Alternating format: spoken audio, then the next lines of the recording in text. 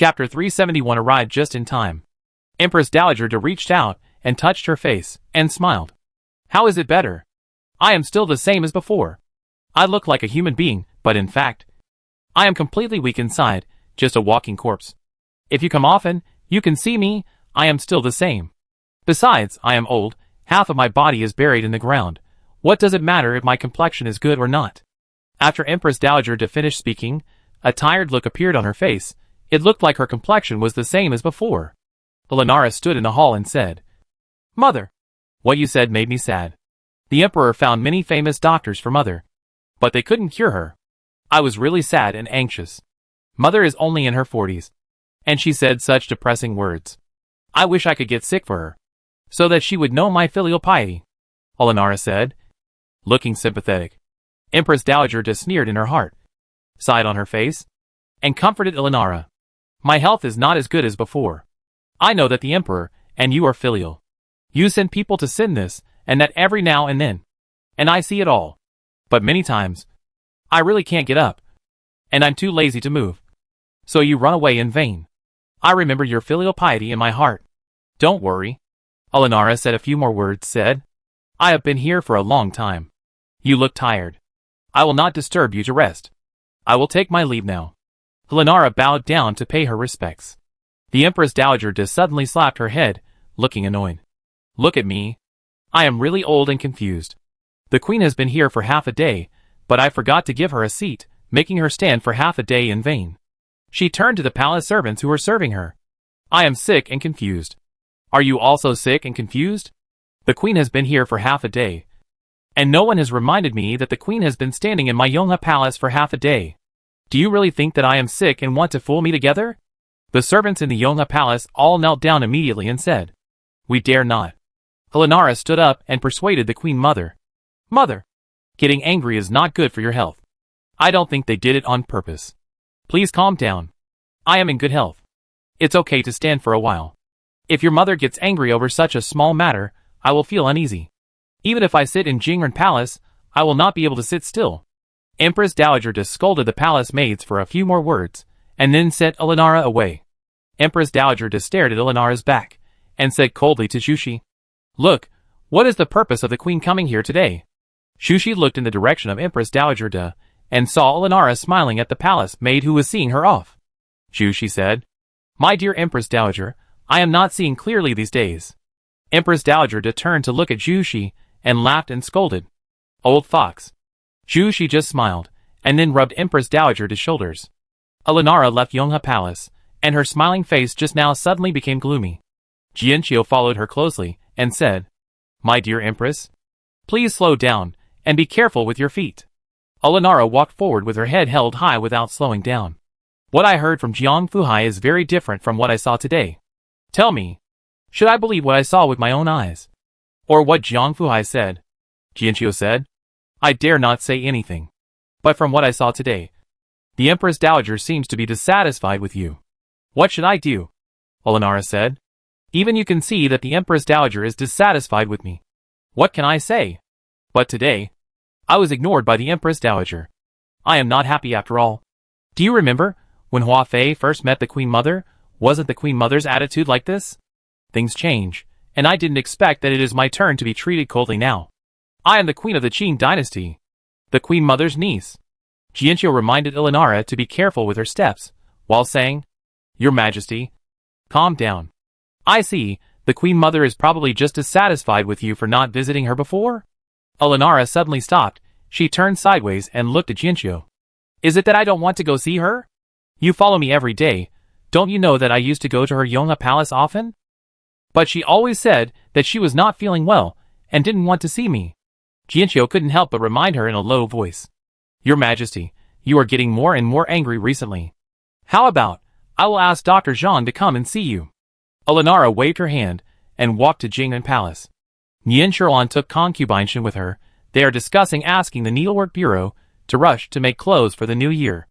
Nian Shilan listened to Shen Gairen's unique insights, and said calmly, Then let's do as you say.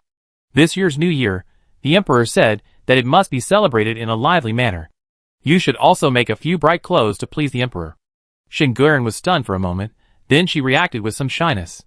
I am grateful to the emperor for his kindness, and the queen for his grace. Nianshirlan said.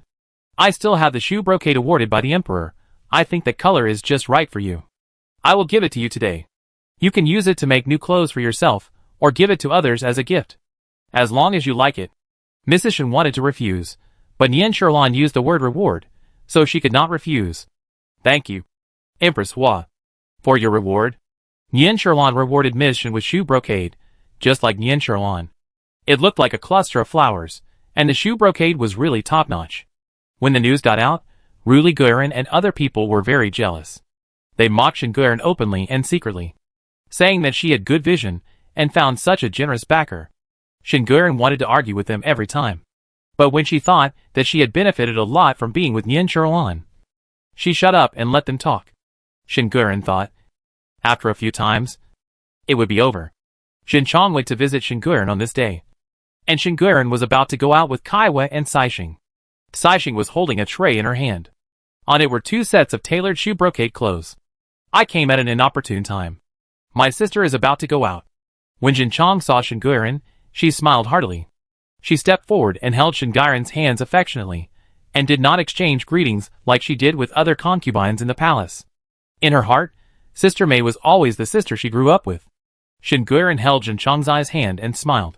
What's the inopportune time? You came just in time. I was just about to go to your place, and you came to me on your own. It saved me the trouble of running around. Shen Chongzai saw this and said hurriedly, Sister, are you going to my place? Save it. I came by myself. Chapter 372 Shinjin is angry. Shen Guiren pulled Shen Chongzai's hand and went back to her room, said with a smile on her face. I said I hadn't seen you for a few days, and now I have time to go find you. By the way, why are you alone today? What did it agree to? Kaixing served tea, and Shen Chongzai was reluctant to let go of Shen Guiren's hand, pouting her lips, and said like a little girl, Sister, it is not feeling well again today. I went to see her early in the morning. Her voice sounded a little hoarse. And she said she was afraid of passing the disease to me. So she sent me out. It was boring for me to sit in the room. So I thought of asking my sister for some good tea. Shen Chongzai took the tea from Saixing's hand, took a sip, and her eyes were bright. It's really good tea. Is this Mingqian Longjing? Shen Guiren reached out and gently touched Shen Chongzai's forehead. And she tilted her head. You really have a picky taste. When you are at home, you like to drink some good tea. I tasted it today. The water I used to make tea for you was the dew on the lotus leaves that I asked people to get up early in the summer to collect. Didn't you taste it? Hearing this, Shen Chongzai quickly took another sip of the tea and tasted it carefully. Well, it is indeed fresher than the water we usually drink. I just thought that the tea leaves were too sweet. Shen Guiren shook her head and said with a smile, The ancients said that good tea needs good water. 3 parts of tea also need 7 parts of water. No matter how good the tea is, without the good water from the rain or snow, it won't taste as good as it should. You are more talented than Xie Daoyun, and you must understand it after reading so many books. So when you tasted the tea just now, you only thought that the tea was fragrant, but you didn't expect that the water played a greater role? Shen Chongzai took another sip of tea and sighed. Sister, please stop laughing at me. What do you mean by more talented than Xie Daoyun? You are just praising me like this. Since entering the palace, you have been busy with concubine Hua every day, and I have nothing to do, or accompany Lingrong, or read a book for a while. He is not as diligent as he was at home, and he is completely lazy. If I could rely on my talent before, I am very ordinary now. Shen Guiren was surprised. I didn't know that your thoughts now are the same as that rotten wood. I heard a meaning of self-abandonment in these words.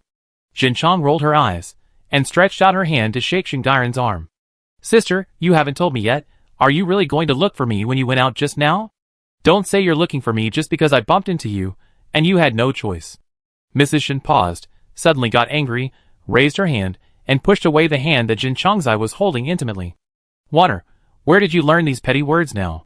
I was so eager to bring the new clothes, thinking of giving them to you. Empress Hua rewarded me with 4 pieces of shoe brocade, but I couldn't bear to wear them myself, and I thought that we were the same size. I asked someone to make some clothes. I thought I was not busy today, so I personally sent you 2 sets. It is almost the end of the year. You can dress up beautifully, so that the emperor will be pleased. But you have been acting like you don't believe me today. Oh, I was wrong. After saying that, he ignored Jin Chongzai and just turned his head to the side.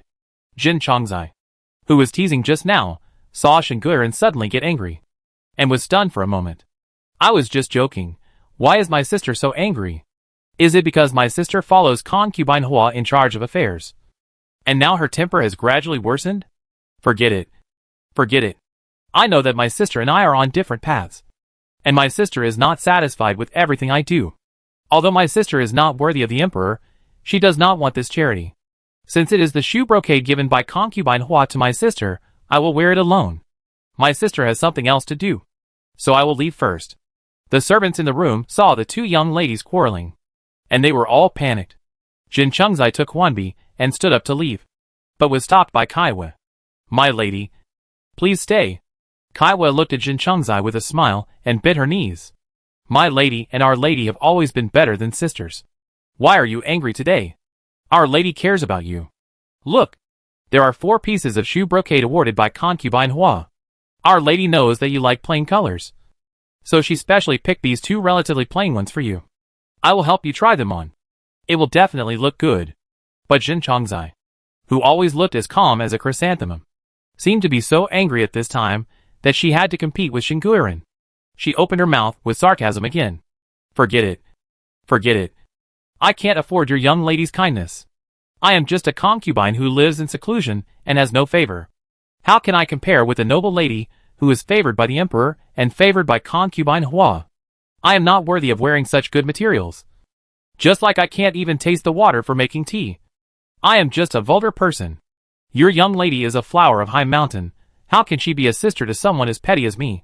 Your young lady, I can't even reach her height. Jin Chongzai stamped her feet as if to deliberately anger Shen Guiren, and even performed a very standard kneeling ceremony before leaving. Thank you very much for the tea and hospitality. Shen Guiren, I have something to do. I will take my leave first. After saying this, she left with Huanbi. This smooth and flowing action was done in one go, and Kaiwa was so scared that she dared not say a word. Shen Guiren looked at Jin Chongzai's behavior. Her eyes were already red with anger. She said to Jin Chongzai as she left. Okay. Okay, my little temple can't accommodate a big Buddha like you. Now you can't be talked to or touched, so just go away. Kaiwa looked left and right. She really didn't understand why the 2 young ladies who used to be so good friends would quarrel. Kaiwa spoke softly to comfort her young lady. Young lady. Don't be angry. Young lady Jin is as close to you as a sister. She will come to her senses in a few days and make peace with you. Shen Guiren's gentle face now showed a sneer. She sneered. Reconcile? I haven't said anything today. Did you see her like that? Her words were full of thorns. I was just favored by the emperor for a few days. And concubine Hua asked me to assist in the management. Just because I knew a few words and could count a few numbers. She was so jealous. Wasn't she looking at me? Whether I was at home or in the palace.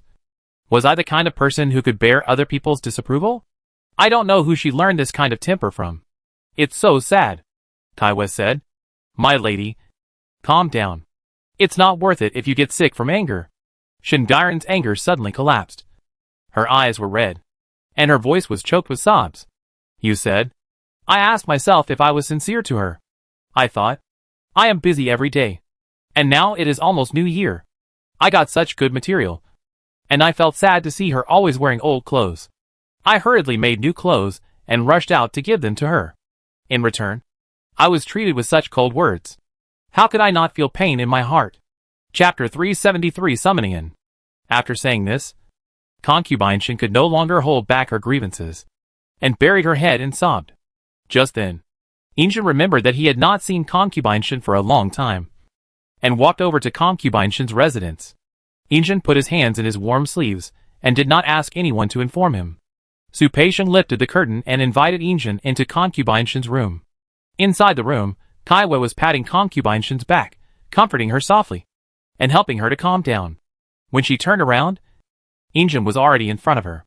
Kaiwa was so scared that she stammered. Emperor, Your Majesty. Kaiwa knelt down with a plop. Shen Guiren buried her head, sobbing. When she heard Kaiwa talking about the emperor, she thought Kaiwa was trying to comfort her by bringing up the emperor. Shen Guiren seemed a little resentful. So what if it's the emperor? Water has not been favored by the emperor so far. But she blames me for being favored by the emperor. If this favor will cause us sisters to be alienated, I would rather the emperor not favor me.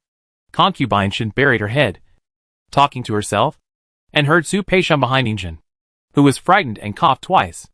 Because Su Peishun was a man, his voice was different from that of Kaiwa and other women. Concubine Shin heard two men's coughs, and then she realized that there was someone in the room. She looked up with tears in her eyes, and saw a bright yellow figure in front of her. Before she could see clearly, the bright yellow figure sat opposite her. What's wrong? You're crying so hard.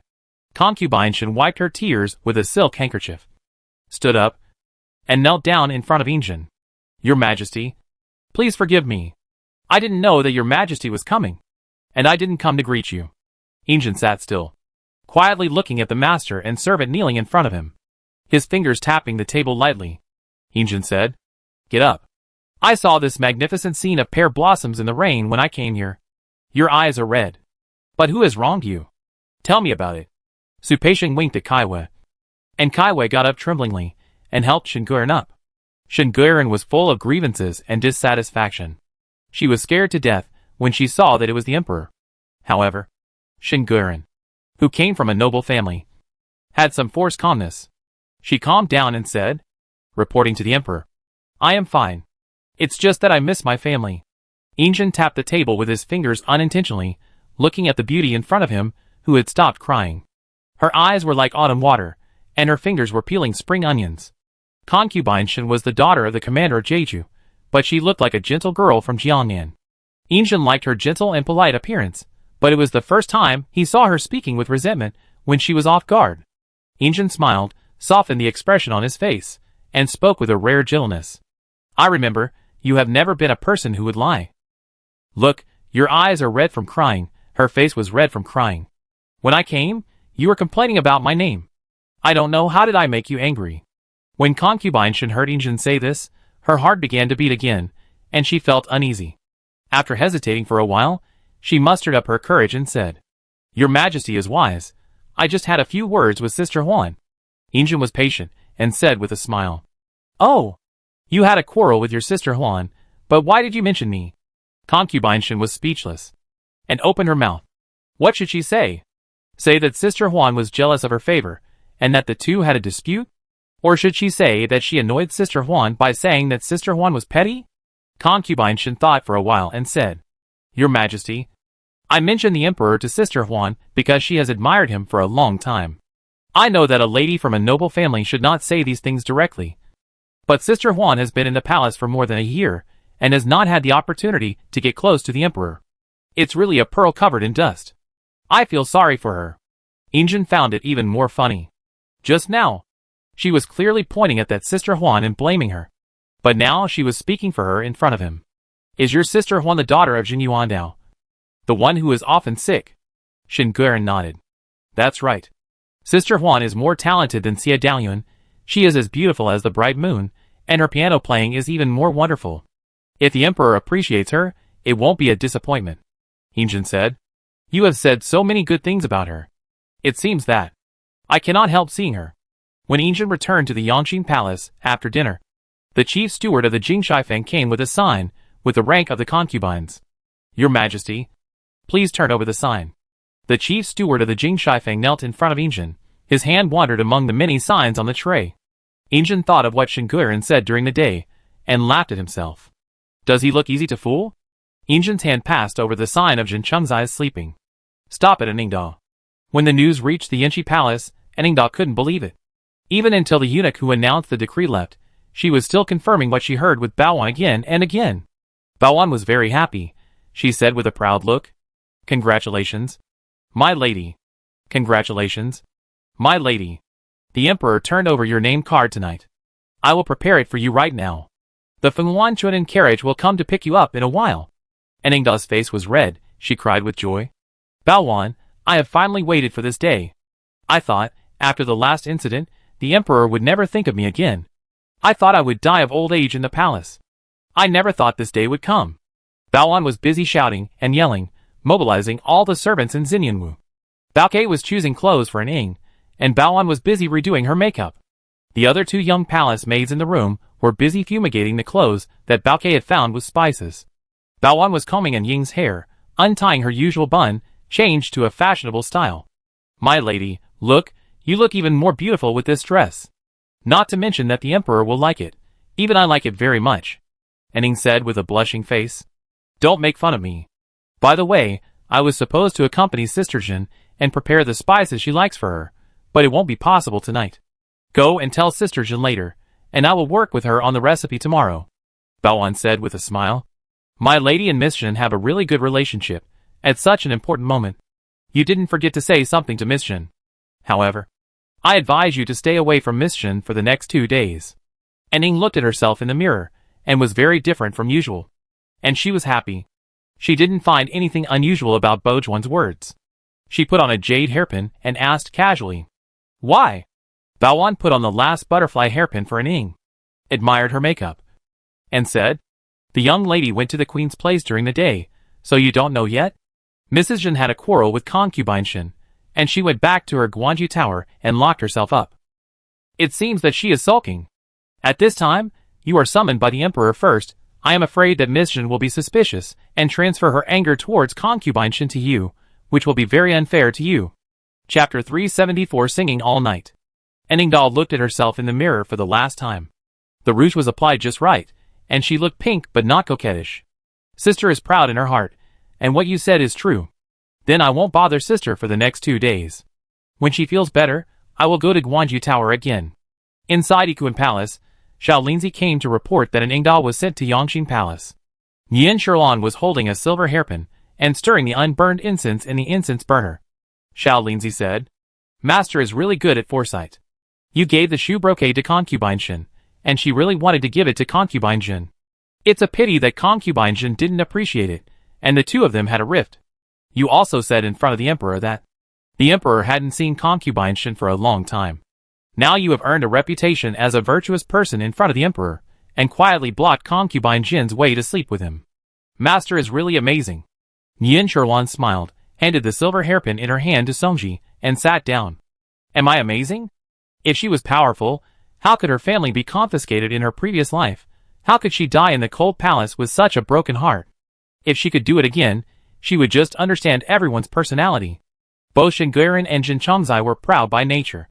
She had intentionally promoted Shinguiren before, but she had always prevented Jin Chongzai from gaining favor. And she did it without making a sound, so no one could tell that. Jin Chongzai's failure to sleep with her was related to her. Yin Sherlan. Yin Sherlan also intended to match Jin Chongzai with the sensitive An Ying. As time went by, and because they were not favored, their personalities became more and more similar. Concubine Shin had the emperor's favor, and the support of concubine Hua, and everything she wore on her head was outstanding among all the concubines. According to Jin's personality, even if she didn't say it, she would gradually develop a rift in her heart. Today was just the opportunity, and the two of them had a quarrel. I pushed Jin to go to concubine Shin's place, and just happened to see concubine Shin crying because of Jin's anger. According to Jin's personality, how could he favor Jin at this time? Even if Shinguiren strongly recommended it, Jin would only confirm Shinguiren's virtue and Jin Chongzai's unreasonableness. Yin Sherlan thought, this is just the beginning. I must suppress Jin Chongzai so that she can't raise her head. Otherwise, with her intelligence, once she is favored, she will become my enemy. There were bursts of singing in the Yongxin Palace, and Su Peisheng and Xiao Xiaozi, who were serving outside, looked at each other in surprise. This has never happened before. When concubines serve the emperor, they are always silent. Some concubines occasionally want to please the emperor, but they only rack their brains to chat and laugh with the emperor for a while after the rain stops. It is really rare to hear bursts of singing like today. Xiao Xiaozi looked around, and the guards were standing far away. He took a few steps toward Su Peisheng and whispered mysteriously, Master, how should I serve you? Xiao Xiaozi's implication was that the time had passed. According to the rules of the ancestors, Xian should have been carried away by now. In the palace, except for concubine Hua and concubine Wan who could occasionally stay in the Yongxin Palace, concubines were almost not allowed to stay overnight. They were afraid that the emperor would not sleep well. But today, so much time had passed, and the emperor had not summoned him yet. Su Xingwei, the chief steward of the Jingshifeng, frowned and came to Su Peisheng. Eunuch Su, what do you think we should do? I just urged you once, I dare not urge him any more. Su Peixiong looked at Xiao Xiaozi, then looked at Su Zhongwei and sighed. What else can we do? It's rare that the emperor is in a good mood today, and he seems to like Nda'ing, so we just have to wait outside. So the next morning, the news that Nda'ing was favored by the emperor, and was named in Changzai spread throughout the harem. Olenara smiled at Changzai in front of her. She was kneeling on the ground, and was respectfully and rigorously performing the ceremony of 3 bows and 9 kowtows. Finally, Changzai finished her greetings, and Olenara said hurriedly, Okay, get up quickly. You just served the emperor last night, and you should have a good rest today. There is still a long time before you can pay your respects. Why rush? Changzai was helped to stand up by Bao Wan, and Bojuan's smile never faded. Changzai lowered her eyebrows and said, Thank you for the grace of the queen. Although I have been in the palace for a short time, I have heard that according to the rules of our ancestors, the concubines should be treated as emperors on the second day of serving the emperor. All of them should pay their respects to the empress. I dare not forget the rules, and hurried to pay my respects to the empress. Long live the empress. Long live the empress. Olenara said with a smile. You are just too obedient. Then she said to the other concubines, You should also learn to be restrained and obedient like Changzai. But Changzai is not famous, but she will make a big splash. I got up early and heard Su Peixiong come to convey the emperor's order, saying that the emperor had informed the 6 palaces, and Jinan agreed to be a concubine, and I knew, and Changzai made the emperor happy. As long as the emperor is happy, I am happy too. And Changzai has made great contributions. I have prepared something to reward you. Do you like it? And Changzai thanked her and looked at what Huichun and Xiuxiu were holding. On one tray were 2 tourmaline bracelets with 18 seeds, a pair of golden-laid pearl rings, a pair of gold filigree flower and bird bracelets. On another tray was a white jade statue of Guanyin. The corners of the Guanyin statue's mouth were slightly raised, with a loving look. The Dharma image made people feel warm. And Changzai liked him very much at first sight, and hurriedly knelt down to thank him. But for some reason, as soon as she lifted her skirt to kneel, her face turned red, and her feet seemed to be unable to stand. Baoan was quick to help Changzai, and Changzai's face turned even redder, and she stood there awkwardly, sitting in the hall. Except for Jin Changzai, who had not been sleeping with him, what else do other concubines who have slept with him not understand? Concubine Li spoke first, covering her mouth with a handkerchief and laughing. Sisterin, you must take care of yourself. I see that you are too weak. I think Sisterin is very tired. And Changzai blushed as if she was about to bleed when she heard this. Concubine Li also said, Isn't she very tired? I heard that Changzai sang all night last night. Hey, what do you think? Is singing tiring?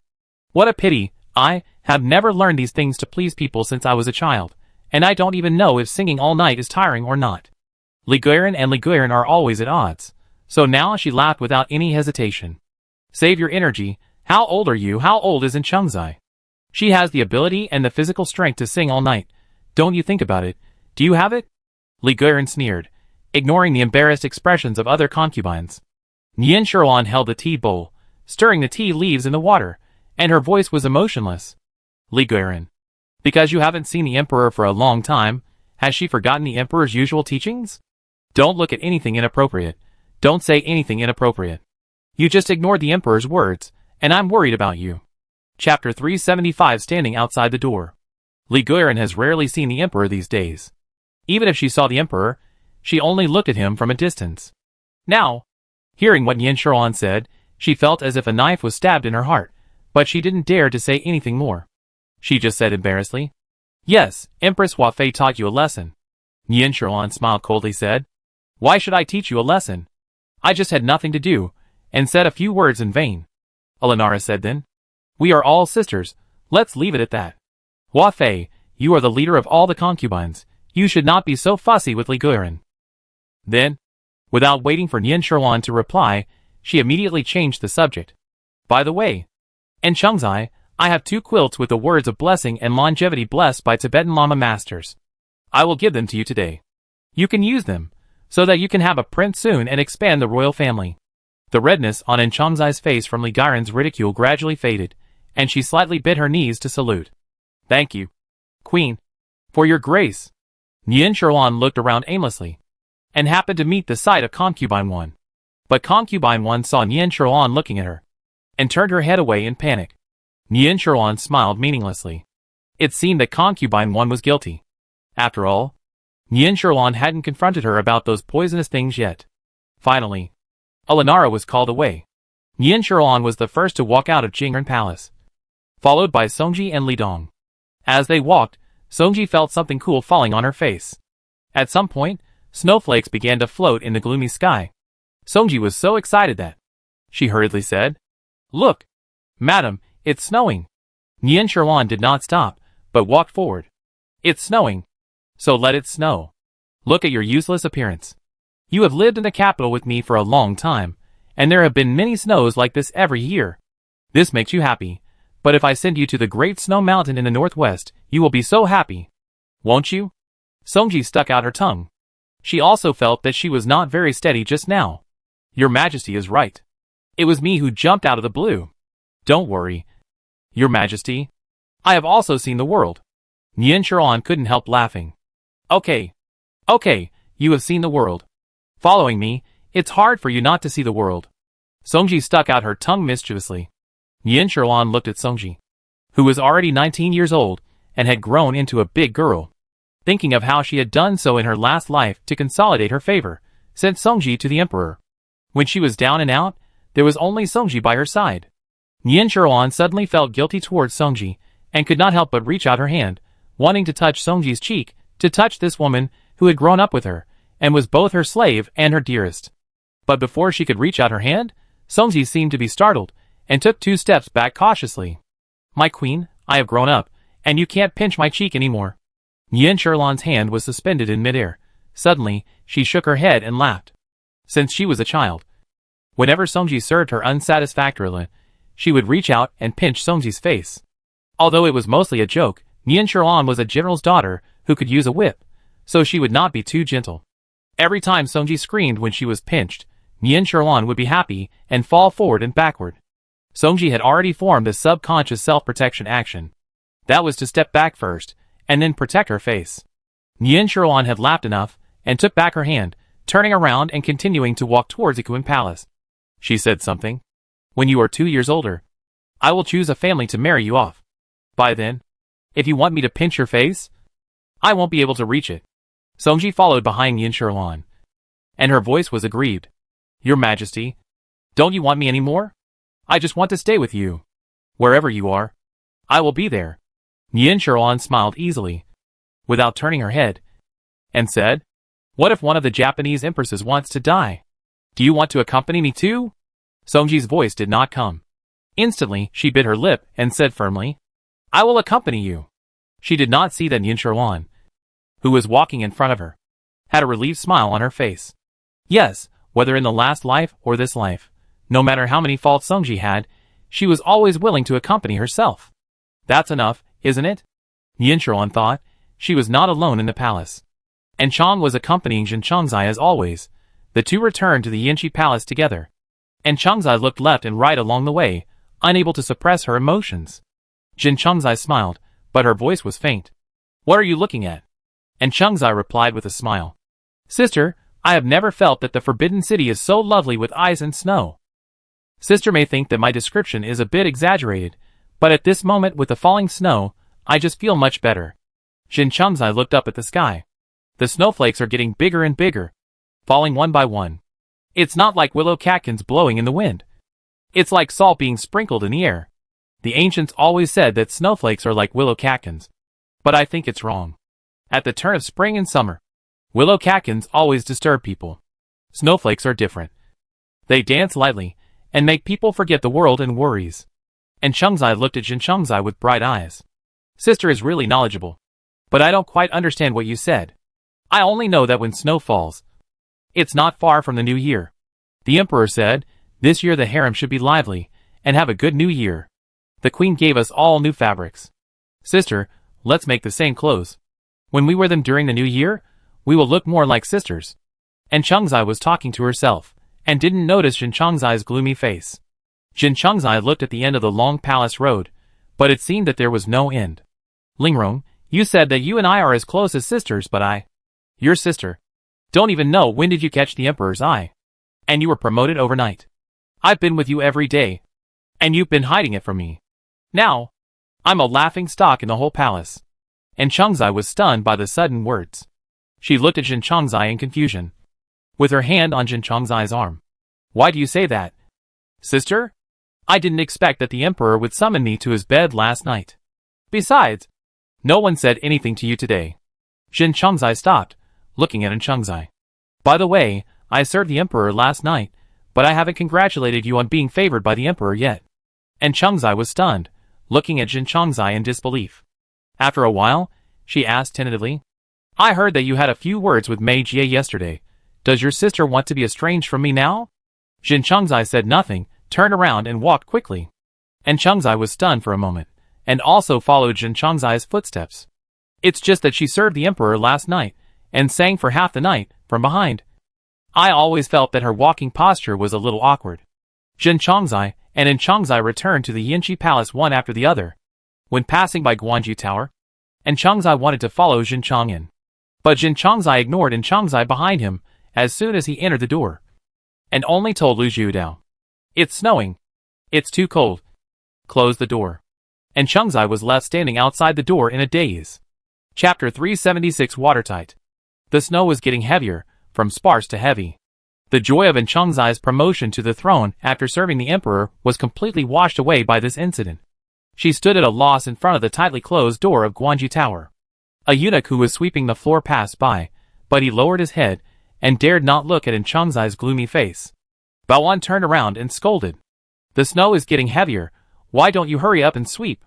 If any young lady slips, you better watch out for your skin. The two young eunuchs walked away timidly, leaning against the wall with their brooms. Baoan looked very reluctant, and finally opened her mouth to speak. My lady, let's go back. You just slept with me last night. I will apply some medicine to you when I go back. You will feel better. And Changzai nodded dejectedly, said him, and took Baoan back to her own Xinyanwu. Unlike the cold scene in Guanju Tower at this time, the servants in Xinyanwu were all beaming with joy. And Changzai asked Baoke in confusion, Why are you so happy today? And what's the matter with this red silk? Baoke hurried forward and stretched out her hands, like offering a treasure. Her hands were stained red by the colored paper. Look, young lady. I got up early to decorate your inner room, and my hands are stained red. And Changzai was amused by Bachua's flattering demeanor and said, I asked east, but you insisted on saying west. You are looking at me, and I won't blame you. Right? Baoke said with a grin. Young lady, you won't punish me. Young lady was favored by the emperor yesterday, and we are all happy. Today, I got up and hurriedly decorated it with red silk. My lady, do you like it? I like it. What caught in Changzai's eyes was a house with colorful silk hanging on it. Even the candlesticks were tied with red knots. He was very happy. Baoan smiled and pulled in Changzai to the inner room. Yesterday, and Changzai usually covered himself with the same quilt. Today, it was all brand new. And Changzai was happy in his heart. But he didn't show it on his face. He just smiled and asked Baoan, What are you doing? It's so grand. Like a newlywed. Baoan pulled in Changzai to the bedside, smiled mysteriously, and said, My lady is now a concubine, and has been favored by the emperor. Isn't she a newlywed? It's just that we servants don't have much skills. We just got some colorful silks and made some simple decorations. But our feelings for you are genuine. My lady, please lift the quilt yourself. And Changzai has been the one who has been ignored since she was a child. Although she was born to the first wife, her mother, Madame Lin, did not manage the household expenses. The household expenses of the Yin family were actually managed by a concubine. The concubine, Aunt Wei, was the favorite of Changzai's father, and her daughter was also the king in the mansion. She was even more powerful than Changzai, the first wife. Before Changzai's mother became the wife of the county magistrate, she worked day and night to embroider, which damaged her eyes, and she became old and ugly, and fell out of favor in the mansion. If Changzai's father had not been counting on Changzai to be selected into the palace, I'm afraid Changzai and her daughter had been secretly killed by the concubine long ago. Growing up in such an environment, Changzai naturally couldn't stand others being nice to her. Now, watching her servants taking the trouble to prepare for her, she was already in tears. She slowly lifted the quilt, and the dates, peanuts, longans, lotus seeds hidden under the quilt were visible. They were spread all over the bed. And Changzai's tears finally rolled down, but she wanted to hold them back because of joy. So Baowan looked at Changzai, who was crying and laughing, and was at a loss. She was busy taking a silk handkerchief to wipe Changzai's tears, but she was afraid that Changzai's makeup would be ruined. Baowan was so anxious that she turned around and gently stroked Changzai's back and said, "My lady, don't cry. The hard days are over now. From now on, it will be good days." And Changzai finally stopped crying and laughed. "Yes, it will be good days from now on. When I become a real concubine one day, my mother will be better at home," Baowan said with a smile. The young master is really the most filial, thinking about the old lady at home at all times. The master and servant were talking, and suddenly heard the eunuch outside. "The emperor has a reward. Please kneel down to receive it." And Changzai wiped her face, confirmed with Baowan that her makeup was not smudged, and then walked out leisurely. In Guanji Tower, Lu Zhu stuck to the door and listened to the movement outside. Hearing the footsteps of someone walking away outside, just peeped through the crack of the door. It was the eunuchs who were delivering the reward who had left the Yanqi palace. Lu Zhu turned around and asked Changzai, who was standing behind her, cautiously, "My lady, even you don't know how Changzai became favored?" Changzai said, "Yes, even I don't know. The person who was with me every day suddenly became favored overnight, and even got promoted. Now she is on an equal footing with me," Huanbi said casually, holding a necklace in her hand. "My lady, please don't blame me for speaking frankly. Lady Shen has been favored for so long, but she has never introduced you to the emperor. Lady An is with you every day, and she has kept it a secret. Your sisters don't treat you as a sister." Lu Zhu heard Huanbi say this, and was afraid that Changzai would be sad, so she wanted to cover Huanbi's mouth, but Huanbi dodged her at once. Huanbi's voice became louder. "I'm telling the truth. Why are you covering my mouth? We are sisters who met halfway. It's better to stay with you and me all the time." Lu Zhu was so angry at Huanbi's words that she stared blankly, and said, "Don't you know that the young lady is sad? Why bother saying these nonsense? Except making the young lady more sad. What use is there?" Changzai turned around irritably, and walked towards the house. Most of the time, things are not satisfactory. But there are only 2 or 3 things that can be told to others. I realized today that I didn't have a good confidant. I'm tired. I'm going to sleep for a while, don't bother me." Lu Zhu and Huanbi, who were bickering, suddenly fell silent and looked at each other. Zhou Ninghai always stayed by Changzai's side, but no one knew where he had gone. He was not in Guanji Tower. According to the custom of concubines serving the emperor, Jianqiu sent a bowl of ginseng soup to Changzai. "My lady, this is a reward from the empress. The empress sympathized with my lady's hard work in serving the emperor, and ordered the kitchen to make ginseng soup, saying that it was for my lady's health. My lady, please drink it. I can also report to the Empress Dowager." And Changzai smiled sincerely, took the ginseng soup with both hands, and drank it all. She put the empty bowl on the tray in Jianqiu's hand, wiped her mouth and smiled. "Please ask Aunt Jianqiu to thank the Empress Dowager on my behalf. The Empress Dowager takes care of the 6 palaces, and I am very grateful. It happened that the imperial physician said a few days ago that I am weak and need to take ginseng soup frequently to replenish my body." Jianqiu smiled and bowed. "I will definitely convey the young lady's gratitude. Please rest assured. The Empress Dowager is the mother of the country, and she will naturally benefit everyone. And her virtue is worthy of the 6 palaces. The Empress Dowager has instructed that after taking the ginseng soup, you should have a good rest." Chapter 377, Not Suitable for Meeting Guests. And Changzai smiled and ordered Jianqiu to be sent away, and immediately waved to Baowan. "Go quickly, and bring the bowl." Baowan was so panicked that she hurriedly brought the bowl. And Changzai dismissed his attendants, and forcefully dug his finger into his throat. Baowan looked at Changzai's action in surprise, and it seemed that Changzai was trying to dig out the ginseng soup he had drunk. After a long time, the sound of vomiting in the room gradually weakened, and Changzai's hair was disheveled. She lay on the bowl with her mouth wide open. Baowan took a handkerchief and gently wiped the sweat off her forehead. And Changzai weakly ordered Baowan to take the vomit away and pour it out quietly. She looked extremely miserable at the moment, and she didn't even have the strength to drink water. In order to force out all the ginseng soup she had just drunk, she didn't show any mercy to herself. When Changzai recovered her breath, Baowan happened to return to the house.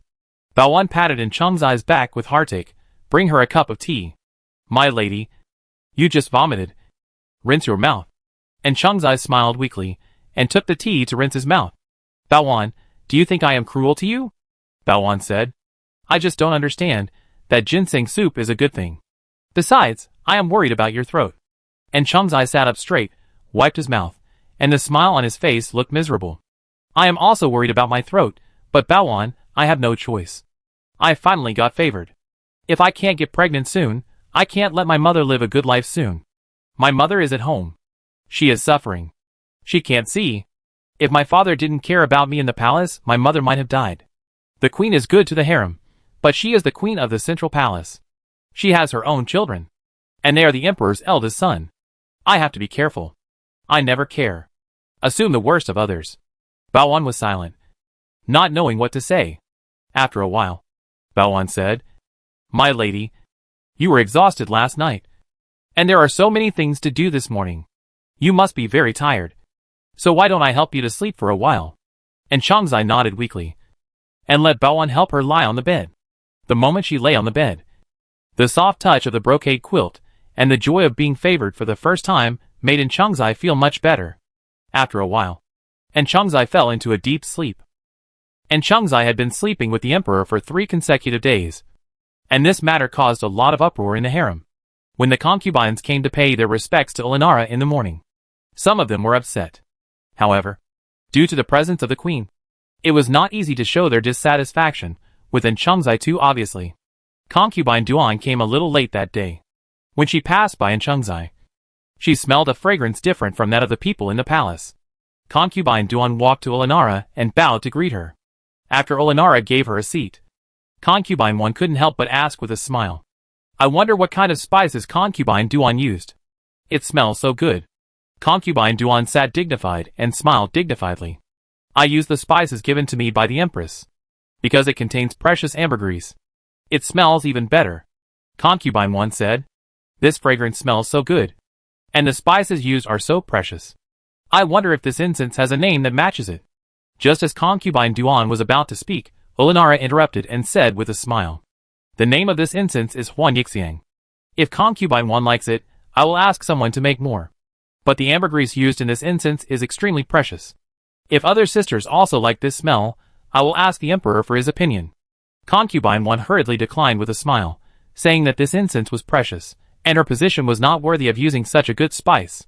Ulanara stopped forcing him, and turned to Nian Sherwan.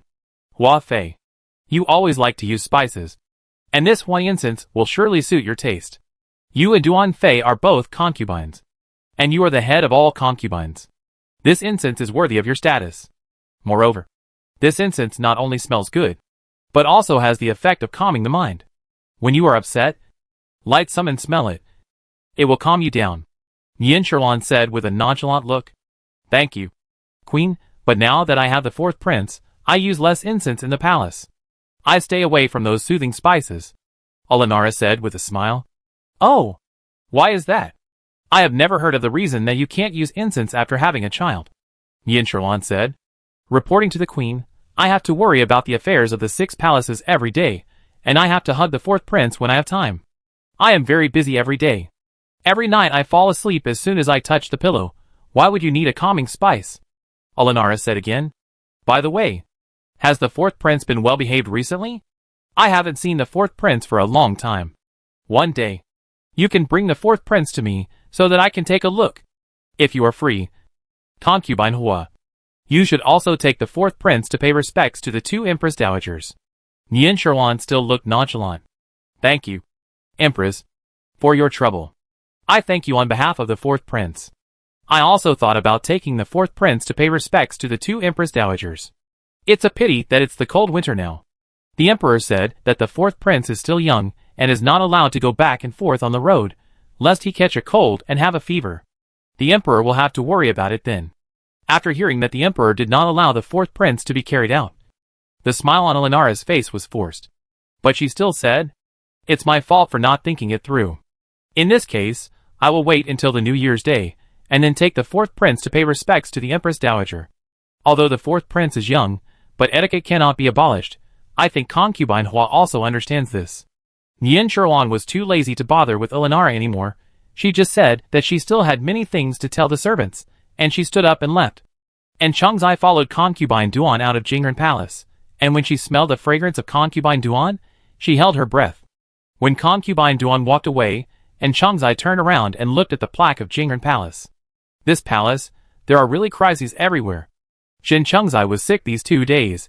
Even when Changzai went to see her, she didn't make people open. I just said that I was afraid of the sickness. Huanbi came to visit Jin Changzai. Ancheng. Invited Ancheng, low eyebrows. Laoan is often looking at our little master. The little master gets the time. It is not suitable to see guests. Waiting for our little master, naturally. Please come to visit. And Chang was gently. Girl Lao Huanbi conveyed my greeting.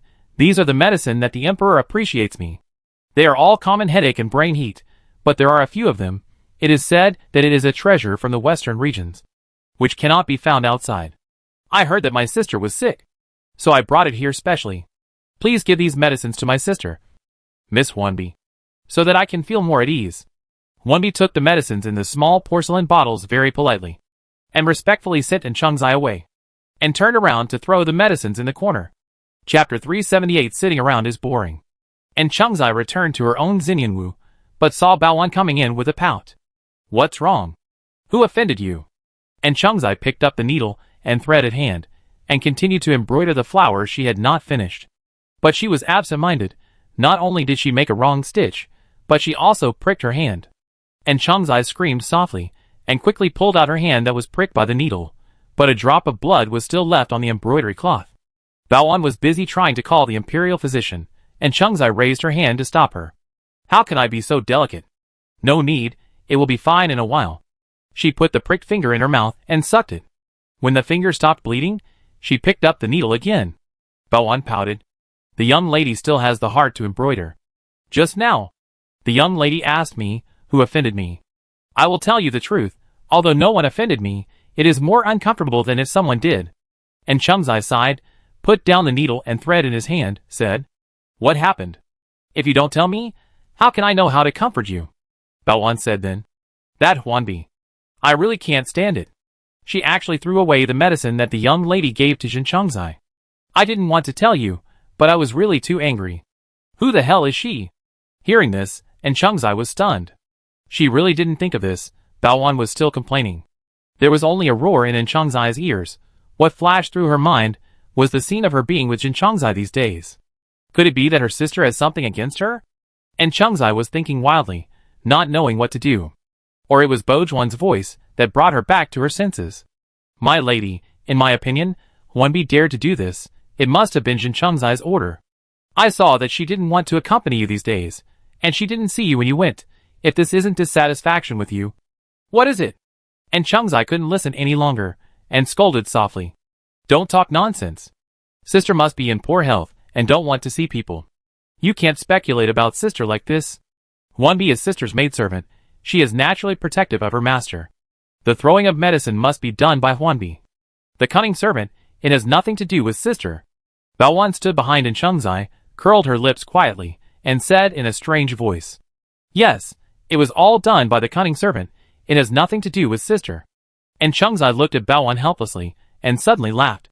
Look at your energy. I was just talking about Huanbi. And Chang said that it was none of her sister's business.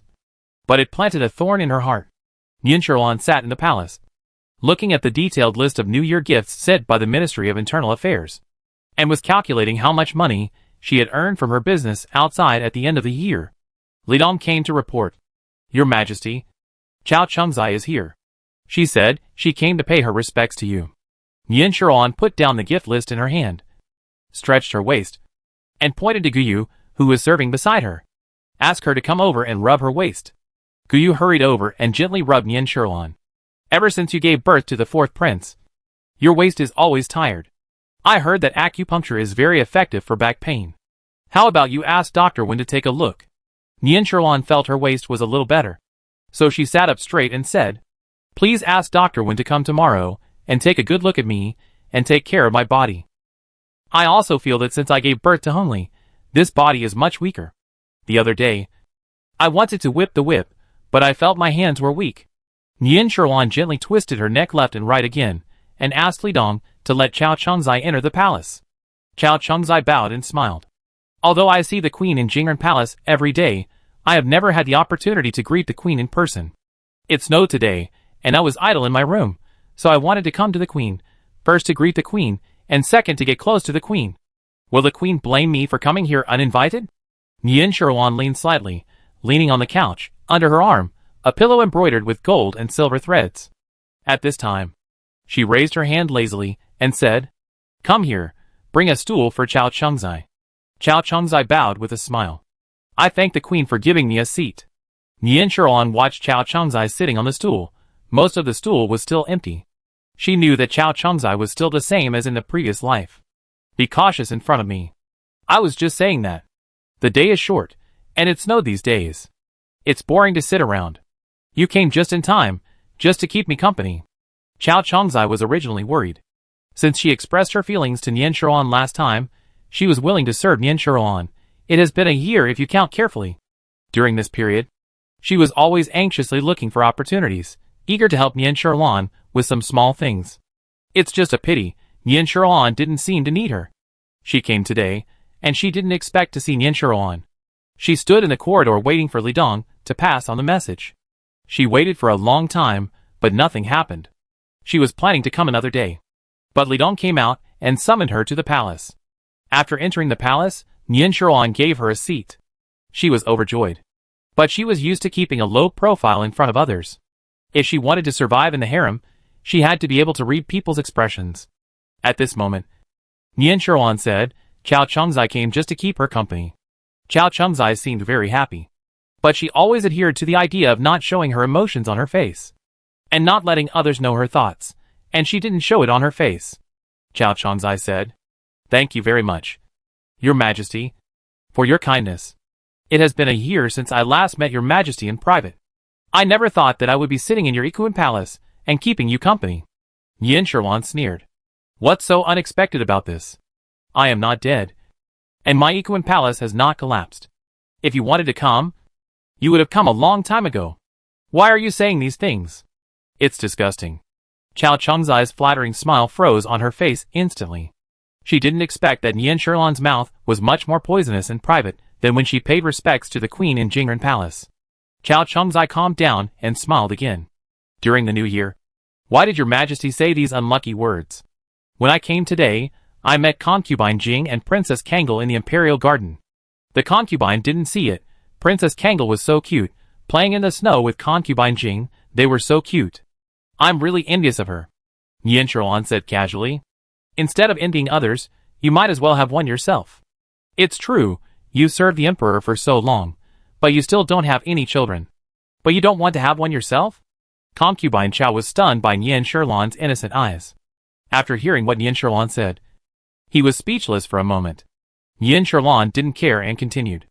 "I'm not saying that you all serve the emperor one by one, and you don't know how to seize the opportunity to have a child. You always say that sitting around is boring. Wouldn't it be fun to have a child? Look at my fourth prince. He can walk now and runs around in Ikuan Palace all day.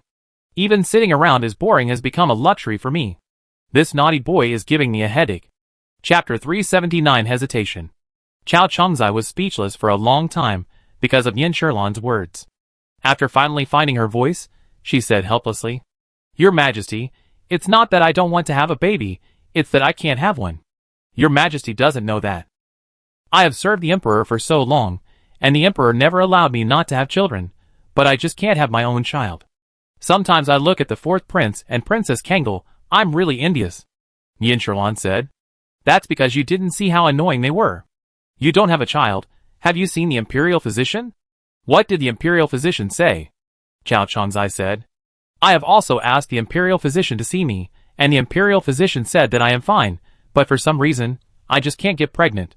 I have even asked the 2 imperial physicians from the Jiang family, who came to the imperial hospital recently, and their opinions are the same as the previous imperial physicians. I am also puzzled." Chao Chengzai paused, then she said, "What's more, whenever the emperor stayed at my place, Li Guiran always found various excuses to ask the emperor to leave. My concubine, my concubine." Chao Chengzai's face suddenly turned red, which surprised Nian Shuruan. In the previous life, Nian Sherlan could only see the calculation on Chao Qingmo's face, but now she would actually blush. But looking at Chao Changzai's age again, Nian Sherlan suddenly realized. In this life, Chao Changzai was just a woman with a little thought. She has not been involved in the calculations of the power center. She does not have the soft spots and armor like Princess Wenyi. She is naturally not as shrewd as in the previous life. Nian Sherlan smiled. Such Chao Changzai actually became a little cute. You are useless too. You just watched Li Guiran take the emperor away. Chao Changzai sighed and said, what can I do if I don't watch? The emperor always favors Li Guiran more. As for me, the emperor only comes once every few months, but every time. Concubine Li is feeling unwell. But I have asked around. Concubine Li always says she is unwell, but she has never asked the imperial physician. Isn't this deliberately trying to win favor? Nian Sherlan waved her hands tiredly, saying, you should tell the queen about these things. If you tell me, I am helpless. Chao Chang looked around. Songji understood, and immediately withdrew with the maids. Chao Chang stood up at this point. She bowed again, and lowered her voice. Your Majesty, I came to pay my respects to you today. Not just to pay my respects. Nor did I come here just to compete for favor with Concubine Li. But because I accidentally saw something. It concerns the safety of you and the fourth prince. I dare not say anything else. But Concubine Li must have some bad intentions. Please believe me, Your Majesty, and let this be my token of surrender to you.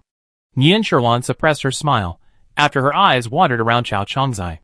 She said, how can I trust you? Just based on what you said casually? Chao Changzai was calm, and put her hand into her sleeve. Nian Sherlan looked at Chao Changzai's movements, and sat up straight subconsciously. The silk handkerchief in her hand could be turned into a weapon, and thrown out at any time. But Chao Changzai just took out a small cloth bag from her sleeve. She took the cloth bag in her hand. She untied the 3 layers inside and outside, revealing a small piece of reddish-brown wood inside. Chao Changzai looked around, took the teapot from Nian Sherlan's desk, and said, my lady, I need to borrow your teapot. As early as when Nian Sherlan saw the small piece of reddish wood, she had guessed it in her heart. Sure enough, after Chao Changzai threw the wood into the teapot, the tea in the teapot changed color. Nian Sherlan asked knowingly, what is this? What is the purpose of Chao Changzai showing this to me? Chao Changzai moved the teapot's changed color water in front of Nian Sherlan again. Your Highness, please look. This reddish-brown wood is made from the branches of a poisonous tree. The color on the outside is not the original color of the wood. The wood was originally white, but it was soaked in poison to become the purple-red color it is now. Nian Sherlan continued to ask knowingly, oh, what is this wood? What is the poison on the outside? Chao Chang hesitated for a moment, and said cautiously, I have said, Your Highness, please don't be angry. This wood is extremely poisonous. The dye on the outside is also. This wood is called arrow poison wood. Your Majesty, just by hearing the name, you can guess that this wood is not harmless. It also has another name called blood-killing throat. This thing is often used by soldiers as a material for bows and arrows. It is highly poisonous when shot at people. But the juice on the outside is not much worse. It is called wolfsbane flower. This wolfsbane flower can be used as medicine, and it can also harm people, and it is also highly poisonous when it harms people. Your Majesty, do you think this combination of poisons is scary enough? Nian Sherlan thought of the thing that Concubine once said to Hong Li some time ago, and the anger that had been suppressed in her heart for many days suddenly rose up again.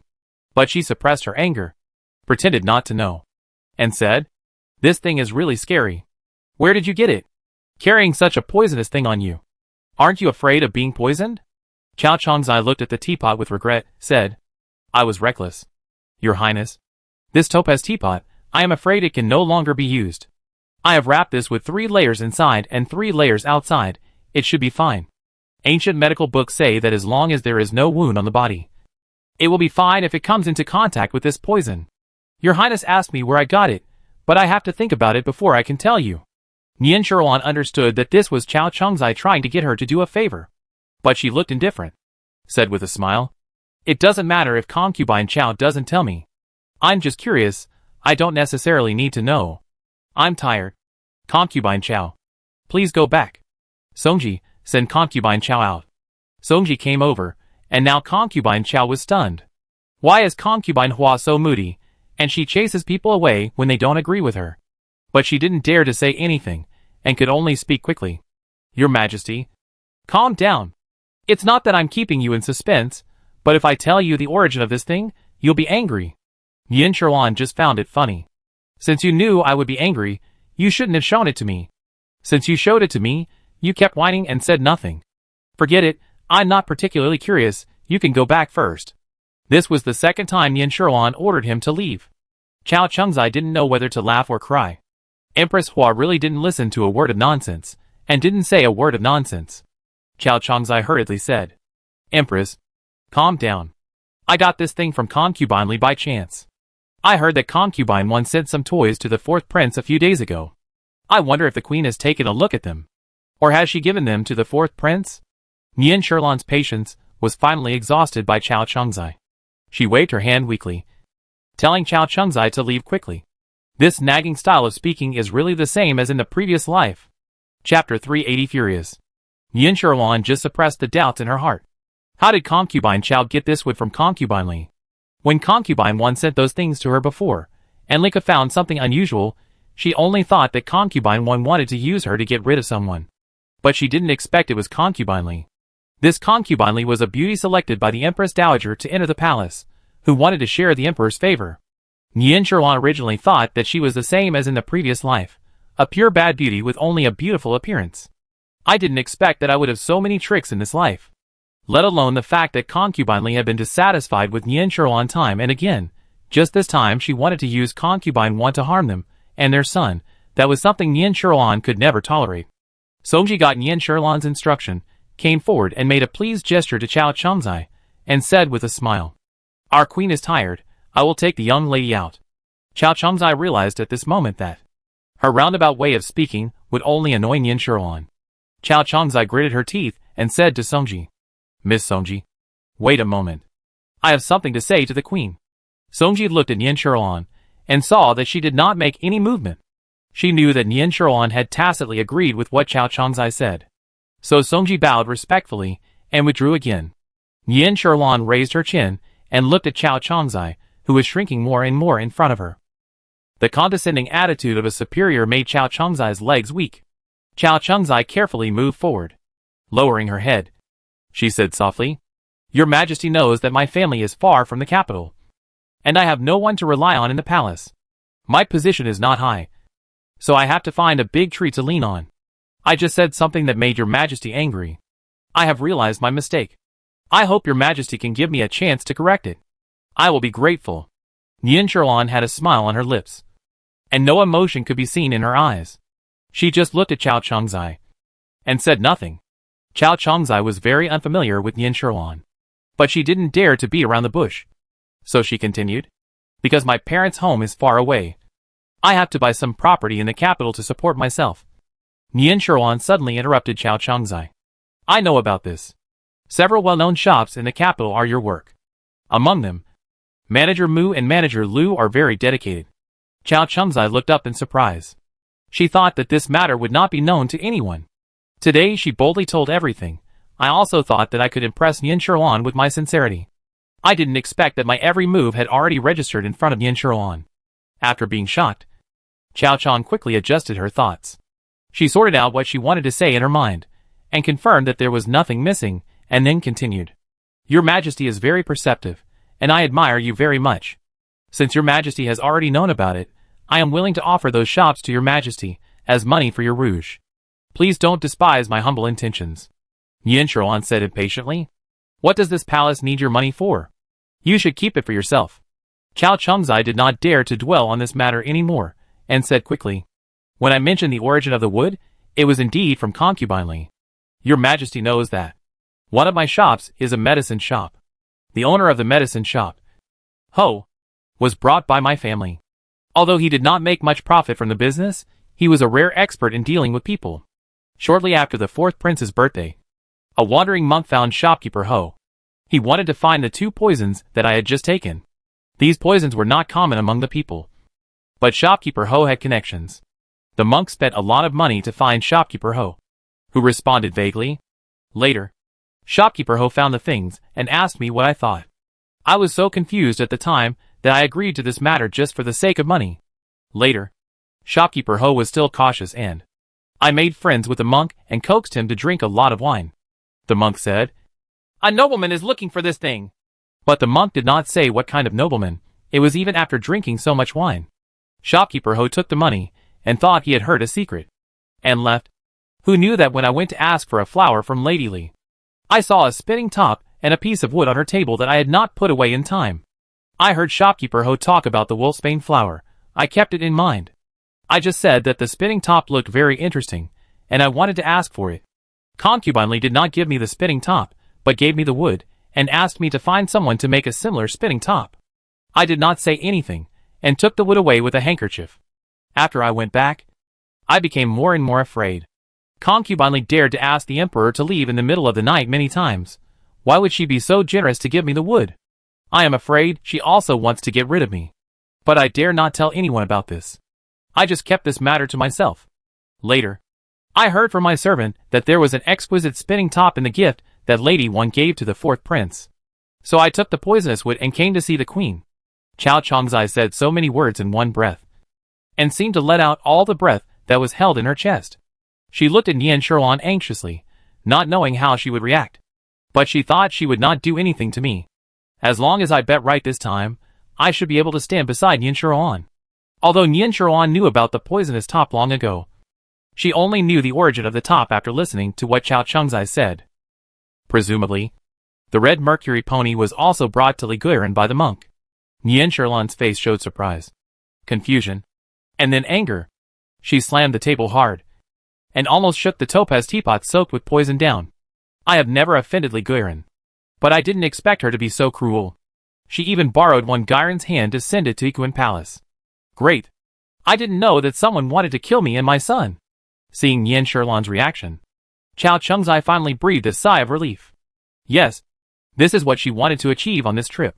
She wanted Nian Sherlan to know that someone around her wanted to harm them, so that she could be a counselor and stand more firmly beside Nian Sherlan. Since Chao Chongzai came to Injin, she has been observing for a long time, and the position of Elinara and Nian Sherlan, his wife and concubine, in Injin's heart. That's a world of difference.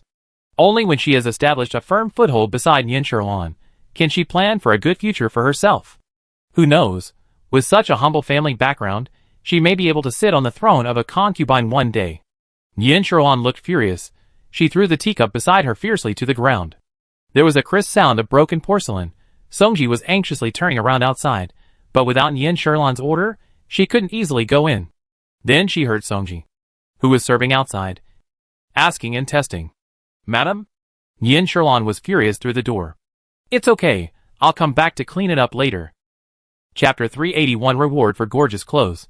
Songji and Xiaolinzi looked at each other, and dared not speak anymore.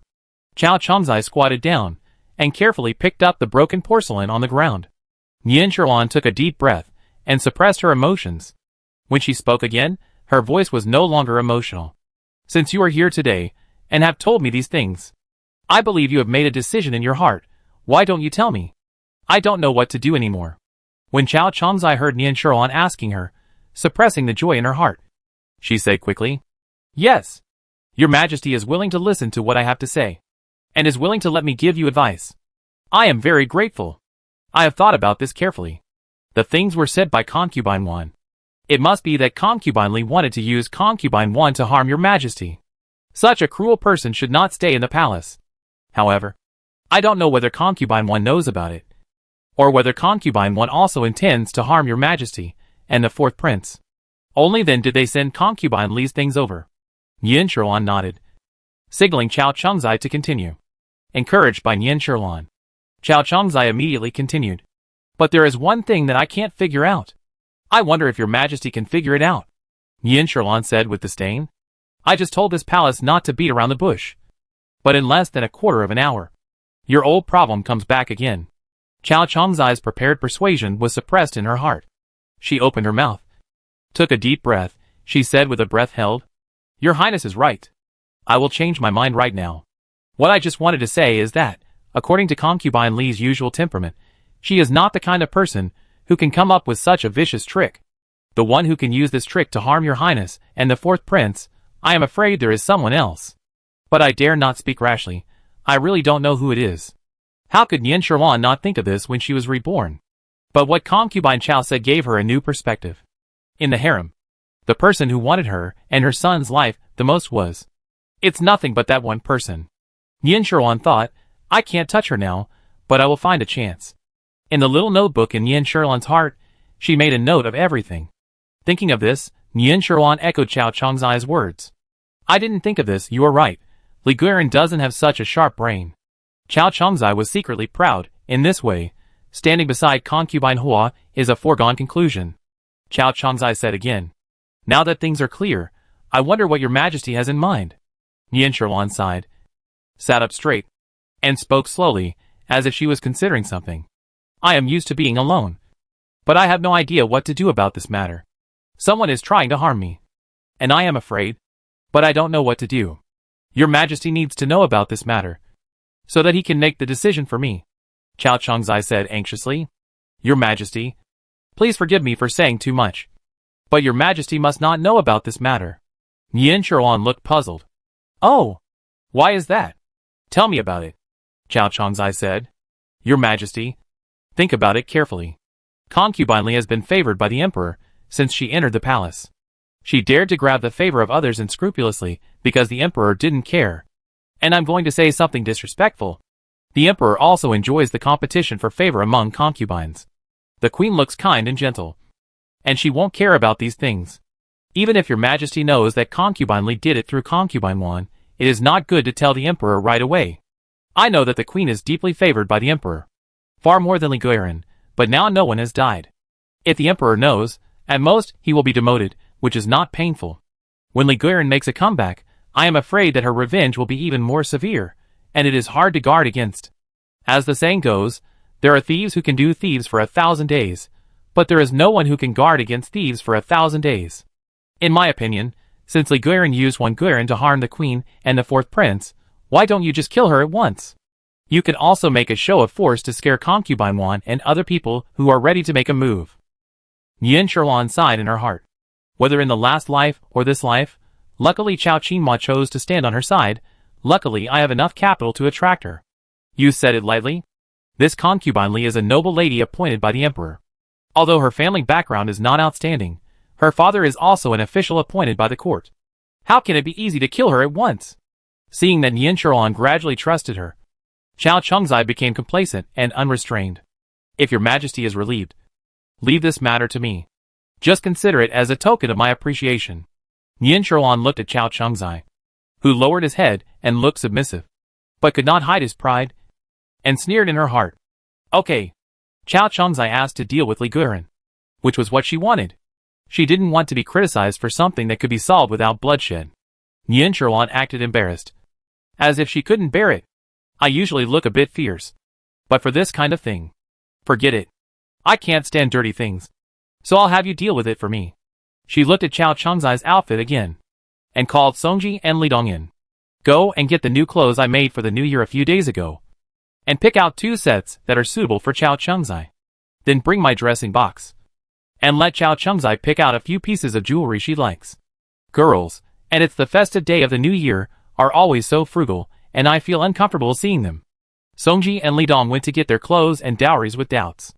Since entering the palace, Chao Changzai has not been favored, and she has to live a tight life with only a little money from the monthly allowance.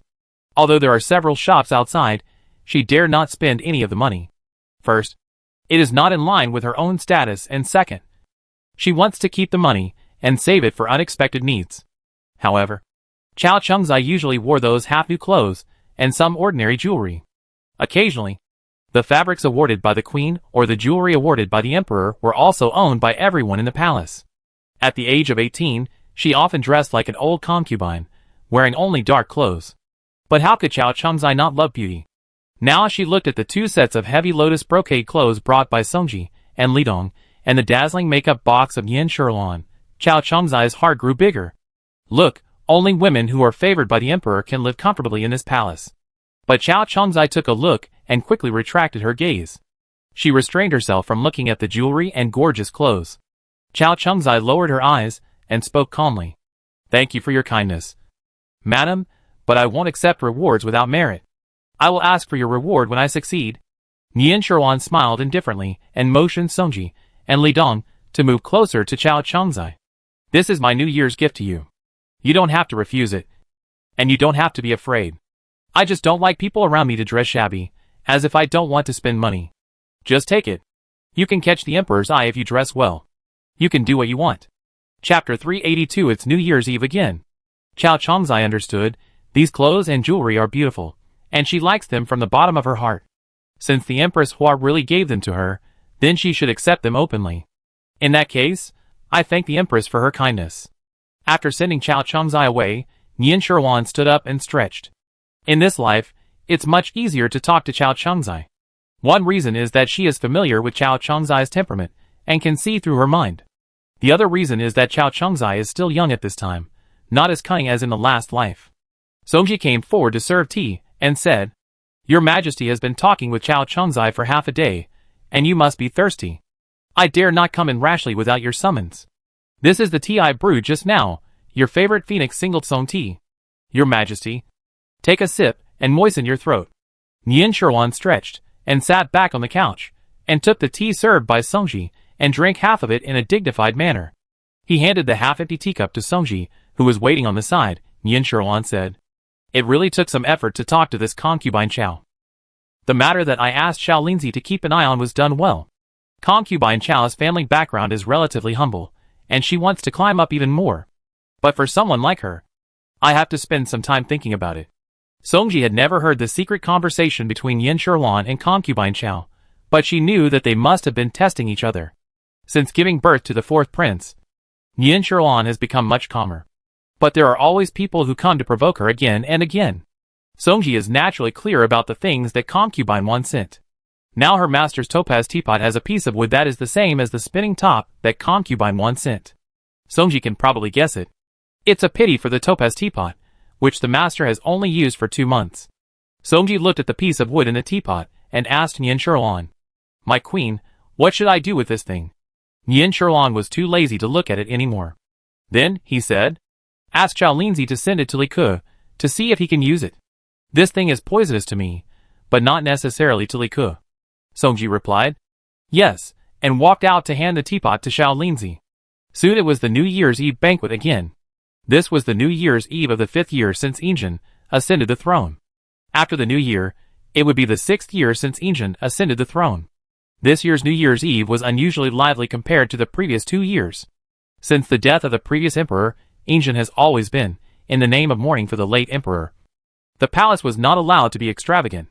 In the 4th year of Injin's accession to the throne, even the selection of concubines was much simpler. Now it is the 5th New Year's Eve, and Injin promised Elinara to hold a lively party. The Forbidden City has changed from its dullness in the past. In addition to the colorful lanterns arranged by the Ministry of Internal Affairs according to Elinara's wishes, each palace has decorated many things according to its own preferences. The New Year's Eve banquet is still held in the Qianqing Palace. Unlike the simple arrangements in previous years, the Qianqing Palace today is decorated with lights and colors. But it is more magnificent. Injin and the 2 queen mothers sat high up. Elinara sat beside Injin. At this time, Elinara looked at Nian Sherwan, who was sitting on the concubine's seat, and felt a little proud and satisfied in her heart. No matter how favored concubine Hua was, she was the queen of the Qing dynasty, and she would never be as good as herself. Nian Sherwan looked up inadvertently, and happened to see Elinara's smile at the moment when she lowered her head. Ever since concubine Wan gave those things to the 4th prince, she had been waiting anxiously for news. However, it had been so long, and neither had the incident happened, nor had Nian Sherwan's attitude towards her changed. Therefore, at the night banquet, concubine Wan's eyes could not help but follow Nian Sherwan. When she followed Nian Sherwan's gaze, she also saw the smile on Elinara's lips. Concubine Wan did not understand the deep meaning of that smile. She just thought it was Elinara's usual expression. But when Injin looked at the concubines gathering together with a smile, seeing that concubine Wan only looked at the queen, he was puzzled. Concubine Wan is dressed very well today. This purple dress suits you very well. Nian Sherwan followed Injin's words, and looked at concubine Wan. Suddenly, she remembered her last life. In her last life, after Jin Huan regained favor, she wore a purple dress like this. Nian Sherwan missed Injin too much at that time, and she went to see the person she had been thinking about day and night.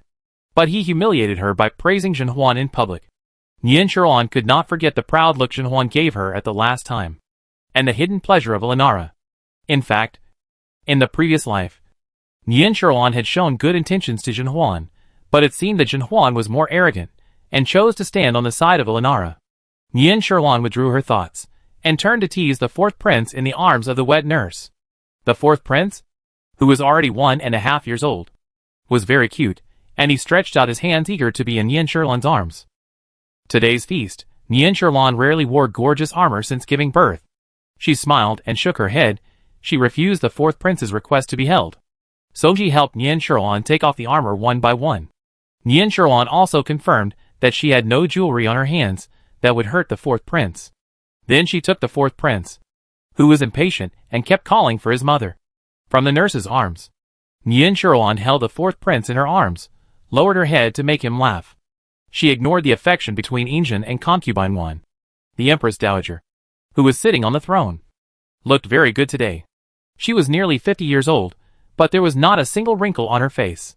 On the other hand, Empress Dowager Da, who was younger than the Empress Dowager, she still looked weak, and occasionally coughed twice, which earned her more attentive care from the servants around her. Injin leaned to one side and said to Empress Dowager Da, "Mother, you haven't been out for a long time. I wonder if you are okay with today's occasion." Empress Dowager Da coughed twice again, covered her mouth with a handkerchief, and smiled. "Your Majesty, don't worry about me.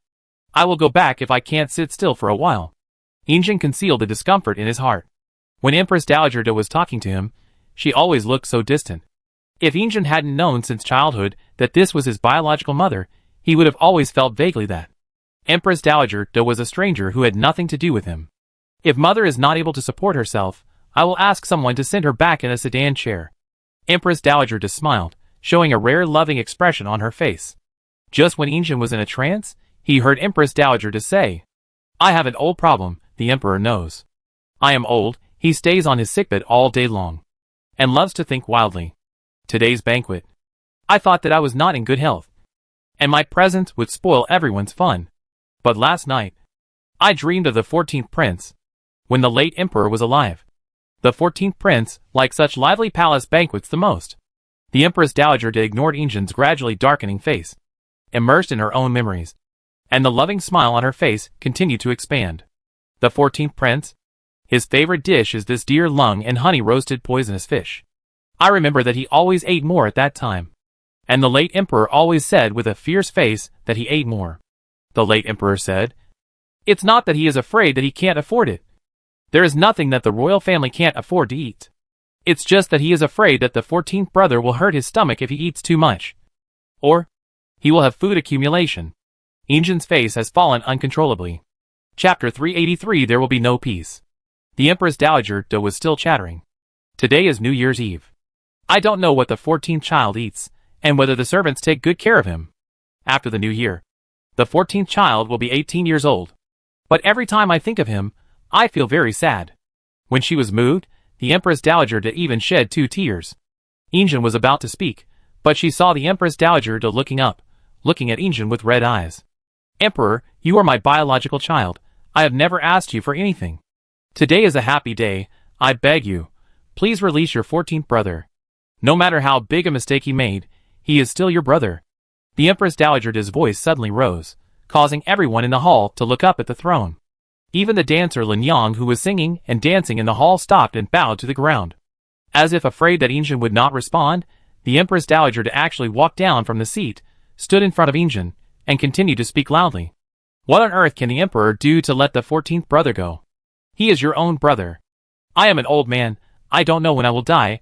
I just want to see the 14th brother before I die. I can kneel down to the Emperor. The Emperor is the Emperor of the Qin dynasty. All the people in the world can kneel down." Su Peixian was shocked, and stepped forward to support the Empress Dowager Da, who was about to kneel down. "Your Majesty, please don't do this. Are you going to make the Emperor bear the crime of being unfilial?" You could hear a pin drop in the whole hall. Only the young 4th prince was still. "Ah."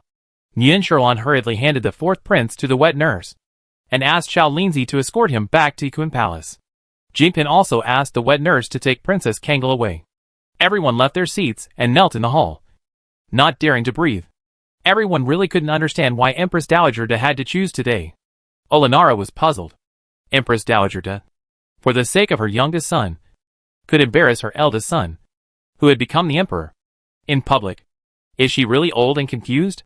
Everyone bowed their heads and knelt on the ground. Each of them had their own thoughts. Injin, who was sitting on the throne, looked sinisterly at his biological mother, the Holy Mother Empress Dowager of the Qing dynasty, who was standing in front of him. After Su Peixiong helped Empress Dowager Da up, he did not dare to continue to hinder her. He just bowed his head carefully and stood beside Empress Dowager Da, ready to help her again at any time. Injin had not spoken yet. In front of all these people, he could not say anything to his biological mother. But in addition to being very angry, he was also sad. Empress Dowager Da waited for Injin to speak. A trace of cunning determination flashed in her eyes. Her son had already been branded as the one who imprisoned his brothers, and he could not possibly be branded as unfilial. So today, she must rescue the 14th son. The Empress Dowager was the Empress Dowager, the empress of the previous emperor, but she had no children in her life. She looked at Empress Dowager Da, who was using her own son's face to wipe the floor today, and she felt disgust and hatred that she had never felt before. She, Nudhulu, was also pregnant when the previous emperor was alive, but how the pregnancy was lost, Empress Dowager Da knew it clearly in her heart. She was able to endure until now, because Empress Dowager Da was Injin's biological mother. The Empress Dowager suddenly spoke, breaking the strange silence in the magnificent palace. Why, do you have to make such an embarrassing scene today? Empress Dowager Da looked at the Empress Dowager, who was firmly in the high position, and said disdainfully, Your Majesty, this is wrong. The Emperor is my biological son, and what I am talking about with the Emperor today is also my own family affairs. Outsiders should not participate. She closed his eyes.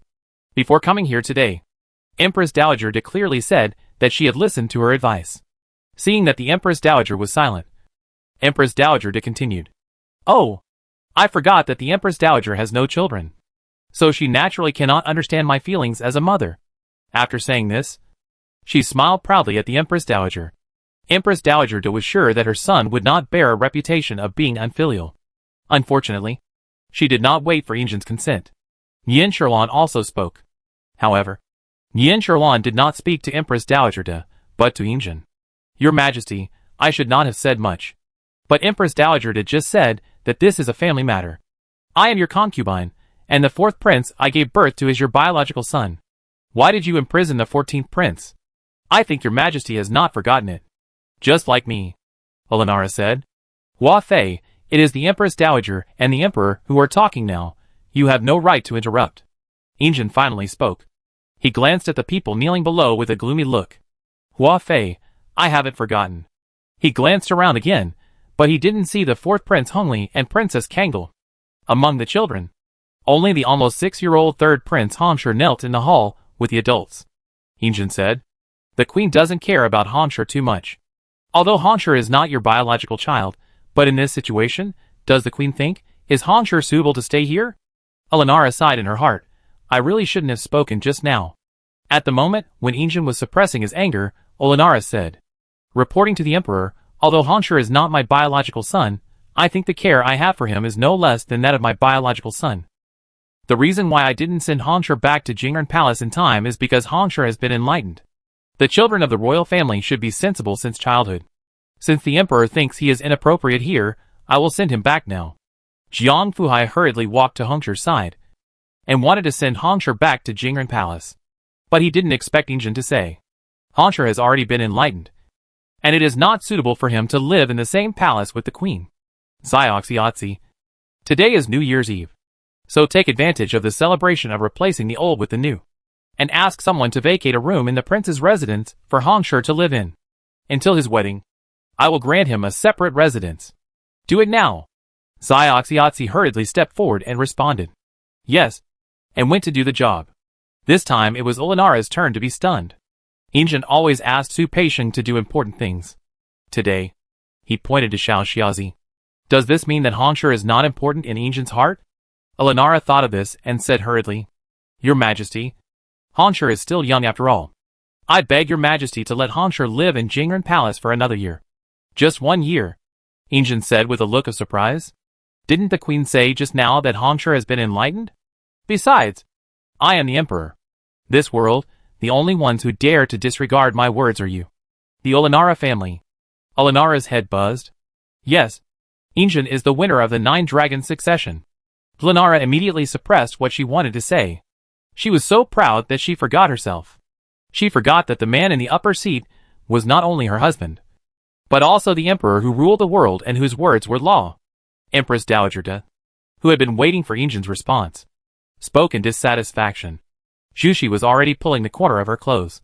Empress Dowager De still said, "Is the emperor blaming me with this? I am also from the Olenara family. Your beloved Queen Chun Yuan is also the daughter of the Olenara family." Yin Sherwan thought, this New Year's Eve, it seems that it will not be peaceful. Chapter 384. The Empress Dowager is under house arrest. Injin's anger has reached its peak, he finally said. Today is New Year's Eve. It is not appropriate to talk about this in the new year. Mother is tired. Son will take her back first. Su Peixiong, take the sedan chair to take Empress Dowager De back to Yonghe Palace to have a good rest. Su Peixiong hurriedly responded, and went out to fetch the sedan chair.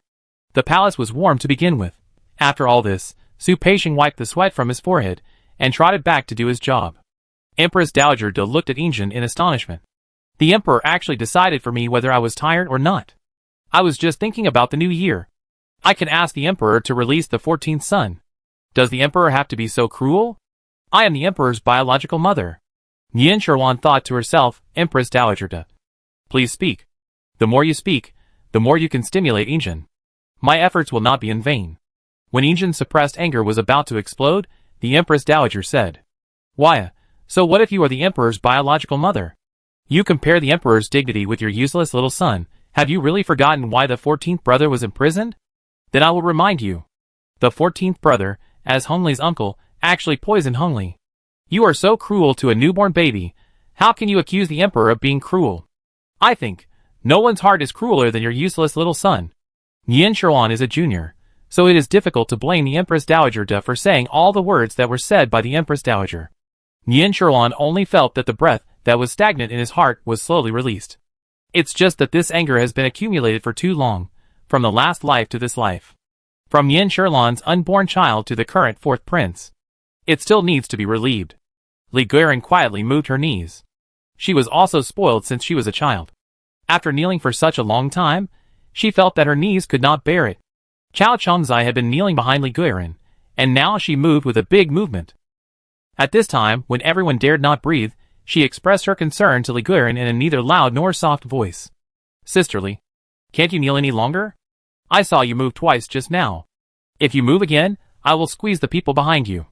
These seemingly caring words were like throwing a blazing torch on the dry straw. Injin's anger suddenly came to Li Guiran. "Li Guiran's etiquette, you should learn it well. Go back to your Qixiong palace." Li Guiran was still in a daze, but Injin's outburst was inexplicably provoked. After Chao Chongzai finished speaking, she immediately knelt on the ground, and did not look up again. Li Guiran was usually spoiled and arrogant, and she occasionally showed her temper when she was with Injin in private. Injin just smiled and said that he liked Li Guiran's temper. Today, when she suddenly saw Injin scolding her in front of many people, Li Guiran immediately pouted, and said with a bit of spoiledness, "Please understand, Your Majesty, I did not do that. It was Chao Chongzai who framed me." On this happy day, Injin was furious at the Empress Dowager De's tantrum, but he could only endure it because of filial piety. Now even a little noble dared to contradict him in public. Injin tried to suppress his anger and said, "Noble Lady Li ignored the palace rules and contradicted him. Punishment, confinement for half a month. Stay in your Qixiong palace and reflect on yourself. Su Peixiong, find someone to send Noble Lady Li back immediately." Noble Lady Li's delicate face, which was about to cry just now, suddenly changed color. She looked around in panic, but found that no one could plead for her. Everyone lowered their heads. She was not on good terms with any concubines, so she could only shout, "I am innocent," and was forcibly taken away by the nanny.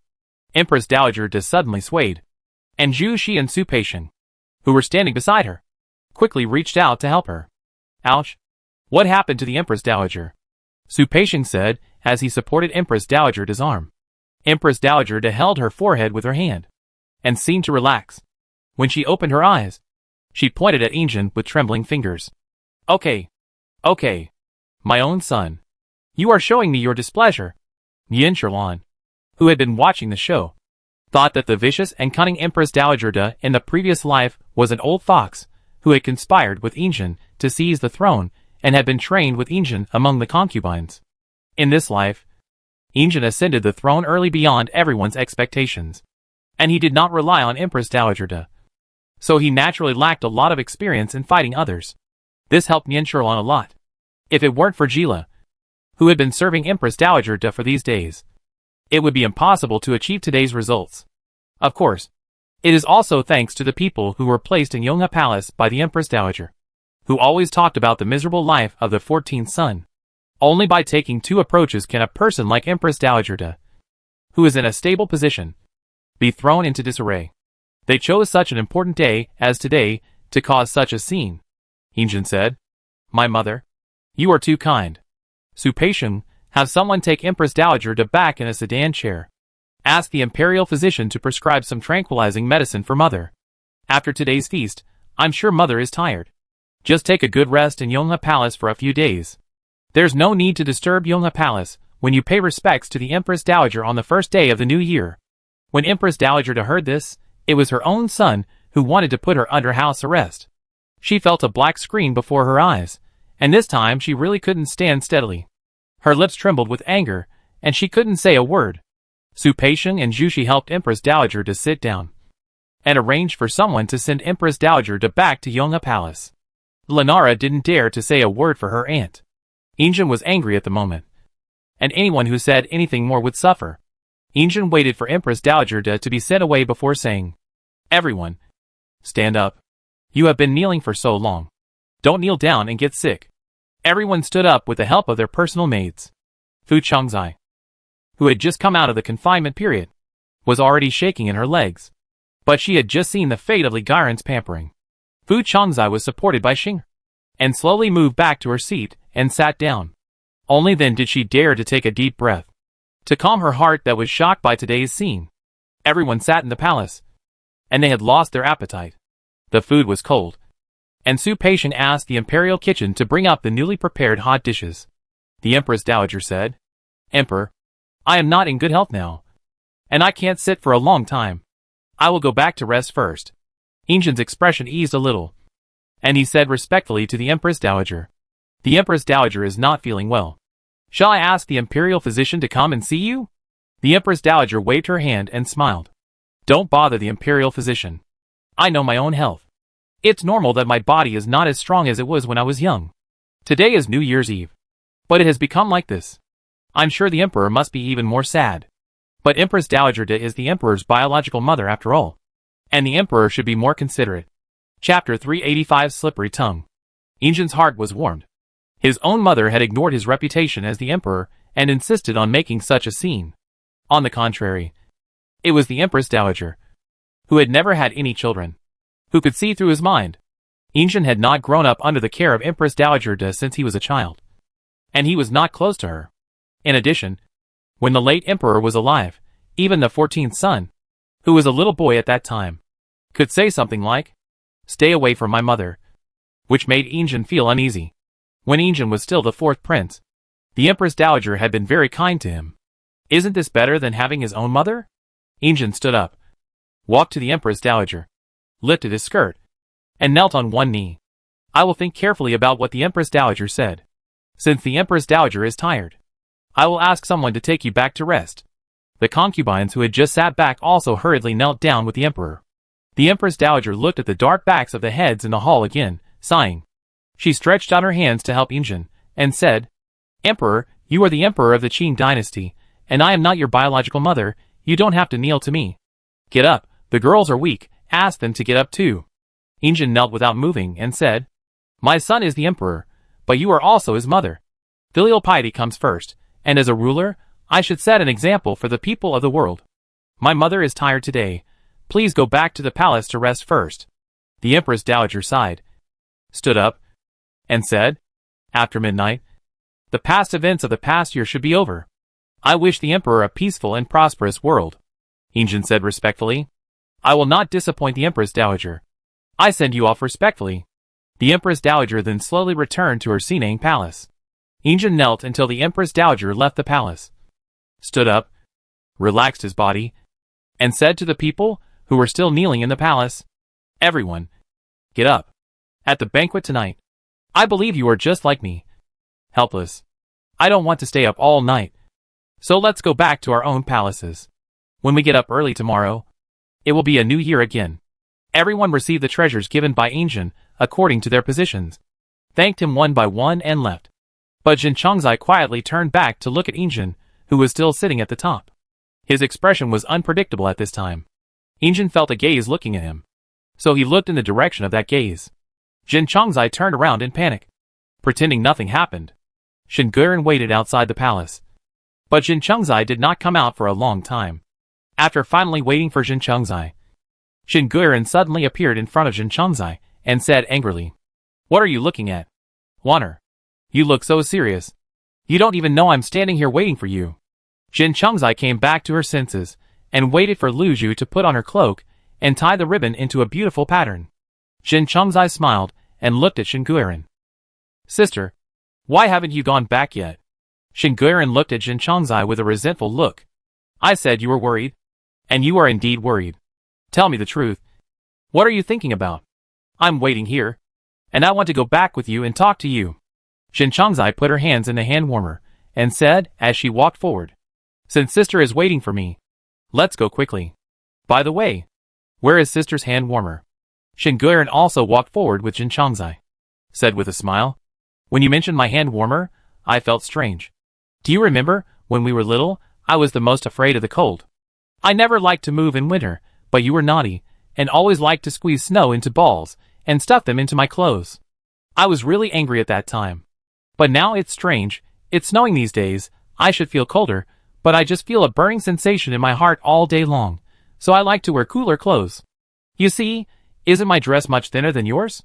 Jin Chongzai followed Shin Guiran's words, and saw that Shin Guiran was only wearing a not too thick padded jacket on top of her cotton dress. "Sister, why is that?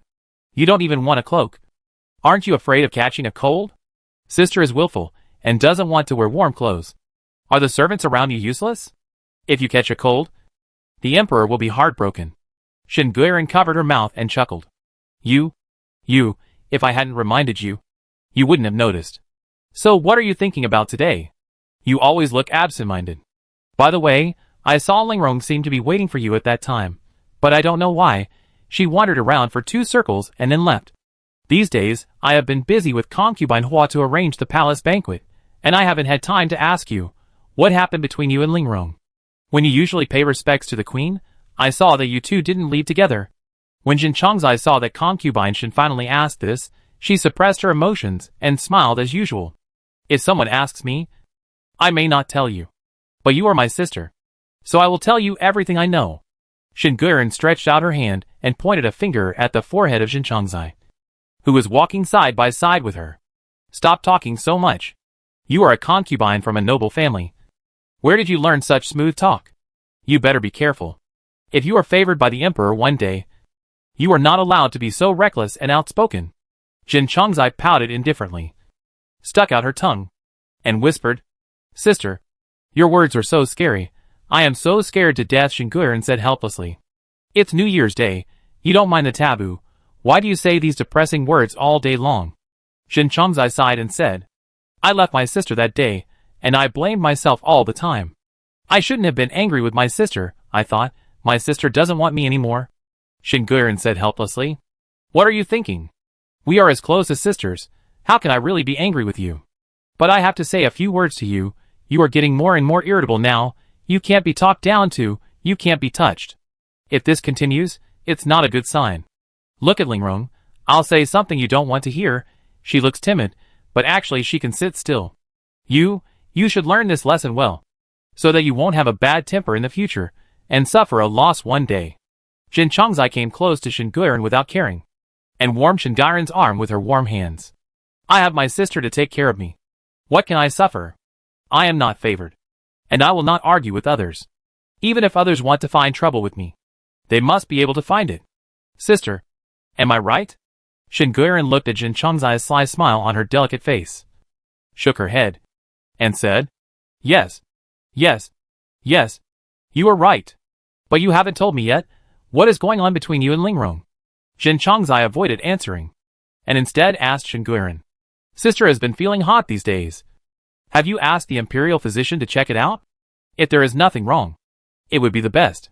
If there is something wrong with your body, you should treat it as soon as possible. Shen Guiran said, Well, I am busy with concubine Hua all day long.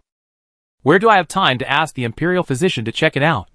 Now it is the first month of the year, and I can't do needlework or medicine. After the new year, I will ask the imperial physician to check it out for me. I secretly think that I am probably too tired these days. Jin Chongzai pouted, found another topic, and chatted with Shen Guiran, and walked towards the road back to the palace. Chapter 386. Wanting to see concubine Hua. Empress Dowager De was carried back to Yonghe Palace, and she finally breathed a sigh of relief. Zhuxi and Jila supported Empress Dowager De, and a maid named Wenju, who served her closely, took out a soft cushion made of silver mouse skin and put it behind Empress Dowager De's waist. Jila has now become a capable maid beside Empress Dowager De. She used to serve only in the small kitchen in Empress Dowager De's palace. Empress Dowager De's hand stopped shaking, and Jila hurriedly brought the bird's nest that had been stewed long ago. She used the back of her hand to test the temperature of the stew pot, which had been warmed all the time. It was just the right time to eat. Jila held the bird's nest in both hands, knelt on both knees in front of Empress Dowager De, and said respectfully, Empress Dowager, it's time to use the bird's nest. Zhuxi got a nod from Empress Dowager De, took the bird's nest from Jila's hand, and said with a smile, This bird's nest is just right, and the temperature is just right. Empress Dowager, use the bird's nest first, and I will help you wash up. Empress Dowager De took Zhuxi's hand. She stretched her head slightly forward, and Zhuxi fed her bird's nest one spoonful at a time. When the small bowl of bird's nest was used up, Zhuxi put the stewing pot back in Jila's hands, who had been kneeling on the ground. Jila stood up and left. Empress Dowager De looked at Jila's retreating figure, and was filled with emotion. Here in my house? You are the only ones who can be relied on now. Although Jila is young, he is very devoted to me. You see, he has to kneel down to serve me every time. I really can't bear it. Zhuxi smiled and walked around behind Empress Dowager De, and used her hands to massage her shoulders naturally, which helped Empress Dowager De to relax her spirit. The Empress Dowager is kind-hearted, and Jila is a lucky person who serves the Empress Dowager. This girl used to work in the kitchen, and was very inconspicuous. If the Emperor had not replaced so many people around the Empress Dowager, how could this little girl have caught the Empress Dowager's eye?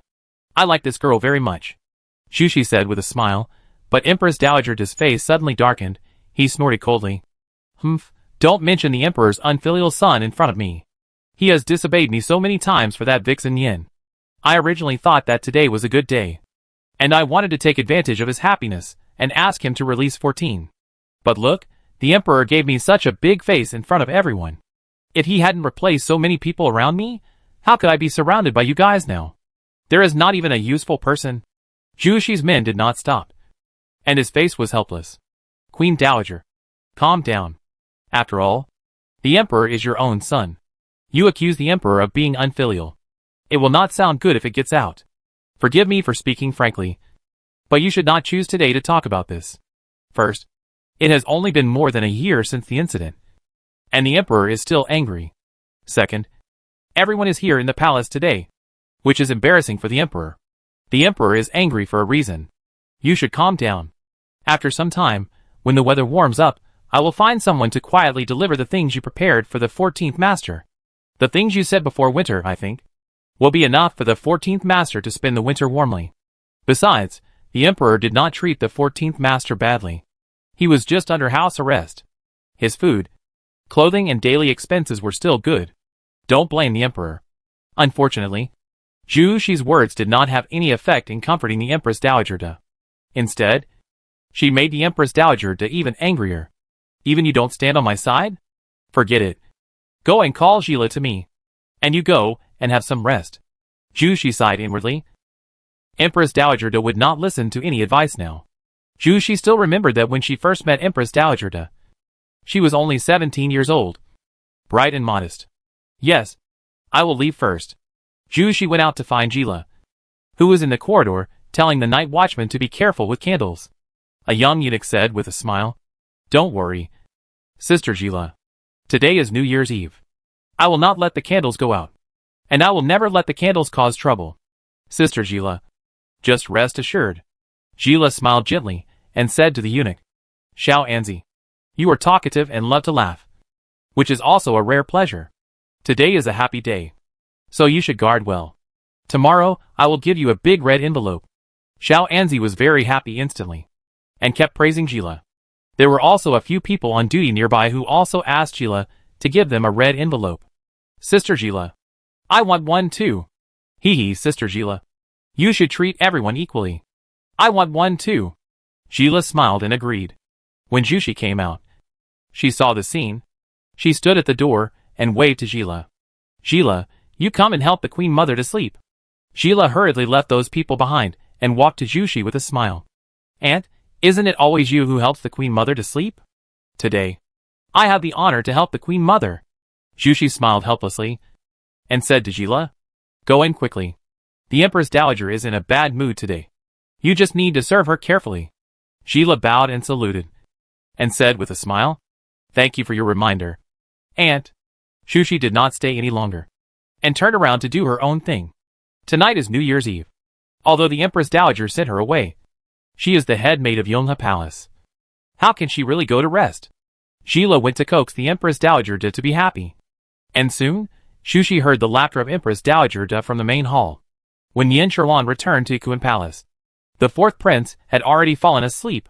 Xiao Linzi said that the fourth prince had been waiting for Yan Sherlan to return to the palace. After all, he was a child, and he fell asleep while waiting. The wet nurse took the fourth prince to the side hall and placed him there. Songji helped Yan Sherlan sit down and said, "Your Majesty is also tired today. How about I help you take off this headdress and change your wedding clothes? You can change into casual clothes, and you will be more comfortable." Yan Sherlan sat upright, just smiled, and did not let Songji change her clothes. "Wait a minute, I can't sleep yet." Songji was puzzled. It's already past midnight. After all, such a big thing happened tonight. There's no need to stay up all night. Why don't you go to bed earlier? "Madam?" Yan Sherlan counted in her heart. 1, 2, 3. When Yan Sherlan counted to 9 in her heart, Xiao Linzi came in hurriedly. "Master, Eunuch Su is here, and he said that the Emperor wants to see you in the Yongxin Palace." Yan Sherlan looked at Songji and smiled. "Do you understand now?" Songji suddenly realized, and she admired her master even more. The queen's calculation was too accurate. When Yan Sherlan was carried to the Yongxin Palace by sedan chair, heavy snow fell from the sky. Songji and Xiao Linzi protected Yan Sherlan on the left and right as she got off the sedan chair. Yan Sherlan stood still and looked up at the sky. The Forbidden City was brightly lit tonight, and the Emperor's Yongxin Palace was also decorated anew, with many bright lamps and lanterns. At this moment, the snow was falling, reflecting the candlelight, which was very charming. Chapter 387. What do you think? Su Peixiang followed Yan Sherlan's gaze and looked at the sky, only to find the falling snow annoying. Tonight should have been a good day, but Empress Dowager made a scene in the Qianxing Palace. The Emperor had locked himself in the room since returning to the Yongxin Palace, after finally saying that he wanted to see Concubine Hua. Su Peixiang hurried to the Yikuan Palace. Concubine Hua came, but only watched the falling snow, and Su Peixiang became more and more anxious. "Your Majesty, the Emperor is waiting for you in the main hall." Su Peixiang stood beside Yan Sherlan with his back bent, and could not help but remind her. Yan Sherlan retracted her gaze, looked at Su Peixiang, and said with a smile, "Why are you in such a hurry? Eunuch Su? It would be a shame not to see such a beautiful scenery." Su Peixiang lowered his head and said, "Your Majesty, please forgive me. It is not that I disturbed your interest, but the Emperor has been waiting for you for a long time. I was afraid that the Emperor was getting impatient, so I dared to remind you." Yan Sherlan did not make things difficult for Su Peixiang. He gathered his cloak and said, "It's okay. You are the one who serves the Emperor, so you should consider everything for the Emperor. I will go in to see the Emperor, and you are not allowed to come in." Su Peixiang looked at Yan Sherlan stepping into the palace, and finally heaved a sigh of relief. The Emperor didn't want to see anyone, and he was biased against Concubine Hua. Is this good or bad? Forget it. It's useless to think about these things. As long as the emperor likes it. Injin heard the sound of footsteps in the palace. Looked up, it was Nian Sherlan. She was still wearing the auspicious dress she wore to the palace banquet, and she was wearing a set of luxurious kingfisher headgear. She was also covered with a cloak of the same color. Nian Sherlan walked gracefully, and the hairpins on her head were steady, and did not shake. Injin narrowed his eyes, and Nian Sherlan stepped forward to pay her respects. It is past midnight, and the new year is here. I, your concubine, pay my respects to the emperor, and wish the emperor good health and happiness, and peace and prosperity for the people of the Qin dynasty. Nian Sherlan's voice was as gentle as an oriole. It was like spring water refreshing the heart. When Injin heard it, it calmed his anger. Sherlan, please stand up. I called you so late, will you blame me? Nian Sherlan stood up, walked to Injin with a smile, but didn't say anything, just hooked Injin's hand with her hand, and took him up. Injin smelled the fragrance from Nian Sherlan's clothes, and the anger in his heart subsided. He stood up with the force of Nian Sherlan's hand. Nian Sherlan still didn't say anything, just with a smile, she took Injin's hand and walked out the door. Injin was led out by Nian Sherlan, and under the candlelight outside, a layer of snowflakes had already floated on the floor of the Yongqing Palace. The snowflakes in the sky were getting bigger and bigger, and floating more and more densely, and the wind outside was gradually getting stronger. Injin was held by Nian Sherlan's hand, looking up, and the two stood side by side in the corridor, watching the snowflakes falling at the beginning of the new year. Su Peixiong then understood why Nian Sherlan did not remove her cloak when she entered the palace. But the emperor came out of the palace. He was not wearing a cape. Su Peixiong stepped back quietly, and took Injin's mink coat. But Injin stretched out his hand to block Su Peixiong's hand that was about to put the mink coat on him. I want to cool down. Nian Sherlan took the mink coat from Su Peixiong, and smiled sweetly as she tried to put it on Injin. Your Majesty, I am here with you to enjoy the snow. But I dare not harm your body. If you don't wear this mink coat, and it gets out, I'm afraid others will say that I am a witch who seduces the emperor. Injin finally smiled, turned around and grabbed Nian Sherlan's white hand. Your hand is warm. I'm looking forward to you to comfort me. Nian Sherlan smiled and pulled her hand out of Injin's hand, and put on the mink coat for him. Didn't the emperor just say that he wanted to cool down? Now he is thinking about keeping my hand warm again. Injin took Nian Sherlan's hand again and put it in his palm, looking at the snow falling from the sky. Auspicious snow indicates a good harvest. Just after midnight, it snowed so heavily. This year will surely be a good year with peace and prosperity, and I am very relieved. Nian Sherlan said. The north wind blows snow at the beginning of the fourth watch, and it is a good omen for the new year.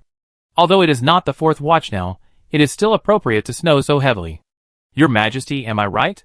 Nian Sherlan took Injin's hand, and looked at Injin with her head tilted, looking for praise.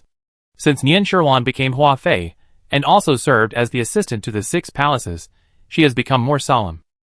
Injin hadn't seen Nian Sherlan so lovely for a long time. He couldn't help but reach out and pinch Nian Sherlan's face. You don't study all day, but you can recite 2 lines of poetry at the critical moment. It's really hard for you. Nian Sherlan smiled and dodged Injin's hand, turned around and pulled Injin into the Yongqing Palace. Your Majesty, please come into the palace. I will sit and talk with you for a while. Just think of it as Your Majesty and I staying up all night, okay? The young emperor was held by the hand of the beautiful concubine. He followed the concubines into the palace without saying a word. But Su Peixiong could see the smile on Injin's face. As expected, concubine Hua had to come to coax the emperor. Nian Sherlan and Injin entered the palace, and took off the mink fur and cloak that Injin and herself were wearing.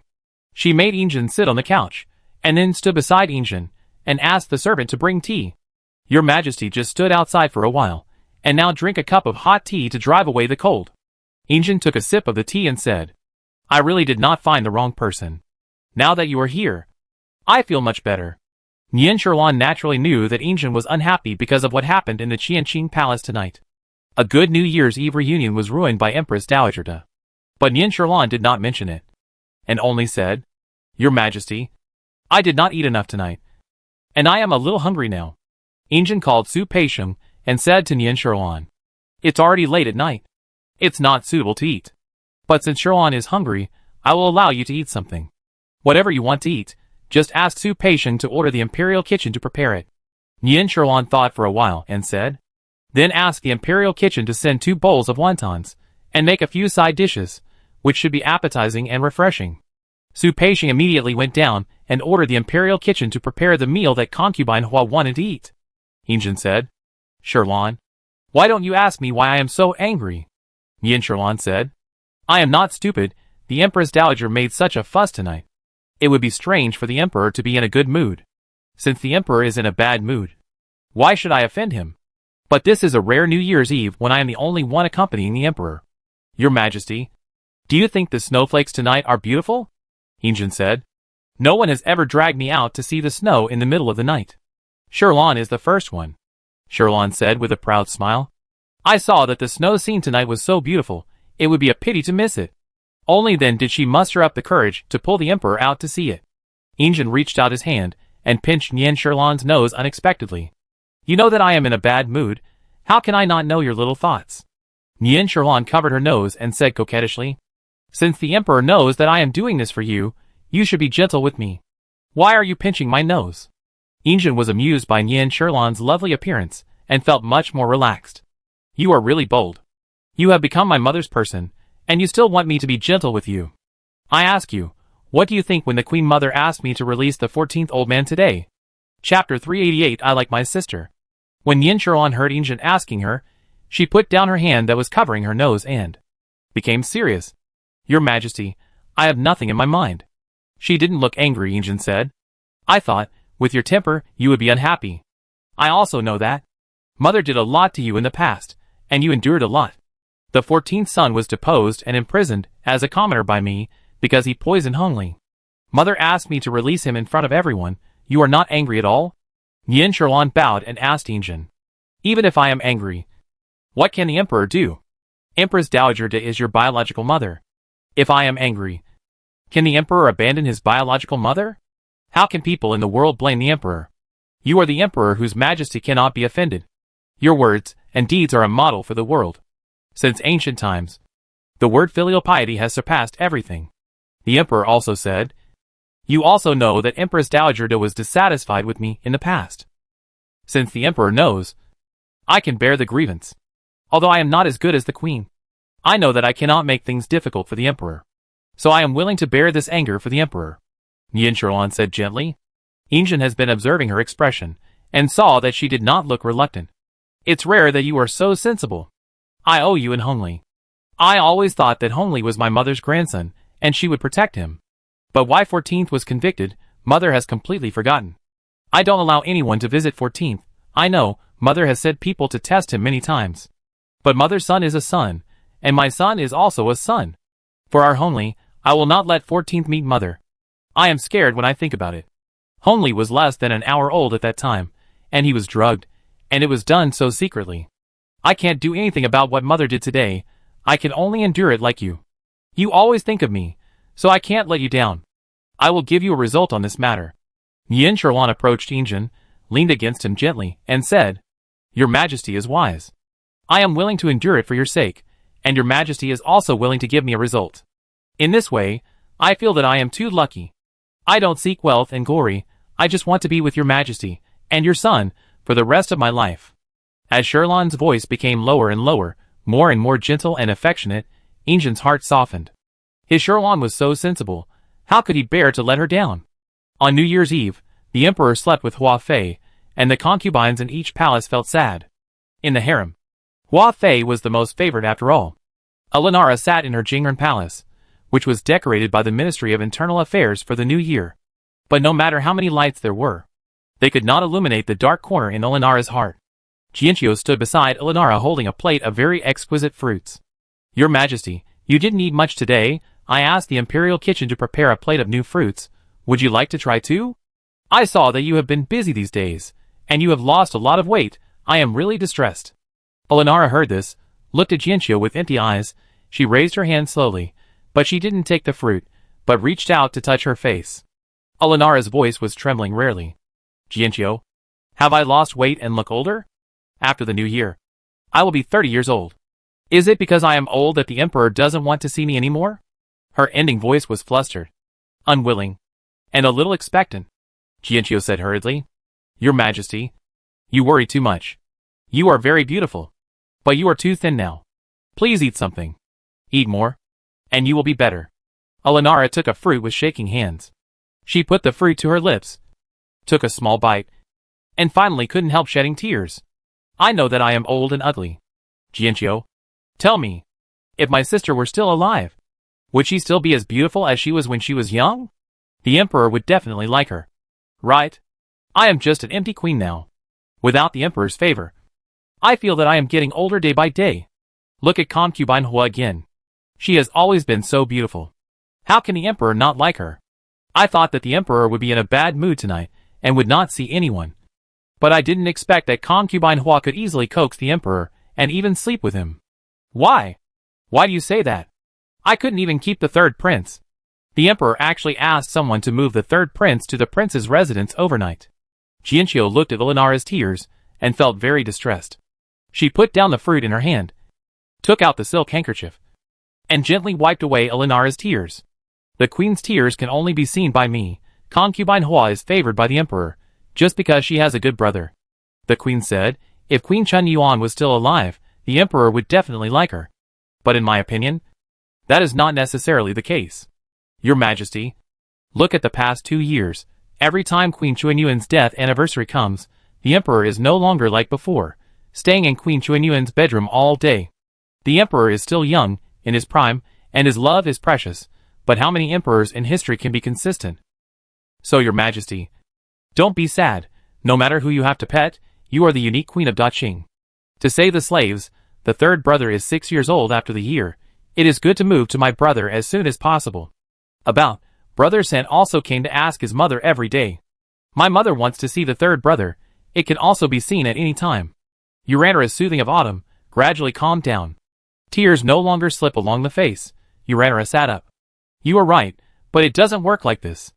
I have also discovered that, in the past 2 years, on the anniversary of my sister's death, the emperor only stayed in the bedroom of Cunning Palace for half a day before leaving. If this continues, the emperor will definitely forget my sister one day, and then I will become a useless person. The emperor remembers my sister, and I am her biological sister. For my sister's sake, the emperor will protect my position as queen even if he no longer favors me. But when the emperor forgets my sister, I will also be rejected by the emperor. You have seen how favored concubine Hua is now. If she wants the position of empress one day, the emperor will probably offer it to her with both hands. Everyone in the palace hopes that the mother will be honored by her son. But they don't know that the son is honored by the mother. This is the situation of concubine Hua and her son now. If concubine Hua becomes the empress, the fourth prince will definitely become the crown prince of the Qing dynasty. This is something I cannot tolerate. Jianqiu said, Your Majesty, please be patient. These things have not happened yet. You must not be anxious. The old lady has asked to see you several times. Do you want to see her? Chapter 389 Shocked.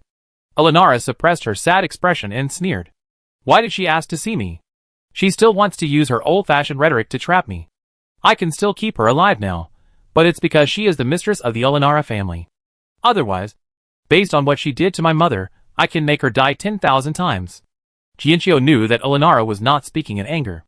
If it weren't for the need to keep the old lady to preserve the family's dignity, the honorable old lady would have died of illness long after the ceremony of Alinara's coronation. Alinara's father, General Fei Yonggu, was a cold-hearted man. He fought on the battlefield all year round. Whenever he returned home, he would bring his concubines to the mansion. The old lady didn't dare to vent her anger on Fei Yonggu, so she waited for him to go to war again and torture the concubines and illegitimate children in the mansion. When Fei Yonggu returned victorious, he would inevitably quarrel with the old lady over these things. Then he brought in 2 more concubines. So even if Alinara made the old lady die of illness, Fei Yonggu would not say anything. But Alinara said that the old lady was still useful. Since concubine Duan returned to Yanqing Palace, she has been uneasy. Jixiang took the string of beads that Alinara gave her and brought it to concubine Duan.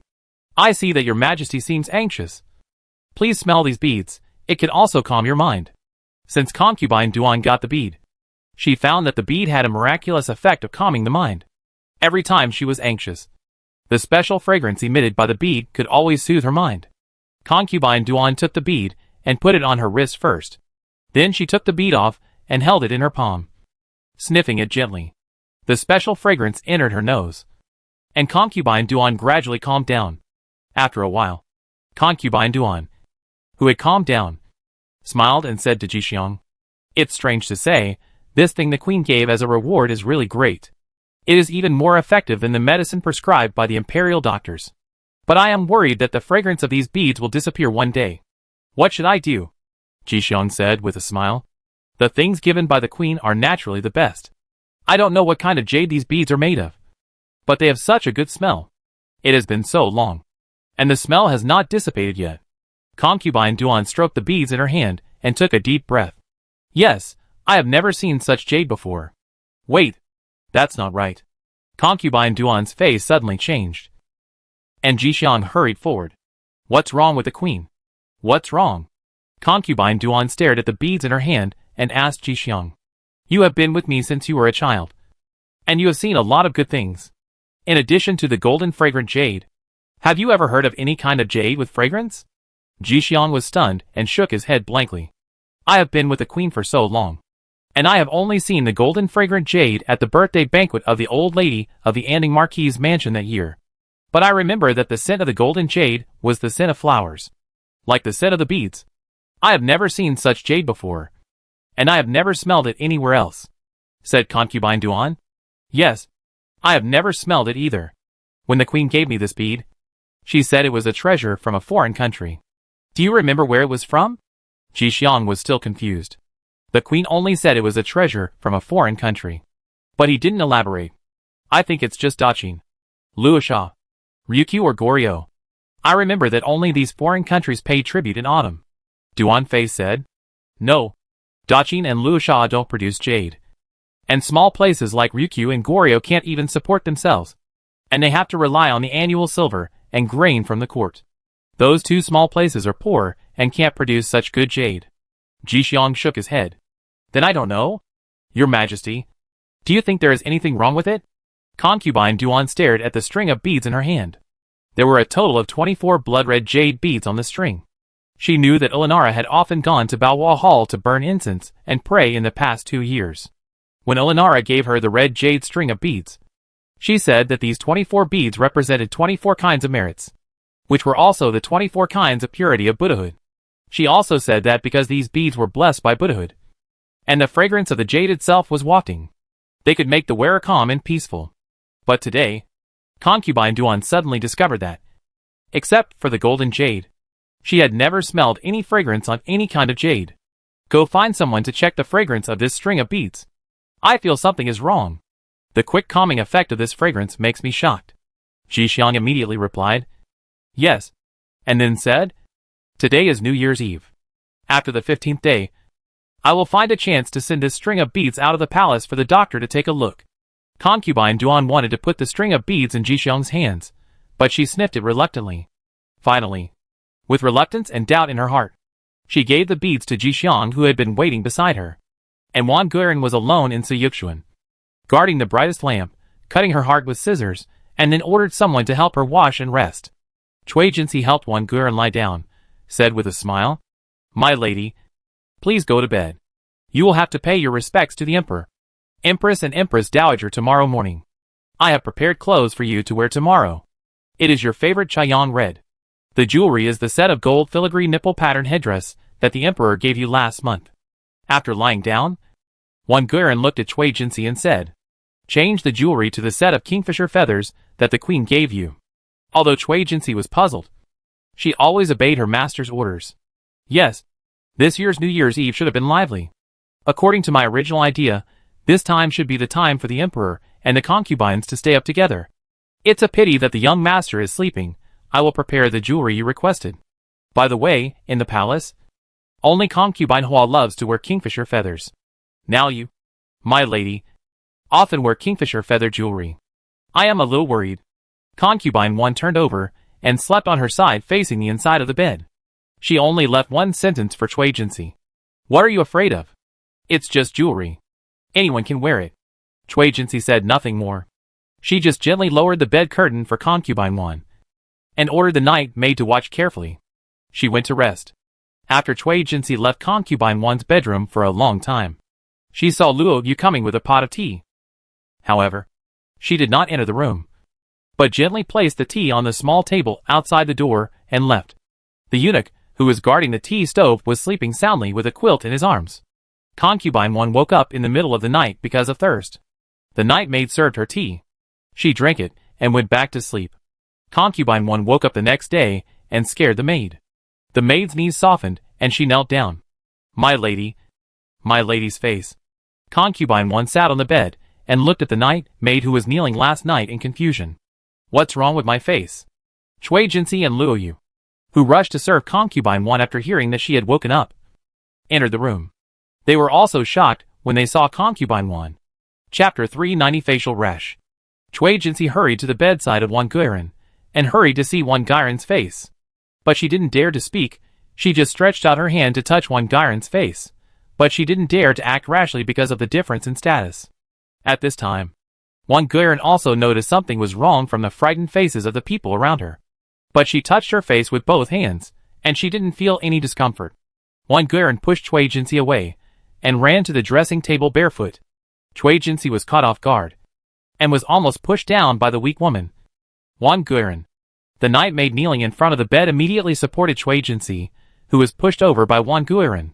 Chui Jinsi didn't care about herself and kept shouting, "My lady, don't look in the mirror.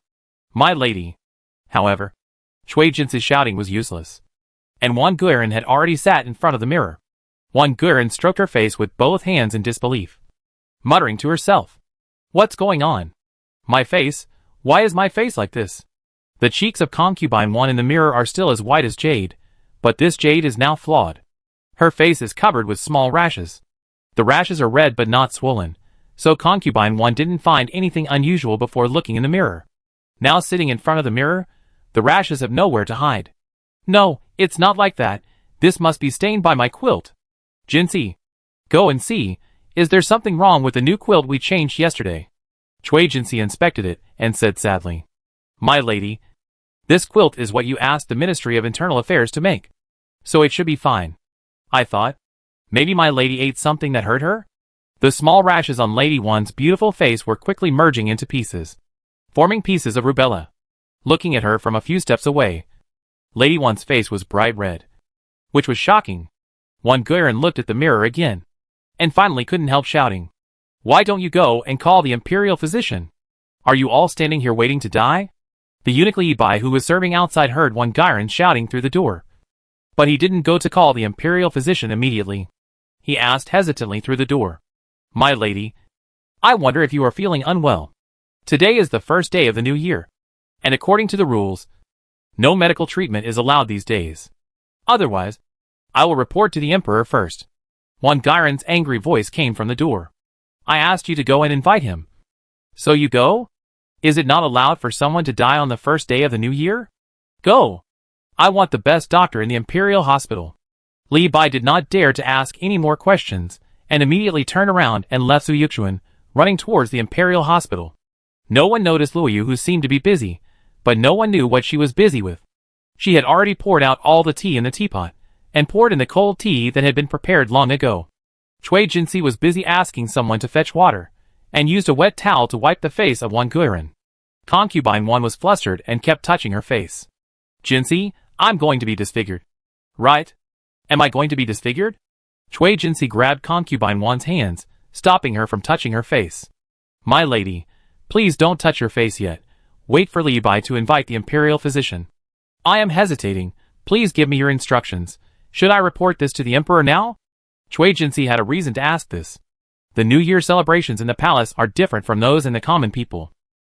There are many rules for celebrating the New Year in the folk, such as not sweeping the floor on the first day of the first lunar month, not washing clothes, and not doing needlework in the first lunar month. The Forbidden City has more rules. Not to mention that the emperor was embarrassed by Empress Dowager De in public last night, and even the New Year's Eve banquet was hastily ended. What's more, such a thing happened to Concubine 1 early this morning. Concubine 1 grabbed Chui Jinsi's hands tightly, as if she had grabbed a life-saving straw. "No. Don't report to the emperor first. I don't want the emperor to see me like this. You go and ask the queen for help." The queen said, "Let me go to her if I have any problems. The queen will not ignore me. You go." Go! Guan Guiran has never been as flustered as she is today. She looked like this early in the morning. Which woman would not be flustered? Cui Jinsi was pushed by Guan Guiran to find Olenara. Luo Yu immediately stepped forward. She grabbed Guan Guiran's hand like Cui Jinsi did. She tried to comfort Lady Wan. But she was pushed away by Lady Wan. Go away! All of you go away! Where is Li Bai? Why hasn't the doctor come back yet? Luo Yu's eyes were deeply hurt, but she knew she was just a servant. Even if Lady Wan hit her for this matter, she would have to endure it. Luo Yu stepped back a few steps and saluted Lady Wan. My lady. Don't worry, Li Bai just left a while ago. I don't think the doctor will be invited so quickly. Cui Jinsi has already reported to the queen. My lady. Calm down first. Guan Guiran didn't listen to anyone's advice. She kept touching her face nervously. She kept muttering. Why is this? Why is this? Does someone want to hurt me? She suddenly raised her head and pointed at Luo Yu viciously. Speak. Do you want to hurt me? Luo Yu was startled. Before she knelt down to explain, Guan Guiran pointed at the two palace maids who were on duty last night. Speak. Do you want to hurt me? The two maids and Luo Yu both knelt on the ground, repeatedly shouting unjust. The other people serving in Suyukshuan, who had planned to celebrate the new year happily, were now trembling with fear. There were also timid maids who quietly stepped back, fearing that the rash on Lady Wan's face was an infectious disease. The whole Suyukshuan was in chaos. Li Bai, who had invited the imperial physician, came first with the panting imperial physician Chiu.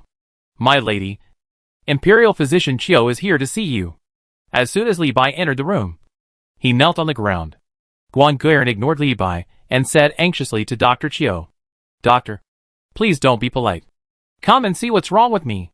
Dr. Chiu, who was following Li Bai, was startled when he entered the room. Even though he had heard Li Bai say this on the way here, he was still shocked at this moment. Kneeling on the ground, Dr. Chiu stood up immediately after hearing Guan Guiran's words of don't be polite. However, he didn't dare to approach Guan Guiran to observe her face. This is not in accordance with etiquette. My lady, I will check your pulse first.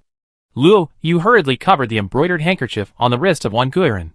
Then Imperial Dr. Chiu took her wrist and checked her pulse. After checking her pulse, he bowed again. My lady, please forgive me.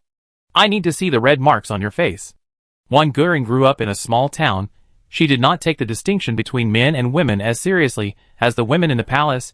She said anxiously. Please, Imperial Doctor, check it out and see what is going on. Then Imperial Dr. Chiu took the courage to check Guan Guiran's face. The white face of the past had been replaced by red rashes in a short period of time, covering the entire face.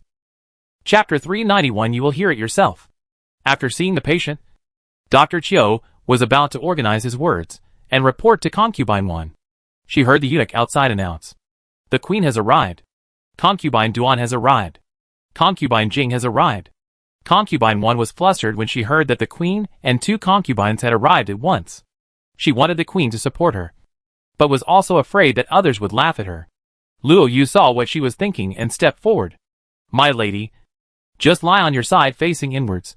The Empress will surely forgive you. Guan Guiran was already confused at this time. After hearing Luo Yu's words, she completely lost her usual calmness and intelligence. She immediately lay down, facing the inside. When Olenara hurried in with Concubine Duan and Concubine Jing, she saw Guan Guiran lying on the bed, with her back to them. Olenara frowned, but did not say anything. Cui Jinsi hurried forward to call Guan Guiran. My lady, the Empress is here. I only heard the voice of Concubine 1 coming in a muffled voice, with a crying tone. My face is disfigured. I dare not face the queen. Please forgive me. Queen. Olenara let out a long sigh and said, It's okay. I came here as soon as I heard about it. I got up early today and was waiting for all the sisters to go to the Sinang Palace to pay their respects. But I saw Cui Jinsi coming. It just so happened that Concubine Duan and Concubine Jing came early, so they came with me. Concubine 1's crying tone became more obvious. Thank you, Queen Mother, and the two sisters for your concern. I am too ashamed to see you. Seeing that she could not get any information from Concubine 1, Olenara said to Dr. Chiu, who was kneeling beside her. The doctor just diagnosed Concubine 1. What are her symptoms? Dr. Chiu kowtowed to Olenara and replied, Your Majesty, The young lady has a constitution of upper heat and lower cold, which is originally a disharmony of the middle jiao spleen and stomach. Moreover, the young lady has been suffering from excessive heart fire recently, and yang deficiency and anxiety. Due to the weather, the face has a rash-like symptom. Alanara asked in confusion. You mean? Concubine 1 is suffering from internal heat? Concubine 1, who was lying on the bed, suddenly turned over and sat up, and said excitedly, Dr. Chiu, are you telling the truth? Alanara saw Concubine 1's face, which was really red, and it was very scary. Concubine Jing couldn't help but speak out. Concubine 1, don't get excited, let's hear the doctor's opinion first. Then Lady 1 realized that her evasive behavior was still seen by others. But with the Queen's question just now, Lady 1 didn't care about much, and just looked at Dr. Chiu expectantly. Dr. Chiu lowered his head and replied, reporting to the Queen in short, this is it. Alanara said again. But if it breaks out on a day like today, I wonder how many days it will take to recover. Dr. Chiu thought for a while. It will be fine in 3 to 5 days. But my lady, please remember, don't use hot water to clean your face in the next few days. Just use warm water that has been cooled to the bottom to gently wipe your face. In addition, my lady should not go out to avoid being blown by the wind. I will prescribe 2 more doses of medicine for you. After you drink it, I think you will be fine. Alanara nodded, sent the imperial physician to prescribe and boil the medicine, and then sat down. Alanara also rewarded Concubine Duan and Concubine Jing to sit down. And Concubine 1 hurriedly got off the bed. She didn't care about her own face, and knelt down to pay her respects. Just now, I was impatient, and I failed to welcome you. I hope the Queen and the 2 sisters will forgive me. The kneeling Wan Guiran in front of Alanara returned to her usual calm appearance. It was just that Alanara was rarely angry today. Wan Guiran, you have always been a calm and steady person, and I have always been very confident in you. But today you are so impatient, which makes me very disappointed. I heard what Cui Jinsi said. I thought someone was poisoning you, so I rushed over to help you. But I didn't expect it was just caused by anger. You didn't tell me that you had asked the imperial physician to take a look first. But you made such a big fuss. Do you know that there are so many sisters waiting for me in Jing'an Palace? Today is different from the past. It is the first time that the emperor has allowed a grand New Year celebration since the death of the previous emperor. Concubine Duan saw that Alanara was angry, and she opened her mouth to say something, but closed it again. It was Concubine Jing who persuaded her. Queen, calm down. Concubine 1 is young, so she may be a little panicky, but there are reasons for it. Look at Concubine 1's face. If it were me, I would be panicky too. Alanara took a breath and said earnestly, what Concubine Jing said is true. I mean, well, after all, if such a thing is spread on the first day of the new year, it will damage Concubine 1's reputation. I am afraid that those ignorant villains will speculate, which is not good. Alanara said to Concubine 1 who was still kneeling. Get up. The ground is cold. The imperial physician said that you are not in good health, so you cannot stand the cold. I still have to go and pay my respects to the Empress Dowager. You should take the medicine and have a good rest. Wan Guiran saw Alanara off, and then she let go of her worries. During the time when the imperial physician was treating her, she had already had countless thoughts in her mind. She suspected that someone around her had poisoned her, and then she thought that it was the incident that angered Concubine Hua, and Concubine Hua had someone do it. Fortunately, the imperial physician said that it was just a case of internal heat, but it was too severe, and it came at the wrong time. After Nian Sherlan helped Injin get up, Injin said, I will go to Sinang Palace first, and you can come later. You were tired last night. After paying New Year's greetings to the Empress Dowager, you can go back to your Ikuan Palace to rest.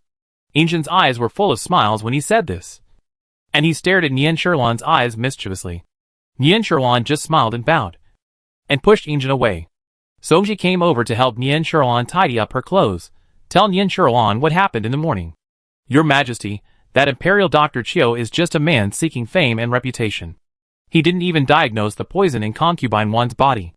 Nian Sherlan stretched out her arms, letting Songji tidy up her clothes, said, the Imperial doctors who can enter the Imperial Hospital are not just seeking fame and reputation. They are all really capable, otherwise. How many heads would he have to chop off? It's just that Imperial Dr. Chiu has already received money, so he can't talk nonsense. Songji said. Your Majesty is right. I was thinking earlier that since your Majesty knew who did it, with your Majesty's kindness, she would definitely stop it. I remember your Majesty said that. Concubine 1 is still useful now. Yin Sherlan walked to the mirror and looked at her outfit today. Bright and gorgeous, she smiled at the mirror. I am kind? I am too lazy to worry about that. Concubine 1 is disobedient. It would be nice if someone could teach her a lesson. Besides, isn't it good to sit on the mountain and watch the tigers fight?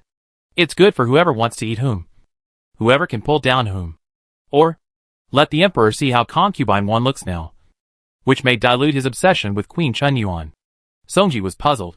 Does your Majesty mean to report this to the Emperor? Yin Sherlan smiled and turned around, pointing a finger at Songji's forehead. Silly girl. I just got up. And I was with the Emperor last night. How did I know about the Sui Yushuan? The Emperor will hear about it. In the last life. Didn't Yin Sherlan also hear about many things? In this life. Yin Sherlan just took the essence and used it for herself. Songji understood and followed Yin Sherlan out of the Yongxin Palace to pay respects to the Empress Dowager. One Gurn wanted to hide her disfigurement from others. But it eventually reached Injin's ears. Chapter 392. Smoking a pipe to relieve fatigue. Injin listened to Su Peishing's report, saying that Concubine 1 of Su Yuxuan had a lot of rashes on her face when she woke up in the morning.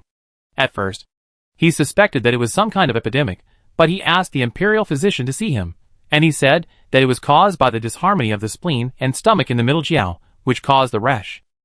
Injin said, Why didn't the people from Su Yuxuan come to report to me? Su Peishing replied, Reporting to the Emperor, I heard that Concubine 1 disliked her ugly face now. She doesn't want to see anyone. I only know this from gossips from people in the palace.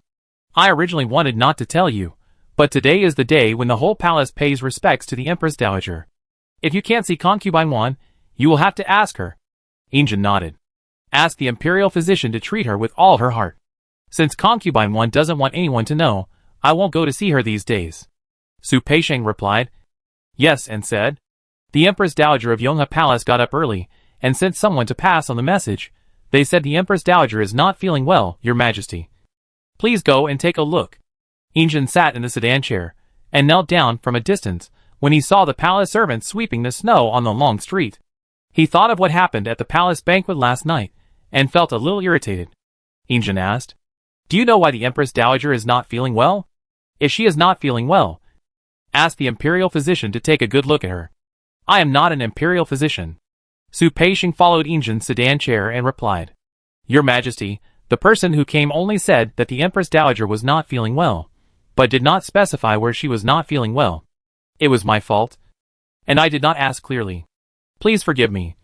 Your Majesty. Injin no longer paid attention to the Queen Mother's words of discomfort, and said, You just said that Concubine 1 was not feeling well.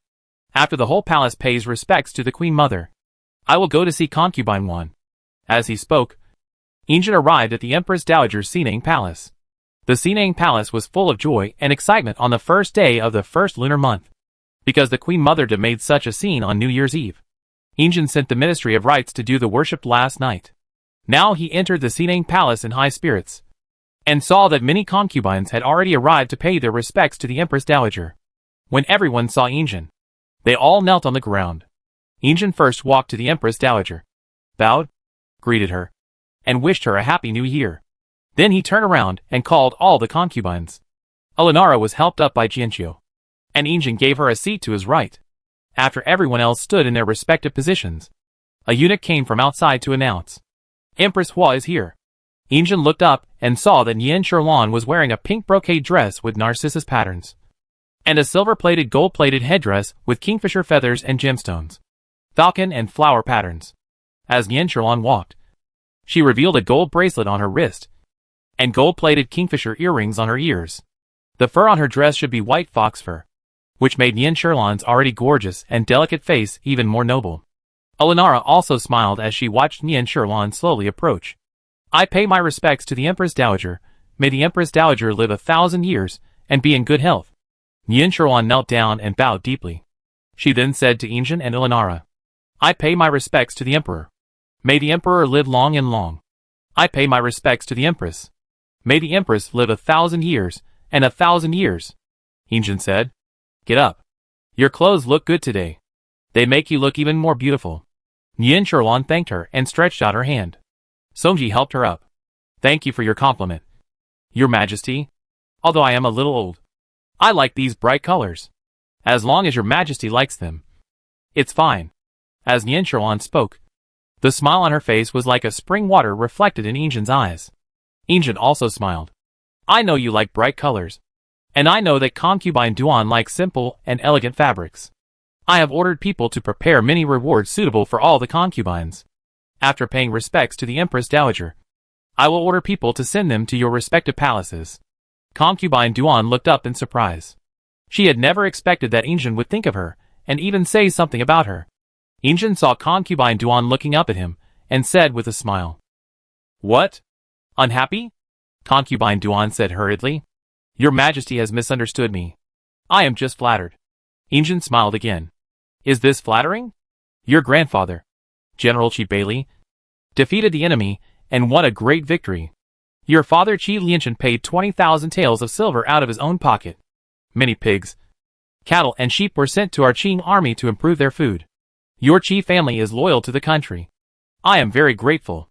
I have promoted your father to the Minister of the Military Affairs Bureau. Now we just have to wait for your grandfather to wipe out the enemy. I will reward you again. The expression on concubine Duan's face was even more surprised. She knelt down to thank her. Olenara said with a smile. Concubine Duan and concubine Hua are both daughters of generals, but one of them is quiet and the other is active. Now concubine Hua's brother is working diligently for the emperor's withdrawal of the feudal system. Concubine Duan's family is also very popular in the southwest, and the two sisters complement each other. However, concubine Hua's fourth prince will be 1.5 years old after the Chinese New Year, and concubine Duan's sister should also hurry up and have a prince as soon as possible, which will be a hero of our Qing dynasty, and will not be a disgrace to your status as a daughter of a general. Concubine Duan nodded and said yes, and then said, what the queen said, I will remember it in my heart. After everyone paid their respects to the queen mother, the queen mother held a banquet again. Invite everyone in the harem to gather together. The Sinang Palace was bustling and peaceful here, but the Yonghe Palace was deserted. Shushi served Empress Dowager De a meal, and advised her to have a good rest. Empress Dowager De was almost spitting fire from her eyes. Asshole. The emperor really doesn't care about my life or death now. I got up early and asked someone to tell him that I was not feeling well, but look, at this moment, the emperor didn't come to Yonghe Palace. Instead, he stayed in Sinang Palace to attend the banquet. Isn't this a slap in my face? That old thing is so proud. She thought to herself, the queen mother is only 1 year older than the queen mother De. If the queen mother is an old thing, then she can only think about it in her heart. Now many of the queen mother De's actions, even she, an old servant who has followed the queen mother De for decades, can't understand. Queen mother, calm down. The emperor must have reasons that are hard to say. I will send someone to tell the emperor, please come to see you. Empress Dowager De snorted coldly. It's up to him to come or not. Since he is relying on the Sinang Palace as his biological mother, I don't care if he comes to greet me. Go and get my water pipe. I'll take a few puffs to relieve my fatigue. I'm much better now. I have plenty of time and energy. I want to see if the emperor will still recognize me as his biological mother in the future. She sighed in his heart and hurriedly took the water pipe to light it for Empress Dowager De. The water pipe exhaled curls of smoke, and Empress Dowager De's face was relieved a lot. This year's tribute tobacco is better than in previous years. I smoke it and feel more relaxed than before. And this tobacco has a unique fragrance. The smell alone is more soothing than before. Chapter 393. It's hard for you. She replied. Yes, waited for Empress Dowager De to finish a bag of hookah, and then slowly refilled it for her. In the Suiyu Pavilion, concubine Wan drank the medicine, but did not feel any relief. The rash on her face not only did not subside, but continued to swell quietly. In the morning, it was just a smooth red mark, but by noon, the bulge on her face could be felt. Concubine Wan's heart, which had been comforted by Olenara, was in suspense again. Jinshi, come and see, is my face swollen? Didn't you say that it would be healed after taking the medicine? Why is this happening? Where is Dr. Chiu? Call him quickly, I want to ask what's going on. Cui Jinsi brought another bowl of medicine, and comforted Lady Wan in a gentle voice. Don't be afraid. My lady. Dr. Chiu said that. This medicine won't work so quickly. You just took the medicine 2 hours ago. I think the rash will take a while. Dr. Chiu said that if you take this medicine on time, you will be healed in 3 to 5 days. Without saying anything, Concubine 1 took the medicine and drank it in one gulp. But she was still very anxious. I drank it. If there is no effect by the evening, I will ask the Imperial Hospital to come to me. Cui Jinsi handed the empty bowl to Luo Yu beside her, and was about to comfort Concubine 1. Luo Yu, who had been talking less and less these days, suddenly said, "My lady, don't worry. The queen gave you a string of red jade beads before, which I heard have a calming effect. Why don't I find some for you? You can smell the beads, relax your mind, and when you are calm, you can combine it with the medicine prescribed by the imperial physician. And I am afraid that the internal heat syndrome will be cured." Concubine 1 nodded irritably, and said, "Then go and find it quickly. I have been feeling uneasy today. Even I feel abnormal. Go quickly." Luo Yu hurriedly agreed, and went to find the string of red jade beads awarded by Elinara, and presented it to Concubine 1 with both hands. Concubine 1 smelled the fragrance of the beads, as expected. She gradually relaxed. Cui Jinsi was close to her, and she also relaxed as she smelled the fragrance. "It's a gift from the queen, and it's really a good thing. Luo Yu, go and make the medicine for me tonight." A trace of disappointment flashed in Luo Yu's eyes, but she didn't let anyone see it. She worked so hard for Concubine 1, but she still couldn't get a single compliment from her. Instead, she kept Cui Jinsi by her side to serve her every day. Luo Yu, who used to serve Concubine 1 personally, gradually, he was reduced to a position where he could only serve tea and water to Concubine 1. Luo Yu concealed his dissatisfaction and left. Concubine 1 heard the noise of Luo Yu leaving, opened her eyes, and suddenly said, "Jinsi, I was so abnormal today. Now that I have calmed down, I suddenly thought, could it be that someone wants to harm me?" Cui Jinsi's expression did not change. She smiled gently. "You are worrying too much. You are favored by the emperor, but you are not arrogant, and there was no one who had a problem with you in the past. How could someone suddenly harm you?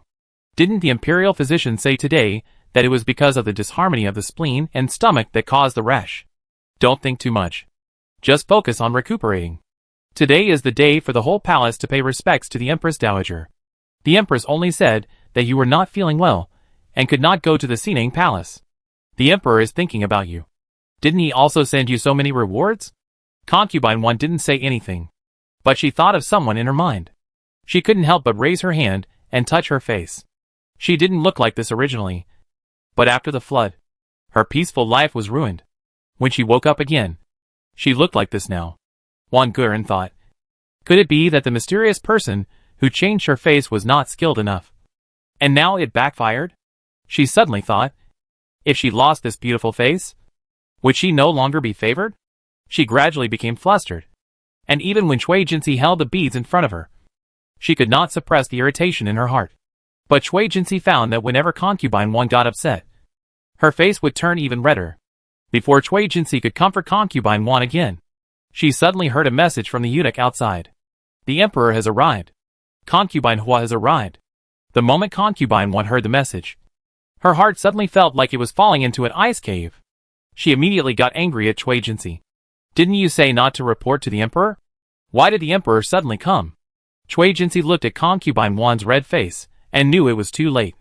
She didn't care about Concubine 1's rage, and she grabbed the towel she had prepared for Concubine 1 in the morning and covered her face. Just after she finished all this, and before she could say anything else, the door of Suyukshuan was pushed open. Injin and Yin Sherlan walked in. Concubine 1 hurriedly stood up and knelt down, but she lowered her head deliberately, not daring to raise it at all. "I pay my respects to the Emperor and to Concubine Hua. At the beginning of the new year, I cannot go to the Sinang Palace to pay my respects to the Empress Dowager in person. I hope the Emperor will forgive me." Injin looked at Concubine 1, who was wearing casual clothes and kneeling on the ground with her face hidden. He said, "Get up. I just came out of the Sinang Palace. I heard that you were not feeling well, so I came to see you." Concubine 1 stood up slowly with the help of Cui Jinsi, but she still kept her head down and refused to look up. Injin sat down and looked up, but he saw that the upper half of Concubine 1's face that was not covered by the veil was red. He opened his mouth in astonishment. Before coming, He heard Su Peixing say that concubine 1 had a rash on her face when she woke up early, and he thought it was just a few spots. Now he saw it with his own eyes, and it turned out to be all over her face. Injin was the emperor, and he had seen a lot of things, so he suppressed his doubts. Concubine 1 was smart, and although she lowered her head, she saw that Injin didn't speak for a long time, and she knew that Injin had seen her face. So she said, "I am like this, and I have frightened the emperor. I am guilty." As she said this, she was about to kneel down again. Cui Jinsi, who was following behind her, also wanted to kneel down. Injin said, Okay. You are not feeling well. What's the crime? I just came to see you, and I invited Dr. Wen to come for you." Yin Sherlan, who had been standing next to her, said with a smile, "Don't worry, concubine 1. The emperor heard that you were ill, and he sent someone to invite Dr. Wen, who is on leave. He should be here soon. I know that women love beauty, but who can be free from disasters? After you take good care of yourself, you will be as beautiful as before," said Lady Wan. "Thank you, Your Majesty." And concubine Hua, "I am unlucky. I got sick on such a good day. I felt unlucky, and did not want Your Majesty to know. I did not want Your Majesty to worry about me, and came to see me in person. I am very grateful." As they were talking, when Xianqing came in a hurry with a medicine box. "Your humble servant greets Your Majesty. Long live Your Majesty." As soon as Injin saw Wen Xianqing, he smiled. Dr. Wen came at the right time. Today is the first day of the first lunar month. I summon you here. You cannot reunite with your family. I am sorry for you. Get up. Chapter 394, Becoming Her Enemy. When Xianqing thanked him and stood up, respectfully saying, "Your Majesty, you are too kind. I am the imperial physician of the royal family, and naturally I obey the orders of the royal family. It is my duty to serve in the inner garden of the imperial palace. I will see the young lady first." Injin nodded and said no more. Concubine 1 said with embarrassment, "Your Majesty, I would like to trouble Dr. Wen to see me in the inner room." Injin knew that concubine 1 did not want others to see the rash on her face. He was about to speak, but heard Nian Sherlan laughing. "Lady 1 has always been a perceptive person. Why did you suddenly become reluctant to see a doctor?" "I'm afraid that Dr. Wen is worried about seeing a doctor in the inner room. The Emperor and I are both here, so let Dr. Wen see you. If you need anything, the Emperor and I will know in time." Injin nodded. "What concubine Hua said is right. Dr. Wen will see you here."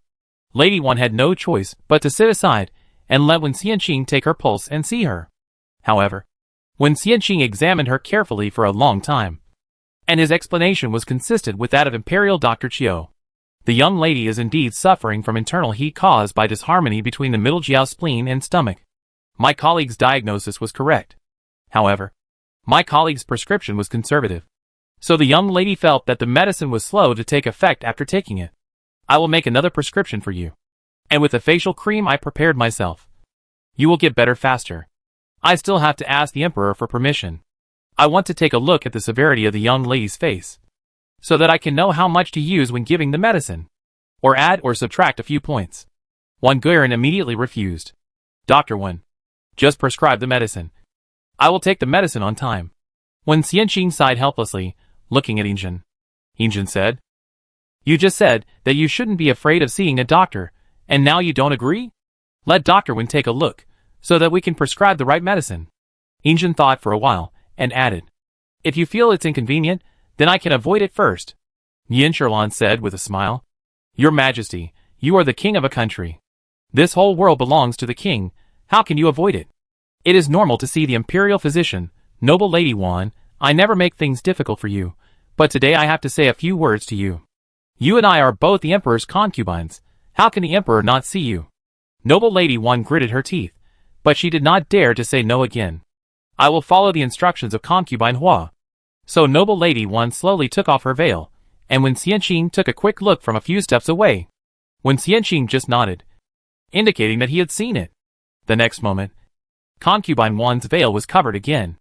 In just that brief glance, Injin had already seen concubine Wan's full appearance.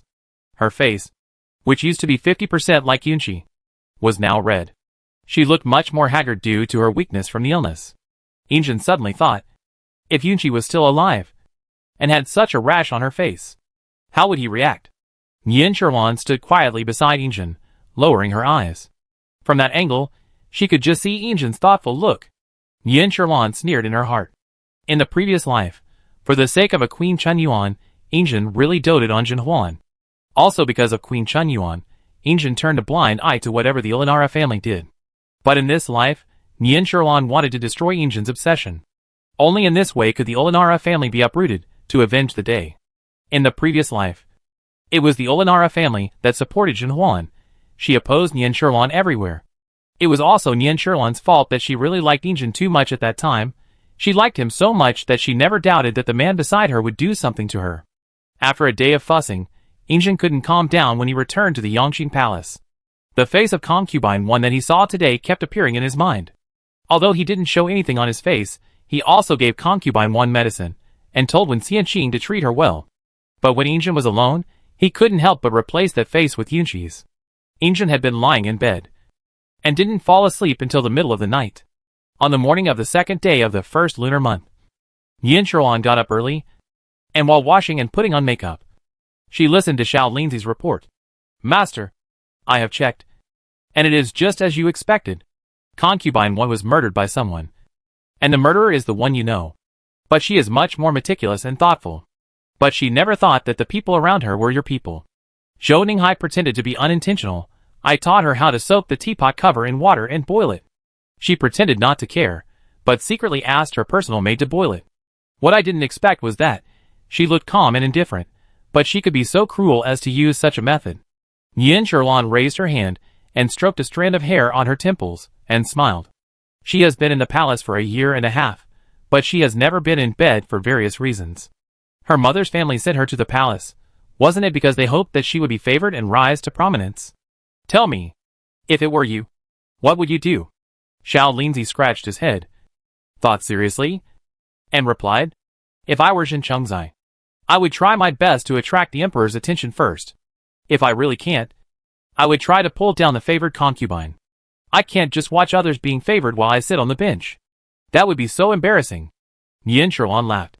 Yes, it would be so embarrassing. You see, although you are not a woman, after being in the palace for a long time, she can also see through the minds of the women in the harem.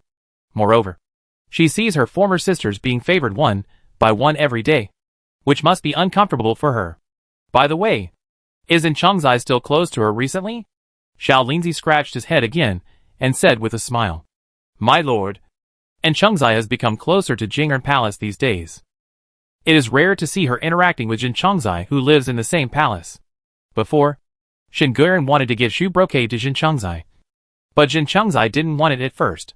She even had a dispute with concubine Shen over this matter. Later, for some reason, she accepted it again. Yesterday, when I was paying respects to the Empress Dowager, I saw that concubine Jin was wearing Shu brocade. Yin Sherwan said. I saw it too. She was really impatient. Concubine one had just fallen ill, and she dressed up gorgeously. Unfortunately, the emperor didn't pay any attention to her.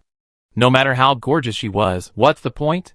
Songji took a golden-laid jade and kingfisher leaf flower hairpin and pointed it at Yin Sherwan's head. I've also seen that Jin Chengzai is more charming than usual, although she is of low rank and has not been rewarded with jade jewelry by the queen. In my opinion, Jin Chengzai has imitated Wan Guiran by 50%. Your Majesty, what do you think? What if the emperor? Songji's meaning was very clear. What if the emperor fell in love with Jin Chengzai one day? What Songji and Xiao Linzi didn't know was that what Jin Huan's means. Once she was favored, she would definitely rise to the top.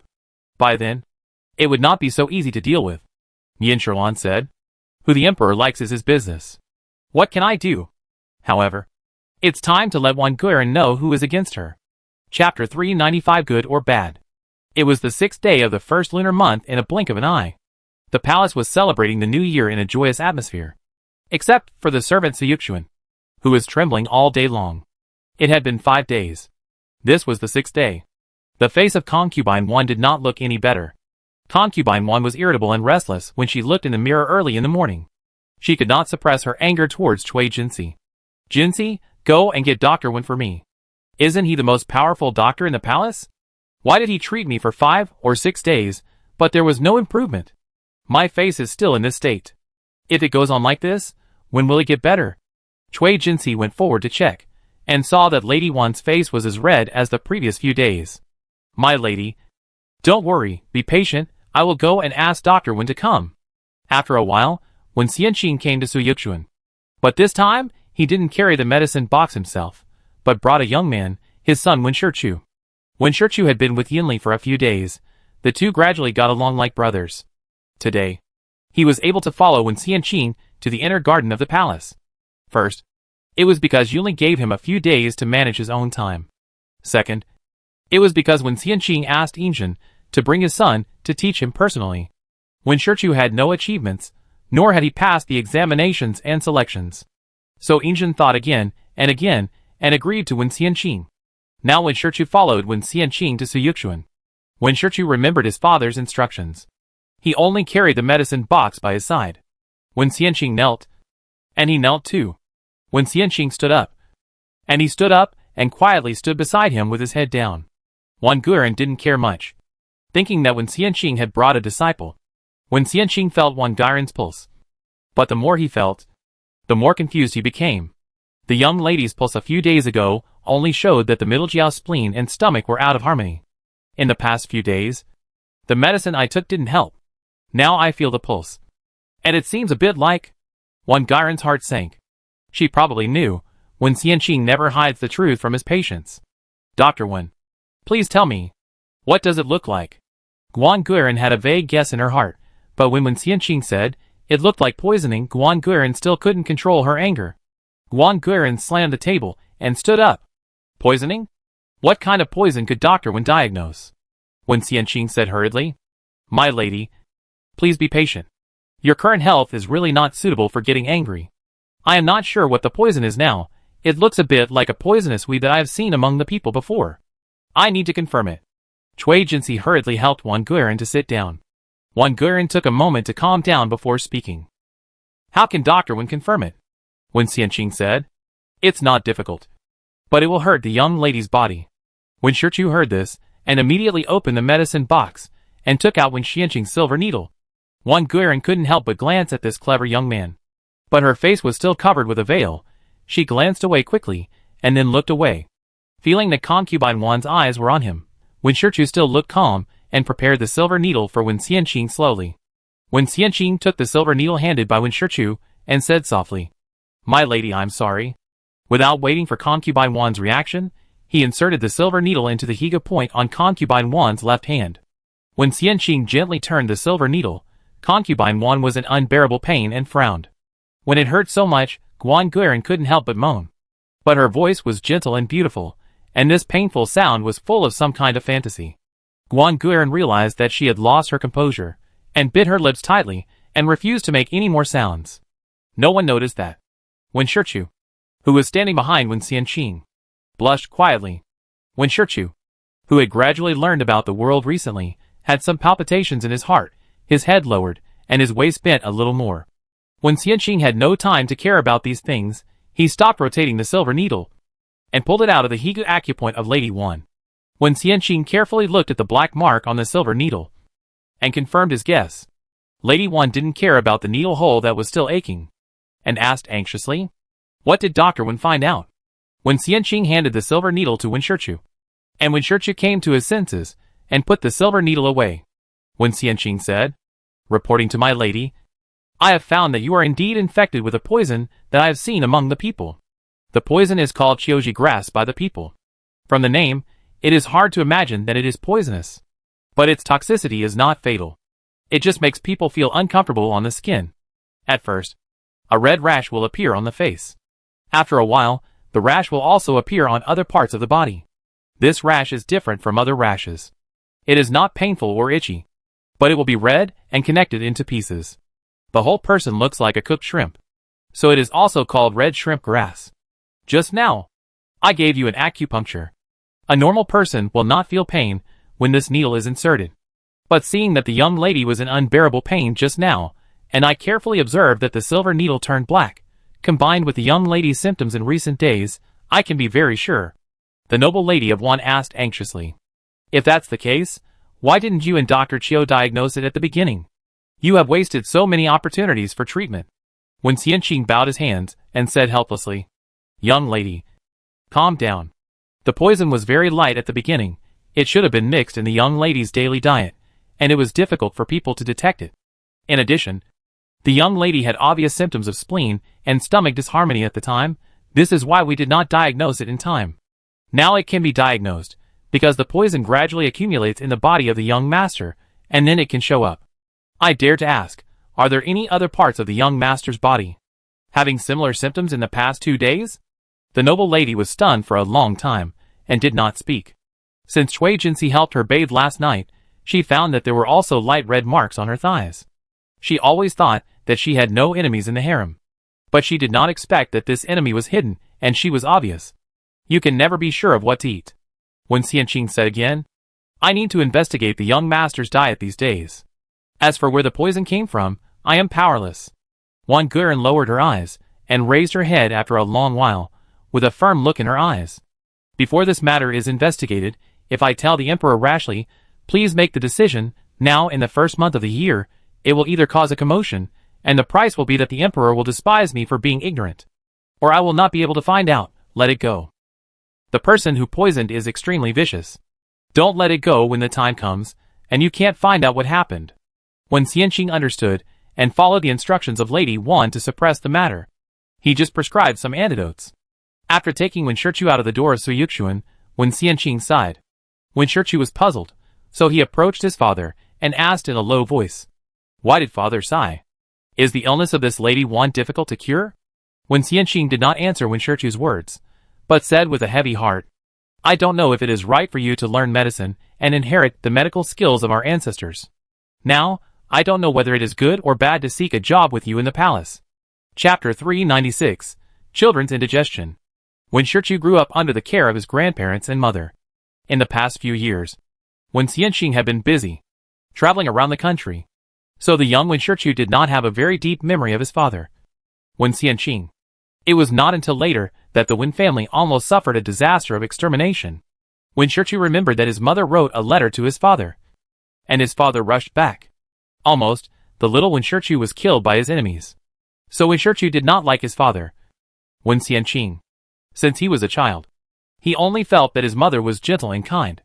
Since the emperor's brother, the 17th prince, broke his leg a few years ago, his father, Wen Xianqing, thought of taking the opportunity to find a job for Wen Shichu. Wen Shichu was reluctant at first, but his grandfather persuaded him to do as his father wished. Fortunately, the 17th Prince Yunli was about the same age as him, and they got along very well. Wen Shichu planned to follow Yunli all the time, and when Yunli established his own mansion in the future, Wen Shichu would stay in the prince's mansion. But now, when Xianqing had asked the emperor again, bring Wen Shichu to teach him, Wen Shichu suppressed his dissatisfaction with his father, and answered respectfully, "Father can make all the decisions." When Xianqing nodded and laughed, he was very satisfied with his son's answer. "Then I will find a way to arrange a living for you." Wen Shichu frowned and followed Wen Xianqing obediently. Yin Sherlan summoned Wen Xianqing again, saying that the 4th prince was a little uneasy, and asked Wen Xianqing to take his pulse. Wen Xianqing brought Wen Shichu to the Ikuan Palace, and Yin Sherlan was waiting in the main hall with the 4th prince in her arms. "I, your humble servant Wen Xianqing, and my son Wen Shichu, pay my respects to the Empress Hua and the 4th prince. May the Empress Hua and the 4th prince be blessed with good health." Yin Sherlan looked up, and saw Wen Shichu following behind Wen Xianqing. He looked frail, and in this life, Wen Shichu was still a teenager, much younger than when she first saw him in her previous life. Wen Shichu lowered his head according to the rules. Even though Yin Sherlan could not see his eyebrows and eyes, the warm aura around him was the same as in the previous life. Yin Sherlan smiled. "Please stand up, Dr. Wen. I have heard that your son is a humble young man. Today, I see that he is indeed very good-looking." When Xianqing took Wen Shichu to thank him and stood up, also smiling, "Your Majesty is too kind. My son is still young. It is the emperor who is generous. I allow my humble servant to take my son to teach him a little. Today, I was summoned by concubine one. I heard that the 4th prince was not well, so I had the courage to bring my son here. I hope that your Majesty will forgive me." When Xianqing had a reason to say so, in the inner garden of the imperial palace, besides the emperor, only the eunuchs and the imperial physicians can enter freely. Even the inner palace guards must be approved by the emperor or summoned by the master before they can enter the palace. Otherwise, it is against the palace rules. Injin allowed Wen Xianqing to walk around the palace with his son. It is really a great favor. The fourth prince in Nian Sherlan's arms looked the same as usual, waving his little hands and asking to walk on the ground. Ever since the fourth prince learned to walk, he did not want to be shackled for a moment. It was rare for him to stay in Nian Sherlan's arms for so long today. Nian Sherlan put the fussy fourth prince on the ground, and Xiao Linzi took him. But Nian Sherlan did not allow the fourth prince to go far. She said to Wen Xianqing, "Hongli did not eat well early. Please trouble Dr. Wen to take a look at Hongli." Wen Xianqing bowed his hands in response, and Xiao Linzi quickly carried the fourth prince to Wen Xianqing. It was strange, but the fourth prince, who was clamoring to walk by himself, gradually calmed down in Wen Xianqing's hands. He let Wen Xianqing hold his small arm and feel his pulse. Nian Sherlan found it funny, but she accidentally followed the fourth prince's gaze and found that the person the fourth prince was looking at was Wen Shichu. Wen Shichu's handsome face was filled with a warm smile, and the little fourth prince calmed down. Wen Xianqing checked the pulse of the fourth prince, and Xiao Linzi took the fourth prince to play. Wen Xianqing said, "Your Majesty, I have examined the fourth prince. The fourth prince is just suffering from a common child's indigestion. There is no need for you to worry. You can see that the fourth prince is in good spirits, and you will know that the fourth prince is in good health." Nian Sherlan asked, "What medicine is needed to treat it?" Wen Xianqing smiled and resumed his usual casual appearance in front of Nian Sherlan. "Your Majesty, please forgive me for speaking frankly. No medicine is needed. If you are willing, you can just starve the fourth prince for 2 meals. But the fourth prince is a prince, very noble, and we cannot deny him any food. Just stew some soft and delicious food and give it to the fourth prince a little." Nian Sherlan said with a smile, "I admire the fact that Dr. Wen always dares to think and speak. Never mind, what if he is a prince? Will he still have food accumulation like ordinary children?" According to Dr. Wen's words, Songji, "Tell the wet nurse, who is taking care of Hongli, that he doesn't need to eat from now until tonight. Tomorrow morning, if the fourth prince is crying for food, just feed him a little bit more." Songji agreed and went to tell the fourth prince's wet nurse. Wen Xianqing couldn't help laughing. "Your Majesty is really decisive. But if the fourth prince is really hungry, wouldn't your Majesty feel bad?" Nian Sherlan said. "Isn't this the idea of Dr. Wen? I vaguely remember that. When I was at home, my brother's child also had indigestion. But the doctor only rubbed and massaged the child for a moment. I didn't understand for a moment. Why didn't Dr. Wen use this treatment?" Nian Sherlan just asked, instead of scolding, which made Wen Xianqing very happy. Although the Nian family saved the Wen family, whether it was the brothers Nian Xia and Nian Qingyao, or this sister, the now honorable concubine Hua, they are all people who never make things difficult for him. Wen Xianqing bowed respectfully and explained, "Reporting to the queen, if the child's indigestion has penetrated deep into the body, it will cause fever, and at this time, medicine and massage are needed. I just took the pulse of the fourth prince and found that he only had superficial symptoms. In this case, I think massage is an over-treatment, so I just told the fourth prince to eat 2 less meals. This is the fastest and most reliable way to treat superficial symptoms." Nian Sherlan nodded, indicating that she understood. Then she continued, "Since imperial physician Wen came from Suyuxuan, I wonder how concubine Wan is doing." Wen Xianqing naturally knew what Nian Sherlan was asking, and he said, "Your Majesty is considerate of concubine Wan. Today, I examined concubine Wan's pulse and found traces of Kuzakeo in her body." At this point, Wen Xianqing paused, and he looked up at Nian Sherlan. But Nian Sherlan was smiling, waiting for him to continue. "I have already pointed out the direction for concubine Wan. I think concubine Wan will be careful about her diet." Nian Sherlan was relieved and just waited to see the show.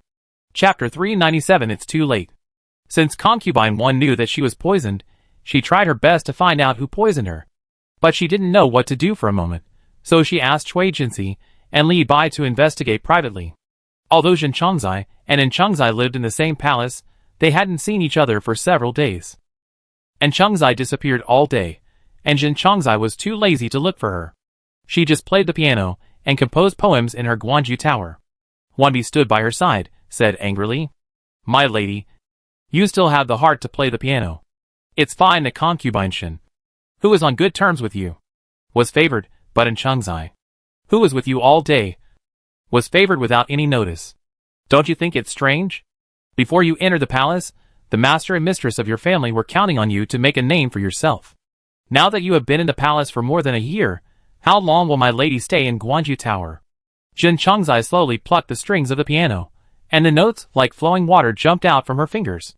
Jin Changzai said softly, "You have become more impatient recently. I know you want to stand out. But if you don't plan well, you may lose your head. Do you still remember the dead Fu Cha?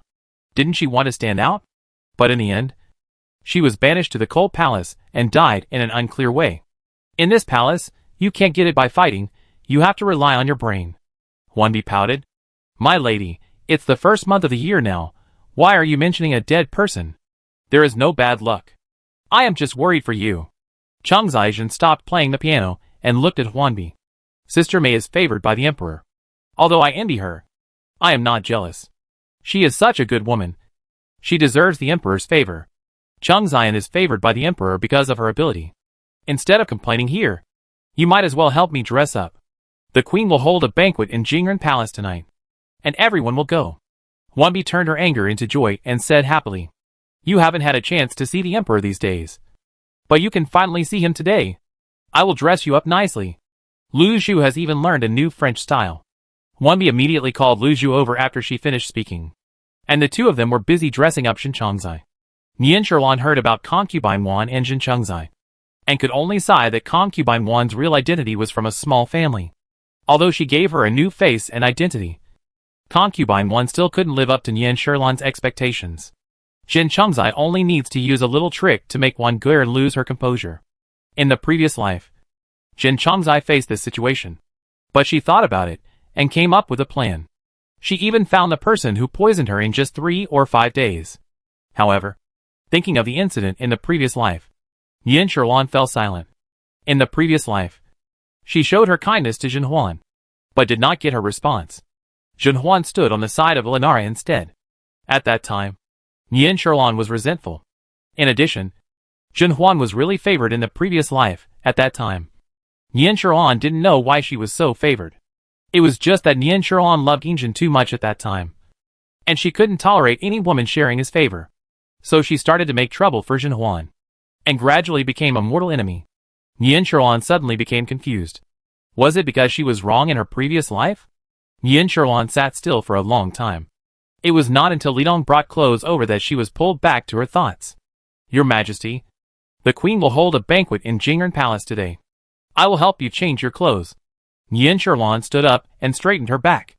No matter what the reason was in the previous life, her tragic death and the decline of the Nian family were all because of Jin Huan. In this life, she will not let her go. Since the snow on New Year's Eve, the Forbidden City has snowed several times in succession. The eunuchs cleared the snow on the palace road again and again, but they could not prevent a thin layer of snow from falling on the road at this time. At 15:00, Nian Sherlan's sedan chair was walking on the palace road to Jingren Palace. Nian Sherlan sat on the sedan chair, watching the snow on the red walls on both sides. This Forbidden City, which looked extremely rich, was a place that everyone wanted to squeeze into. But no one knew that those who entered here also had their own reasons. When Nian Sherlan stepped into Jingren Palace, the eunuchs had already announced, "Empress Hua is here." Elinara sat at the top, smiling amiably. Nian Sherlan never walked gently like other women. She always looked full of energy. At this time, Nian Sherlan came to Elinara, first bowed and greeted her, and then went to her seat. The eunuch's voice came from outside. "The emperor has arrived." Nian Sherlan sighed and knelt with everyone else to welcome Injin. After finally finishing these procedures and sitting down, another hurried figure came from outside the door. It was Jin Changzai, who came with Lu Zhu and Huanbi. Jin Changzai calmed down under the watchful eyes of the crowd. She twisted her soft waist and walked slowly to Injin. "I am late. Please forgive me." "Your Majesty. Your Majesty." Her voice was melodious, and she was dressed in a charming and lovely way. Injin looked at Jin Changzai in front of him. She was wearing a goose yellow shoe brocade dress embroidered with crabapple flowers, and her hair was covered with gold, jade and gemstone jewelry. She also had 2 goose yellow velvet flowers on her head, and topaz earrings on her ears. As she walked, the pendants on her body jingled. It was very crisp and pleasant. She was wearing goose yellow shoes. After saying that, Jin Chengzai lowered her eyes, and didn't look at Injin, looking obedient. Injin's voice didn't reveal any emotion. Get up. Fortunately today is a family dinner. It doesn't matter if you get up later. Injin said it was okay.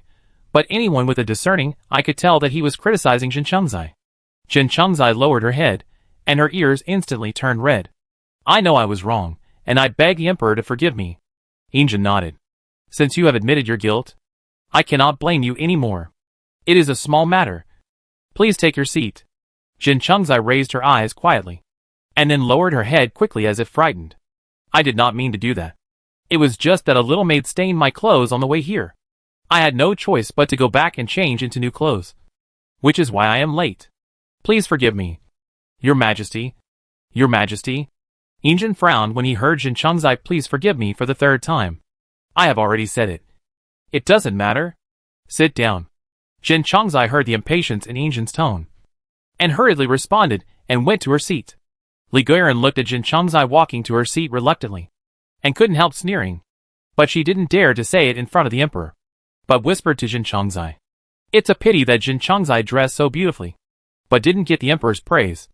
If I were you, I'm afraid I would be too embarrassed to stay here. It's hard for Jin Chengzai to sit here. Such a broad mind really makes me, as a sister, admire him. Jin Chengzai lowered his head, ignoring Li Guiran's ridicule. But the tree wants to be quiet, but the wind doesn't stop.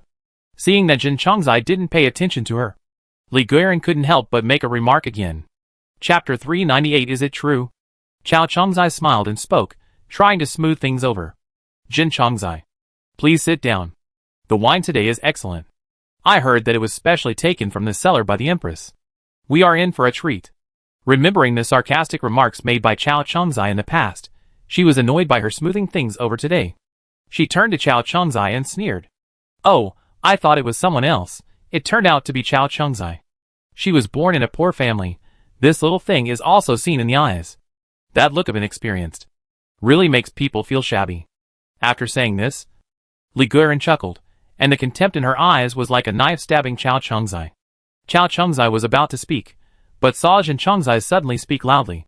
The banquet had not yet begun. The concubines were talking to each other in a low voice, and Jin Chengzai's voice fell among this group of beautiful women, and it seemed unusually outstanding. Injin was about to signal Su Peixing to start the banquet, then the voice of Jin Chengzai came from the table. Please forgive me. Concubinely. I think this is inappropriate. Jin Chengzai saw that everyone's eyes were looking at her in an instant. And then she stood up. Injin frowned. This Jin Chengzai again. What does she want to do? Olenara had already noticed Injin's expression, and hurriedly said, Jin Chengzai, it's fine, but what happened? The Emperor is here. Please don't scare him. Nian Sherlan glanced at Chao Chengzai lightly, the moment he looked into her eyes. He knew that Chao Chengzai was the same as in the previous life. Chao Chengzai looked at Nian Sherlan from a distance, smiled flatteringly, and then quickly lowered her head. Jin Chengzai had left her seat, and stood in the hall. Reporting to the Emperor, Empress, I was disrespectful just now. But I also speak out when things are unfair. Injin narrowed his eyes, tapped the table lightly with his index finger, and said, Oh! Today the Empress is hosting a banquet. On such a good day, I wonder what caused Jin Chengzai to speak out when she is unfair. Jin Chengzai knew that she had finally caught the Emperor's attention. She was happy in her heart, but her face was calm. Jin Chengzai lowered her eyes, did not look up at Injin, and spoke in a clear voice. Reporting to the Emperor's question, I was because concubine Li was disrespectful to the Queen, and her words were extremely contemptuous of the Queen, and she also insulted Sister Chao. I know that I am insignificant, and my words are not taken seriously. But in an occasion like today, concubine Li still despised the Queen. I don't know what's going on behind the scenes. I was filled with righteous indignation, and I started to refute Li Guiran. It's just that I lost my manners, and my voice was a little loud, which startled the Emperor. I still beg the Emperor to forgive me.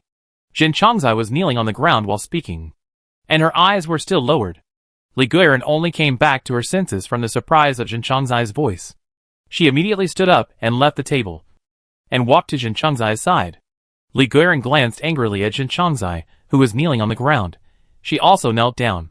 Please understand, Your Majesty. How dare I commit such a capital crime? It was concubine Jin who wronged me. How dare I disrespect the Empress? Injin narrowed his eyes, and looked at the two people in front of him. Yin Sherlan spoke casually. What's the matter? Today is a happy day. The Empress has set up a banquet for all the sisters to have fun. These two people are worrying the Emperor and the Empress. Originally, because concubine 1 was still ill, the scene seemed a little deserted today. After Jin Chongzai came out like this, the banquet became lively. Jin Chongzai listened to Yin Sherlan's words, and her heart trembled. Could it be that Hua Fei saw that she was deliberately attracting the Emperor's attention? But she always sat calmly, and still lowered her head silently, waiting for the Emperor to speak. Injin looked at Yin Sherlan, and then turned to Jin Chongzai and the others. Hua Fei is right. Today is a good day. The Queen took the trouble to hold a banquet. What are you doing? Jin Chongzai. Since you said that Li Guiran was disrespectful to the Queen, then tell me, what is the disrespectful method? Everyone in the palace focused their eyes on Jin Chongzai and Li Guiran. Jin Chongzai said, just now during the banquet, Li Guiran made a sarcastic remark to me, and I didn't want to argue with her.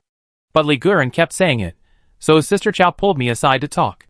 Sister Chow persuaded me. Today's wine is very good. It is specially picked up from the cellar by the Queen. Lanling wine is like tulips, and it is amber in the jade bowl. Just smelling the wine in the palace, looking at the jade pot filled with wine, I was ready to drink it.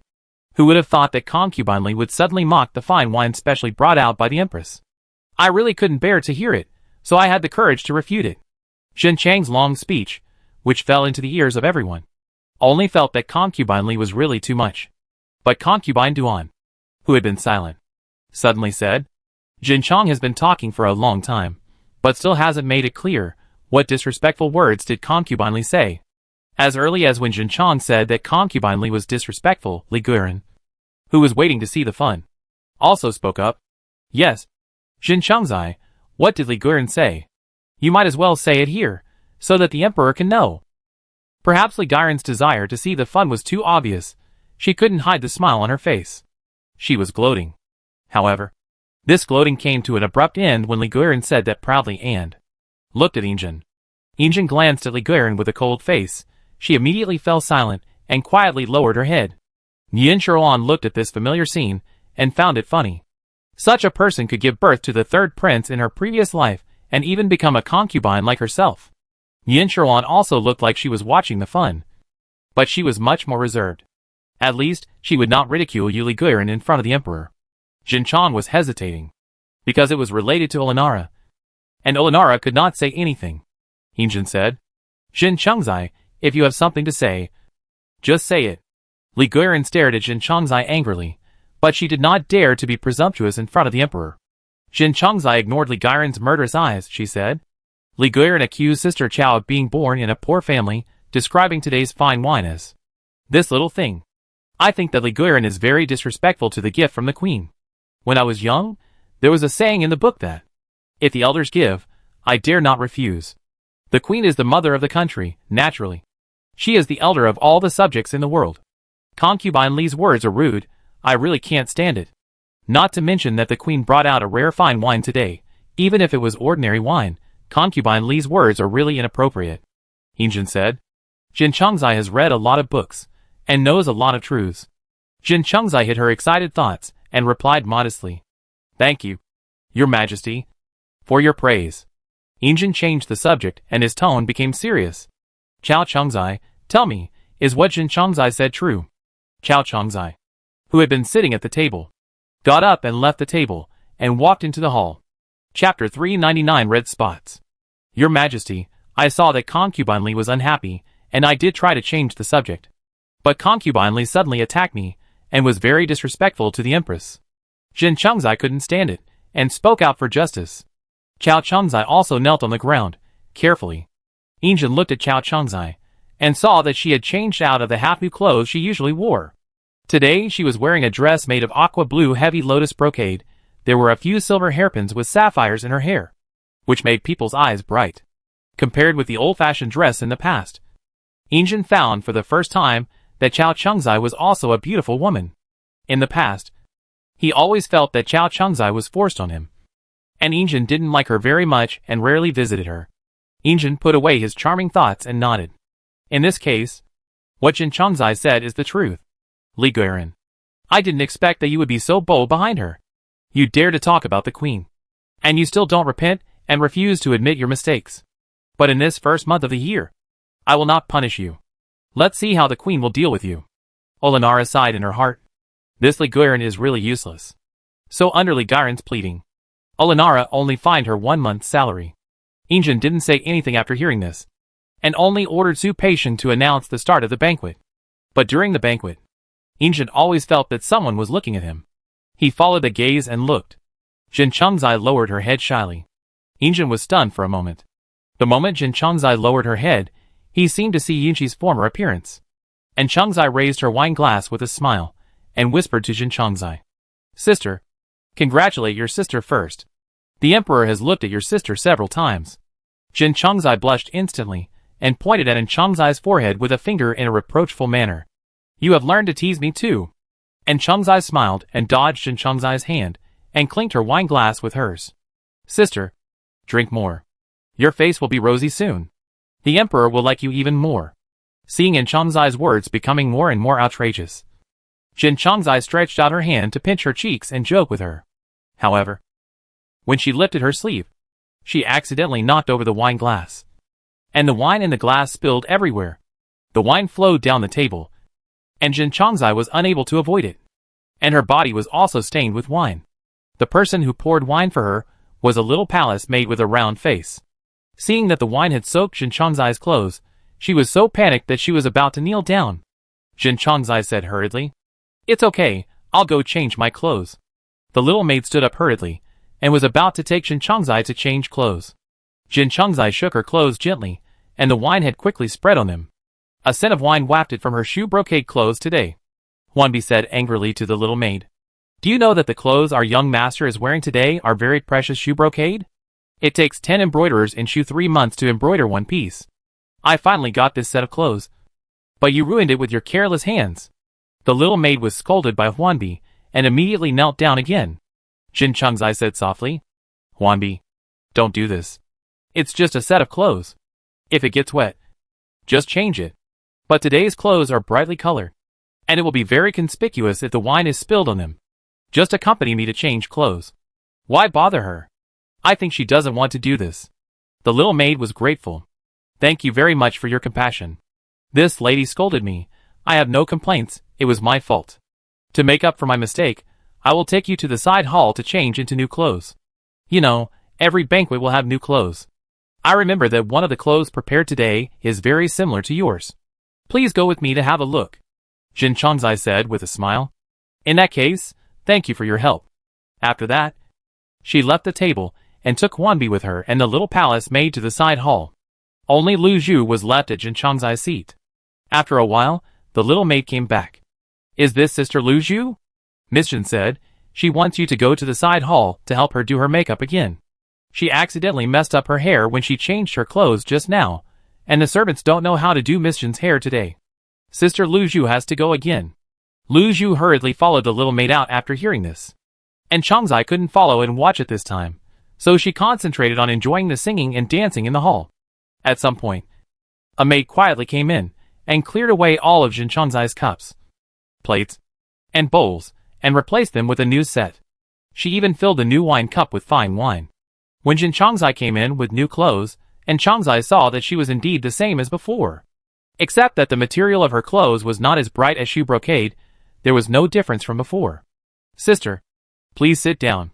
You've been busy all night. Have a drink to relieve your fatigue. Wang Guiran was really irritable in Siyuxuan. There was no solution. So she called Li Bai. Have you made any progress on the matter I asked you to investigate? Li Bai said that he was incompetent and had not made any progress. Concubine 1 sent Li Bai away in a state of annoyance, drank the medicine brought by Cui Jinxi, and went to bed early. Nian Shuruan turned the wine glass in her hand, and heard Xiao Linzi whisper beside her, Master, it's settled. Nian Shuruan smiled knowingly, and drank the wine in the glass. Injin looked at Nian Shuruan's pretty face, which was flushed. Guessing that it was because of drinking, she waved and called Su Peixing over. Go and tell the Imperial Kitchen to prepare a bowl of hangover soup and send it to Ikuan Palace. After the banquet is over, Hua Fei can drink it when she returns. By the way, remember not to make it too sweet. Hua Fei doesn't like soups that are too sweet. Su Peixian quickly agreed, and went to tell the imperial kitchen. However, Zhen Changzai failed to attract Yinzhen's attention during the banquet. After returning to her Guanju tower after the banquet, she felt uncomfortable. She was drunk. I couldn't help but complain. I have been in the palace for so long, but the emperor has always ignored me. If this goes on, when will I be able to make a breakthrough? Wanbi came over with a cup of tea, and Zhen Changzai was leaning against the table with his hand on his forehead. My lady, drink a cup of tea, it will sober you up. I saw you talking with Changzai today, and you drank a lot of wine. But the emperor also drank too much today, and didn't summon anyone. My lady can rest a little more at ease. Zhen Changzai said. Oh, be at ease. How can I be at ease? I have already given up all the propriety and integrity I have had since childhood, and even caused Li Guiran to ridicule me. But the emperor still didn't even look at me. Wanbi, you say, how can I be at ease? There is no son in the family. How can a father be at ease? Wanbi didn't know how to comfort Zhen Changzai. She was thinking about what to say to make Zhen Changzai happy, when Lu Zhu suddenly screamed. What's wrong with the young lady's face? Why are there so many red spots all of a sudden? Zhen Changzai, who was drunk, sobered up instantly after hearing this, and stumbled to the dressing table. Chapter 400 exactly the same. Zhen Chang in the mirror had red spots on her previously fair and smooth skin. Looking closely, the trend was exactly the same as the red spots on Wan Guiran's face. Zhen Chang touched his face in panic. Luckily, it was just a temporary red spot, and it had not yet formed a raised red mark. Lu Zhu, I will only leave you and Huanbi to serve me. Huanbi, go get a basin of clean water. Zhen Chang calmed down immediately after the panic. She comforted herself in her heart. Fortunately, although she didn't know what caused the red spots, she had some antidotes on hand. Lu Zhu sent Yuqing away, who was making the bed in the room, and Huanbi fetched clean water. My lady, what's going on? Why do you suddenly have so many ideas? Huanbi asked anxiously, while wetting the handkerchief in the water. Zhen Changzai took the wet handkerchief from Huanbi's hand, and gently wiped the red marks on her face. How should I know? But from the looks of it, I'm afraid someone has tampered with my food. Lu Zhu was surprised. What do you think? Young lady? Zhen Changzai said nothing. But Huanbi reacted. What you mean is? Zhen Changzai turned his head and glanced at Huanbi, and nodded. I didn't expect that I was poisoned by this thing. By the way, Huanbi, I asked you to pour out the medicine residue. Did you do it well? Huanbi nodded repeatedly. Don't worry, young lady. Huanbi always obeys your instructions. Judging from the current situation, the young lady has also been poisoned. How about I go get the antidote for you first? Lu Zhu didn't know what Zhen Changzai and Huanbi were talking about, and was confused. But she was worried about the red spots on Zhen Changzai's face. So she quickly interrupted. Young lady, since someone has poisoned you, how about I go and report to the queen? In addition, I'm afraid we need to ask the imperial physician to take a look. Huanbi took the towel that Zhen Changzai had used to wipe her face and soaked it in the water. She said to Lu Zhu calmly. The young lady hasn't given the order yet. Why are you in such a hurry? You stay here and help the young lady wipe her face. I'll be back soon. Lu Zhu was puzzled, and seeing that Zhen Changzai didn't refute Huanbi's words, she had to quickly take over Huanbi's work and help Zhen Changzai continue to wipe her face. After a moment, Huanbi had an exquisite little porcelain bottle in her hand, on which was painted a proud cuckoo. Young lady, I just warmed up the rice wine. You take a pill first. Zhen Changzai nodded. After taking the medicine from Huanbi, he drank some yellow wine and drank it down, with a lot on his mind. Zhen Changzai lay on the bed and couldn't fall asleep. Yin Shuolan was sitting in the Equine Palace. After teasing the fourth prince for a while, she sent the wet nurse to coax the fourth prince to sleep. Xiao Linzi held a delicate little porcelain bottle in his hands, which was similar to the one in Huanbi's hand in Guanju Tower, except that the pattern on the porcelain bottle was a blooming peony. Master, this is it. I will follow your instructions. She took the medicine from the bottle and mixed some other medicine in. Yin Shuolan looked at Xiao Linzi's hand and said with a smile, I don't know where she got these things. It's hard for her to know such cheap medicines even though she was born in a rich family and has lived as a lady for more than 10 years. I didn't want to care about her life or death. But now that she has taken the initiative, I don't mind teasing her for a while. Xiao Linzi smiled. The master is smart. You can't have the intention to harm others. Who made her stay in this palace and be restless? The master just taught her a lesson. Yin Shuolan waved her hand, and said with a smile, "Stop flattering me. I have my own plans, but I don't plan to touch her now. She bumped into me." Her father was not very respectable in the previous dynasty, but he was also a censor who could not be beaten or killed. If she didn't do those little tricks, according to the emperor's temperament, he might have favored her a long time ago. It's a pity, she always thought she was very smart. And she treated others as fools. Even the emperor. However, man proposes, God disposes, and the current situation is her own fault. Xiao Linzi said. Yes, the master is right. By the way, when I came out of Guanju Tower to change the medicine today, there was a figure sneaking into the Yinchi Palace. I wanted to chase him to see what was going on. But I suddenly remembered what the master said. So I didn't bother. Master, do you want me to investigate? Yin Sherlan said. No need. Concubine Jin is smart and can handle it. Why should I worry about her? Instead of worrying about her, I'd better stay alert and watch tomorrow's show. Xiao Linzi laughed. Master, just stay alert and watch the show. I haven't watched a show for a long time. Follow the master and watch it tomorrow. Injin, who returned to the Yongxin Palace, was also drunk. Unable to fall asleep, Su Peisheng stood flatteringly beside Injin. Your Majesty, how about, I'll call the chief steward of the Jingshifeng. Can you turn over a card to sober up? Injin's mind flashed with the bright colors of tonight.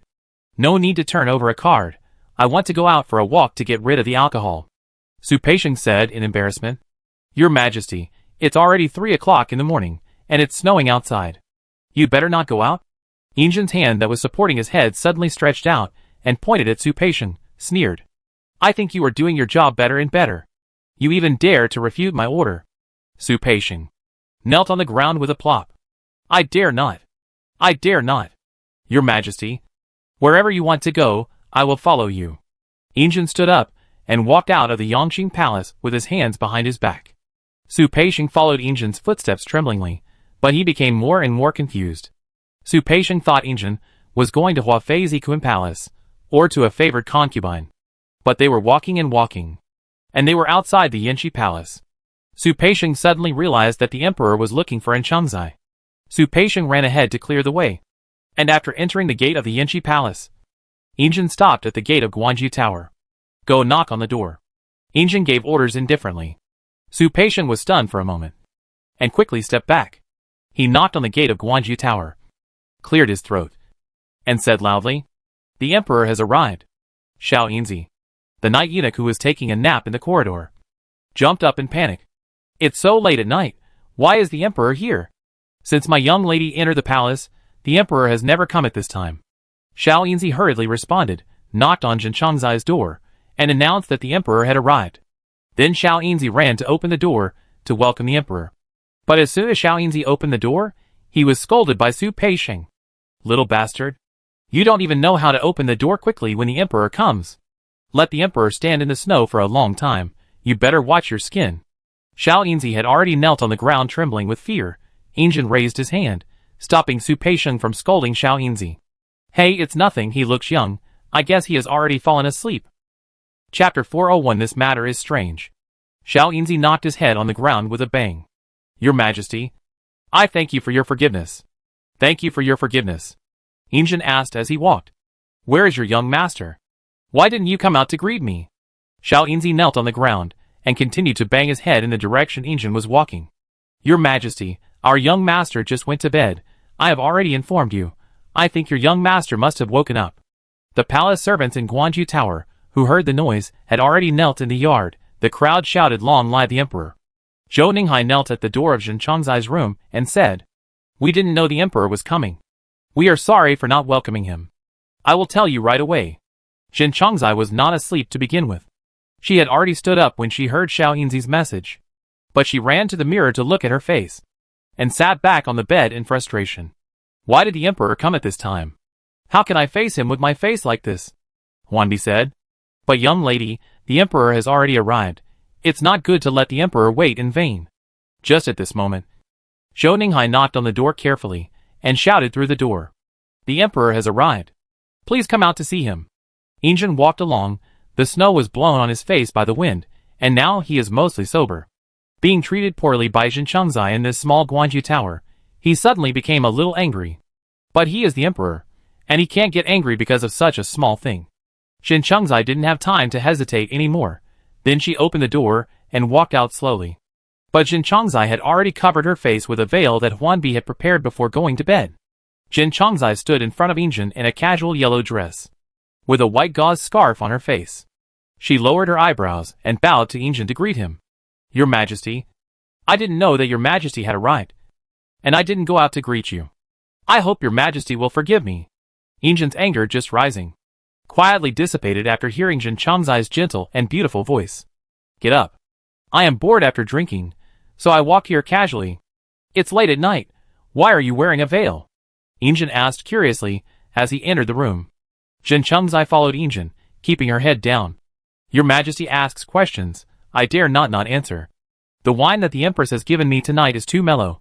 I drank a few more cups greedily, and my face is flushed now. I am afraid that the Emperor will laugh at me. So I hurriedly covered my veil to meet the Emperor. Injin sat down, looking at Jin Chengzai standing in front of him. He smiled. It's not like I haven't seen a drunk woman before. But since you are concerned about this, I can't force you. If you want to wear a veil, wear it. Huanbi brought tea, and was signaled by Su Peixiong to leave. Su Peixiong also quietly left, locked all the servants outside the door, and left only Injin and Jin Chengzai in the room. The Emperor's grace that Jin Chengzai had been waiting for a long time was right in front of her. But she didn't dare to act rashly. Your Majesty has been traveling in the snow and wind. Please drink a cup of hot tea to cool off. Jin Chengzai carefully held the teacup and presented it to Injin. When Injin took the teacup, he accidentally touched Jin Chengzai's white and tender fingers. She nervously retracted her hand. Injin took a sip of tea and said lightly, Are you afraid of me? Jin Chengzai held her embroidered handkerchief tightly with both hands and said respectfully, Your Majesty has misunderstood me. I look forward to your grace day and night. How could I be afraid of the Emperor? It's just that I've never served the Emperor in bed before, and I'm a little nervous. Injin laughed when he heard this. You're honest. Concubines are always nervous when they serve the Emperor for the first time. I think when you enter the palace, Mammy has already taught you how to serve the Emperor in bed. Jin Chengzai took a deep breath and replied, Mammy has taught me how to serve the Emperor in bed, but I'm not feeling well today, and I'm afraid I won't be able to serve the Emperor. Jin Chengzai's voice gradually became lower as he spoke. This time, she was really blushing. Injin brushed away a leaf floating on the tea, and pondered for a while. You have rejected me again, and I can't stay with you. So I will go back. We'll talk after you feel refreshed. After saying that, he put down the tea bowl in his hand, stood up, and walked out of the house. Su Peixiong, who was waiting at the door to serve the Emperor, was startled by the sound of the door opening. He turned around, and saw that it was Injin, who came out by himself. Behind him was Jin Chengzai, who was at a loss. The concubine respectfully sends the Emperor off. Injin said nothing, did not look back, and quickly returned to the Yangqin Palace. Being rejected by a little Chengzai, Injin's previously suppressed anger rose again. Su Peixiong did not dare to ask more, but only sighed in his heart. On the second day, two pieces of news spread in the harem at the same time. First, Jin Chengzai actually refused to sleep with the Emperor the night before. Second, Jin Chengzai's face also had many red spots. When Elenara was dressing up, she heard Jiang Fuhai say these two things and became confused. Oh! Isn't Jin Chengzai looking forward to the Emperor's coming every day? Why is it that when the Emperor went to bed, she didn't sleep with him? Jianqiu said. Jin Chengzai doesn't want to sleep with him. Isn't that just right? It saves one more person from sharing the Emperor's favor in the future.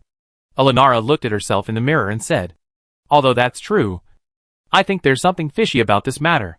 By the way, what happened to her face? Jiang Fuhai said. My queen, I heard that Jin Chengzai's face is the same as Wang Gairen's. Somehow, she had many red spots overnight. Jin Chengzai was in Guanji Tower at this moment, looking anxious. But for some reason, she just didn't invite the imperial physician, saying that it was not a good time to see a doctor in the first month of the year. But didn't Wang Gairen also invite the imperial physician? Besides, when it comes to illness, there is no time to choose. In theory, the imperial hospital serves the royal family. They couldn't do it because the royal family had ordered it. They just had to openly invite the imperial physician. But Jin Chengzai stopped the palace maids from inviting the imperial physician. I felt that there was something fishy about this matter. Elenara frowned. thought for a moment, and suddenly asked, "You just said that Jin Chongzai had the same thing on her face as Wan Guiran?" Jiang Fuhai replied, "Yes, madam. But I only heard about it, and I didn't see it with my own eyes." Alinara urged Xiuxia and Hui Chun, who were dressing up, to hurry up. She wanted to go to Guanji Tower to find out. Nian Sherwan rarely got up early on days when she didn't have to pay respects, but she had a good sleep at night. Songji told Nian Sherwan the same thing as Jiang Fuhai early in the morning, and Nian Sherwan smiled. "I thought Jin Chongzai is smart, but she came up with such a poor excuse. I don't know if the emperor believes it, but I don't believe it anyway. Let's go. I'll go see Jin Chongzai, and by the way, see concubine 1. Nian Sherwan was about to go out, when she saw Chao Chongzai coming over with a smile. "I pay respects to concubine Hua, and concubine Hua. May you live long and be healthy." Nian Sherwan looked at Chao Chongzai, who was no longer dressed in shabby clothes, and a satisfied smile appeared on her face. Chapter 402 Knowing what is going on. "Get up, you're here just in time. I got up early and heard that Jin Chongzai was ill, and was planning to go to the Yinchi Palace to see her. You said she was fine. How could she get sick?" Nian Sherwan stepped out of the door, and Chao Chongzai hurriedly followed behind her. "That's right. It's the first month of the year. This one is ill today, and that one is ill tomorrow. It's too unlucky. But the queen is a blessed person. These bad lucks will not affect the queen." Chao Chongzai flattered Nian Sherwan all the way. And then they arrived at the Yinchi Palace. When they entered the Yinchi Palace and walked to the gate of Guanji Tower, Zhou Ninghai was the first to announce, "Empress Hua has arrived." He took 2 steps at a time to greet her, and knelt down to pay his respects. "I pay my respects to Empress Hua and to Chao Chongzai." Nian Sherwan coughed lightly and said, "Get up. I heard that your young lady is ill. I, the assistant of the 6 palaces, should come and see what's going on." Zhou Ninghai stood up and said, carefully standing aside, "Empress Hua is so caring for me. I would like to thank you on behalf of our young master. Our young master just got up. I would like to invite you to come out and greet the empress." Chao Chongzai followed Nian Sherwan, and naturally wanted to show off. "Oh, your young master is not high-ranking, but she is so arrogant. Empress Hua has been here for a while, and she is still in the room." Just as Chao Chongzai was talking, she saw the curtain lifted. Jin Chongzai was supported by Huanbi and walked out. Nian Sherwan looked at Jin Chongzai, who was wearing a light red homely dress, the same attire as in her previous life. Thinking of the many things in her previous life, hatred came over her again.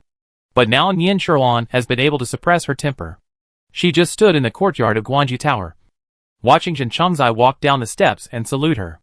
"I didn't know that concubine Hua was coming, and I'm sorry for not welcoming you." Nian Sherwan suppressed her thoughts and said with a smile, "Please stand up." Jin Chongzai is ill, so it is normal for her to move slowly, but it is okay. Jin Chongzai bit her lips under her veil, and stood up with the help of Huanbi.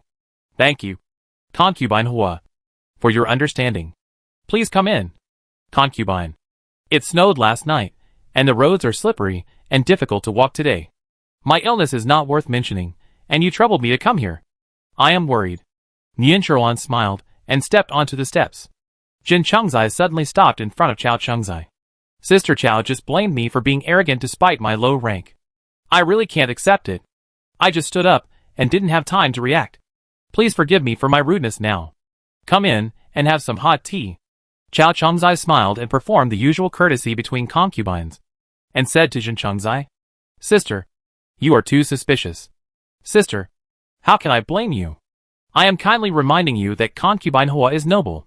How can we ask a concubine to stand in the yard and wait for our concubine? Sister, don't you think so?"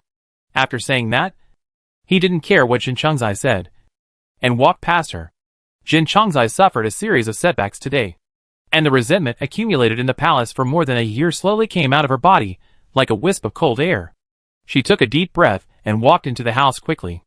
Nian Sherwan had already sat down, and was looking around Jin Chongzai's room. "I have never been here before, and I didn't know that Jin Chongzai lived so frugally. I thought that all the reward Shin Guren received, I will give you some of it. She even gave you such precious shoe brocade, so it is unreasonable that she would not buy you some nice things when your house is so plain." Jin Chong stood in front of Nian Sherwan, with her head lowered and said, "Your Majesty loves me, I am grateful. But this is a humble room, but my virtue is fragrant. I do not feel that my house is simple and frugal. I have always liked poetry and books. I think this place is full of books and has a refined atmosphere. Nian Sherlan listened to Jin Chang's words, although she was refuting herself. She was not angry but laughed instead. Jin Changzai is so talented. But she has never been favored by the emperor. It is really a pity. I saw you covered your face with a scarf today. I wonder what disease Jin Changzai has. When I heard that you were sick, especially in the first month of the year, I was afraid that you would not dare to ask for the imperial physician. So I asked for the imperial physician for you. He should be here soon. Let the imperial physician take a good look at you. If you can cure this disease as soon as possible, Jin Changzai can serve the emperor as soon as possible. There was a bustling noise outside, followed by a loud announcement. The queen has arrived. Nian Sherlan gently put down the teacup she had just picked up and raised her lips. Alinara came quickly.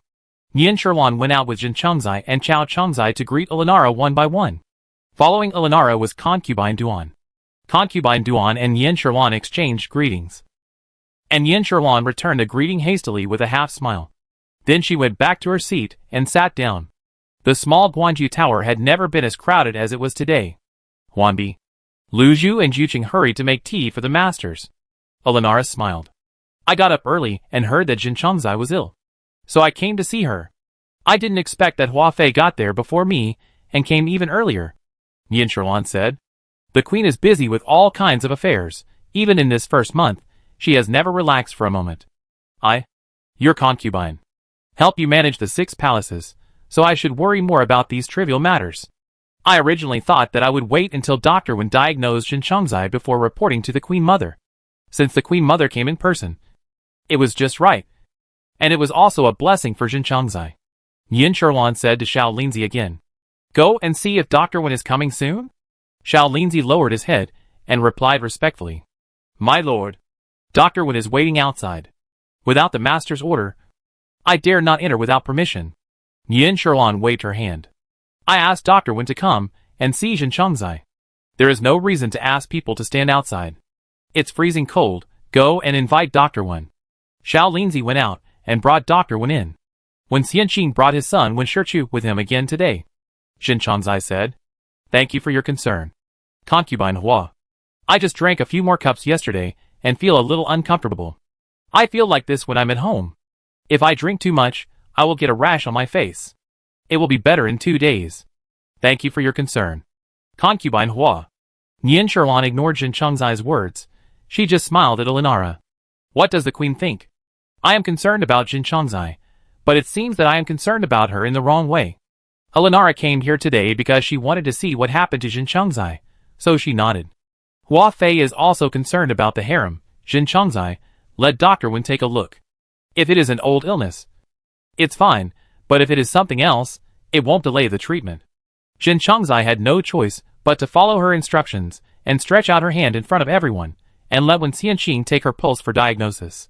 Wen Xianqing took Jin Changzai's pulse and had an idea in his mind. Chapter 403 Disagreement between Wan and Jin. After a moment, Wen Xianqing withdrew his hand and bowed to Alinara. Reporting to the queen and concubine Hua, I just felt the pulse of concubine Jin, and found that concubine Jin and concubine Wan suffer from the same disease. Both are caused by yin deficiency and excessive fire, and the imbalance of the middle burner. I will prescribe a prescription for you. Take the medicine and pay more attention to your diet. You should be fine in 3 to 5 days. But I have to take a look at your complexion before I can prescribe the right medicine. Jin Changzai's heart, which had been hanging in the air, suddenly relaxed. It was said that Dr. Wen was a rare genius who could cure diseases that ordinary people could not. After seeing him today, he was no more than that. As long as he did not diagnose Chiozakeo in public, it would be fine. Jin Changzai hesitated for a moment, and then took off the gauze that had been covering her face. Wen Shichu quietly looked up at Jin Changzai's face, and immediately lowered his head again. This Jin Changzai was quite similar to the concubine Wan in Siyuchuan, but her voice was not as pleasant as concubine Wan's. Thinking of concubine Wan's voice that day, Wen Shichu felt his ears burning. He lowered his head quickly, for fear that someone would notice something. When Xianqing looked at concubine Jin's face, and was more certain that there were traces of Kuzakeo in her body. When Xianqing turned around and whispered to his son to write a prescription. Alinara sighed, looking like she was comforting concubine Jin. What's the matter, Sister Jin? It made me have a rash on my face since Imperial Doctor Wen has diagnosed it. I am relieved. I still need to go see concubine Wan, so I am leaving first. After saying that, she took concubine Duan to Suyukshuan. Concubine Duan followed behind Elenara, and she had something in mind. Just now, I saw with my own eyes that concubine Jin's expression was exactly the same as concubine Wan's that day. So after Elenara and concubine Wan chatted for a few words, concubine Duan said casually, concubine Wan doesn't have to worry too much. Concubine Jin is the same as you today. Dr. Wen said, it is also because of the imbalance of the middle burner, yin deficiency and excessive fire. I know that. A woman's appearance is the most important. I still have some jade powder given by the Emperor. I will ask someone to send some to you too later. When the red marks on your face fade, you can also take good care of your face. Elenara, who was talking to concubine Wan with a smile, took a deep look at concubine Duan, and blocked concubine Wan's question with her words. When concubine Wan heard about this, I suddenly felt enlightened. I have been ill for the past few days, and I have never found out who caused it. But now I am the only one in the palace with the same symptoms as Jin Chongzai. Could it be that Jin Chongzai is jealous of my favor and wants to replace me? But how to explain the red rash on her face? Is it a self-torture trick? In order to confirm her guess, after sending away Elenara and concubine Duan, concubine Wan summoned her personal eunuch, Li Bai. Go find a way to find out for me, how did Jin Chongzai get sick? Also, find a way to find out if Jin Chongzai has the antidote. Li Bai replied, yes, and went down. But he turned around and quietly went to find Xiao Linzi.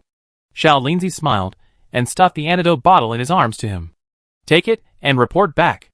Li Bai rolled his eyes and said, I didn't find anything a few days ago, and the young master is already dissatisfied. Please don't fool me. Is this bottle really what the young master wants? Xiao Linzi also rolled his eyes and pretended to grab the bottle from Li Bai's hand.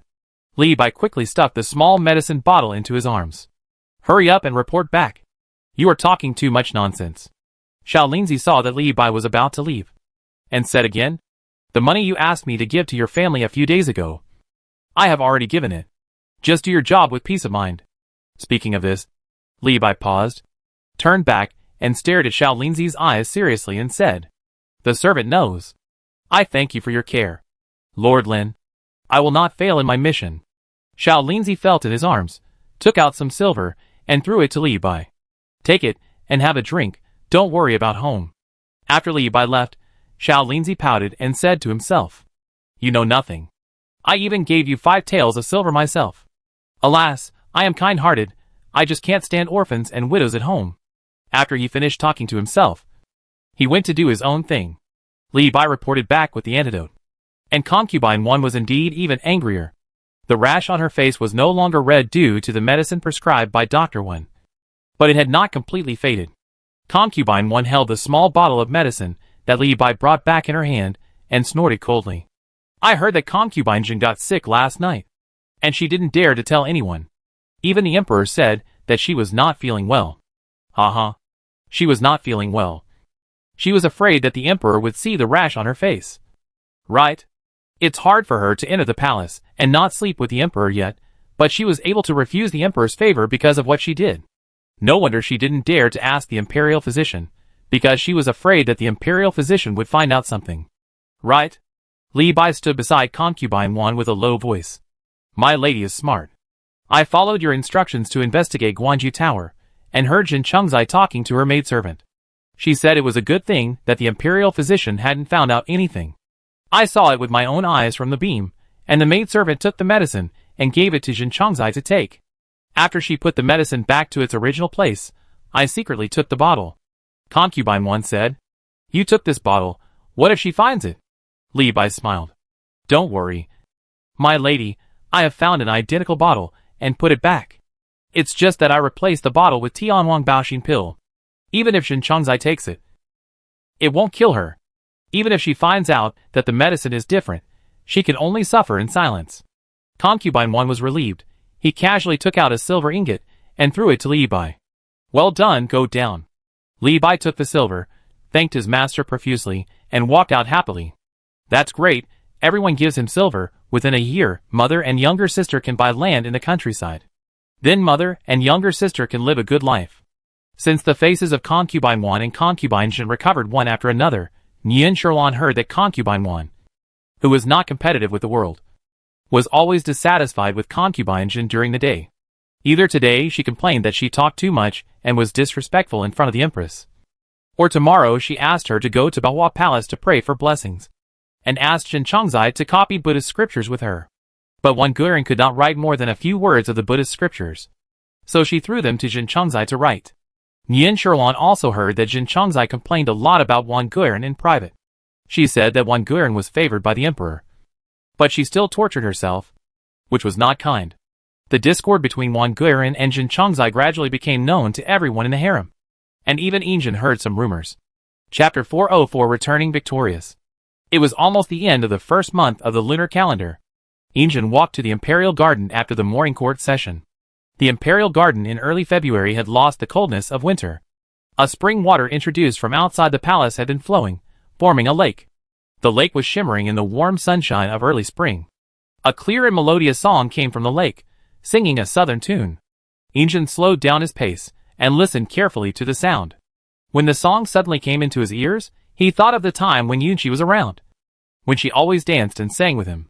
But now it seemed that he had not thought of Yunqi for some time. The singing paused and changed the tune.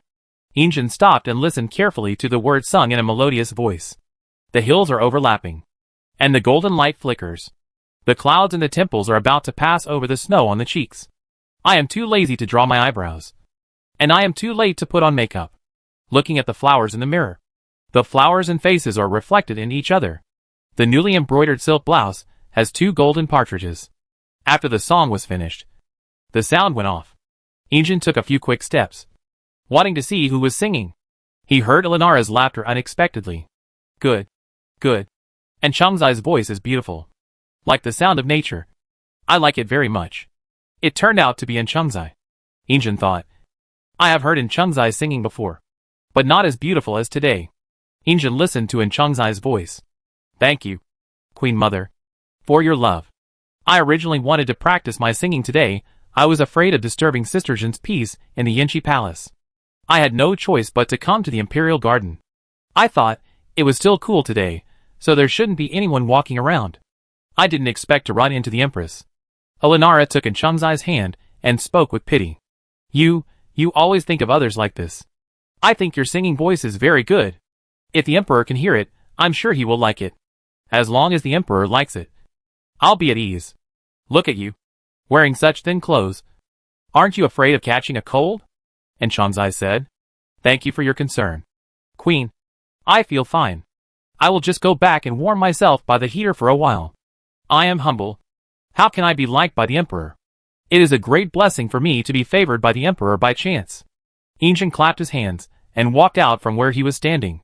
Elenara and Enchang immediately knelt down to salute when they saw that the person coming was Injin. Your servant greets the Emperor. Good luck to the Emperor. Injin rarely helped Elenara in front of everyone. He smiled and stretched out his hand in front of Elenara. Elenara smiled knowingly and put her hand in Injin's palm.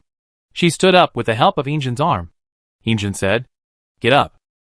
I am very pleased that the Queen is thinking about me. Elenara was very gentle and considerate. The Emperor is busy with political affairs, and there are many things in the former court, so he naturally can't take care of the harem. I am the Queen. I should share the Emperor's worries with these little things. I was just thinking, and Chongzai's voice is beautiful, but the Emperor can't hear it for the time being. I didn't expect that it would be such a coincidence that I would meet the Emperor here. Injin took Elenara's hand, patted it gently, and sighed. I haven't heard such a beautiful song for a long time. I closed my eyes and listened. It was as if Chun Yuan was still there. The Queen has taken great pains to make me happy. Elenara smiled gently, responded. As long as the Emperor is happy, I am willing to do anything. Then the news that reached Nian Sherlan's ears was that the Emperor encountered In Chongzai singing in the Imperial Garden, and was attracted to her at first sight, and In Chongzai regained the Emperor's favor. Chao Chongzai was sitting in Nian Sherlan's Ikuan Palace at this time, and was talking to Nian Sherlan. Aren't you angry about In Chongzai's favor? The Emperor has been favoring In Chongzai these days, and you should think of a way. Nian Sherlan said with a disdainful smile. I don't want to compete with the Emperor for his favor. If the emperor is interested, I am not afraid that he will not come. If the emperor is not interested, it is useless for me to compete. It will only make people laugh. Why bother? Everyone in the palace can be favored. Today it is in Chengzai. And tomorrow it is unknown who will be favored.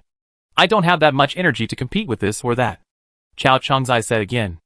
I heard that these days, because of some disputes between Wang Guiran and Jin Chengzai, the emperor heard that he had not been to Suyuxuan for a long time. It was said that concubine 1 did not go to the emperor either, as if she was angry with the emperor. In this case, wouldn't it be giving the opportunity to Jin Chengzai for nothing? Yin Sherlan laughed. You only know that concubine 1 is angry with the emperor, but you don't even consider whether she is qualified to be angry with the emperor? The emperor is a king. How can he be controlled by a little noble? If she is happy to be angry, then let her bet. There are many nobles and concubines in the palace. Concubine 1 was angry with the emperor. Those concubines, such as concubine Jing, concubine Xian, concubine Fu, and concubine Jin, were all waiting for the emperor's favor. I have never seen the emperor really pay attention to any concubine in the harem. It's just a few days of novelty. Concubine Chao smiled. Your Majesty is right. Everyone wants the emperor's favor. She emphasized the word everyone when she spoke. Of course, Yin Sherlan knew what concubine Chao was referring to. You don't have to remind me that the emperor's favor requires not only scheming, but also a long-term effort. I remember that the emperor favored you twice in the first month of the year, which shows that you still have a chance. You don't have to hide the clothes and jewelry that the emperor gave you. Just wear them. The good years are only these few years. Dress up beautifully for the emperor to see. Chao Chengzai replied yes, and took the 2 pieces of brocade awarded by Yin Sherlan. She went back to the palace happily. Songji watched Chao Chengzai leave, and then hesitantly said, My queen, Chao Chengzai has been coming here every day these days, and I am afraid. Yin Sherlan said, What are you afraid of? Afraid that others will say that I am forming a clique? Songji said, No one should be so bold, but there is no guarantee that someone will speculate so. Yin Sherlan snorted and laughed.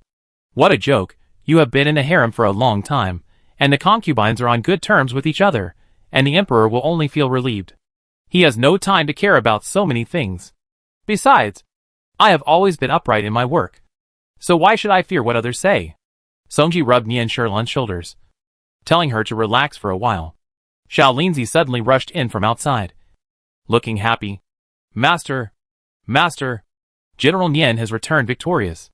The emperor's plan to reduce the power of the vassal states has been completed. The army is now outside the city. Yin Sherlan opened her eyes lazily, not looking surprised. Look at you. You have been with me for so many years, but you have become irritable. I am not surprised at all that my brother won. I think the emperor will come to my place after seeing my brother. Go and set up the small kitchen. Select a few dishes that the emperor likes, and prepare them well. Chapter 405 Rewarding an Imperial Edict. Xiao Linzi adjusted his slightly crooked hat, and happily accepted the order, and went down. Songji did not stop her movements, asked softly, Your Majesty does not seem surprised at all? But it is true, our general is young and promising, and has made great military achievements early on. I just don't know how the emperor will reward the general this time. Yin Sherlan was still lazy, closing her eyes to rest. I hope that the emperor will not reward my brother too much. My brother is already a high-ranking official in the court. I wonder if anyone in the court has been promoted as quickly as my brother. Now that the situation is so fierce, how can we be sure that there will be no disaster? Nian Fu and Nian Xing are still young. When they grow up, the emperor will give the reward for my brother to the 2 nephews. That will be the best for the Nian family. Songji didn't understand. But the general earned his military merits by himself, so the emperor should give him a generous reward. Are you overthinking, madam? Just because Songji has been with Yin Sherlan since she was a child, so Songji said what others dared not to say without thinking. After she finished speaking, she realized that she should not question her master. Your Majesty, please forgive me. I didn't mean it. Yin Sherlan looked at Songji, who was kneeling on the ground and rubbed her shoulders just now, and didn't care. Okay, get up. It's normal for you to have such doubts. But my brother is now a nobleman who can't be added. And he is rich and generous. The interests involved are not worth mentioning. It's normal that you don't understand. Yin Sherlan thought of the secret letters she had asked Xiao Linzi to send out. Those letters were sent out of the palace by Xiao Linzi, and handed over to shopkeeper Wu, who then asked someone to send them to Niangingyo as fast as possible. She only hoped that her brother would listen to her advice and not be like in the last life. Injin rewarded the victorious soldiers, but was troubled about how to reward Niangingyo. Niangingyo had made rapid progress in the past few years, and had almost no defeats. He also fought several beautiful battles with fewer troops. Not only did it enrich the Qing army's food and grass, it also strengthened the Qing army. However, as Niangingyo fought more and more bravely, Injin's worries became more and more serious. Su Peixian, summon Niangingyo to the imperial study to see me. Injin decided to test Niangingyo's intentions. It was also because Long Kodo had secretly advised before that wherever Niangingyo went, the people cheered and supported him. Long Kodo was worried that if this continued, the people would only know Niangingyo, but not the current emperor. Injin's heart sank at that time. But he still said to Long Kodo calmly, "You are my right-hand man and my uncle. I cannot but listen to what my uncle says, but I know what's going on." After sending Long Kodo away vaguely, the army led by Niangingyo also returned to the court. Injin was reviewing memorials in the imperial study when Niangingyo arrived. Su Peixian went into the palace first to report, "Your Majesty, General Nian is already waiting outside." Injin ignored Su Peixian's words, and just reviewed the memorials in his hand. After waiting for 2 incense sticks, Injin finally put down the imperial edict and stretched his back. Su Peixian reminded him, at the right time, "Your Majesty, General Nian has been waiting outside for some time," Injin said. "Then summon him." Su Peixian hurriedly went out with a bow, and summoned Niangingyo to the palace. Injin sat on the dragon chair behind the desk in the imperial study, squinting slightly, watching Niangingyo kneel in front of him, and saluting respectfully. "Your servant Niangingyo. Kowtow to your Majesty. Long live the Emperor." Injin turned the ring on his finger, and said with a smile, "My dear, please stand up. I heard that you injured your leg on the battlefield. I wonder if you feel better now." Niangingyo slowly stood up with his knees supported, with a respectful look. "Thank you, Your Majesty. My leg was only slightly injured by an arrow. It's not a big deal. It's my fault that I was careless and underestimated the enemy, and was attacked by the enemy. Afterwards, I also reflected on it, and the injury on my leg will heal after a few days of rest. Your Majesty, don't worry," Injin said. "You are not fully recovered after all. I noticed that you were not as alert as before when you came in just now." Su Peixian, "Give General Nian a seat." Su Peixian quickly brought an armchair, and placed it behind Niangingyo. However, Niangingyo was originally standing in front of Injin's desk, and now the chair was placed right in the middle of the hall. Niangingyo waved his hands hurriedly, and knelt down with some difficulty. "Your Majesty, please forgive me. How can I sit in front of you? Please withdraw the seat."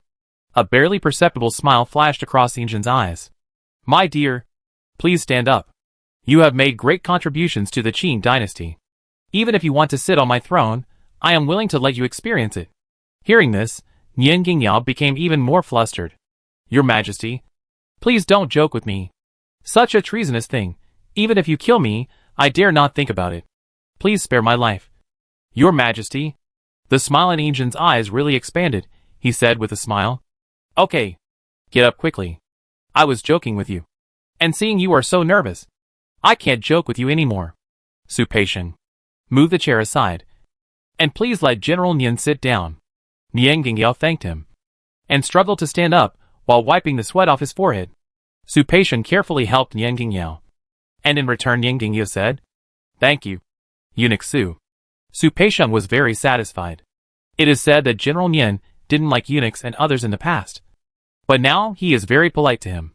It is very useful. Injin watched Niangingyo wipe the sweat from his forehead, and sat on the chair, and then said, "I summoned you in the imperial study today, because I have something I want to ask you about." Niangingyo bowed respectfully. "Your Majesty, please give me your opinion," Injin said. "I am thinking how to reward you. I have rewarded the rest of the people. Only you. My dear, I am a little embarrassed. You are my brother-in-law, and I have always valued you. I want to ask you, what reward do you want?" This question was asked directly, but Niangingyo was not surprised, as if he had been waiting for Injin to ask him. Injin looked at Niangingyo calmly. Niangingyo said, "I came here today. First because the Emperor summoned me. Second, I also want to ask the Emperor to reward me with something." After he said this, He looked up at Injin expectantly, as if waiting for his approval. Injin felt uncomfortable, as if he was scratched by a cat. And he was not sure what Nian Gingyo wanted. But Injin was the emperor. And since he had already asked Nian Gingyo what reward he wanted, it was not easy to withdraw. The young emperor seemed calm. But his hand, which was inadvertently turning the ring, conveyed his uneasiness. Tell me first. What do you want? Nian Gingyo stood up, walked to Injin's desk, and bowed. I have been loved by the emperor for many years, and have received countless rewards from the emperor. But I am rarely at home, and everything at home depends on my wife. My wife is virtuous, respects my parents and elders, and cares for my brothers and young children. I have nothing to repay my wife, and I just want to ask the emperor to reward my wife with an imperial edict. I don't want anything anymore. Chapter 406, Allowed to Rest. Injin heard such an unexpected passage, which was different from his nervous expectations. His smile was a little sincere. My dear minister and your wife are so loving, I envy you so much. Nian Gingyo was only 1 year older than Injin, but his face had a few wrinkles because of the years of fighting on the battlefield. Compared with the handsome and elegant emperor in his prime, he seemed much older. Listening to Injin's words, Nian Gingyo was like a teenager who had just woken up. Even the wrinkles at the corners of his eyes were filled with shyness. Your Majesty, I am making fun of you. I am not young anymore, but I still miss my wife so much. It is just because my wife has been at home serving you and taking care of you for so many years, and it is really hard. I finally came back, and I would like to ask your Majesty to show mercy and allow me to stay at home for a while longer. Injin laughed loudly and said with a big wave of his hand, Your Majesty, you have made great military achievements for the Qing dynasty, and you have also eliminated the troubles of the vassal kings for me. How can I not agree to your small request? Su Peixiong. Su Peixiong hurried in and answered from outside the door. Injin said, I will issue an imperial decree to confer the title of first-class lady on the wife of General Fuyuan Yen Gingyo, the daughter of Su Yin, the Duke of Fugua. Reward her with 100 taels of gold and 10,000 taels of silver. In addition, Nian Gingyo is allowed to rest at home for 3 months. People in the court, whether they are civil officials or military officers, are not allowed to go to General Fuyuan's mansion to make noise unless necessary. Let our General Nian have a good rest for some time. Nian Gingyu was overjoyed. He immediately knelt down with his injured leg to express his gratitude. Your Majesty, thank you for your grace. Long live the Emperor.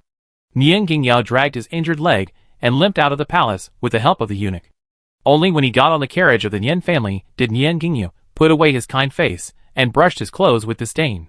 After he returned home, he was already walking briskly, and there was no sign of injury on his leg. When the news reached Ikuan Palace, Nian Sherwan finally breathed a sigh of relief. Fortunately, in this life, my brother is not as stubborn as before. It seems that he has restrained his edge. Although my brother reassured Nian Sherwan in his reply, Nian Sherwan was still worried. Unexpectedly, my brother only asked for an imperial decree for his wife. Injin was naturally happy to give such an empty title. In the previous life, Nian Gingyo was promoted to the high position of Taibao, and was also conferred the title of the first-class duke. In this life, he is already the general of Fuyuan at a young age, which is enough. At present, the Nian family should not be too dazzling. Not long after Nian Gingyo left the palace, Su Peixiong arrived at the Ikuan Palace happily. He was followed by several eunuchs from the Ministry of Internal Affairs. I pay my respects to concubine Hua. I am here to send some gifts at the order of the Emperor. The Emperor said that you can keep them for your own enjoyment or give them to others. It's up to you to decide. Su Peixiong greeted Nian Sherwan with a smile. And Nian Sherwan was also polite. Eunuch Su, you have worked hard. The Emperor has just given you so many gifts in the first month of the year. Why are you giving her another reward now? Su Peixiong said with a smile. The Emperor is thinking about the Queen, and he always feels that what he has given her is not enough. Look, the rare treasures that have just been presented as tribute. The Emperor asked his servants to deliver them all. The Emperor said that the eyebrow ink that the Queen is using now is good, but it is not as good as the tribute of snail ink. So the Emperor ordered his servants to deliver all the 3 buckets of tribute of snail ink to the Queen. Look, Queen, there are also pearls collected by the mermaids of the South China Sea who dived into the deep sea. Each one is large and round. This is one of a kind for Her Majesty. The rest of the treasures are waiting for Her Majesty to see them in person. Nian Sherlan looked at the three who have snail ink and felt extremely ironic. In her previous life, she was jealous because Injin gave one who of snail ink to Jinhuan. In this life, even if she gave all three who of snail ink to Jinhuan, Nian Sherlan would not feel it was rare. The cosmetics she had been using were specially made for her by Xianzi Tower. Without this snail ink to draw eyebrows, it doesn't matter. But Nian Sherlan still said with a smile, I thank the Emperor for his kindness. It's hard for you to go, Eunuch Su. The weather is still cold. It's hard to go back and forth. Xiao Linzi had already taken out the prepared banknotes from his pocket and stuffed them into Su Peishing's hands. Su Peishing hurriedly refused, and then heard Nian Sherlan say, Eunuch Su has worked hard. This is a little gift from me. After you take a break, you can go and have some wine to warm yourself up. Su Peishing was grateful to concubine Hua, so he accepted it without hesitation. Su Peishing also said, the Emperor said that he has been busy with government affairs and has not seen the fourth prince for several days. Today's dinner will be moved to the Ikuan Palace, and he will have it with the Queen and the fourth prince. Please prepare it. Queen. Nian Sherlan smiled and nodded in agreement. Su Peishing then happily said goodbye and went back to report to Injin. Look, Nian Sherlan thought to himself, fortunately, I don't have any hope for Injin in this life. He is still the same as before. When Yang Dingyao won, I will be better to my sister Nian Sherlan. Nian Sherlan laughed at herself and told Xiao Linzi, go tell the kitchen, there is no need to prepare dinner. Xiao Linzi said, huh? In confusion, touched his head, and spoke in a daze. Master, didn't Eunuch Su say that the Emperor would come over tonight? The dishes in the kitchen are all ready, and they will be ready as soon as the master gives the order. Nian Sherlan was too lazy to say more, rolled her eyes, and went into the house. Songji was left alone, tapping Xiao Linzi's head and scolding him. Fool, Eunuch Su just said that the Emperor's dinner will be moved to the Ikuan Palace. You don't even understand this. How can you serve the Empress? You'd better hang yourself on the southeast tree. After saying that, without waiting for Xiao Linzi's reaction, she followed Nian Sherlan's footsteps into the house. Xiao Linzi was left alone in the corridor, touching his forehead and thinking, why should he hang himself on the southeast tree? When Injin came over before dinner, Nian Sherlan was playing with the fourth prince. The fourth prince was already 1.5 years old, and was so excited that he had to walk on his own. Hongli, be good. Come to your mother. Nian Sherlan called the fourth prince to walk to her arms like a puppy, accompanied by a slurp sound. The eunuch outside announced, the Emperor has arrived. Nian Sherlan continued with a smile. Slurp, leading the fourth prince to walk out of the house together. Let's go. Let's pay our respects to your father. Lidong and Lingji opened the curtain. Nian Sherlan was in front, and the fourth prince was behind, staggering towards the door. Nian Sherlan was still making sucking sounds to tease the fourth prince to walk faster. Injin was caught off guard when he saw the two of them walk out of the door. But the sound that came out of Nian Sherlan's mouth surprised him. How could she call her own son like she called a cat or a dog? Injin coughed twice, and Nian Sherlan had already walked out of the door with the fourth prince. The concubine, and the fourth prince Hongli, are here to pay my respects to the Emperor. May the Emperor be blessed with good health. Nian Sherlan smiled and bowed to Injin, and then said to the fourth prince, come, Hongli, pay your respects to your father. Chapter 407 A Caring Person. The little fourth prince was having fun with Nian Sherlan. His little face was full of smiles. He didn't know how to kneel down to greet. He just stretched out his hands for Injin to hug him, and mumbled, hug me, my father. Injin's heart had already softened. He bent down, gently took the fourth prince into his arms, and held him up. The little guy was soft in his arms. His tender little face was still pressed against Injin's face. Injin quickly hid his face. Nian Sherlan said in dissatisfaction, the Emperor dislikes Liner. Come, be good, come to mother. Nian Sherlan stretched out her hands, and wanted to take the fourth prince from Injin's arms. Injin quickly hugged the fourth prince and hid. How could I dislike my own son? It's because my face was cold all the way. I was afraid that Hongli would be frozen. Nian Sherlan refused, and still wanted to snatch the fourth prince from Injin's arms, but she unconsciously began to suck again. The fourth prince was also trained. When he heard this, he flapped his arms, and tried to get into Nian Sherlan's arms. Injin hugged the fourth prince tightly, and walked into the house while snorting. I have never seen a mother like you. You tease your son with the same tricks as cats and dogs. Nian Shuruan pouted behind Injin and followed him into the house. The fourth prince hugged Injin's neck and wanted to put his face close to him. Injin thought for a moment and touched his face with his own hand first. Seeing that his face was no longer cold, then she put her face close to the little face of the fourth prince. The delighted fourth prince hugged Injin and kissed him. Injin happily hugged the fourth prince and played for a while, until Su Peixiong came in to ask if he wanted to prepare the meal.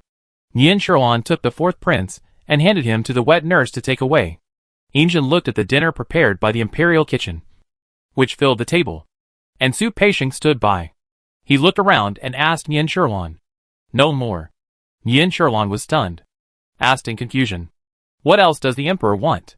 I'll have someone bring it. Injin said nothing, still looking around. Su Peixiong saw what Injin was thinking, and said with a smile, the small kitchen of concubine Hua is unique in the palace. I wonder if she has prepared dishes that the emperor likes today. Nian Shuruan suddenly realized, reached out to scoop a small bowl of mandarin duck shark fin for Injin, and placed it in front of Injin with a smile. The emperor will have a bowl of soup first. Eunuch Su came to give him a reward today, saying that the emperor would have dinner in Ikuan Palace. I thought, since the imperial kitchen is in charge, I won't show off my small kitchen. Since the emperor wants to eat the dishes in my small kitchen, I will order someone to cook it now. But the emperor will be hungry for a while. Have a bowl of soup first. After saying that, Nian Shuruan motioned Xiao Linzi to go to the small kitchen to settle down. Injin said sullenly, no need, let's do it another day. Xiao Linzi stopped and looked at Nian Shuruan's eyes. Nian Shuruan didn't hide anything, and said to Xiao Linzi openly, since the emperor said it's not necessary, let's go down. Xiao Linzi hurriedly left the room. He just stood outside the hall and smacked his lips for a long time, not understanding why his master, who had always asked the kitchen to cook in various ways before, didn't cook today. Inside the hall, Injin drank the bowl of mandarin duck shark fin soup in silence. The fourth prince was carried down, and Nian Shuruan also drank the soup in front of her slowly. Injin drank the soup, looking at the dishes in front of him, and Su Peixiong hurriedly raised the silver chopsticks to serve Injin. Your Majesty, try this tangerine peel bear paw, this is a new dish from the imperial kitchen. Injin looked at Su Peixiong holding a bear paw with chopsticks, and didn't want to move at all. Nian Shuruan stopped drinking soup, just looked at it, but didn't say anything. Instead, Injin couldn't help asking, Shuruan is eating it with relish, and you don't even ask me why I don't eat it. Nian Shuruan looked innocent, blinking her big eyes, and looking at Injin's eyes. Your Majesty said, don't talk while eating and don't talk while sleeping. I have kept it in mind. I dare not make noise when the emperor is eating. Injin hummed. Nian Shuruan remembered these things that should not be remembered. Nian Shuruan pretended to be deaf and dumb during the meal. Injin ate without any appetite. Su Peixiong ordered the palace servants to remove the remaining dinner, and ordered someone to bring the fragrant tea that had been brewed earlier, and quietly retreated outside the door. Injin drank the tea and remained silent. At this time, Nian Shuruan began to speak. What did the emperor want to say to me when he was eating just now? I just followed the rules and stayed awake, always remembering that the emperor doesn't like people talking during meals. Nian Shuruan finished speaking, and took a sip of tea. Today's Phoenix Dansong tea is brewed just right, with a sweet aftertaste and a refreshing aftertaste. If you brew it a little more, it will be thick, and if you brew it a little less, it will be thin. Nian Shuruan savored the fragrance of the tea. Injin snorted. I didn't know. Shuruan, when did you follow the rules so well? This is not like you. Nian Shuruan smiled. I am helpless. Your Majesty, I heard that the emperor praised concubine Duan for her elegance and good manners. I also want the emperor to praise her. Injin looked at Nian Shuruan's smile, and felt that she was very cunning at this moment. Injin said with a smile. So you are jealous of concubine Duan? I admit that I did not come to Ikuan Palace to see you in time these days, because the previous dynasty was busy. You must have heard that concubine Duan's grandfather and your brother both made military achievements. The stability of the harem is also a comfort to the previous dynasty. I went to concubine Duan once. And you are jealous? Injin's face was solemn, but a smile gradually appeared in his eyes. Shuruan still cares about him. So, is she jealous? Injin thought. Such a small trick is just for his own benefit. Shuruan pouted and put down the teacup in her hand. Why is the emperor saying these things to me? The harem is not allowed to interfere in politics. I don't want to be known as a troublemaker. Who is the emperor willing to favor? As long as the emperor is happy. That's all. The smile in Injin's eyes became more obvious. You know that the harem is not allowed to interfere in politics, but you have done your duty, and you have not let me down. Don't worry, I have rewarded Shi Bailey, but I have not treated your brother badly. Nian Gingyo is my favorite general, and he is young and promising. It's a pity that he is still a lovesick man. This time he returned victorious. He is not arrogant or pretentious, and he doesn't want anything. He only asked for an imperial edict for his wife. He is really infatuated. Nian Sherlan knew that Injin was testing her to see if she knew the truth, and immediately acted surprised. Brother has been fighting for so many years, and he still only has sister-in-law in his heart. Even I think sister-in-law is really lucky. The dream of all women in the world is to find a loyal man and live together until old age. But, brother really didn't ask for anything? Injin said. He only asked for a period of rest for himself. And it is said that it was also to accompany his wife.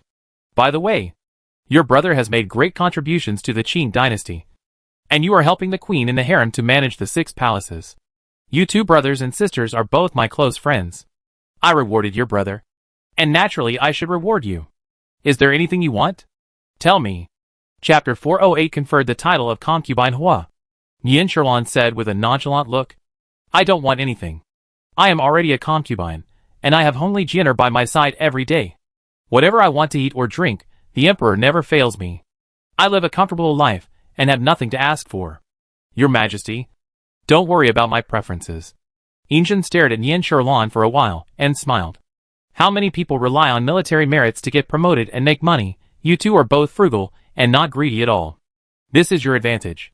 However, you may not want it, but I cannot refuse it.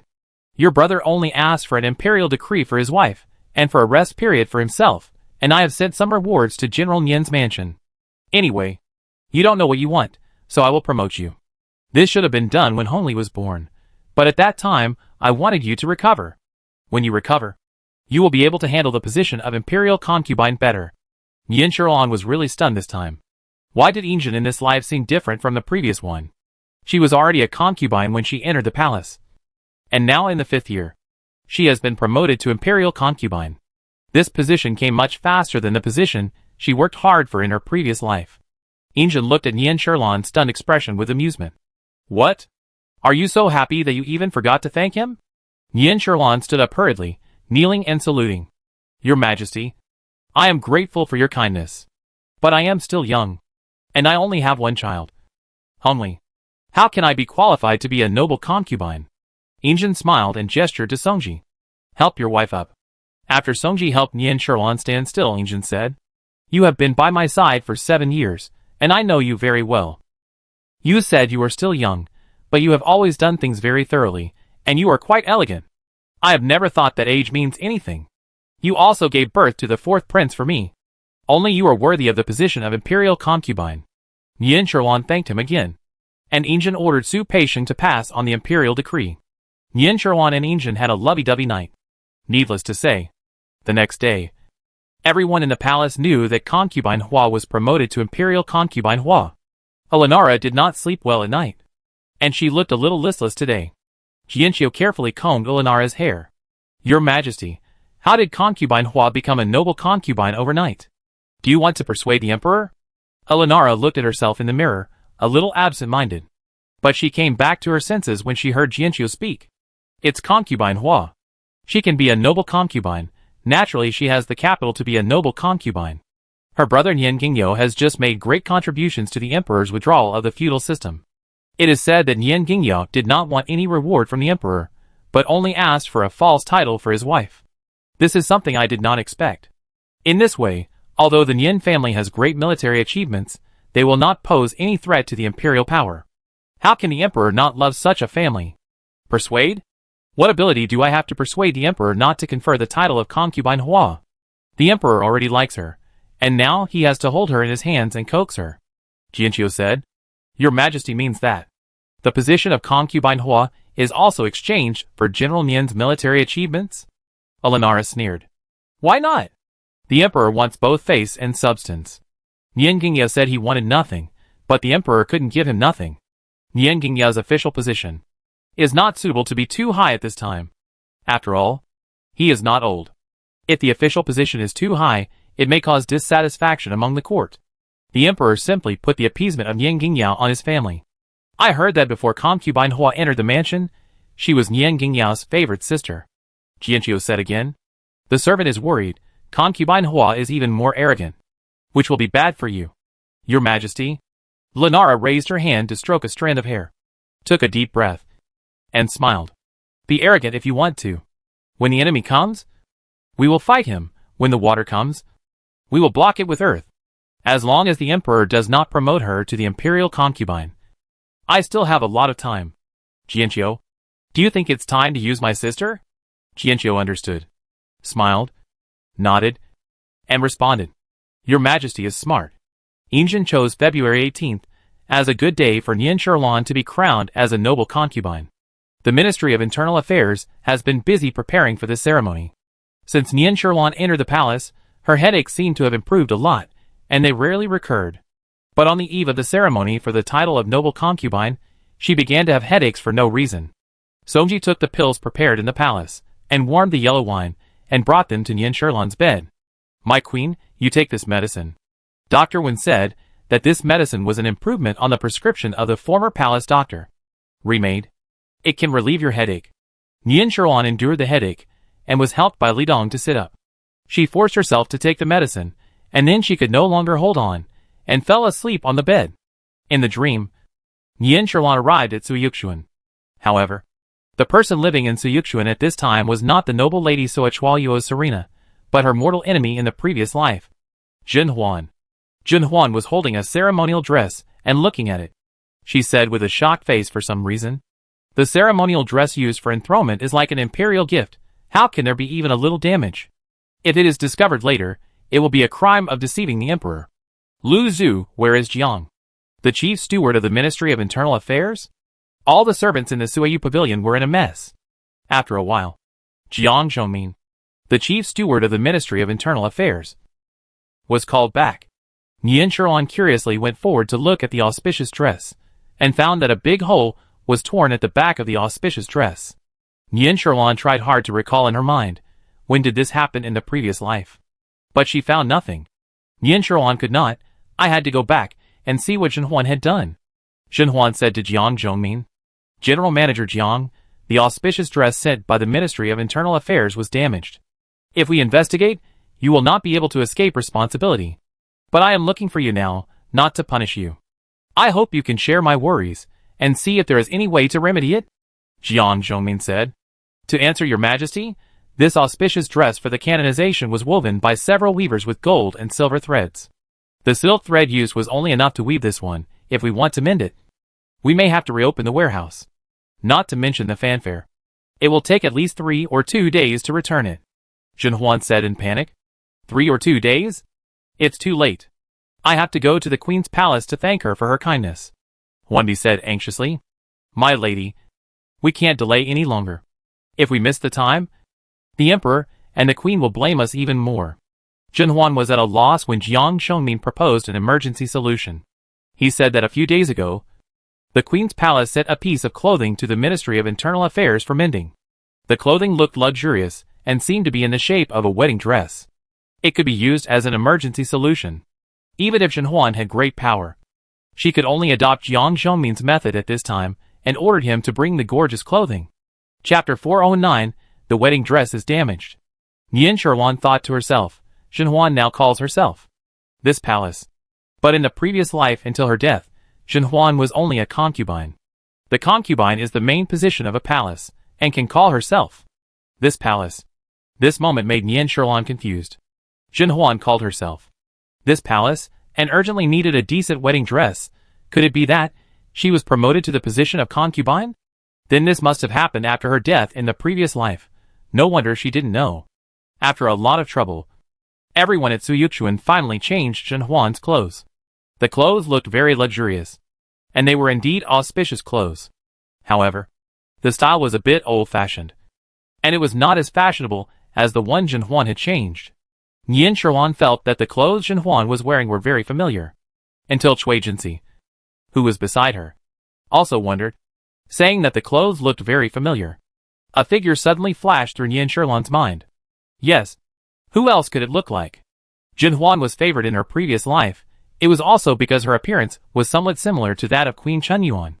Now that she was wearing this dress, she was reunited with the Queen Chunyuan Yunqi, whom Nian Shuan had seen in her dream.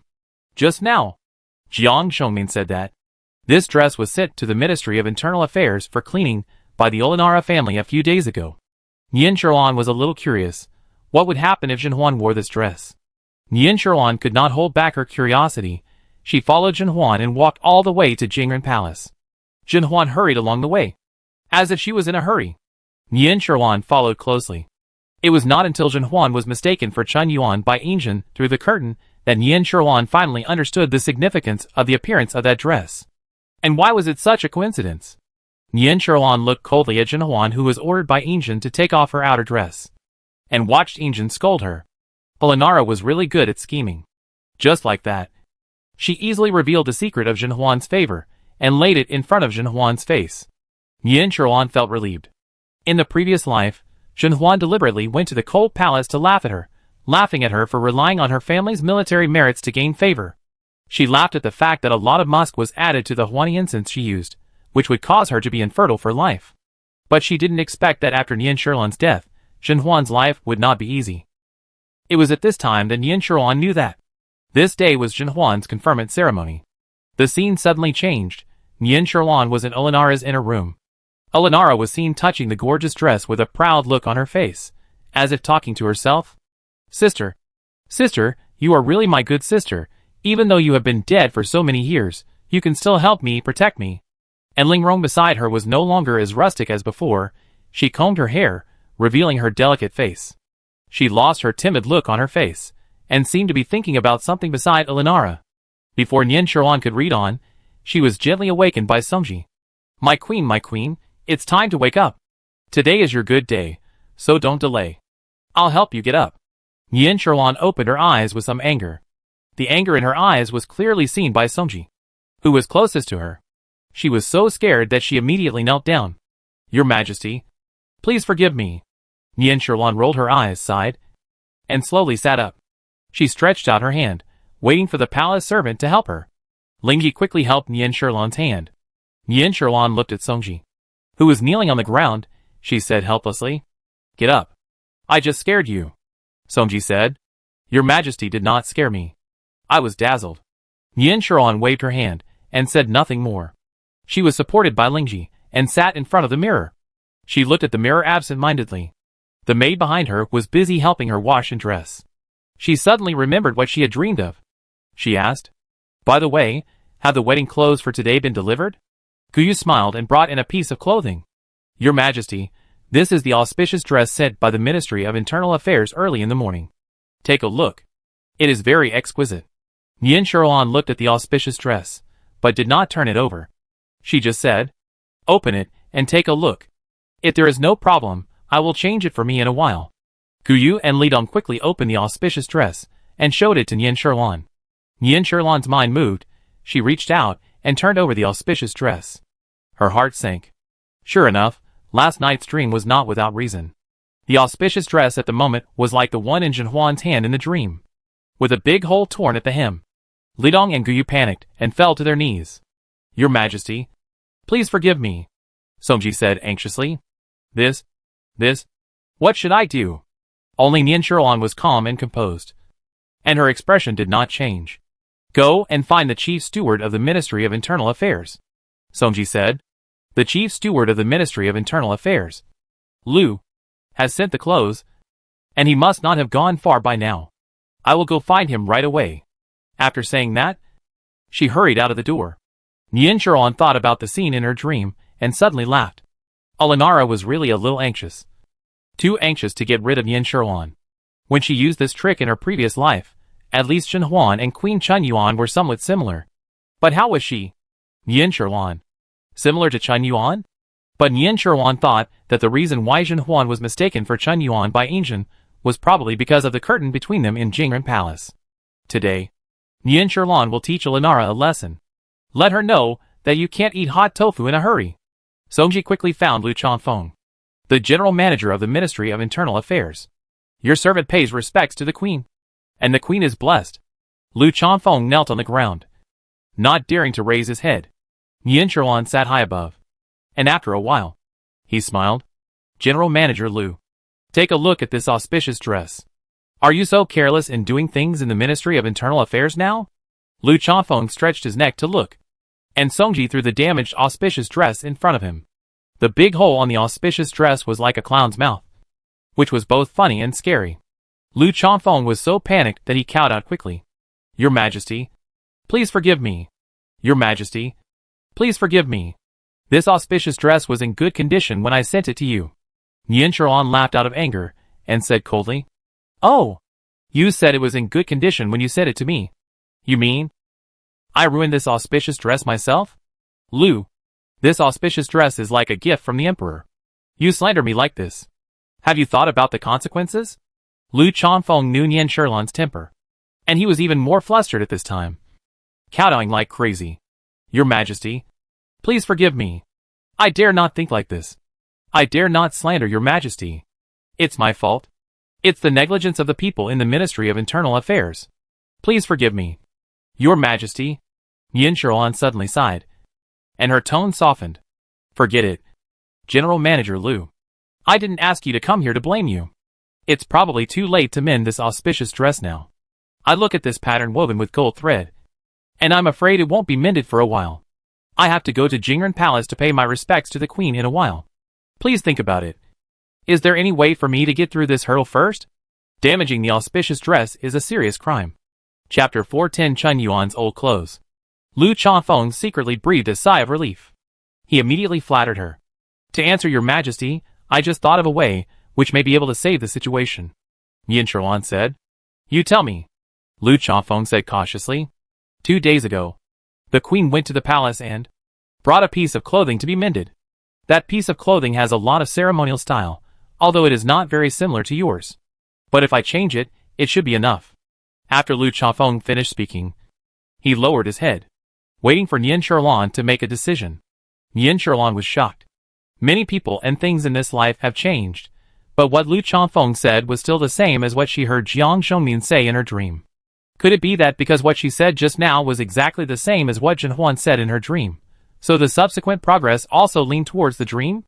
Yin Sherlan suppressed the shock in her heart and asked cautiously, Is this okay? Lu Chanfeng quickly agreed, saying it was foolproof. Yin Sherlan smiled, she looked relaxed. Then please trouble General Manager Lu to get it. Time is pressing. I can't delay any longer. Lu Chanfeng was quick. In a moment, he got the dress he mentioned. Yin Sherlan looked at the dress that was the same as the one Zhen Huan wore in her dream, and felt even colder in her heart. Alinara was so anxious to see that she was promoted to a concubine that she even forgot the difference between high and low. After all, Alinara in this life was still young. Otherwise, even if Yin Sherlan was reborn, she would not be her match. The clothes she wore for the title of imperial concubine were woven with gold thread mixed with a small amount of silver thread, and the color was pure purple. It was second only to the crown and clothes of the imperial concubine. Although the clothes Lu Chanfeng brought were also gorgeous, they were not enough to replace the clothes of the imperial concubine. Yin Sherlan was too lazy to touch the clothes. She just opened the clothes for the palace servants to take a lazy look, and then asked Xiao Linzi to take Lu Chanfeng away. Lu Chanfeng was still secretly delighted. Today's matter can be accomplished, but Yin Sherlan suddenly turned hostile. He was unwilling to break free from Xiao Linzi's grip, but unfortunately, Xiao Linzi, who had practiced martial arts for several years, was no longer someone Lu Chanfeng could easily break free from. Xiao Linzi said sarcastically. Manager Lu, I'm sorry. Lu Chanfeng didn't understand. He raised his head in panic and looked at Yin Sherlan. Your Majesty, calm down.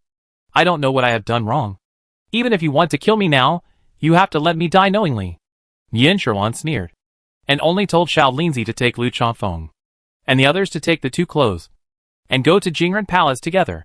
It was early February, and everyone had not changed their winter clothes yet. Yin Sherlan did not take a sedan chair, but walked towards Jingren Palace step by step.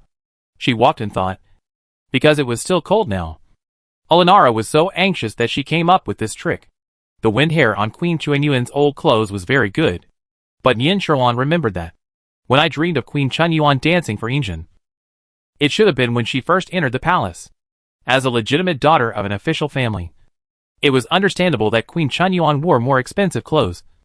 But she was just an unmarried lady at the time. Her clothes were as gorgeous as those of the concubines in the harem. Yin Sherlan remembered that, whether in the previous life or this life, all she heard was that Queen Chunyuan entered the palace to accompany her pregnant sister. However, she won the heart of Injin, who passed by with a stunning dance in the garden. Ha, Yin Sherlan chuckled. What kind of person is as gentle as a chrysanthemum? What kind of person is gentle and virtuous? If Yin Sherlan had not seen in her dream how Queen Chunyuan tortured Ilanara, Yin Sherlan would still be kept in the dark like Injin.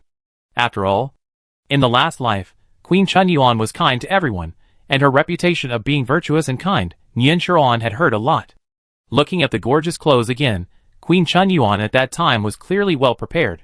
She was such a thoughtful woman, it has been lingering in Injin's mind. And he can't forget it. It's just that in the previous life, when Yin Sherlan first entered the palace, she was good friends with concubine Duan. And she also heard concubine Duan talk about it. When Queen Chunyuan died, she asked Injin to treat her only sister Ishio well. Why is this? Yin Sherlan thought about it. And his thoughts drifted further and further, until he arrived at the gate of Jingren Palace. Jiang Fuhai saw Yin Sherlan from a distance. And when Yin Sherlan came a few steps closer, Jiang Fuhai hurriedly knelt down to greet her. Your servant greets concubine Hua. May the Empress Hua Guifei be blessed with good health. Yin Sherlan looked at Jiang Fuhai, who was kneeling in front of her, and smiled for the first time, and said softly, You are too polite. Eunuch Jiang. Get up. I came to thank the Empress. I heard that the Emperor stayed in Jingren Palace last night. I wonder if the Emperor and the Empress have gotten up now. Jiang Fuhai had never seen Yin Sherlan so kind to him, and was stunned for a moment. He came back to his senses, and his face was full of flattery. To reply to the Empress, the Emperor and the Empress have gotten up for a while. But the Queen said she was feeling a little unwell at this moment. Your Majesty, you have to wait a little while before you can express your gratitude. The Queen said it was cold. Please go into the palace and wait first. After saying that, Jiang Fuhai noticed that Xiao Linzi had his hands tied behind his back and his mouth stuffed with a handkerchief. He looked at Yin Sherlan in surprise, and asked in confusion. Excuse me, Your Majesty, what did Chief Steward Lu do? Did he offend Your Majesty? When Lu Chanfeng saw Jiang Fuhai glance at him while he was speaking, he started to struggle again. Xiao Linzi slashed down with his knife without mercy, and Lu Chanfeng stopped moving immediately and fainted.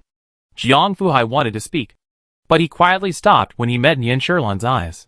He lowered his head, not daring to look at Yin Sherlan. Yin Sherlan was smiling at this time, but there was no smile in her eyes. She touched her upper and lower lips lightly, and said as she walked, I know that Eunuch Jiang is favored by the Queen, but it seems that it is not Eunuch Jiang's turn to comment on my affairs. If Jiang Fuhai continued to ask, he might have angered the noble concubine Hua.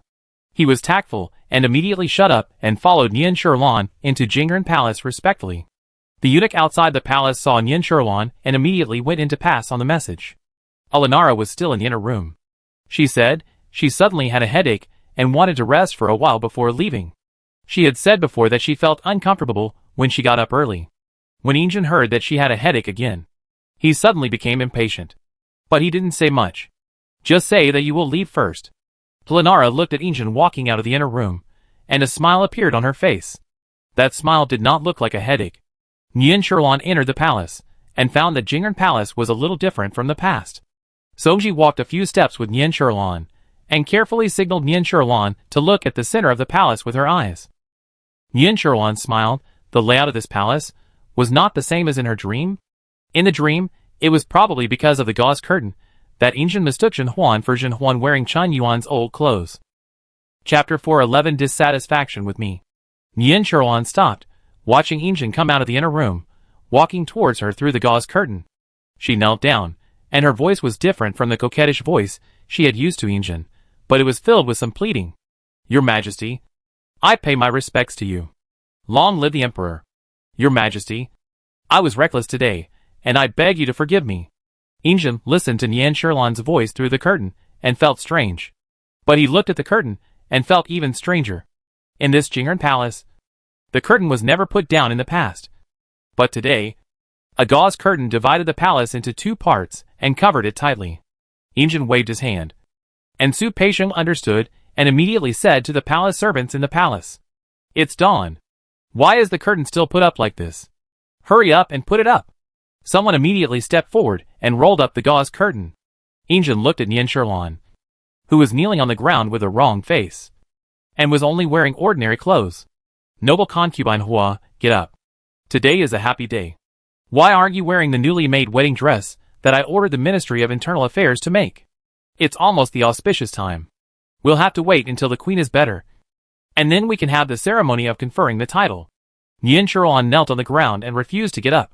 She just slowly raised her head, and Injun saw the tears in her eyes. Injun was puzzled. What happened? Nian Sherlan, who was fearless, was wronged on the day of conferring the title of noble concubine. But Injun didn't have time to ask. Then Nian Sherlan said aggrievedly, "I beg the emperor to forgive me. I am afraid that my virtue is not worthy of my position as a concubine." Injun sighed and stretched out his hand in front of Nian Sherlan. "What nonsense are you talking about so early in the morning? Sherlan? You are my concubine. Who dares to gossip about you? Get up first." Nian Sherlan was aggrieved, sobbing, and stretched out her hand, and stood up with Injun's hand. Just as she was about to speak, she saw Olenara come out from the inner room, however. Olenara's face was full of smiles. But suddenly it froze when she saw Nian Sherlan. Nian Sherlan had just stood up with Injun's hand, and when she saw Olenara coming out, she immediately knelt down to salute. But she thought for a moment, and only half knelt and bowed. "Your Highness, I greet you. Your Highness, I wish you good luck." Olenara calmed down and said with a smile, "Get up. I had a headache when I woke up this morning, so I came out a little late. I wonder what happened to concubine Hua. Your Majesty must be heartbroken for her tearful appearance early in the morning. Today is a good day for you to be appointed as a noble concubine. Your Majesty is wearing too simple clothes. The Ministry of Internal Affairs should have prepared the auspicious clothes long ago. The auspicious clothes are like the imperial gift. Your Majesty came to Jing'an Palace, but she didn't wear the imperial gift. I'm afraid this is against the palace rules and the Emperor's grace." Olenara turned to Injun and saluted, and said, "Your Majesty, concubine Hua must have been confused for a moment. I plead for my sister, and ask the Emperor to be lenient with my sister." Injun did not speak. His eyes swept across Olenara, and looked at Nian Sherlan behind her. Nian Sherlan had stopped crying, and her eyes were red. But the aggrieved look on her face had not faded, which was new. Injun had never seen Nian Sherlan like this. He was sitting in the upper seat at this time, and Olenara was still waiting for his response in front of him. "Queen, please sit down first. Sherlan's behavior today, there must be a reason. Sherlan has always been respectful to the Emperor, so let's listen to Sherlan's explanation." Olenara sighed inwardly, and had to thank him and sit aside. Injun looked at Nian Sherlan again and said, "Hua Guifei came in a hurry just now, and repeatedly asked me to forgive her. I wonder what the reason is." Nian Sherlan took 2 steps forward, and knelt down softly, and cowed out, and then slowly said, "Your Majesty is willing to listen to me, and I am very grateful. This morning, I was supposed to wear the auspicious dress bestowed by the Emperor, to come to Jing'an Palace to accept the title conferred by the Empress. I don't know if it was God's will, or if I was unworthy of my position. The auspicious dress that the Ministry of Internal Affairs had prepared long ago was delivered to Jing'an Palace this morning. My personal maid discovered that the auspicious dress was damaged. I was terrified, afraid that the Emperor would blame me, and I also suspected that God was punishing me. I asked someone to invite Lu Gong, the general manager of the Ministry of Internal Affairs, who was here to deliver the auspicious dress, to come. Eunuch Lu told me that it was not easy to make the auspicious dress. Even if we reopened the warehouse to repair it now, it would take 2 or 3 days to return it. After thinking it over, I felt helpless, and could only ask Eunuch Lu for help. Eunuch Lu has been in the Ministry of Internal Affairs for a long time. I thought he might have a solution. Eunuch Lu did not disappoint me. He took out a piece of clothing, and said it could temporarily replace the auspicious dress. However, I saw that the style of the clothing was not new, but the material was very good, especially the southern pearls on the clothes, each of which is large and shiny, and it is obvious that it is a gift from the Emperor. I thought, it must be the clothes of some lady in the past, so I dare not wear it for a while. But the auspicious time is coming again, and I have no choice but to come to the Emperor to apologize. Please forgive me. Your Majesty." Nian Sherlan's words were clever. Not only did she show that she had no idea that the auspicious clothes were damaged, but she also told Injin clearly that the person who came up with the idea of using old clothes instead of auspicious clothes was the head of the Ministry of Internal Affairs. Injin was a young emperor who was decisive and ruthless. He naturally heard this thought clearly. He pondered for a moment and said, "The ground is cold. You should get up and speak first. You only want me to forgive you. But I don't know what I want to forgive you for. The wedding dress is damaged, which is a big deal. But the idea of replacing it with old clothes by the Ministry of Internal Affairs is really stupid." Songji helped Yin Sherlan stand up.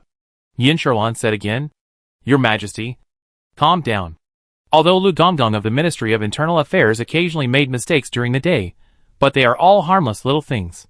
I must have been in a hurry today, and I came up with this idea.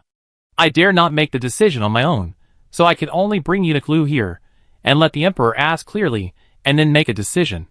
Elinara suddenly said, "Your Majesty, the auspicious time is coming, but Hua Fei's auspicious dress has such a big problem. I am also afraid, as Hua Fei said, that it is not allowed by God. You see, this canonization ceremony should be postponed? After this matter is investigated, the Ministry of Rites will pick a good day to recanonize concubine Hua as concubine Hua." Yin Sherlan wanted to laugh when she heard what Elinara said. Elinara's intention finally surfaced, and she was so eager to persuade the Emperor to postpone the canonization. However, Injin never believed in gods and ghosts. And Injin said indifferently, "I remember that I once told the Queen that a gentleman should not talk about strange things. I conferred the title of concubine Hua. What does the Queen mean? Does it mean that the heaven is dissatisfied with me as an emperor? Or is it that the Queen is dissatisfied with me?" Elinara realized that she had said the wrong thing, and immediately stood up and knelt down. Chapter 412 Punishment of the Ministry of Internal Affairs. "Your Majesty, please forgive me. This is not my intention. Your Majesty has granted the mandate of heaven. Your Majesty is the real dragon in the world. Your Majesty's words are the imperial decree. How dare I question your words? I just want to." Elinara was still kneeling and talking. Injin was impatient. "Okay, Queen. Please stand up. If the Queen kneels down and admits her mistakes at every turn, it will be spread out, and people inside and outside the court will talk about me being bad to the Queen." Elinara thanked her, slowly stood up, lowered his head, and said carefully, "Your Majesty, the auspicious time is coming. Your Majesty, you look at this matter." Injin did not reply, looking up at Yin Sherlan, who was standing in the hall. "Since I have already made you a noble concubine, then this ceremony must be completed today. Although the clothes you are wearing now are what you wear every day, the quality is still good, so just wear this clothes and listen to the Queen's lecture. It's just that the Ministry of Internal Affairs made an oversight. I will definitely punish you severely. Today is your good day. I will deal with it tomorrow." Elinara was relieved to hear Injin say this. But before she could completely relax, she heard Yin Sherlan speak again. "Your Majesty really loves me, and I am ashamed to accept it. My heart is broken when the auspicious dress is torn. I also know that according to etiquette, I should wear makeup according to my rank to express my gratitude to the gods of heaven and earth and the Emperor's great grace. It just so happened that eunuch Lu had brought a piece of clothing that was similar in shape to the auspicious dress. I was thinking that the clothes were probably from some favored concubine in the past, and I dare not wear them without permission. I might as well ask someone to bring them here, and let the Emperor decide. If possible, I will borrow the Queen's palace to change clothes temporarily, which will not be considered a disgrace to etiquette." Elinara's breath just came up in her throat again. Why did Yin Sherlan still remember this? Injin thought about it for a while, and nodded in agreement. "Okay. I have to go out to receive the audience from the harem in a while. If she was dressed too simply, it would also attract criticism from the harem." Songji got a nod from Yin Sherlan, and immediately walked out of the hall and ushered in Lidong and Lingji. They both held trays, on which were two gorgeous clothes. The one in Lidong's hand was the auspicious dress that the Ministry of Internal Affairs had made for Yin Sherlan to be made a noble concubine. The one in Lingji's hand was a vermilion brocade with large and smooth southern pearls sewn on it, and a red fox fur on the collar. The material didn't look like the fashionable pattern in Beijing, but anyone with a discerning eye could tell at a glance that the dress was a valuable item. Injin took a look and felt that the dress in Lingji's hand looked too familiar. It was Elinara who immediately exclaimed, Isn't this my sister's dress? How could it be in concubine Hua's hands?" "Your Majesty, This is the dress my sister wore when she first met you in the Chindi. When Injin heard this, all kinds of thoughts surged into his mind. The old dress of Queen Chunyuan. Injin's face was as dark as a dark cloud, and the emperor's pressure fell on the palace without any concealment. You could hear a pin drop in the palace, and all the palace servants knelt on the ground. Only Nian Sherlan covered her mouth in surprise. How could it be? Did the queen see it wrong? This dress is so gorgeous. I thought it was the dress of a favored concubine in the harem of the previous emperor. Nian Sherlan was not vague either, and immediately knelt in front of Injin after saying this. Your Majesty, please forgive me. I really don't know the origin of this dress. If I knew the origin, I would not dare to say that I would use this dress instead of the wedding dress even if I had the courage. Injin frowned, sighed softly, and forced himself to suppress all the thoughts in his mind. Hua Guifei, you entered the palace late, and have not seen Chunyuan. I will not blame you. Get up. But you can't wear this dress. Nian Sherlan seemed to be so guilty, that she was so weak that she couldn't stand up for a long time. Songji secretly read Injin's expression, and quickly stepped forward to help Nian Sherlan stand up. Nian Sherlan finally stood up, lowering her eyebrows. When she looked up again, tears were already in her eyes. I am sorry that I have no chance to see the beauty of the late queen. But I don't know how this dress came into my hands. I am very scared. If I listened to the words of Lu, the general manager of the Ministry of Internal Affairs, and wore this dress to see the emperor and receive the title, isn't this disrespectful to the late queen? With such behavior, even if the emperor orders me to die immediately, I dare not beg for mercy. Your Majesty, I am really scared. I beg you to help me. Injin realized at this time, yes, this dress was what Yunchi wore when he first met her, and her belongings have always been kept by Elinara. Injin looked at Elinara. Since Chunyuan passed away, her belongings have been kept by the queen. The queen always says that she remembers the affection between you two sisters. But I don't know how this affection came to be here. Elinara's face was already tear-stained, and she choked. Your Majesty, my sister has been gone for a long time, and I am keeping all her belongings. A few days ago, I saw 2 southern pearls on this dress loose, so I asked someone to send them to the Ministry of Internal Affairs to have them properly nailed. My sister and the emperor had a deep love for each other when she was alive, and I also remember how good she was to me. I can't bear to see her belongings being placed carelessly, but I don't know how this dress could have fallen into the hands of concubine Hua today. I just thought about it. It must be the negligence of the servants in the Ministry of Internal Affairs that caused this huge disaster. Your Majesty must punish them severely, to comfort my sister's spirit in heaven, and to clear concubine Hua's name. Injin stared at Elinara for a long time. His eyes were sinister. But he spoke after a while, but said, the queen is right. It must be the servants in the Ministry of Internal Affairs who made a mistake. It's just that concubine Hua's wedding dress was damaged, and the mistake was made with Chunyuan's old clothes. These two things add up. I think it's time to change someone to manage the Ministry of Internal Affairs. He paused, leaned forward, and said to Elinara, but I remember that Lu Chafeng was the head of the Ministry of Internal Affairs, who was strongly recommended by the queen. So, I have to consider the queen's face. What does the queen think? How should I punish Lu Chafeng? Elinara gritted her teeth secretly, kneeling in front of Injin. Your Majesty, I was just impressed by Lu Chafeng's efficiency. Now that such a big mistake has occurred, he has failed Your Majesty and me. It was also because I didn't know him well that today's disaster happened. I really don't dare to speculate on Your Majesty's intentions anymore. Everything is up to Your Majesty. Injin's mouth curled up a smile. The queen is indeed Chunyuan's biological sister. It seems that she is kind in her heart. I am the emperor, but I am not as kind as the queen. After that, Injin gave Su Peixian a light-hearted order. Su Peixian, pass the order down. Lu Chafeng, the general manager of the Ministry of Internal Affairs, handled the relics of the late queen improperly, which was a great disrespect to the late queen. He will be beaten to death. The Ministry of Internal Affairs is responsible for the damage of concubine Hua's wedding dress. Each person will be fined for half a year to serve as a warning to others. By the way, all the servants who usually stay close to Lu Chafeng will be sent to the Ministry of Prudence. Chapter 413 Intentional or Unintentional. Su Peixian received the decree and was about to leave. Yin Sherlan seemed to have recovered. Your Majesty, Eunuch Lu has never seen Queen Chunyuan, so it is understandable that he does not know the origin of this dress. Why don't you ask Eunuch Lu to come to the palace, and ask him in detail before punishing him? He is already outside the palace now. Injin lowered his eyes, not knowing what he was thinking. Su Peisheng looked at Nian Sherlan and felt anxious. My dear, your majesty's words are golden, and that is the imperial decree. Just as Elenara was about to say something, she heard Injin say, Noble concubine Hua, the auspicious time has come. I have appointed you as a noble concubine. And you are a noble concubine today. Today is your good day.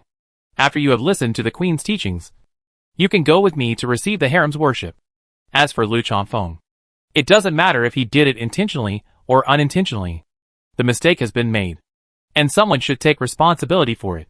Listening to the words, Nian Sherlan knew that Injin chose to deal with today's matter so hastily. It was also because of the Empress Elenara. If she continued to pester him, the Empress Elenara, who was personally appointed by Injin, would make Injin look less glorious. Nian Sherlan stopped when she saw that things were going well, and bowed down. Your Majesty, I thank you for your grace. But Nian Sherlan didn't know that Injin didn't sleep at all on the day she was appointed as a concubine. The harem, which had been bustling all day, finally quieted down at night. To everyone's surprise, Injin did not go to the Ikuan Palace to sleep. Su Peisheng explained to Nian Sherlan with a smile. Empress Hua, the emperor drank a few more glasses of wine today and is a little drunk. But before the emperor returned to the Yangqin Palace, he specifically asked me to come and tell you that, according to the custom, today is a good day for the empress, and the emperor should come to accompany her.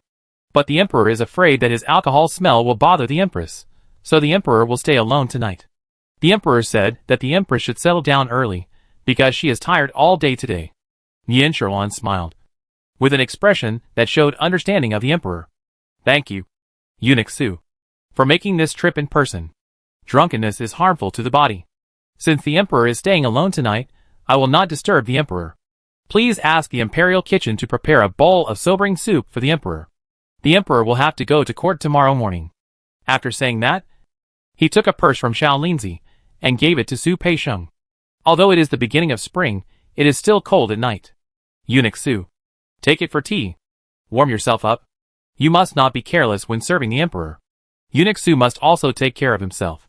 Su Peisheng happily took the purse and left with gratitude. Concubine Hua is really generous. Every time she comes to Ikuan Palace, she always gives her rewards. When Su Peisheng left, the smile on Nian Sherlan's face disappeared immediately. She sat lazily in front of the mirror and said to Songji, Get some water to wash up. It's rare to have a good sleep tonight. Songji said, The emperor can't come, aren't you upset? Madam? Nian Sherlan watched Songji remove all the hairpins and rings for her in the mirror. After all, she changed into more expensive and gorgeous clothes before receiving the harem's worship.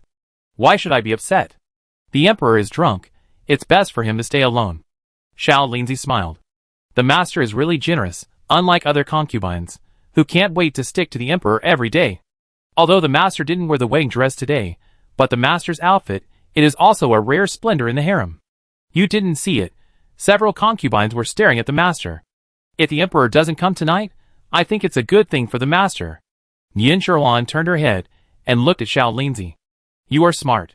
I am already the only imperial concubine, and the emperor's excessive favor on me is not necessarily a good thing. Although I have no intention of competing with them for favor, I have to be careful. These days, is concubine Wan still angry with the emperor? Xiao Linzi said. How could that be possible? I heard that concubine Wan has been trying to get close to the emperor these days. And she even toasted the emperor today. But I don't know why. The emperor doesn't seem to treat her the same as before. I watched carefully today. And the emperor always seemed a little absent-minded when he looked at concubine Wan. By the way, my master, concubine Wan is about to take medicine again. Will you give her the medicine? Songji had already taken off the hairpins for Nian Sherlan. And Nian Sherlan's long black hair fell down smoothly. It fell down along her soft shoulders. Nian Sherlan picked up a strand of black hair and played with it, circling it between her fingers. I had hoped that concubine Wan would be more capable and win the emperor's favor. But she was too conceited and dared to secretly test me. I would not tolerate those things said to Hongli, whether she knew about it or not. Didn't she secretly find a wandering doctor outside? As for the medicine, I think there is no need to continue to reward her. Last time I gave her half of it, and I see she survived. This time I'll stop giving her all. And I'll just see if the doctor she found is really a good doctor. Xiao Linzi hesitated. What if the emperor can't make it? What should I do if he finds her? I'm worried that she won't be able to endure the pain. And she'll be in trouble. If the emperor knew that she was sent to the palace by the master, it would be a great rebellion. Yin Shilan was still lazy. His expression did not even change. Why are you panicking? Choose a suitable time, and tell our concubine Wan the news that Ming Shirshan is still alive. Oh! By the way, as for the fact that he is a remnant of the previous dynasty, there is no need to tell concubine Wan for the time being, and we will talk about it another day. Xiao Linzi understood and left. Yin Shilan lay on the bed, recalling what happened today. She specifically pointed out today that Chun Yuan's old clothes were extremely gorgeous, and she wondered if Injin would think of anything. In the previous life, Queen Chun Yuan was a taboo. And who dared to say anything? In this life, perhaps Injin was still young, and his obsession with Chun Yuan did not become unfathomable as time went by. So Yin Shilan dared to bring the old clothes to Injin today. Before entering the palace, Yin Shilan thought Injin would love concubine Wan very much. But she didn't expect concubine Wan to be just SOSO in front of Injin. Perhaps the card of the sister in Olanara's hand will be useless in front of Injin one day. Injin was also tossing and turning in the Yongxin palace. He was not drunk, as Su Peixiong said. At the banquet today, he looked at concubine Wan's face that looked like Yunqi, and suddenly lost interest. In the past, concubine Wan, and he occasionally had a little temper, and he was always willing to pamper her. But today, Injin looked at concubine Wan's sweet smile, and only felt that she was trying to please him. Recalling that he favored concubine Wan at the beginning, it was because her face and temperament were similar to Yunqi. Until today, Shilan's unintentional words made Injin realize that he had overlooked many details in the past. For example, when he first met Yunqi, she, an unmarried daughter of a court minister, could wear clothes as gorgeous as those of a concubine. But since Yunqi entered the mansion, he has never seen her wear such gorgeous clothes. On the contrary, Yunqi prefers more elegant and plain colors. So, when they first met, was it a coincidence or was it intentional? Chapter 414, Recalling the Past. Injin was thinking about many things in the past, and it was time for the court session. Su Peixiong carefully helped Injin get up, and observed his expression, and hesitated to speak. Injin coughed lightly and said, "If you have something to say, just say it. How can you be so timid?"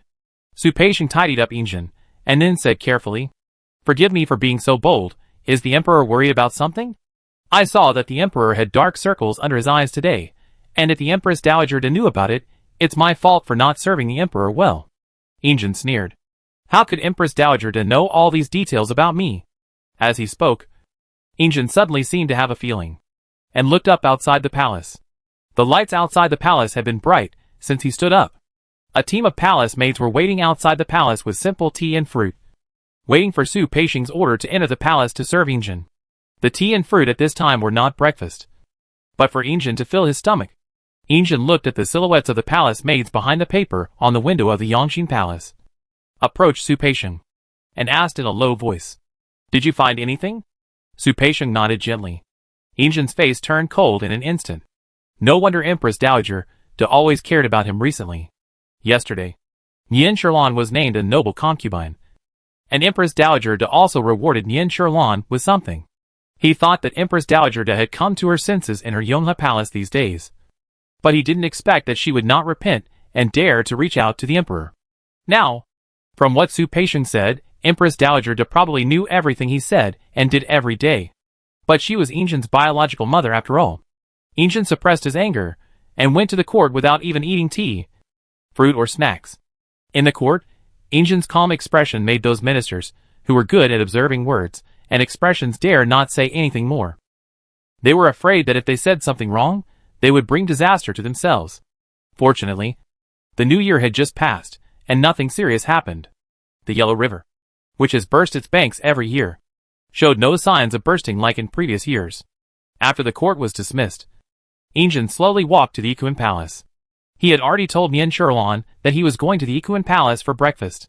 Yin Shilan had also asked someone to prepare it early in the morning. The door of the Ikuan Palace was wide open. The eunuchs at the door saw Injin coming from afar, and one of them had already run in to report the news. When Injin walked to the Ikuan Palace, he saw Yin Shilan walking towards him with a small figure.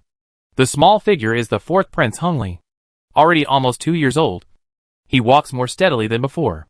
The weather is fine today. After all, it is spring, and the daytime is much warmer.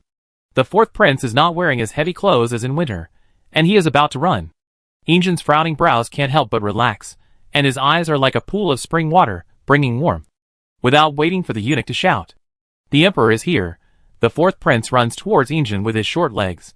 He waved his little hands and shouted, "Father Emperor." Injin just leaned down, intending to take the fourth prince in his arms. But he saw that the fourth prince seemed to suddenly remember something and stopped. Injin opened his hands and saw that the fourth prince walked in front of him, bowed properly, and muttered something. Homely pays respects to Father Emperor. And Father Emperor is blessed. It's hard to believe that he was less than 2 years old. But he pronounced the word homely as hongy. But the word Father Emperor was clear. The baby-voiced fourth prince saluted Injin, then raised his bright eyes to look at Injin. Injin's heart melted at this moment, and he stretched out his hands to hug the fourth prince. But the fourth prince's little hands pushed him away. Mother said, "The emperor wants to stand up." Injin was stunned, and then laughed heartily. Okay. Homely. Stand up. Now you can ask the emperor to hold you. Right? The fourth prince couldn't wait to throw himself into Injin's arms. Yin Sherlan saluted Injin. He stood up and looked at the fourth prince in Injin's arms. Have you forgotten what your mother taught you? Homely? You haven't thanked your father yet. The fourth prince was stunned for a moment. Yes, you haven't thanked him yet. Although he was still young and didn't understand the meaning of thanking, but his mother had taught him. So he struggled to get out of Injin's arms again. Injin had to hold him tightly in his arms. Okay, Homely. You don't need to thank me. Injin turned to Yin Sherlan and said, Homely is only this young. I am already very satisfied that he can remember to greet me. Why do you have to blame the child? Yin Sherlan was about to say something, but the fourth prince said seriously, Thank you, Father. Injin looked at the little man in his arms with a serious face, and he didn't know whether to laugh or cry. He held the fourth prince in his arms, and walked into the palace together, and then put the fourth prince down from his arms. Since the fourth prince was taken down by the wet nurse to have breakfast, Injin said to Yin Sherlan, Sherlan, please sit down, I'm hungry. Let's have dinner together. Yin Sherlan smiled and thanked her, took a seat, and said, Homely was still talking about the emperor before he went to bed last night, and it happened that the emperor came today. Your Majesty, look, this milk bun was made specially for you by Homely's request. Injin looked at the dishes on the table, and found that the one in the middle was the milk bun. The milk buns were white and soft, and a pleasant milk smell floated from the table. Injin looked at the milk buns, as if he saw the face of the fourth prince. He couldn't help laughing. Look at this milk bun, just like our Homely, like a baby, so cute. Thinking of the fourth prince, Injin was happy from the bottom of his heart. But he suddenly remembered that, when he was this old, he had been taken away from the Empress Dowager Da and brought up by Tong Jia. When he had memories, Tong Jia in his memory had enough food and drink for himself, but she always looked indifferent to him. At that time, Injin always thought about what to do and what to say. Tong Jia sure would be happy. He looked at other concubines in the palace, and they all loved their children very much. He envied other children. Tong Jiasher's attitude towards Injin was not bad, but it was far from what Injin desired, as a mother's attitude towards her children. The late emperor had many children, and Injin could only see him during major festivals. Tong Jiasher always told Injin that only if he studied hard, the late emperor would be happy. So whenever Injin saw the late emperor in front of concubine Tong Jiasher, he locked himself in his room and studied hard. Later, he went to the prince's residence and listened to the little prince's chatter. Injin then learned that his biological mother was Empress Dowager Da. At that time, the young Injin thought that if he went to his biological mother, he would get more love. So he secretly ran to his mother, who was now concubine Da, thinking that his mother could give him the love he wanted. However, concubine Da sent him back to concubine Tong Jia with a cold face. Since then, Injin not only did not receive love from his biological mother, but also lost the little care from concubine Tong Jia. Those servants acted according to their master's wishes, so they became more and more unkind to him. Little Injin was like a grass in the harem, living in fear. The noble prince actually learned to live by watching people's faces since he was a child. Chapter 415 The Death of the Puppy. Thinking of this, Injin himself did not realize that his face was terribly gloomy. Yin Sherlan looked at Injin, who was smiling just now, and suddenly frowned. He was shocked and knelt down hurriedly. Your Majesty, please forgive me, but is there anything about my breakfast today that does not suit your Majesty's taste? I will ask everyone to leave immediately. Injin came back to his senses and sighed softly in his heart. What's wrong with me? I've gotten used to it. Why would he lose control over such a thing? He pulled the corner of his mouth and wanted to smile, but he had something on his mind, so his smile would not be much better than crying. Injin calmed down and said to Nian Sherlan, Get up, I just thought of something else, and the breakfast you prepared is very much to my taste. Nian Sherlan stood up and gently picked up a milk bun and placed it in front of Injin. Your Majesty, try this, Hongli likes this milk bun very much. Nian Sherlan paused. She smiled as if embarrassed. However, Hongli said, he still loves his father the most. This child, I accompany him every day, and he always thinks about the Emperor. The latter sentence has a clear taste of jealousy. Injin smiled helplessly.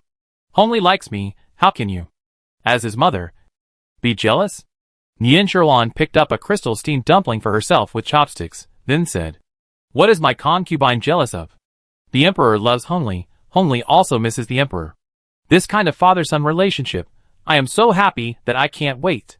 But I often hear people say that parents love their children, and they will plan for them in the long run. I am just afraid that Hongli will be doted on by the Emperor, and will not know how high the sky is, and how deep the earth is. After saying this, he sighed softly with deep worry. Injin put down his chopsticks, and said seriously, You are worrying too much. Our son must be the best. With you as his mother teaching him every day, when the time comes for him to start learning, I will find the best teacher for him. Are you still afraid that he will grow up in a wrong way? I think Hongli will at least be a filial son in the future. After hearing this, Nian Sherlan's face turned happy, and she said with a smile, Your Majesty is right. I am the one who worries too much. But when it comes to filial piety, Your Majesty, please don't blame me for being nosy. Although the Empress Dowager is not your biological mother, she has always been very kind to me. I was just about to tell Your Majesty, the Empress Dowager said, the weather is getting warmer, and she wants me to take Hongli to her place to play more often. I thought, the Empress Dowager has no children in her life, and she is lonely. If the Emperor agrees, I would like to take Hongli out more often. Injin did not show any reluctance, but just said lightly, In that case, you should take Hongli to pay respects to the Empress Dowager from time to time. By the way, you should also take Hongli to Yongla Palace from time to time. After all, that is Hongli's biological grandmother. Nian Sherlan's face fell instantly, and she pouted reluctantly. Injin knew that Empress Dowager De and Nian Sherlan had always been at odds with each other, and it was also a forced request for Nian Sherlan to take Hongli to Yongla Palace frequently. But he had to do it. Nian Sherlan muttered in a low voice after a long while, I am not liked by Empress Dowager De, and I am afraid that my children will not be liked either. Injin said, Forget it, then you can do whatever you want. But you still have to take Hongli with you on the 1st and 15th day of the lunar month. The etiquette cannot be violated. Nian Sherlan immediately agreed happily. Injin shook his head and chuckled. She has been someone's mother for 2 years, but she is still so willful. But he is willing to indulge her willfulness. The leftover breakfast was taken away. Injin had just been served to rinse his mouth. Before he could drink the fragrant tea, he saw the palace servants from Ikuan Palace rushing into the hall and kneeling down. Your Majesty, Your Majesty, I report to Your Majesty. Su Peisheng hurriedly stood in front of Injin and scolded the kneeling palace servant. Speak properly. The palace servant took a deep breath, and his voice sounded much more stable. Your Majesty, the barking dog that we raised a few days ago to entertain the 4th prince suddenly died just now. I am really scared. Injin frowned. Su Peisheng saw it, and immediately said to the palace servant, Absurd. If a dog dies, you can just get another one to keep. What's there to be afraid of? If you startle the Emperor, you'd better watch your skin. The palace servant didn't dare to look up, and his shoulders were shaking as he knelt on the ground. Reply to Eunuch Su. I'm not making a fuss. It's just that the dog was playing with the 4th prince, and in a moment of excitement, it snatched the 4th prince's toy and held it in its mouth. The servants wanted to take it from its mouth, but who would have thought that before they caught it, it suddenly fell to the ground and died. I'm afraid it's the little toy of the 4th prince. It's poisonous. Everyone in the palace was shocked, and the servants immediately knelt on the ground. Even though Su Peisheng had followed Injin and had seen a lot, he was shocked for a moment. He looked back at Injin, but saw that Injin was furious after being shocked. Su Peixian quickly stepped back and stood behind Injin. Injin suddenly stood up and strode out. And Yin Sherlan also reacted, and almost flew to the fourth prince, who was held by the wet nurse in the Ikuan Palace.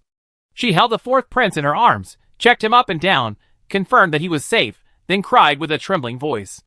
There was indeed a snow-white barking dog lying in the yard. The dog didn't look big, like a newly grown puppy. It had smooth fur all over its body, and it was obvious that the servants had taken good care of it on a daily basis. But at this time, the barking dog had already died, fallen on the floor tiles of the Ikuan Palace, and a lot of black blood flowed from the corner of its mouth.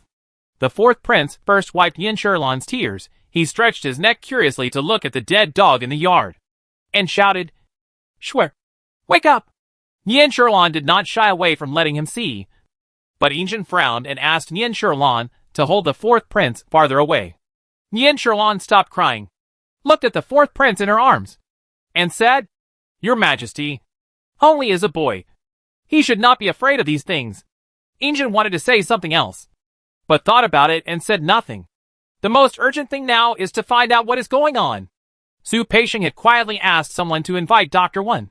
The palace servants kneeling in the courtyard were all silent. The toys of the fourth prince were scattered all over the floor. The thing that the pug dog held in its mouth until it died was an exquisite spitting top. However, the spitting top was mostly stained with black dog blood. Injin could only roughly see that its pattern was exquisitely carved. Xiao Linzi held a handkerchief in his hand and picked up the toys scattered in the courtyard one by one and put them together. Then he knelt in front of Injin and said, "Your Majesty, when the accident happened just now, I was also playing with the fourth prince in the yard." The imperial concubine said, "The weather is warm today," so she asked the servants to take these things out of the storehouse and play with the fourth prince for a while, and also to exercise the fourth prince's body. Who would have thought that, as soon as these things were taken out, the fourth prince had no time to hold them in his hands. They were taken away by the puppy. None of the servants thought that these things would be poisonous. The servants didn't even have time to take them away, and we were really scared, luckily. The fourth prince didn't touch these things. Yin Sherlan handed the fourth prince to the wet nurse, and she also came to Injin. "I beg the emperor to make the decision. Someone is deliberately trying to murder my child." Chapter 416, Identifying Poison. The tears on Yin Sherlan's face, and the scene in front of him all made Injin afraid. What if it was the fourth prince who got those little toys first today? Injin looked at the fourth prince in the arms of the wet nurse. As soon as the little guy made eye contact with him, he immediately waved his little arms to ask him to hold him. Injin smiled helplessly, and comforted the fourth prince with a few words, and the fourth prince calmed down obediently. Injin turned to Yin Sherlan, who was kneeling in front of him, and stretched out a hand. "Get up first. With me here, I will never let you and your son be harmed by the traitor." This time, Yin Sherlan was not as obedient as before. She looked at the hand that Injin extended, and then looked at Injin, who was still wearing the dragon robe, with tears in her eyes. Tears kept rolling down her delicate face, and tears also hung on her long eyelashes. The red eye circles and nose tip were rarely seen on her face. The angle of raising her head allowed Injin to see her beauty and fragility. Injin looked at Yin Sherlan like this, and his heart trembled. Since he first met Yin Sherlan, he always knew that she was a brave and decisive beauty. But at this moment, Yin Sherlan was like a silver fox whose cultivation was destroyed in the mountains, and she only prayed to him. Yin Sherlan also saw Injin's heartache in his eyes, so she clenched her hands cruelly, and her well-maintained nails broke on the palm of her hand. The blood on the palm of her hand dripped onto the floor tiles, making a clear dripping sound in this palace where you can hear a pin drop. Su Peixian looked in the direction of the voice and cried out in surprise, "Empress Hua!" Injin naturally saw this distressing scene. He changed from one hand to two hands, and tried to pull Yin Sherlan up. But Yin Sherlan stubbornly avoided Injin's outstretched hand. "Your Majesty, I am not sorry for my minor injury, but nothing must happen to my Hongli." "Your Majesty, outsiders all think that Hongli is the child favored by the emperor. There are so many eyes watching his every move inside and outside the palace. Hongli was poisoned within an hour of his birth.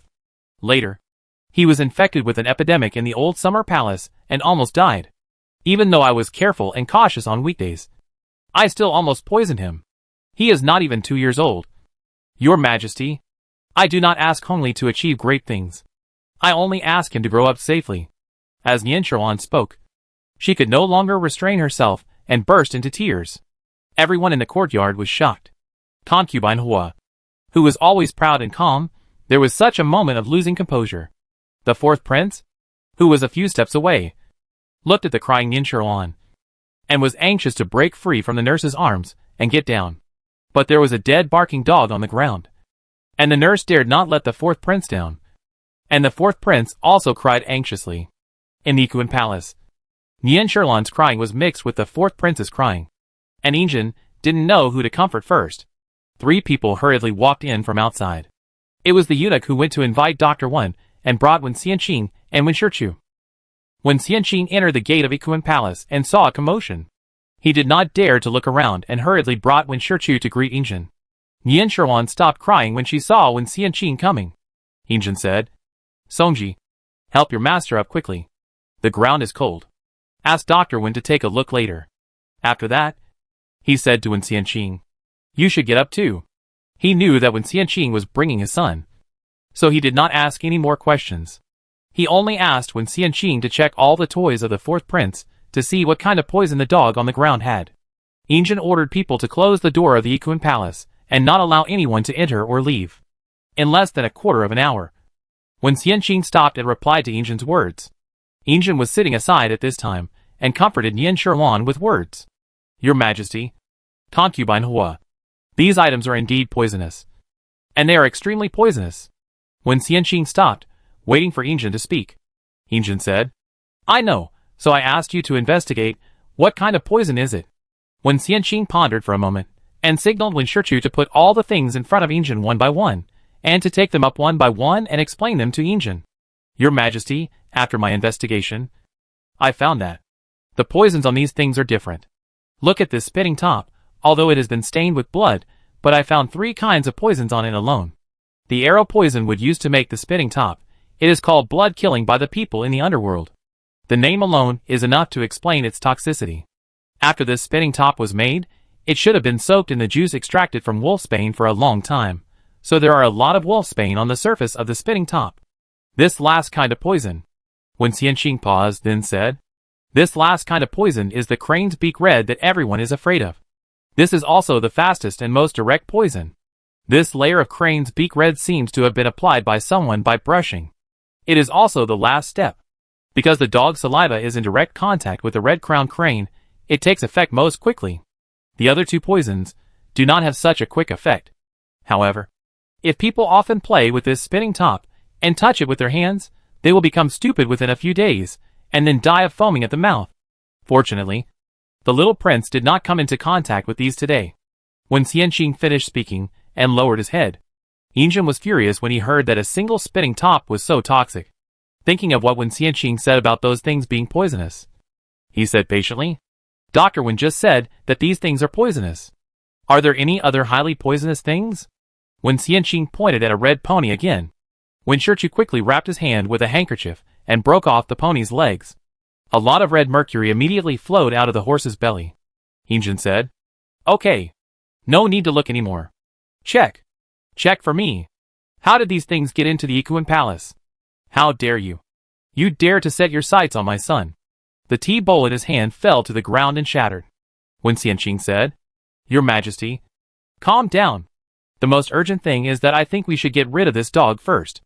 Then have someone clean the floor tiles, so that the poison will not penetrate into the floor tiles through this incident. The fourth prince often walks in this courtyard."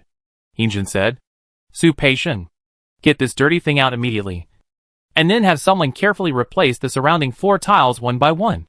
Su Peixian was about to leave after receiving the order.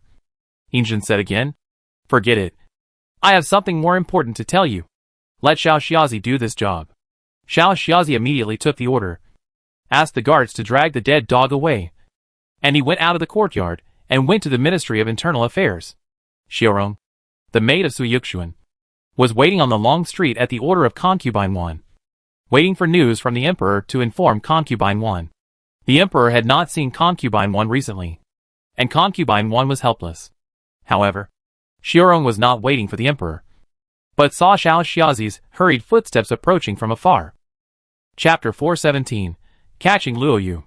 Xiaorong thought, Xiao Xiaozi is someone close to the emperor. It would be better to ask Xiao Xiaozi. Having made up her mind, Xiaorong quickly walked toward Xiao Xiaozi.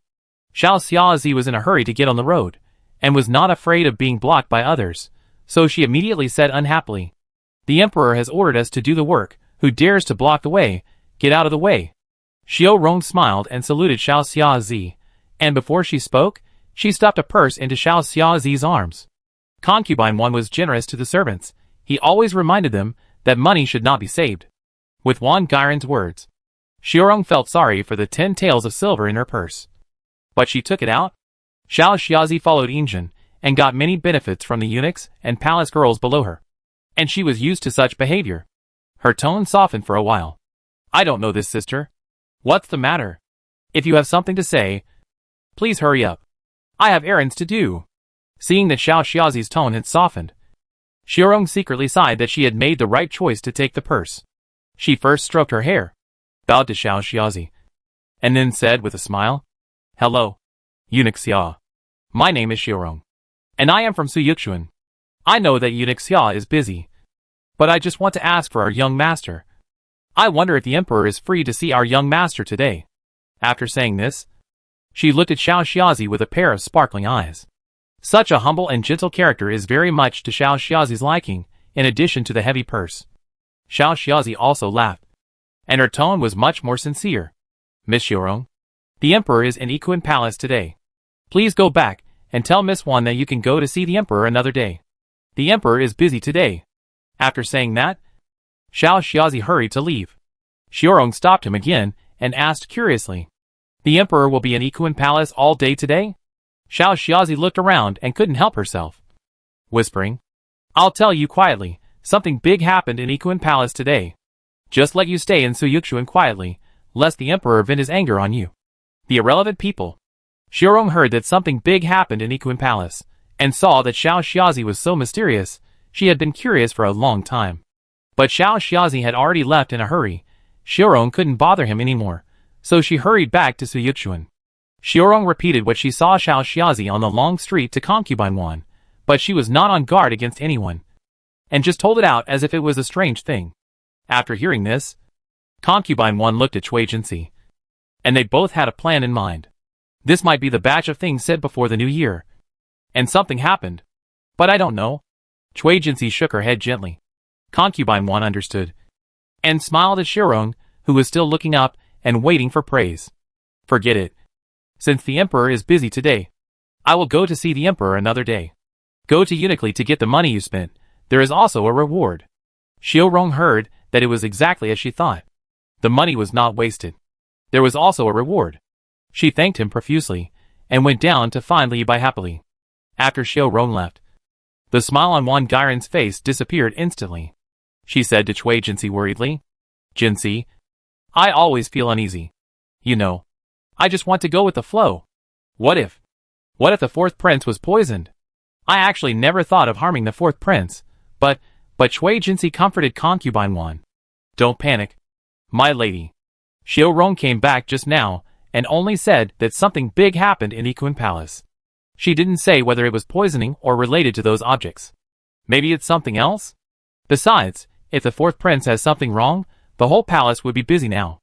The fourth prince is the apple of the emperor's eye. Xiao Xiaozi didn't say anything, so it must be something else in Equin Palace. My lady, once the arrow is shot, there is no turning back. Since that step has been taken next, we should think about how to get ourselves out of this situation and expose the person who wants to harm you." Lady Wan gradually calmed down and said, "You are right. We should not lose our composure. The enemy is in the dark, and we are in the light." Cui Jinsi was about to reply when she heard a sudden commotion outside. The door was opened, and Li Bai walked in with Luo Yu in his hand. "My lady, you were talking with Miss Jinsi in the room just now. I saw her sticking to the door and eavesdropping." Then he hurried out. "I just felt something was wrong, so I took it upon myself to take him down." Lady One suddenly sneered and clapped her hands 3 times. "Okay, I was afraid you wouldn't jump out by yourself. Now it's all right." She asked Li Bai in a cold voice again. "Have you found out what I asked you to find out? How are the things prepared?" Li Bai tied Luo Yu up tightly in no time, and took out the cloth strip that he had prepared long ago and stuffed it into her mouth to prevent her from shouting. Reporting to the young lady, I have already found out. Luo Yu often goes to Qixing Palace, but the person she is in close contact with is Xiaochun, a maid in Qixing Palace.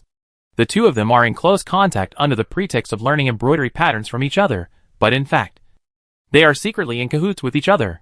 Although Luo Yu was tied up, she still struggled, trying to shake her head, trying to throw the cloth out of her mouth. Concubine 1 looked at her with disgust, and said coldly, "Don't worry, I'll give you a chance to speak in a while." Concubine 1 ordered Li Bai to drag Luo Yu to the side hall.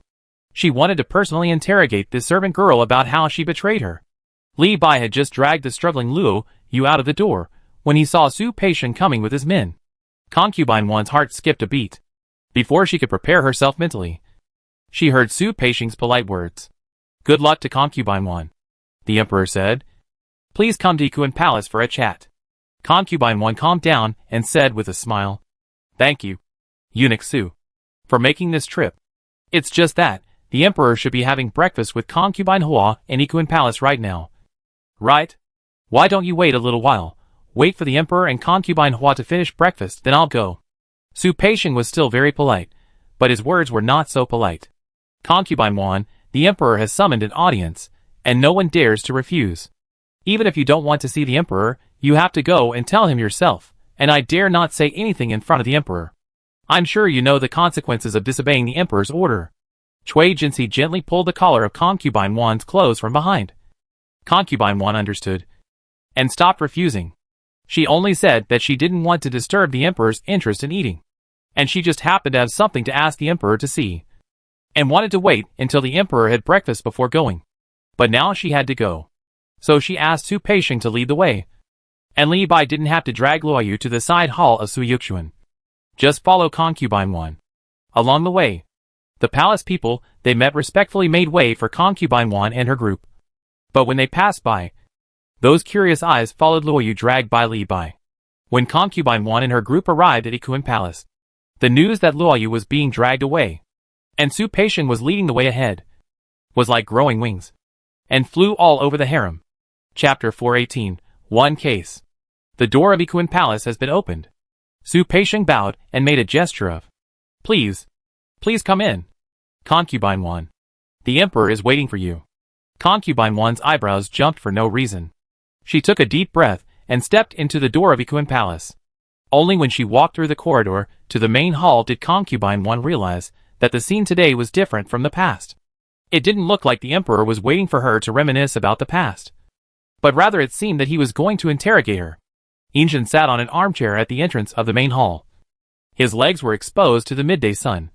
His body was still in the shade. Yin Shuruan sat behind Injin, not even a bit exposed to the sun. The palace servants and guards in the courtyard stood in a line, all with their heads down, looking very disciplined. Su Peixiong had already stepped forward to report. Concubine 1 walked to the steps with her lotus steps. "I pay my respects to the emperor, and wish him good health and happiness. I pay my respects to Concubine Hua, and I wish you the best of luck." Injin looked at Concubine 1, who was shrouded in sunlight in front of the steps. Her every move was like that of Empress Chun Yuan. But for some reason, looking at her now, she felt a little different from before. "Get up. The weather is good today. I asked you to come because I want to ask you something in person." Concubine 1 stood up straight, looked at Injin with a puzzled look, and then said, "Your Majesty, I don't know what you want to ask me, but I just have something to report to the emperor in person. Even if the emperor does not summon me today, I will come to see him." Injin narrowed his eyes, but he was sitting in the shadows, and Concubine 1 could not see his expression clearly. "What does Concubine 1 want to see me for? You tell me first." Concubine 1 lowered her head, looking at the floor tiles, as if she was mustering up a lot of courage, and then raised her head, looking at Injin, who was sitting on the steps. "Your Majesty, my Su Yuxuan, I am afraid there are spies with bad intentions. I found that what I drank and ate recently had been tampered with. I have been feeling drowsy recently, and at first, I suspected that I was pregnant. But I asked the imperial physician to come and see, but he said that it was not a sign of pregnancy, but that I was not feeling well. No matter what, the imperial physician could not tell. I am not sure what is going on, and I dare not speak out easily, let alone disturb the emperor.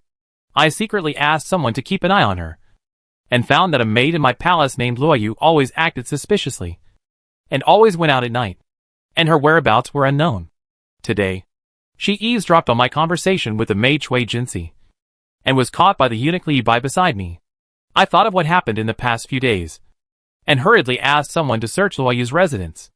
As expected, many things were found. I was hesitating whether to disturb the emperor, but the emperor sent someone to call me. I have been feeling aggrieved for so long, and now I have finally found a way out. As concubine 1 spoke, she sobbed. Her action of wiping her tears with her hand made her look even more delicate. Yin Sherwan could see clearly in the shadows, and a smile quietly appeared on her lips. This concubine 1 was indeed a smart one. Injin softened his brows when he saw concubine 1's aggrieved expression. But when he thought of what happened here a while ago, his heart hardened again in an instant. Injin waved his hand. Then a guard brought a wooden box and placed it at the feet of concubine 1. Concubine 1 took a look at it and asked in confusion, without waiting for Injin to speak. Your Majesty, these toys were given to the 4th prince by me years ago. They are suddenly placed in front of me today. Is there any problem? Now it was Injin's turn to be confused. Yin Sherwan said that these toys were given by concubine 1 years ago. He thought that concubine 1 would be afraid when she saw them now. Every item in this box is poisonous. If concubine 1 is planning to murder the 4th prince, she will be very scared. But seeing her frank appearance now, Injin is confused. However, Injin just thought about it in his heart, and then said, let's put aside the matter of the spies and Su Yuxuan. If they really want to harm you, I will not let them go. Su Peisheng, you go and tell concubine 1. Su Peisheng replied, yes. He bent his waist and explained patiently to concubine 1. Lady 1, you just said that these things were definitely given to the 4th prince by you. But these things almost hurt the 4th prince today. Fortunately, the 4th prince was protected by the emperor's dragon energy and was not hurt. But the dog raised in the Ikuan palace to entertain the 4th prince died. Dr. Wen checked on the emperor's orders and found that each of these things was contaminated with highly toxic substances. The emperor also felt sorry for the 4th prince, so he summoned you to ask for clarification. When concubine 1 heard this, her legs went weak, and she was about to collapse. Fortunately, Chui Jinsi had been standing behind her, and she held concubine 1 steadily with both hands. Seeing concubine 1 like this, Injin thought she was guilty, but he didn't say anything, just watched quietly. He couldn't believe that the woman he had doted on could be so cruel. How could she be worthy of a face that looked like Chen Yuan with such a vicious mind? Su Peisheng was a eunuch, so he could not help concubine 1. So he stepped back without making a sound. Concubine 1, who was supported by Chui Jinsi, recovered after a brief stupor. She struggled to stand up straight and knelt down in front of Injin. Please, your Majesty, how dare I murder the 4th prince? I am innocent. Injin stood up from the shadows, walked down the steps, and Yin Sherwan followed closely behind. Concubine 1 then saw in Yin Sherwan's red eyes. I think it was the previous incident that frightened the precious concubine Hua. And she cried hard? Injin walked up to concubine 1. He didn't even change his dragon robe after the mooring cord today, and came to Ikuan Palace. He didn't expect to witness such a thrilling thing. He looked down at concubine 1 who was kneeling on the ground. The brilliant gem hairpins in concubine 1's hair showed how much she was favored by Injin in the past. Injin didn't call her, but asked condescendingly. You gave me the gift, and you admitted it. But I don't believe you can be so stupid. Do you know that if the 4th prince is harmed today, even if I can let you go, what about concubine Hua? I usually dote on you, but I didn't expect that my doting would bring disaster. Listening to the words of the man who had been with her for so many nights, concubine 1 felt heartbroken. But she must make him get to the bottom of today's matter. Concubine 1 gritted her teeth, raised her head and cried, Your Majesty, I have been favored by you for a long time. I really have no reason to murder the 4th prince. I am not in good health. The imperial physician said that it is very difficult to give birth. I see the 4th prince every day, and I am very happy. How could I deliberately murder him? Even if I take a step back, I am also immortal. Even if I want to murder the heir to the throne, I have to consider my own weight. Moreover, with such a simple and crude method, how could I put myself in danger? Someone must have murdered me. Your Majesty, I suddenly figured it out. These things were bought by Luo Yu for me. In addition, she has been acting sneakily recently, and she eavesdropped on my conversation today. It must be related to her. I didn't dare to bother you about this matter at first, but I just thought of this, and I'd beg you to interrogate Luo Yu strictly. If we combine the two cases into one, maybe we can find out the truth. Your Majesty. Chapter 419. I don't know. After Wan Guiran cried and complained, Injin looked up and saw that Xiao Linzi had already brought Luo Yu in with Li Bai. Yin Sherlan, who had been silent for a long time, suddenly said, Wan Guiran, I think I have always treated you well. Since you said you were wronged, then you should prove your innocence today, otherwise, I will only know where these things came from. Wan Guiran said anxiously. The imperial concubine treats me very well. I am definitely not the kind of person who repays kindness with enmity. Your Majesty, rest assured, I will find out who is behind the murder of the heir to the throne today. Injin looked at Luo Yu, who was forced to kneel on the ground by Li Bai and Xiao Linzi. She was indeed a maid from Suyuxuan. He remembered that this maid used to serve Wan Guiran personally. Later, she was replaced by Cui Jinxi. Injin walked back to the steps, sat upright on the chair, and said, Wan Guiran, you must know that you are responsible for every word you say now. If you don't admit that you poisoned, you need to find the person who did it. Wan Guiran gritted her teeth, but a eunuch's message came from outside the Equine Palace. The queen is here. The concubine Duan is here. Injin looked over and saw Linara coming from the corridor with a group of people. Your Majesty, I pay my respects to you. May the Emperor be well. Linara and a group of concubines paid their respects to Injin. Injin then saw that behind Linara stood concubine Duan and concubine Jing. After that, there were Lady Li and Lady Li, and Lady Fu and Lady Chao. There were also several concubines who were not seen, probably because they did not want to watch the fun. Injin called out, and Linara stood up straight and spoke.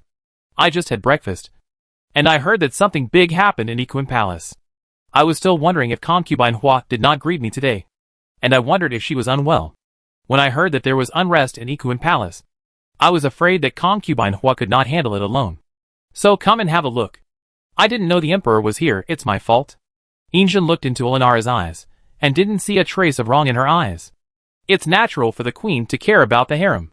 Since you are all here, it's just right for you to listen and have a look. Someone is plotting to murder the heir to the throne.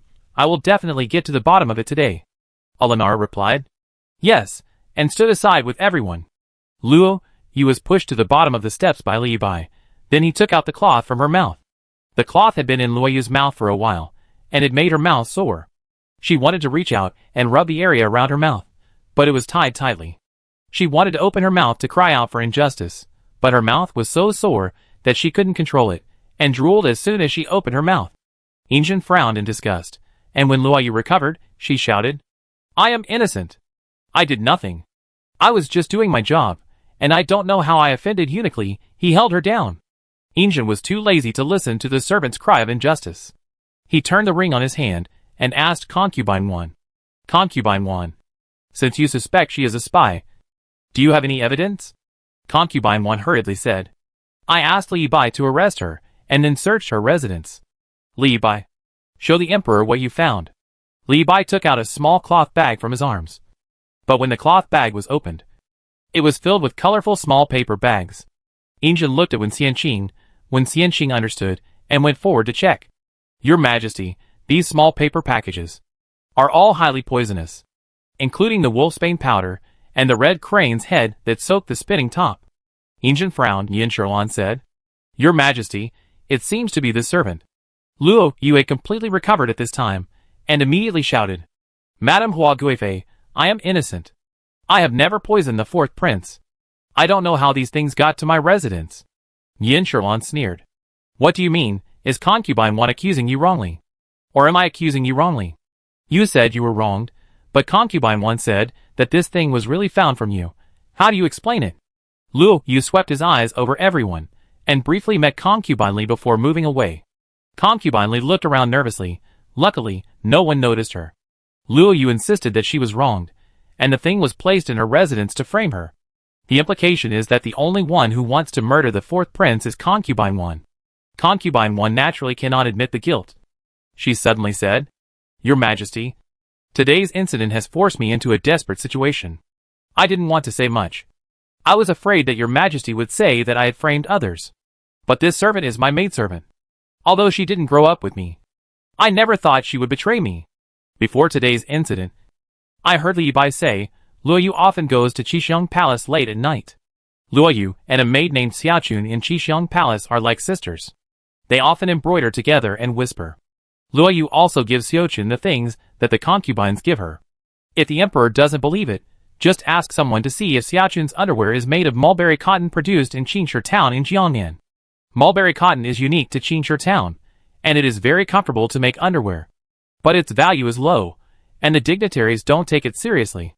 I was poor when I was young, and I just liked this kind of material for my inner clothes. I also gave a lot of it to my confidants. Luoyu was using the things I gave to do favors. I accidentally saw that Xiaochun's inner clothes were made of mulberry cotton. But I didn't take it seriously.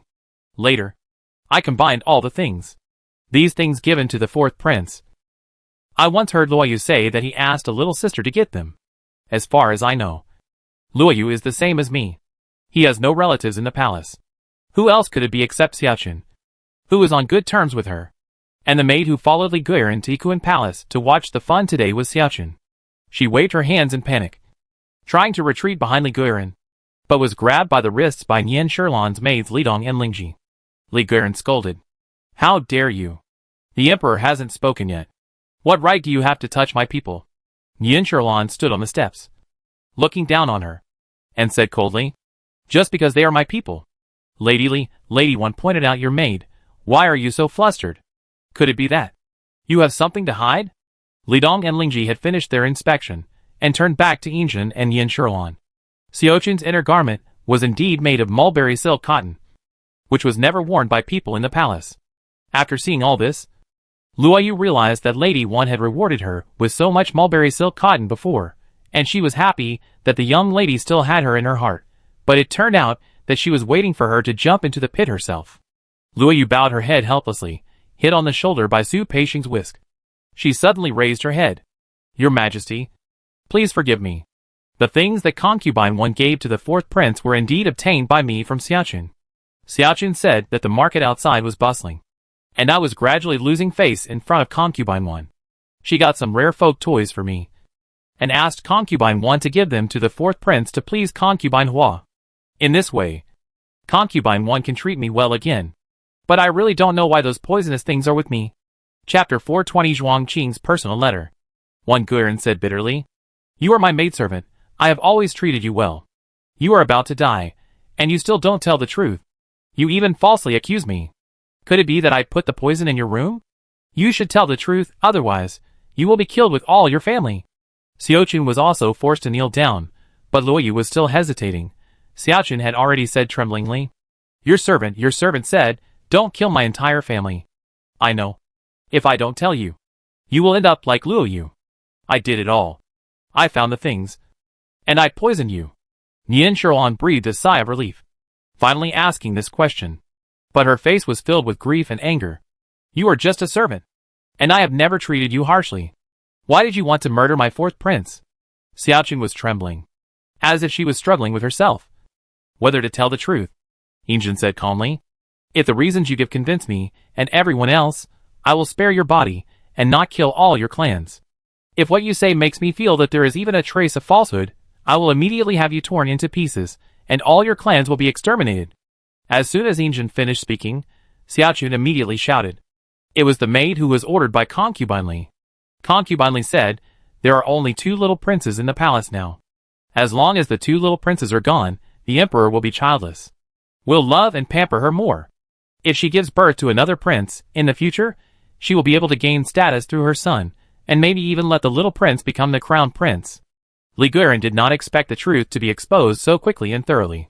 She was still standing aside watching the fun, and suddenly she became the focus of everyone's attention. But she could not admit her guilt. Li Guiran was calm for once, walked to the bottom of the steps, and bowed. Your Majesty, I cannot say these words to a lowly maid who casually bites me. I, the concubine, do not have the courage to murder the heir to the throne. I beg the emperor to look carefully. Helenara was watching the fun from the side, wanting to see how Nian Shirlan would handle things today, But she suddenly heard the maidservant in Qixing Palace saying that it was Concubine Li who ordered it, just because Concubine Li was redundant with the two princes in the palace. Elinara thought, this Concubine Li is really stupid and bad. Even if she wanted to help her at the beginning, she still set her sights on the third prince. It is intolerable. How can this be tolerated? This chess piece is useless. Elinara said immediately. Your Majesty, I heard that the fourth prince was murdered by a villain, and I felt very sad. But since the servant pointed out that Concubine Li wanted to murder not only the fourth prince, but also my third prince, I can no longer stand by and watch. Please, Your Majesty, look carefully. My third prince, and Concubine Hua's fourth prince, are still so young, how dare they do that? Concubine Li looked at Elinara in disbelief. It was clearly her who hinted that she wanted to get rid of the fourth prince. Nian Shuan looked at the look in Li Guiren's eyes when she looked at Elinara, and her heart moved. As she had guessed, the matter of the poisoned toys probably involved Elinara. But the Elinara family is so powerful, and it is not easy to get rid of it overnight. Nian Shuan thought, why not pin this matter on Li Guiren today, and let Elinara relax a little? Nian Shuan said to Injin, Your Majesty, I agree with what the queen just said. The third and fourth princes are still so young, and someone has already targeted them. No matter who this person is, I beg Your Majesty to punish him severely. Otherwise, if everyone in the palace has targeted the heir, wouldn't it make the former dynasty and the harem restless? Injin nodded and said, I think so too. Nothing will be allowed to happen to my heir. Su Peixing suddenly moved closer to Injin. Injin said something in his ear. Is it true? Su Peixing stepped back and bowed. Your Majesty, I dare not lie. The guard Li was favored by Your Majesty, so he naturally cares about the people and things around you.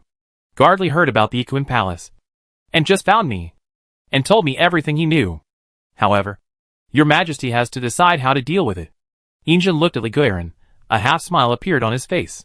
Lady Li, even though the servants around you pointed it out, you still refuse to admit that you murdered the heir. Then I don't need to save face for you anymore. Su Peixing, call. After receiving the order, Su Peixing immediately said loudly, call the second-class guard of the inner palace. Li Ke. To see you? So the former secret guard, and San, appeared in front of everyone in the harem for the first time with his real name. Li Ke, the second-class guard of the inner palace. Your subordinate. Li Ke, seize the emperor. Long live the emperor. Li Guiren looked at the handsome guard in confusion. She didn't understand what this man was going to do, but from what the emperor said just now, it must be bad for her. Li Guiren could no longer maintain her forced calmness. Your Majesty, I don't know this person. Li Ke smiled and said to Li Guiren, it doesn't matter if you don't know me, but I know you very well. After that, Li Ke took out a few letters from his arms, presented it to Injin with both hands. Su Peixing hurriedly took the letter, and held it in front of Injin. The envelopes all had Zhuang Qing's personal letter written on them. Injin frowned, and took an envelope at random. What is this? The handwriting on this envelope is unfamiliar. Li Ke bowed. Reporting to the emperor, these letters are all from Concubine Li. Except for the words on the envelopes, every word inside was written by Concubine Li herself. If the emperor does not believe, just open one at random. Injin casually opened the envelope and asked Li Ke, where did you get these things? Li Ke answered very honestly. I occasionally found that the palace maids of Li Guiren had contacts with people outside the palace. I originally thought that they were letters from Li Guiren. However, the letters from the concubines were all delivered by special people. But the letters from Li Guiren were always secretly taken out of the palace by the palace maids. I was worried that Li Guiren would collude with outsiders and harm the emperor. So I paid attention to it. It was discovered that Concubine Li was in close contact with a man named Zhuang Qiyuan outside the palace. I checked and found that this man named Zhuang Qiyuan came to Beijing last year. He came from Wei Lane in Jinling, Concubine Li's hometown. I also suspected that this man had a history with Concubine Li. So I deliberately explored his residence and found many tokens. I was afraid that he would find out. So I only took a few key letters. The content of the letter was that Concubine Li asked for the method to exorcise demons. Concubine Li also said that the heir to the throne was her inner demon. There were occasional ones in it. The emperor would know it by himself.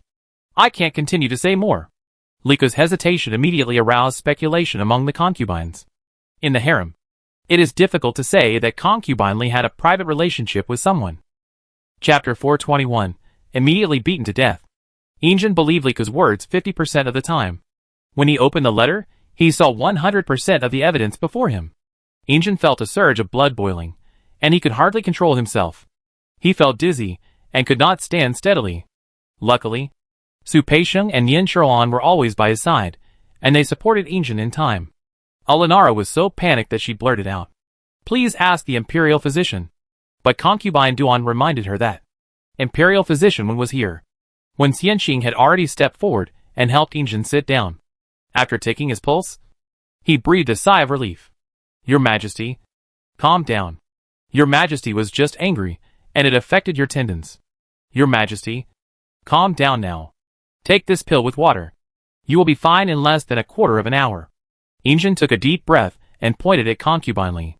"Concubine Li Fei Yunyan, there is irrefutable evidence of murdering the heir to the throne. You must be demoted to a commoner. You must be beaten to death immediately."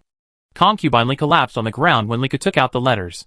Now, when she heard that Injin didn't even ask an extra question, she knew that she had no chance to survive.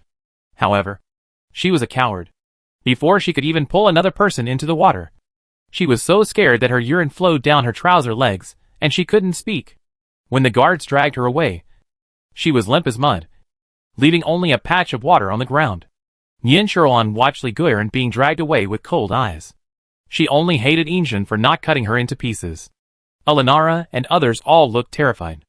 Injin stared blankly at the place where Li Guiran had knelt at the bottom of the stairs, thinking of the love words written in the letters. He could not help but hold the armrest of the armchair tightly. He wanted to tear Li Guiran into pieces. How dare she do that? He was the son of heaven, the emperor above all people. Suddenly he thought of the late emperor. If the late emperor knew about Longkodo and Yin Shuolan, he would know what Injin was thinking at this moment. A child who was not loved by his father and mother since childhood, spent his whole life looking for warmth. I thought my concubines could worship and love me, but I didn't expect that being betrayed would be so painful. In the previous life, Li Guiran was obedient to Yin Shuolan, but she ended up in the cold palace. In this life, since she was determined to be an enemy of Yin Shuolan really didn't need to be soft-hearted. Besides, Li Guiran had set her sights on the fourth prince. Alanara was still worried about Injin's health and wanted to say something, but Injin had already regained his indifferent expression. Today's matter ends here, and no one has to say anything more. Fei Yunyan plotted to murder the heir to the throne, which is an unforgivable crime. Li Ke has made a meritorious report, and has been promoted to the first-class guard of the inner palace, and will be responsible for the safety of the Ikuan Palace in the future. The safety of concubine Hua and her son. I will leave it to you. Li Ke knew that the emperor was pushing the boat with the current, and letting him pass the clear path. From then on, he was no longer a secret guard who could not see the light of day, but a first-class guard of the Ikuan Palace. I thank the emperor for his grace. I will live up to your expectations, and do my best to protect concubine Hua and the fourth prince. Yin Shuolan asked. Your Majesty.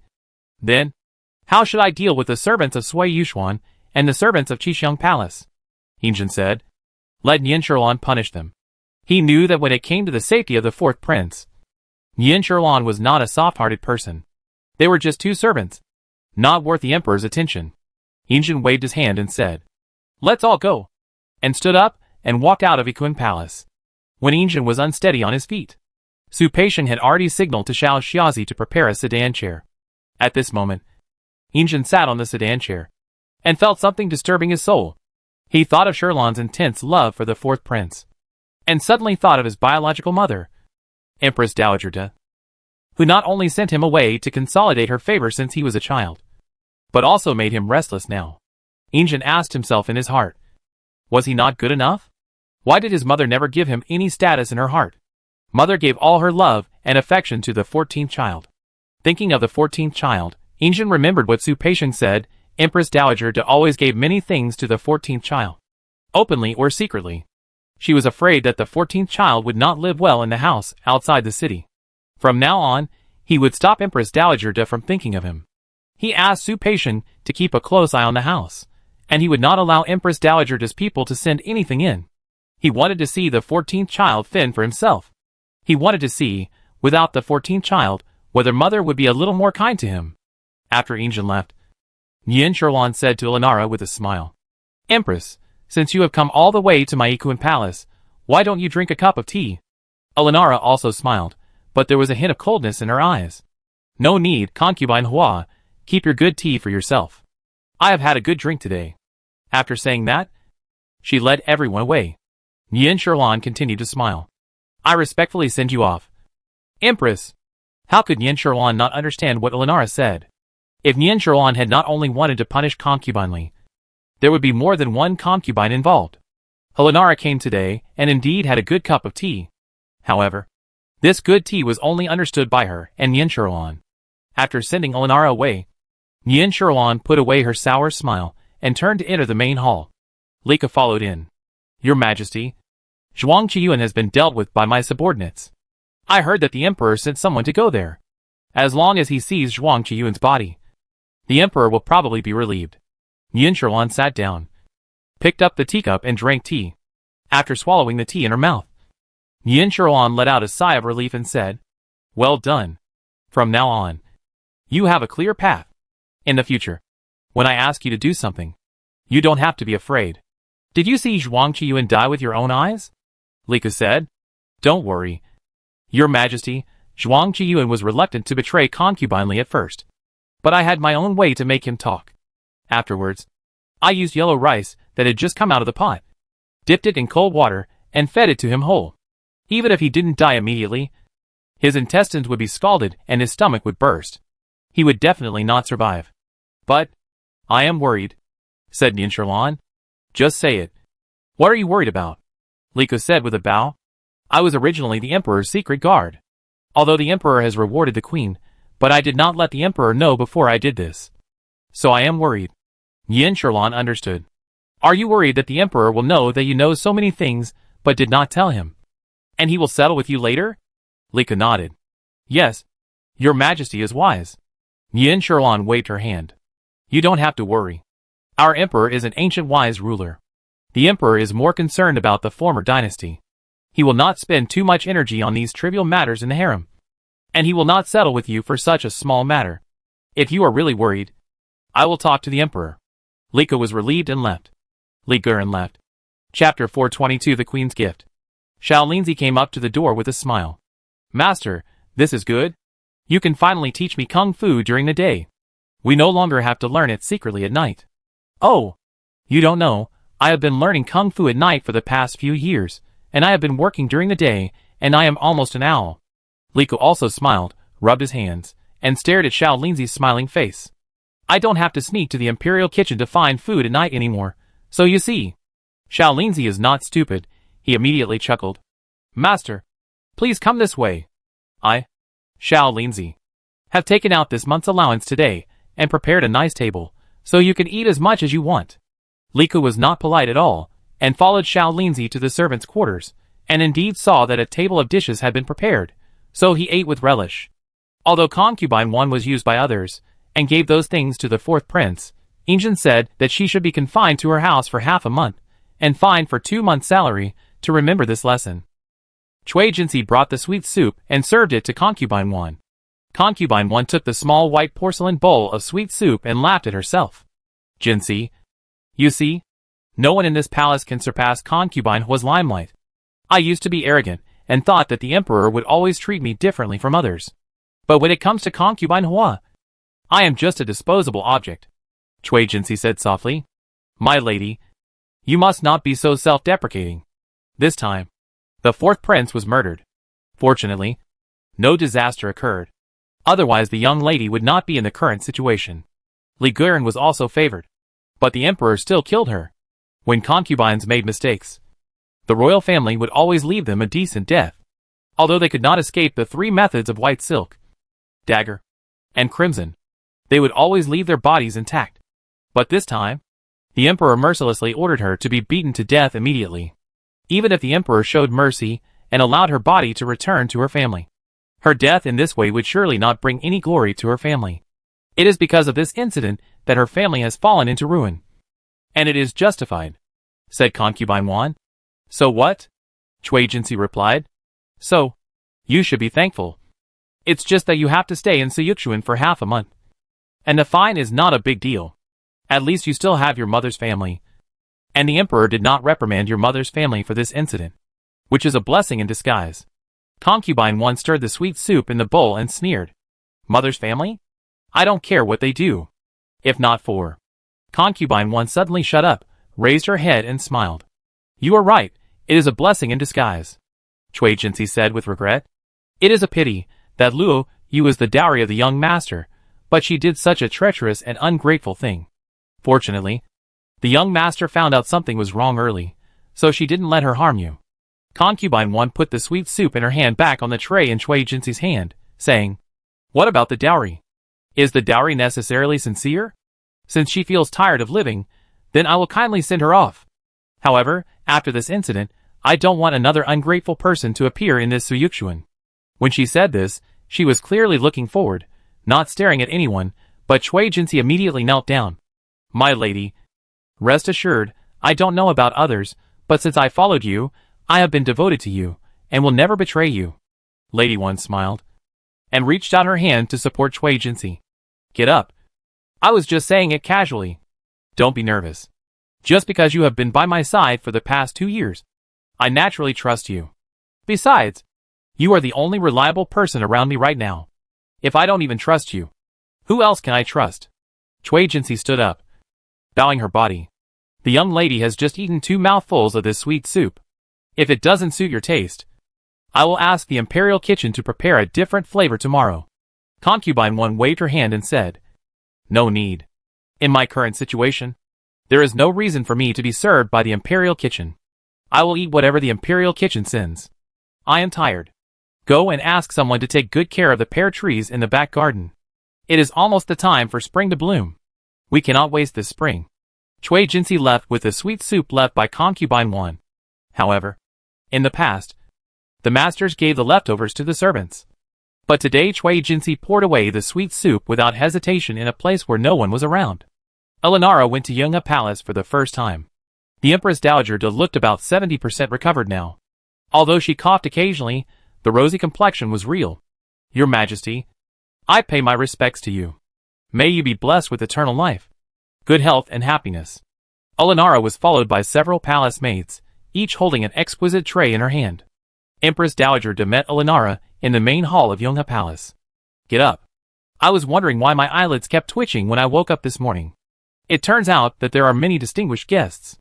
It has been a long time since I have seen the queen come to see an old lonely woman like me. I almost forgot that I have any relatives in the palace. Empress Dowager's words were almost a blatant resentment against Elinara for not coming to pay her respects for a long time. Except for the 1st and 15th days of the month, this was the first time that Elinara came to see her privately. Elinara stood up straight and smiled respectfully. You are joking, Empress Dowager. I have never forgotten to pay my respects to you on the 1st and 15th days of the month. When the whole palace was present, I also stared at the Empress Dowager. I have seen that you look much better these days. As the tribute of this season has arrived, I have hurriedly picked out the best ones and sent them to the Empress Dowager. I hope she will like them, she said, motioning the palace servants behind her to come forward. The Yunga Palace of Empress Dowager was bright, and she could see the exquisite treasures on the trays at a glance. The most dazzling of them was a pair of exquisitely carved ivory hollow balls, and an ivory carved round fan. The ivory ball looked like a decoration in the room, and its carving was so exquisite that it could only be described as a work of art. Even though Empress Dowager had been in the palace for many years, and had seen countless treasures, it was her first time seeing such an artifact. She just looked at the treasures in the hands of the palace servants from a few steps away, and she felt happy. Elinara did not miss the surprise that flashed in Empress Dowager's eyes. And she said at the right time, I know that the Empress Dowager has been devoted to worshipping Buddha recently.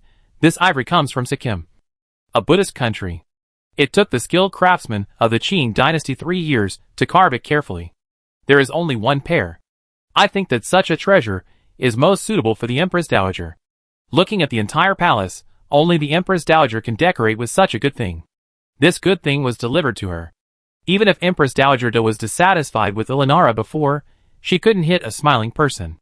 At this time, she couldn't keep a stiff face. So Elinara listened to Empress Dowager's relaxed tone. Chapter 423, Making Up One's Mind. How can you be so filial, and still think of me? The other gold and gems are all vulgar things, But this pair of precious balls and round fans can be considered decent. The queen has been here for a long time. Why are you still standing and talking? Sit down quickly. I am old and confused, queen. Please don't blame me. Olenara thanked her and sat down and said, in terms of the status in the palace, the queen mother is my mother-in-law. In terms of closeness, I should call the queen mother aunt. But the empress dowager knows that although I am the empress, I have no power to do anything in the harem. Even for this tribute, I tried my best to pick the better ones. I am thinking of the empress dowager, and I came to pay my respects to you as soon as I picked the good ones. I hope the empress dowager will not despise my humbleness and my incompetence. As she spoke, Olenara lowered her head, as if she was resenting her own weakness. But the empress dowager knew that, if her illegitimate niece was really weak and incompetent, how could she have moved from the position of concubine to the position of concubine? And even less could she have the good life of being crowned as the empress today. However, many things should not be said out loud.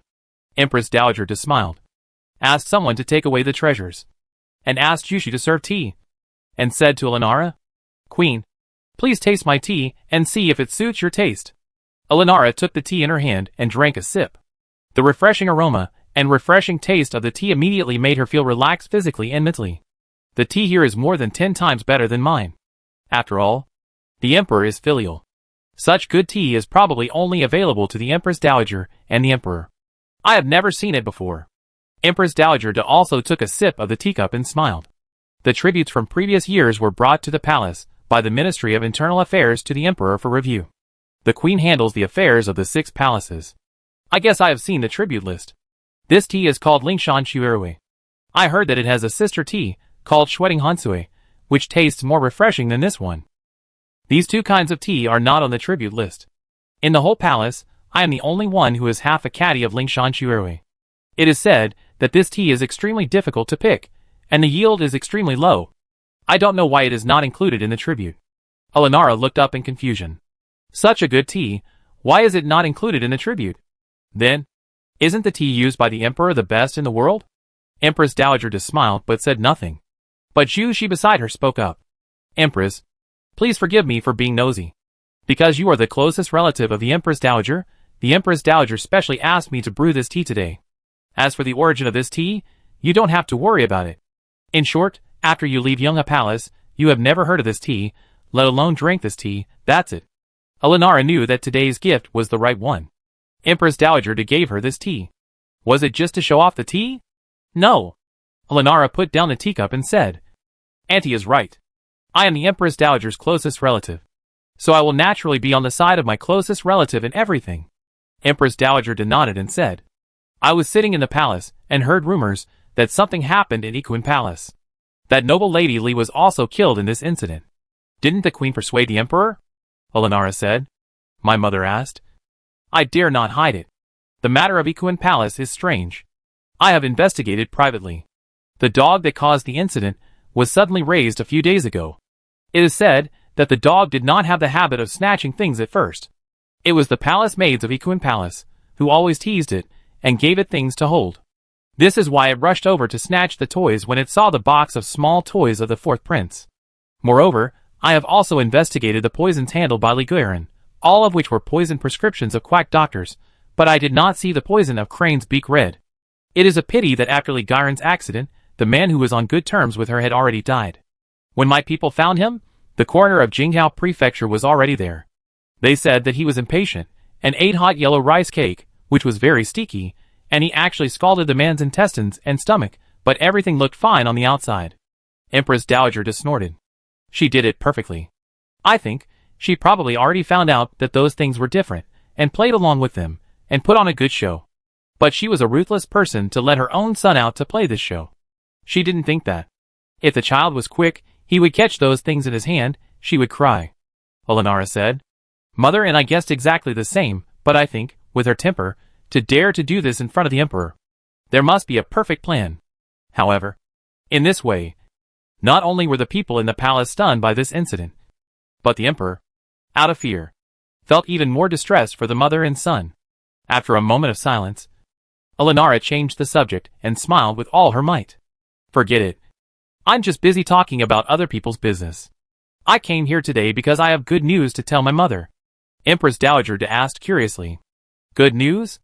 Oh, I have been trapped here all day. And I don't know what good news is for me, Olenara said. It's about the 14th brother. Mother will be happy to hear it. When Empress Dowager heard about the 14th brother, she immediately stood up and became energetic. The Emperor has detained me and doesn't allow my people to visit the 14th brother. I don't know how he is doing. Tell me quickly. Is there any good news from the 14th brother? Olenara looked around. Jushi understood, and led everyone in the hall to retreat, including Jianqiu, Olenara's personal servant. Olenara saw that there was no one around, so she covered her mouth and chuckled, saying, Mother is going to be the Empress Dowager. Although the Emperor has detained my 14th brother for the past 2 years, they are still brothers. Mother used to send food and drink to my 14th brother, and the Emperor turned a blind eye. The person my mother found for my 14th brother's personal servant is pregnant. This news was not to be missed by Empress Dowager. I'm afraid no one in the harem would have thought of this. Injin ordered that the 14th prince be confined in a lonely house outside the city, and stripped his title, and the people who served him were all eunuchs from the inner palace. Empress Dowager hid it from everyone, and picked 2 women disguised as men, and replaced the personal eunuchs around the 14th prince without anyone noticing. Empress Dowager was just thinking that her son suffered too much. With a woman to accompany him, the days of confinement would always be better, but she didn't expect that there would be a good time to have a child. Empress Dowager's eyes turned red, her nose felt sour, and she was about to cry. But she raised her face, tried her best to calm herself down, and when she looked at Olenara again, she seemed to have made up her mind. Chapter 424. Survive the winter. Good. It's really good news. Although the treasures brought by the Queen today are valuable, they are not as valuable as this news. It's just a pity that 14 is still imprisoned. When Empress Dowager thought of 14, who was stripped of his title and imprisoned, her hatred surged. The Emperor is cruel, and he didn't even let his own brother go. Olenara lowered her head and said nothing. I don't know what she was thinking. Empress Dowager suddenly came to her senses and smiled. Of course, the Emperor is the Emperor. But the Queen is a good one. However, if the Queen tells me about this, will the Emperor make things difficult for her if he knows about it? Olenara looked up and touched her hair with her hand. The pearls on her crown were dazzling. Although I am the Queen, I am also the niece of the Queen Mother and the daughter of the Olenara clan. I should say a few words to comfort my aunt. Empress Dowager said, I have never had the blessing of wearing pearls in my life.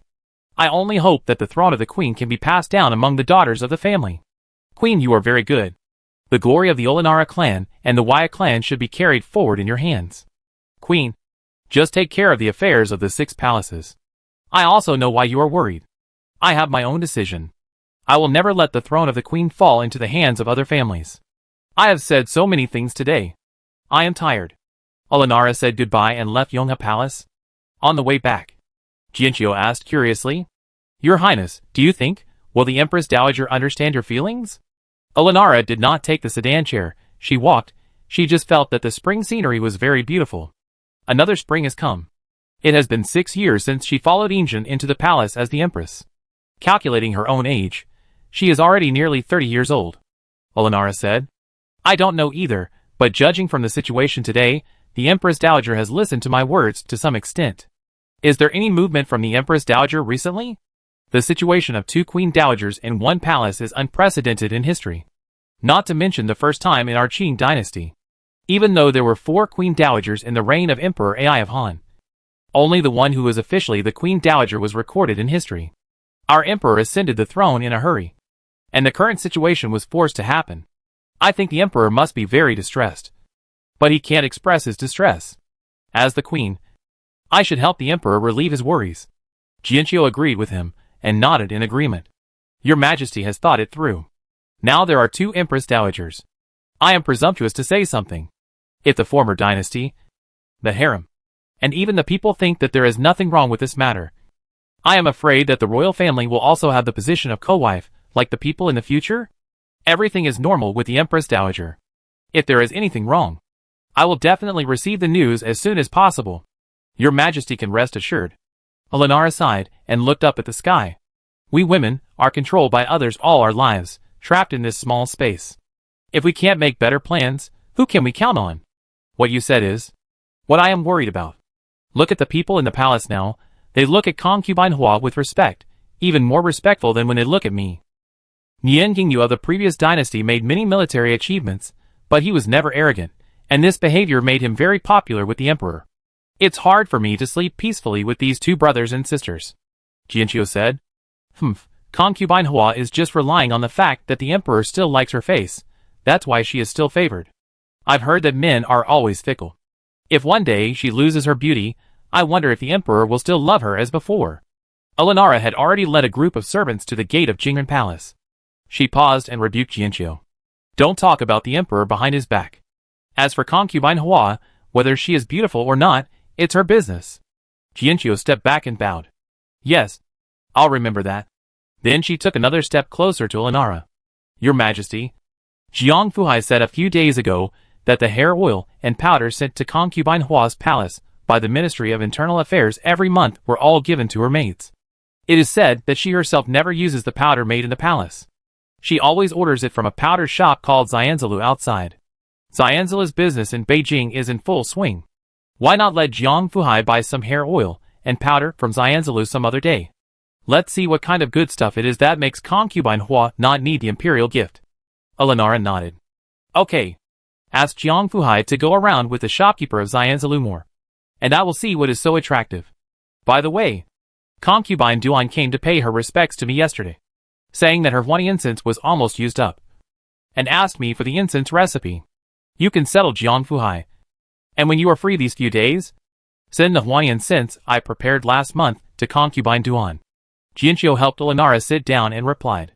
Yes, I can save myself the trouble. I heard from the palace maids of Enchang that since Enchangzai was favored by the queen, she has been covering herself with the longevity quilt with 10,000 characters awarded by the queen every day, which makes Enchangzai, who lives with her, very jealous. Elenara looked at the sky and said, the weather is getting hotter day by day, and the quilts we cover in winter should be replaced with thinner ones. I am afraid that Jinchangzai is jealous of more than just the longevity quilt with 10,000 characters awarded by me. What she envied more was probably the favor of Enchangzai, which was growing day by day. But she had not slept with him yet. And the 10,000 character blessing and longevity quilt was of no use to her. I will give her the 2 red sandalwood bracelets blessed by Master Juan as a consolation. At this time, Enchangzai, who was mentioned by the queen and her servant, was instructing Bao Wan to change the thick quilt she used to cover herself with in winter to a thin one. She sat aside, looking at Bao Wan holding the thin brocade quilt she used to like. She breathed a sigh of relief. She had been using the quilt for a whole winter, and it was still as good as new. No one knew that she would cover herself with her own clothes at night, and only pull a corner of the quilt over her. Fortunately, the clothes were thick in winter, and there was a floor heating in the house. And since she was favored by the emperor, the charcoal fire she used was much better than before. Therefore, even in the cold winter, Enchangzai survived. Now the weather is not hot enough to change the quilt, and Enchangzai only said that she felt hot and changed her quilt early. In the days that followed, Enchangzai thought that she could sleep well. Nian Shiruan also remembered the matter about the 10,000 character blessing and longevity quilt in her previous life. In her previous life, because Jin was favored, the 10,000 character blessing and longevity quilt blessed by the Tibetan living Buddha Lama was given to Jin by Elenara. It was a coincidence that when Jin was covered with the 10,000 character blessing and longevity quilt, she was never heard of being pregnant. But when the weather got warmer, when everyone was enjoying the flowers in Jingren Palace, she suddenly heard that she was pregnant. Yin Sherlan had to suspect that Elenara was behind this. Chapter 425 Give her a big gift. But Yin Sherlan was just thinking about it. In this life, the 10,000 character Fu Shou quilt was awarded to him by Elenara. Yin Sherlan thought about it, and it did not seem to disobey her. Forget it, it was just a trivial matter, and it had nothing to do with her, so Yin Sherlan did not bother to think about it. That day, something happened in the palace. The consort Wan, who was released from house arrest, danced under the pear trees in the garden of Suyukshuan, attracting butterflies to flutter, and all the palace people were amazed at the spectacle. The first wonder was the beauty of concubine Wan's dancing, and the second wonder was that there were so many beautiful butterflies in this season. The emperor heard about this, and that night he went to the Suayu pavilion, which he had not set foot in for a long time. The next morning, when the concubines paid their respects to Elenara, Yin Sherlan saw concubine Wan with a ruddy face. Nien Sherlan drank tea and glanced at concubine Wan calmly. She remembered that in her previous life, Jun was praying in Ime garden when the plum blossoms bloomed in winter, attracting butterflies around her, and regaining the emperor's favor.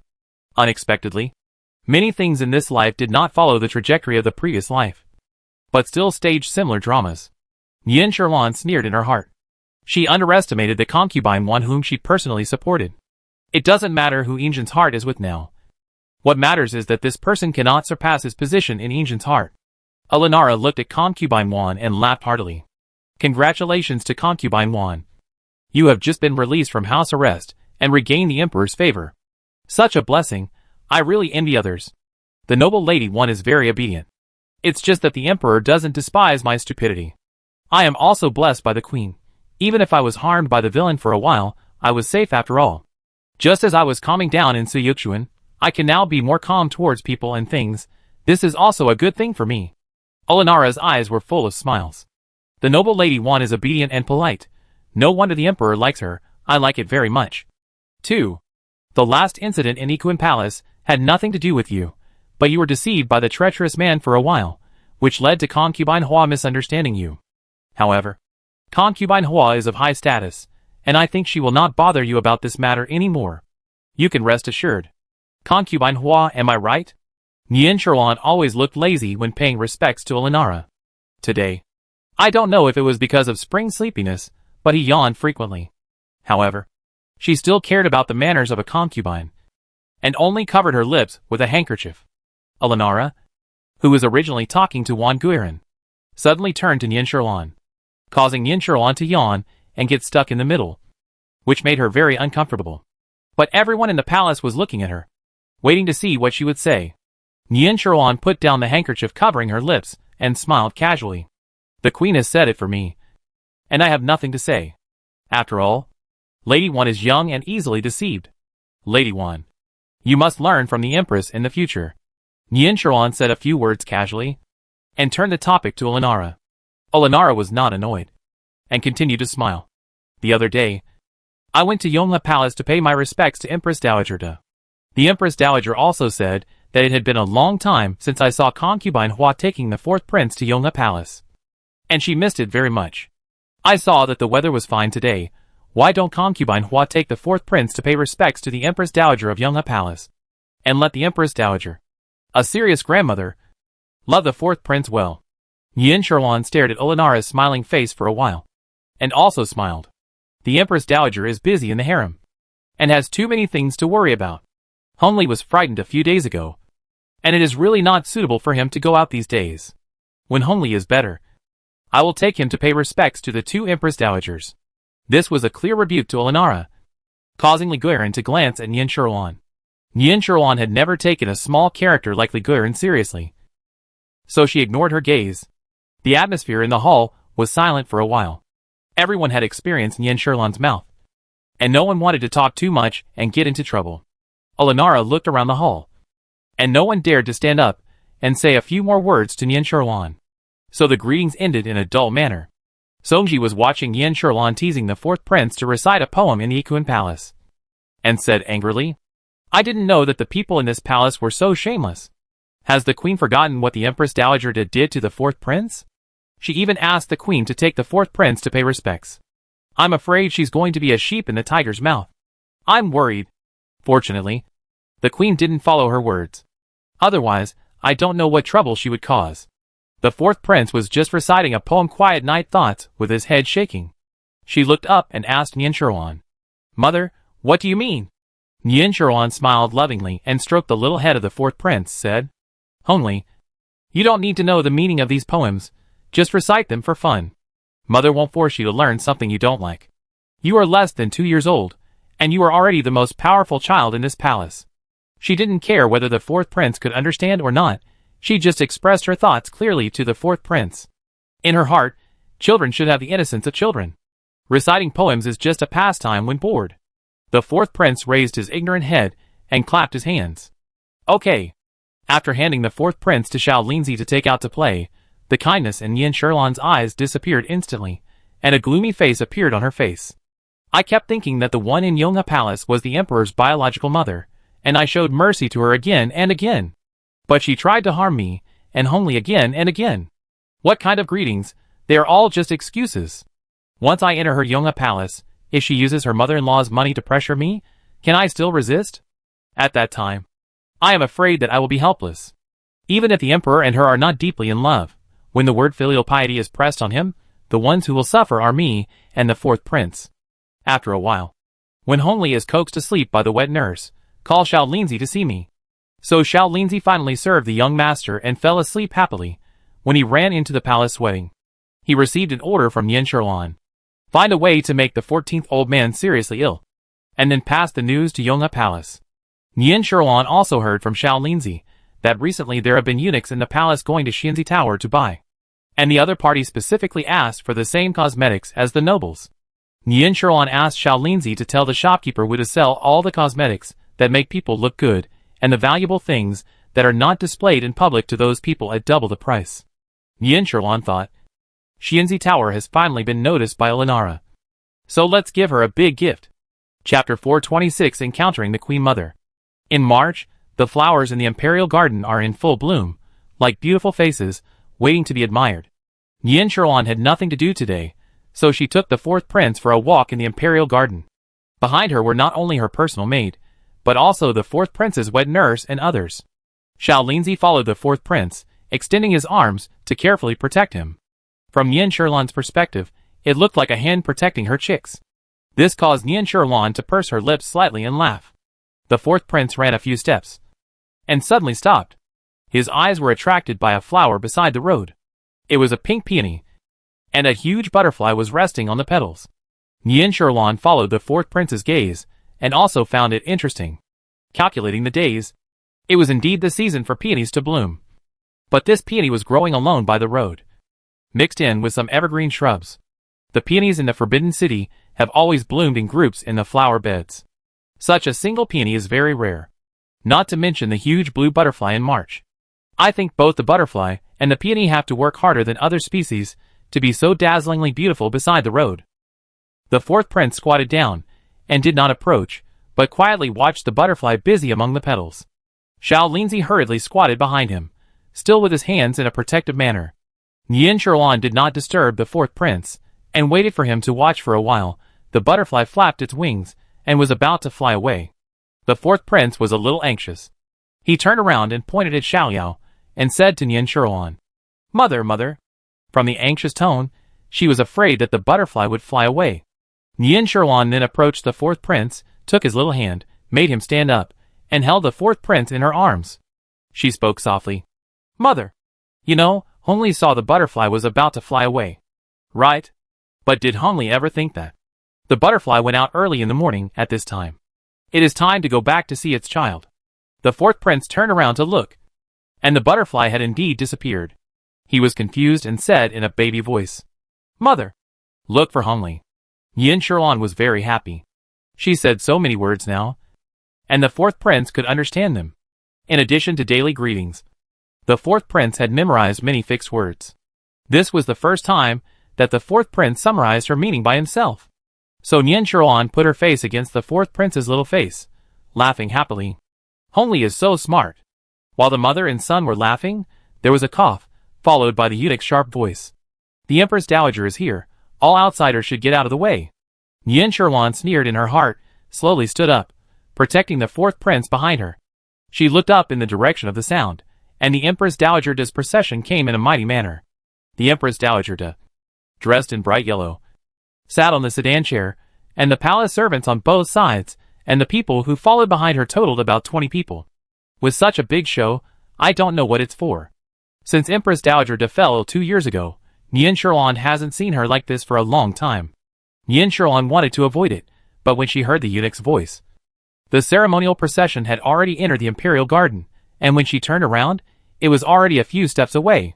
Yin Sherlan took the hand of the fourth prince, and came to the sedan chair of Empress Dowager. Empress Dowager was high above, looking down at Yin Sherlan. Your concubine. And the fourth prince Hongli, pay your respects to the Empress Dowager. Long live the queen. Long live the queen. Long live the queen. Yin Sherlan bowed her head. But the fourth prince knelt down in a serious manner, and looked up at Yin Shuruan. He didn't know how to greet the person in the sedan chair in front of him. But he knew that even his mother had to greet her. So he must be someone more powerful than his mother. Yin Shuruan saw the fourth prince's eyes looking at her, and said, "The fourth prince is still young, and he has not yet learned to speak. Please forgive me, Queen Mother." When Queen Mother saw Yin Shuruan and her son, although she was so angry in her heart, she couldn't show it on her face. She had to put on a loving look and said with a smile, "It's okay. The fourth prince is still immature. I haven't seen the fourth prince for a long time. The last time we met was at the New Year's Eve banquet. People say that children grow up quickly. And it's true. Look, my grandson is so smart and cute." Yin Shuruan saw that the Queen Mother spoke slowly, but she didn't mean to ask them to stand up. Then he stood up straight, and stretched out his hand to pull the fourth prince up from the ground. The face of the Empress Dowager changed. The personal eunuch in Miu, who was serving beside her, looked at the face of the Empress Dowager, coughed lightly, and said in a shrill voice, "Empress Hua, the Empress Dowager has not asked you to stand up yet. You stand up by yourself. I don't know what kind of rules are these." Yin Shuruan gently pushed the fourth prince toward Xiao Linzi. Xiao Linzi immediately stepped forward and took the fourth prince back a few steps. Yin Shuruan then smiled at Empress Dowager. "Please forgive me, Empress Dowager. I thought you forgot to ask me to stand up while you were talking. You know, fourth prince was frightened a few days ago, and has not been feeling well recently. I am worried about his health, and, fourth prince is your grandson, I think you can't bear to ask him to kneel on the cold ground." The smile on Empress Dowager's face had long faded, and she said coldly, "Is concubine Hua blaming me for being old and confused? She was just talking. But she didn't ask you and your son to stand up. Listen, concubine Hua is blaming me. The fourth prince is my grandson, and I naturally don't want him to be wronged. But concubine Hua's words now seem to be saying that I deliberately asked him to kneel. I heard that the Yin family is a big family, but I didn't expect that the daughter they taught would be so eloquent. Do you know, women have always regarded gentleness as virtue, and not argument as beauty." When Empress Dowager said the last sentence, Yin Shuruan suddenly felt dazed. Wasn't this last sentence the same as what she said to reprimand Jin Huan in her previous life? However, things have changed, and today, it was Empress Dowager who said this. Yin Shuruan suddenly had a bold idea in her heart. Will Empress Dowager in this life be as domineering and arrogant as she was in her previous life? Is she calculated carefully? Empress Dowager in this life is only about 45 years old. The age is far from that of the one who helped Injin ascend to the throne in the previous life. There are many things, of course, I have no experience, and no experience. Moreover, the estrangement between Empress Dowager and Injin is more obvious in this life. Perhaps I don't need to spend too much effort to overthrow Empress Dowager. Empress Dowager saw that Yin Shuruan didn't speak for a long time, and thought that she was stumped by her question, so she took advantage of the victory and pursued. "Hua Guifei has no respect for elders, but I will not bother with you for the sake of the fourth prince. You kneel here for 2 hours, and reflect on yourself. As for the fourth prince, I can't bear to see him being dragged down by his mother at such a young age. Shushi, take the fourth prince, and let's go back to the palace." Chapter 427, Taking Hongli Away. Yin Shuruan thought, I can't hold back so soon. Compared with the Empress Dowager in the previous life, there is a world of difference. Empress Dowager, please calm down. The fourth prince is still young. If you take him back to Yonghe Palace, I am afraid it will disturb your peace. Why don't I ask someone to send him back to Ikuan Palace first? As for me, I am willing to be punished. Yin Shuruan knelt down, but her tone was a little anxious, and this was exactly the scene that Empress Dowager wanted to see. It seems that if you want to control Yin Shuruan, you have to hold the fourth prince in your hands. Thinking of this, Empress Dowager felt a little proud. Concubine Hua said so much. But it's nothing more than worrying about me. Today I won't listen to you. My own grandson. I don't know what he will become if he follows Concubine Hua. Besides, it's reasonable for me to spend more time with the fourth prince. Concubine Hua, please kneel down here and reflect. I'm tired. Take the fourth prince back to the palace first. Xiao Shunzi, you stay here and watch Concubine Hua reflect on herself. After saying that, without waiting for Yin Shuruan to refute, she directly asked the palace servants around her to carry the fourth prince away. The fourth prince burst into tears as soon as he left Yin Shuruan's side, but Empress Dowager's people were quick, and took the fourth prince out of Yin Shuruan's sight in a few steps. Xiao Linzi followed Nian Sherlan and knelt in the imperial garden, watching the fourth prince crying and being carried away by Empress Dowager Da's people. He was unwilling to accept it, but there was nothing he could do. Xiao Shunzi watched Empress Dowager Da walk away, and sighed secretly, and if he had to look after this person by himself, wouldn't that be the end of him? So even though he saw Songji retreating quietly, he just pretended not to know. Songji left the imperial garden, and ran all the way to the Yongxin Palace to ask for help. Nian Sherlan knelt calmly. Empress Dowager Da took the fourth prince away in public, and no matter how stupid she was, she would not dare to harm the fourth prince at this time. Moreover, Nian Sherlan saw clearly just now Zhila, the former maidservant, is now a first-class maidservant beside Empress Dowager Da. When she left with Empress Dowager Da, she nodded slightly when her eyes met Nian Sherlan's. In Yonghe Palace, the fourth prince, who had been crying all the way, saw that crying didn't work, so he quietly stopped crying and began to observe the people in Yonghe Palace. Empress Dowager Da, who said she was tired, was much more energetic when she returned to Yonghe Palace. She brought the fourth prince to Empress Dowager Da. Empress Dowager, the fourth prince is too young, and he has just left his mother. I am afraid he will be frightened. Empress Dowager Da looked at the fourth prince carefully. His eyes were black and white, and he looked very bright, just like his annoying mother. Do you mean that I should send him back now? She said. I dare not, I am just worried. I am too talkative, in fact. You didn't have to bring the fourth prince back today. Concubine Hua has a perverse temperament. She will take revenge for every grievance. I am afraid that she will harm you in the future. The Empress Dowager Da snorted coldly, and her sharp nails lifted the chin of the fourth prince, and her eyes were filled with unspeakable hatred. Would I be afraid of her? I am just worried that I have no excuse to tame her once and for all. Look at this kid. How fertile he is. His eyes look like his mother, but his nose and mouth look like my son, who I can't raise well. They are both the fourth child. No matter how you look at them, they are annoying. As Empress Dowager Da was talking, she shook the chin of the fourth prince. Even though the little fourth prince was not very good at speaking, he could feel the strong malice towards him from the person in front of him. The fourth prince immediately cried out, "Wow!" And the eunuch outside came to announce the news. The emperor has arrived. Empress Dowager Da frowned. Why is he here? Didn't I send someone to watch concubine Hua and not allow her people to inform her? She was in a hurry to comfort the fourth prince. She responded to Empress Dowager Da. Empress Dowager, why don't you lie down? I will say that you are very angry with concubine Hua. Zhila, who had been serving tea, stepped forward at the right time and pulled the fourth prince into her arms. Aunt, let me come. I have a younger brother at home. I will comfort the fourth prince. But the emperor must not see anything. She nodded and let Zhila hold the fourth prince aside to comfort him. She helped Empress Dowager Da lie on the beauty couch. The Empress Dowager Da looked like she was so angry that she felt dizzy and had to rest. Injin strode into the palace. Zhila had already coaxed the fourth prince to stop crying. Injin looked at the weak Empress Dowager Da, suppressed his anxiety and anger, and greeted her first. Your son greets you. Mother, may you be blessed with good health.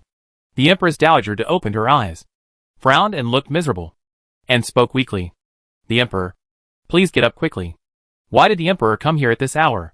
Injin listened to the tone of the Queen Mother Da, who asked knowingly, and his eyes darkened. My son heard that Sherlan upset my mother in the imperial garden, and I was afraid that my mother was ill, so I came to see if she was okay. The Queen Mother Da still looked very uncomfortable, and said, the emperor is busy with government affairs, and I just joked with concubine Hua for a few words. Concubine Hua contradicted me, and I was so angry that I had a headache. Let's rest for a while, take a few doses of medicine, and it will be fine. Such a small matter, but it alarmed the emperor.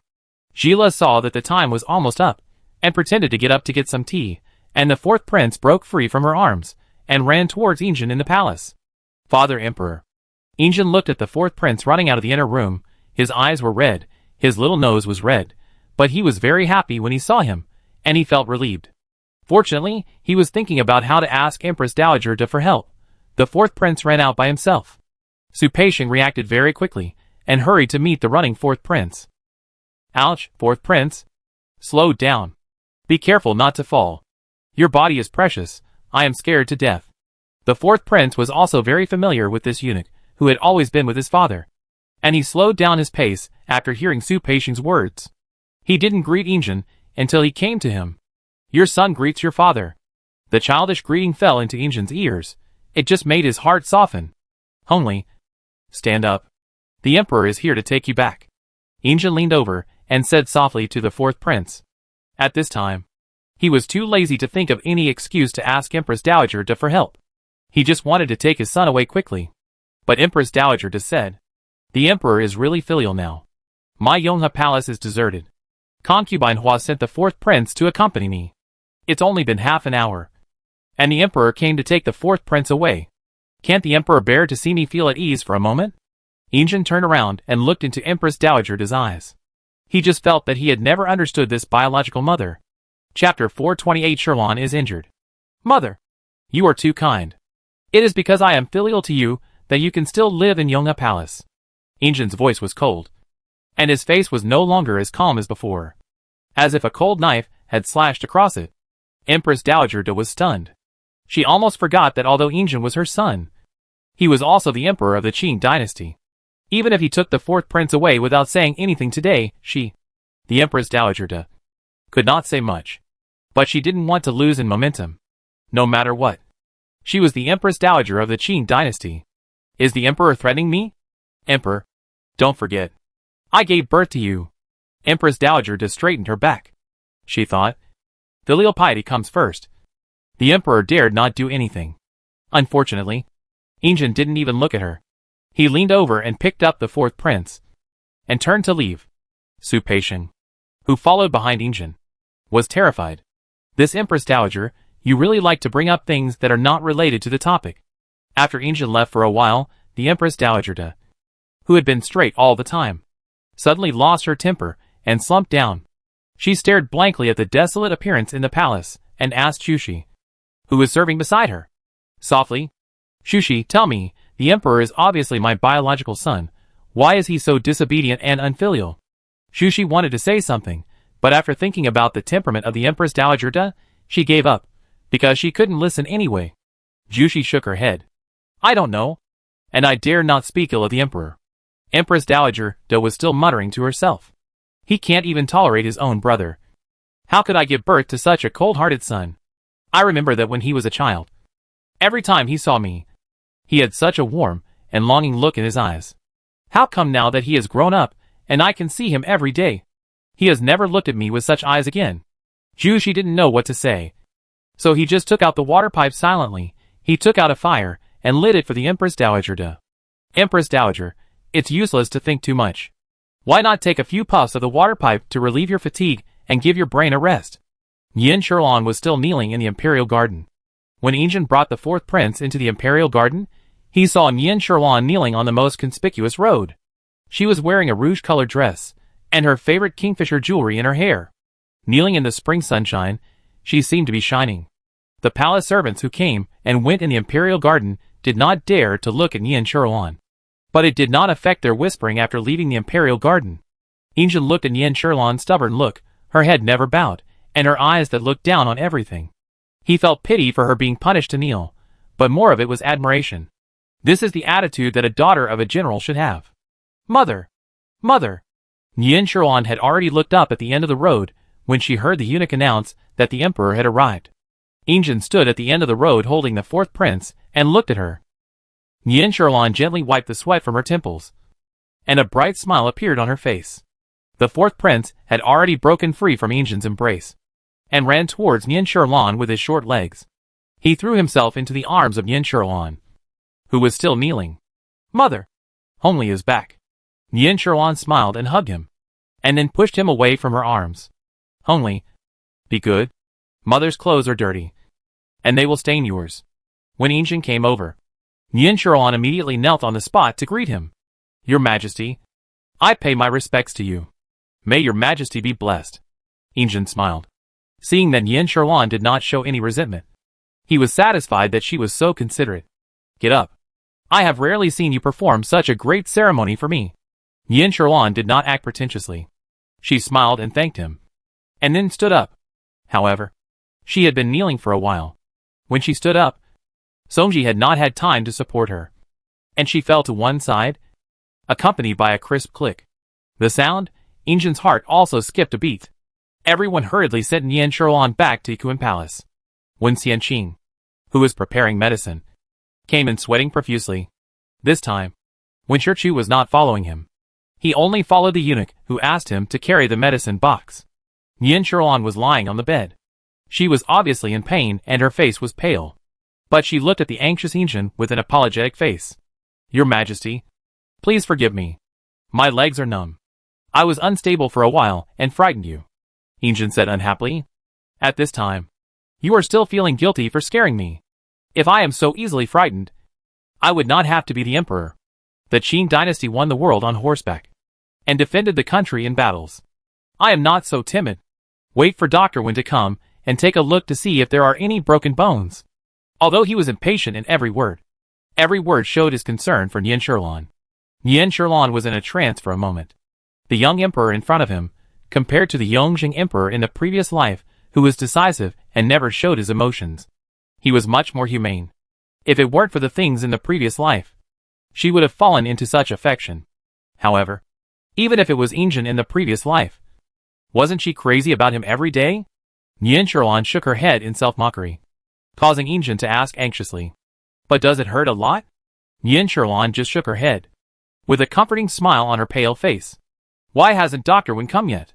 Injin turned around and was about to ask Su Peixiang when he heard Wen Xianqing speaking hastily outside the door. I am late. Your Majesty, please forgive me. As Wen Xianqing's voice fell, his figure appeared at the door of Nian Sherlan's bedroom. The moment Injin saw Wen Xianqing, he felt relieved. It's good that you are here. Go and see concubine Hua and see where she is injured. Injin saw that Wen Xianqing was about to pay his respects again, and immediately waved his hand impatiently. Save those empty formalities. Treating the disease is important. Wen Xianqing wiped the sweat from his forehead and knelt beside Nian Sherlan's bed to diagnose her. Injin was afraid that he would hinder Wen Xianqing's diagnosis.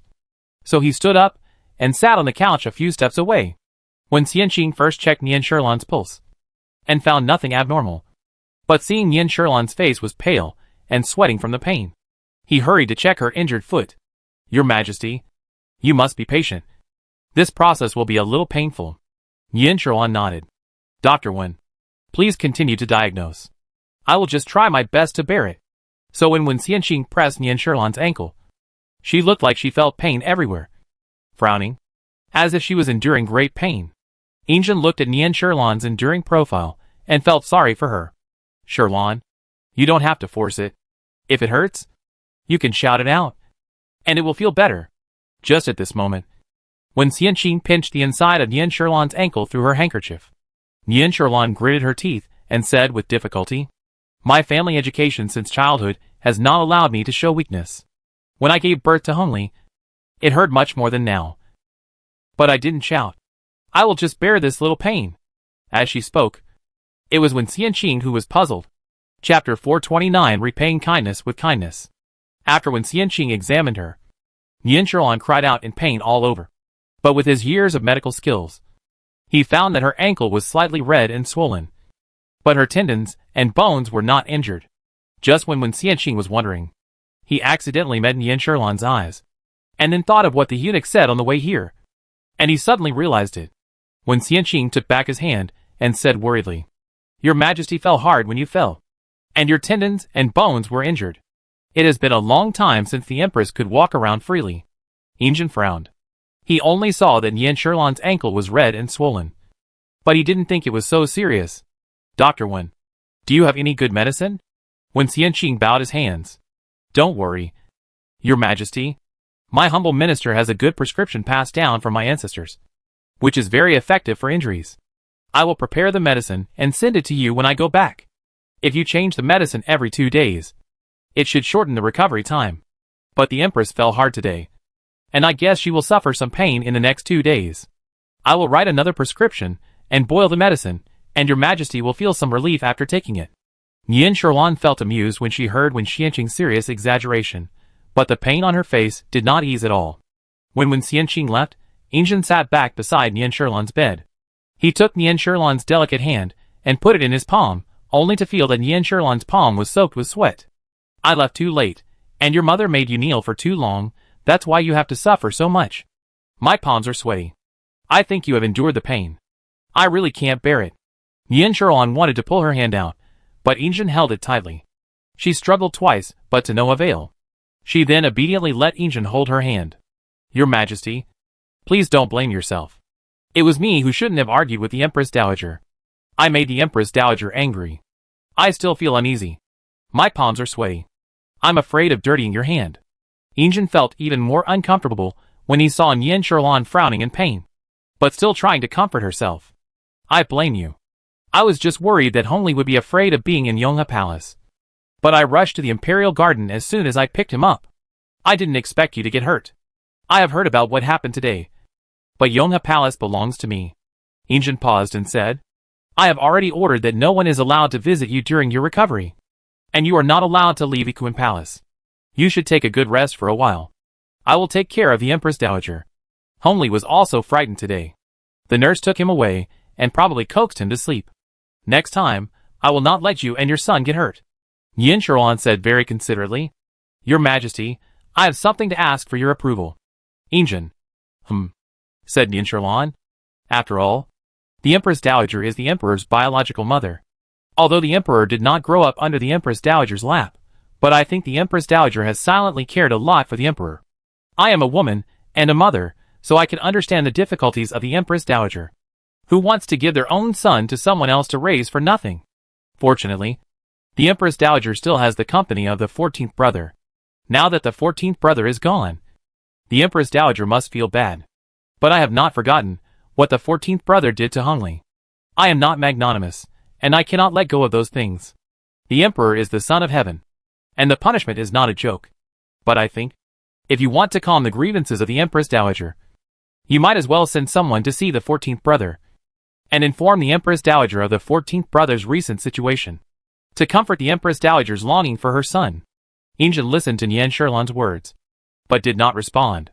After a long time, he sighed and said, I only knew that you were stubborn, cold and arrogant, but I didn't expect that you were a soft-hearted person. But do you know, repaying evil with kindness, how to repay kindness? Yin Sherlan smiled indifferently, her bloodless lips slightly opened, and approached Injin, speaking in a voice that only Injin could hear. I have no requests.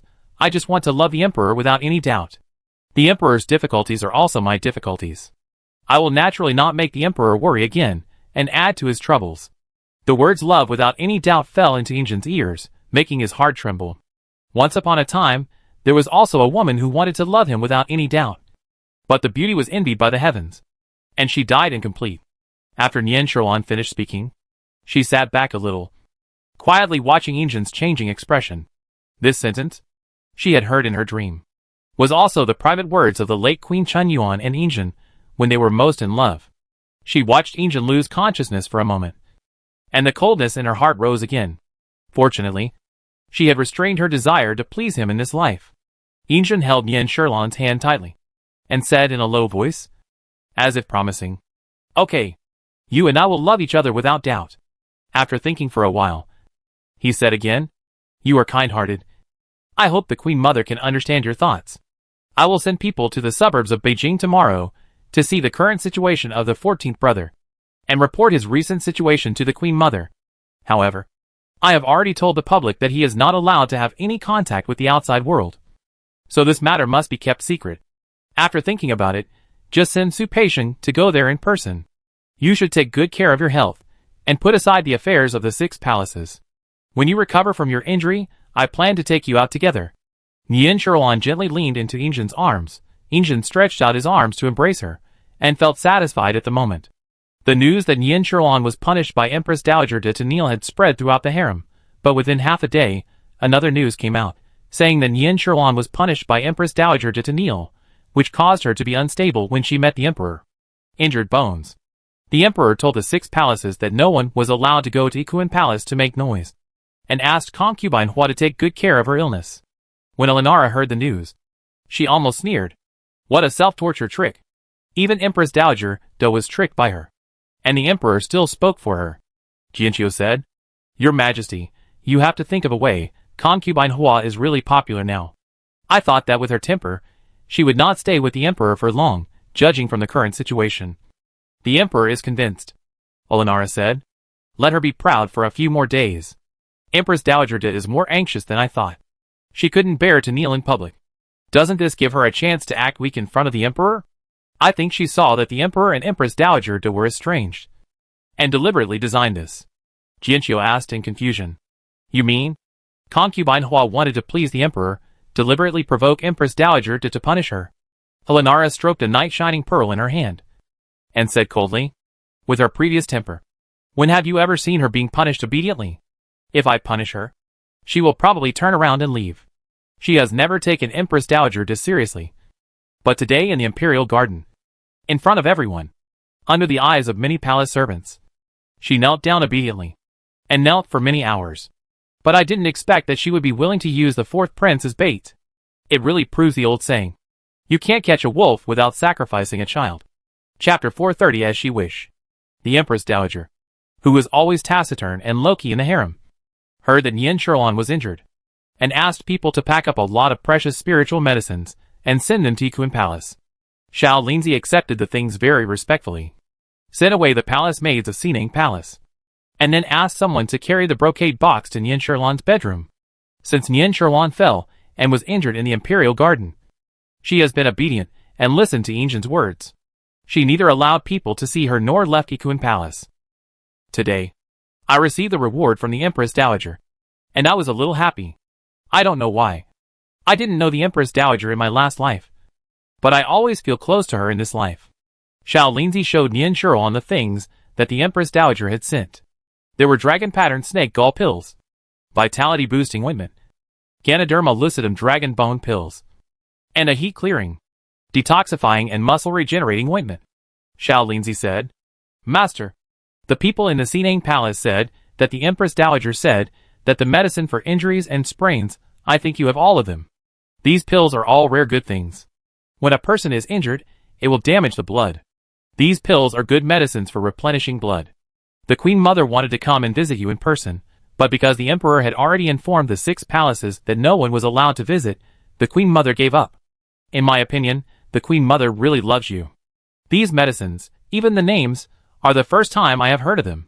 Nian Sherlan, who was sitting on the couch drinking tea, she stretched out her arms, and let Li Dong help her up, and walked a few steps. It's rare to have a few days of leisure, but I have to pretend to be sick every day. I am also exhausted. But if I don't do this, the eyes of the Empress Dowager De will be staring at me again, which is annoying. The Empress Dowager has always been low-key and doesn't want to show up in the palace too much. But this time is rare. With so many medicines, if the palace servants carry them around in the palace, I guess they should have spread throughout the harem by now.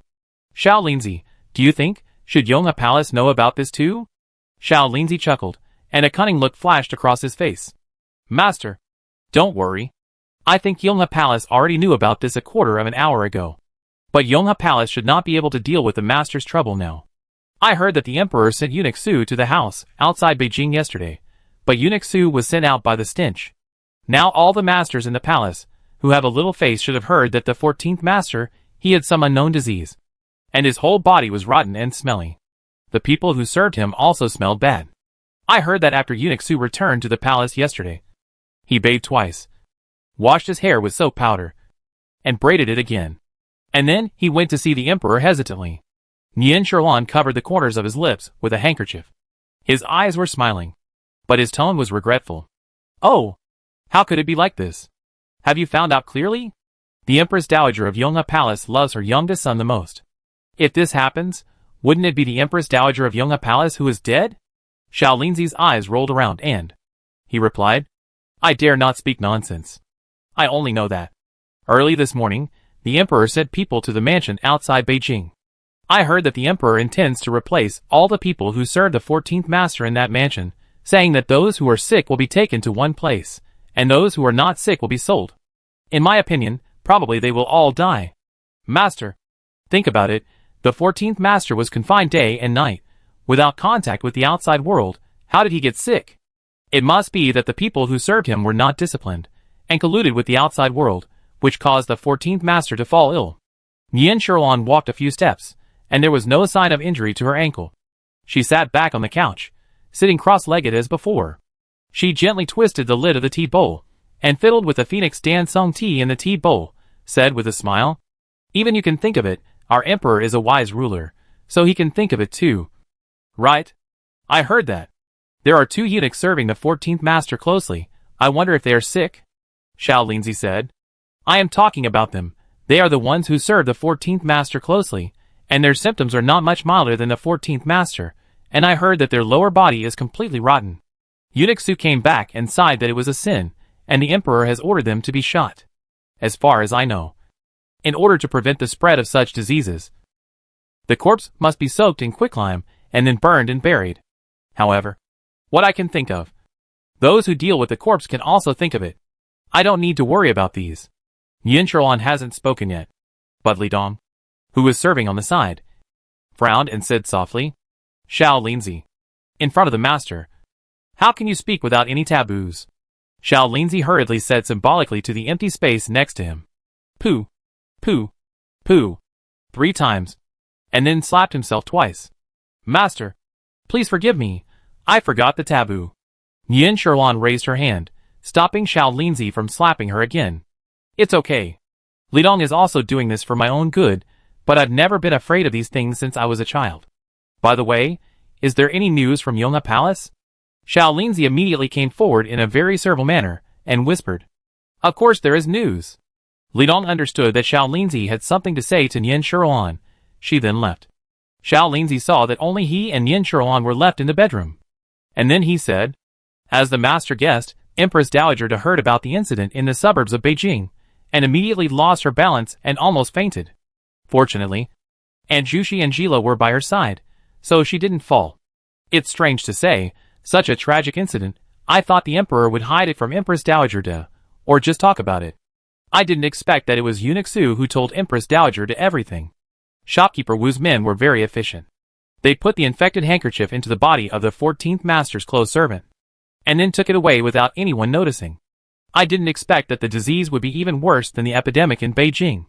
Fortunately, the disease can only be transmitted through close contact with people. Otherwise it would be difficult to achieve this effect. Now the emperor is investigating who is in contact with the outside world. Yin Shuolan said. As long as he can't find out who is the shopkeeper Wu, I don't care if you pull out a scapegoat at random. Xiao Linzi patted his chest and promised. Master, rest assured, shopkeeper Wu has always been efficient, and will never leave any clues. By the way, shopkeeper Wu also asked me to ask you, when is the right time to give the gift to the queen? Yin Shuolan took a sip of the tea bowl and said lightly, no hurry. The queen wants to find evidence against me through Xinzi Tower, and I will do as she wishes. Isn't she wondering why I don't use the powder used by the Ministry of Internal Affairs?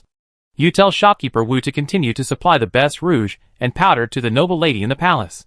After using the powder, the noble lady must have a smooth and delicate face like a peeled egg. Chapter 431 The Empress is Pregnant. Xiao Linzi nodded. Master, rest assured. You have already told me about this matter last time.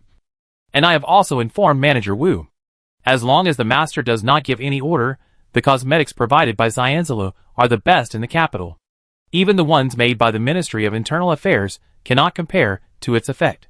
But I am worried that if I stimulate the Empress Dowager like this, will she take an extreme approach? Yin Shuolan did not respond, and said after a long while, I don't know, I want to see where her sword will swing. Is it me? Or the emperor? Xiao Linzi was startled, and hurriedly knelt down. Master, be careful with your words. Yin Shuolan smiled, waved her hand, sent Xiao Linzi out, and told him to call Songji in to serve. Xiao Linzi went out with a cold sweat on his forehead, and saw Songji coming with a tray of tea and fruit. Xiao Linzi hurried over. Sister Songji, the master wants you to come in and serve. When Songji entered the bedroom, she saw Yin Shuolan still sitting cross-legged, with one arm supporting her head. Looking drowsy, Songji gently placed the tea and fruit on the couch, and Yin Shuolan, who heard the noise, reluctantly opened her eyes. Songji, I suddenly have a severe headache. Please help me to sleep for a while. Songji hurriedly put Yin Shuolan on the bed, turned around to look for medicine to treat the headache, and asked Li Dong, who was waiting outside the door, to warm up the rice wine. I will serve the master with medicine in a while. Yin Shuolan was helped by Songji to lie on the bed. As soon as her head touched the pillow, she almost fell asleep. But she fell into a dream again. In the dream, she was in a palace she had never seen before. The palace looked like it had been uninhabited for a long time. There were no furnishings, only simple tables, chairs and beds. The bedding on the bed was not the brocade embroidered quilt commonly used by concubines. Nian Sherlan was wondering where this place was, when suddenly there was a rustling sound outside. Then, there was the sound of a door opening. Nian Sherlan turned around, and saw that it was a guard. Nian Sherlan did not avoid it. She knew that no one could see her in her dream. The guard first looked around the room, and found nothing unusual. He breathed a sigh of relief, walked into the room, and sat down at the table. With the light from the paper on the door, Nian Sherlan could see clearly that it was Long Kodo. But Long Kodo at this time was far from the old man he had been in his previous life. At this time, he looked to be in his 30s, in the prime of his life. Before Nian Sherlan could figure out what was going on, she heard the door start to make a sound again, and someone was cautiously pushing the door. Nian Sherlan and Long Kodo looked in the direction of the sound at the same time. The door was gently pushed open, and a pair of exquisite embroidered shoes stepped in first. Next came a woman in a lake blue Manchu dress. Nian Sherlan walked aside and looked carefully. And then she saw that the person who came was actually Empress Dowager De.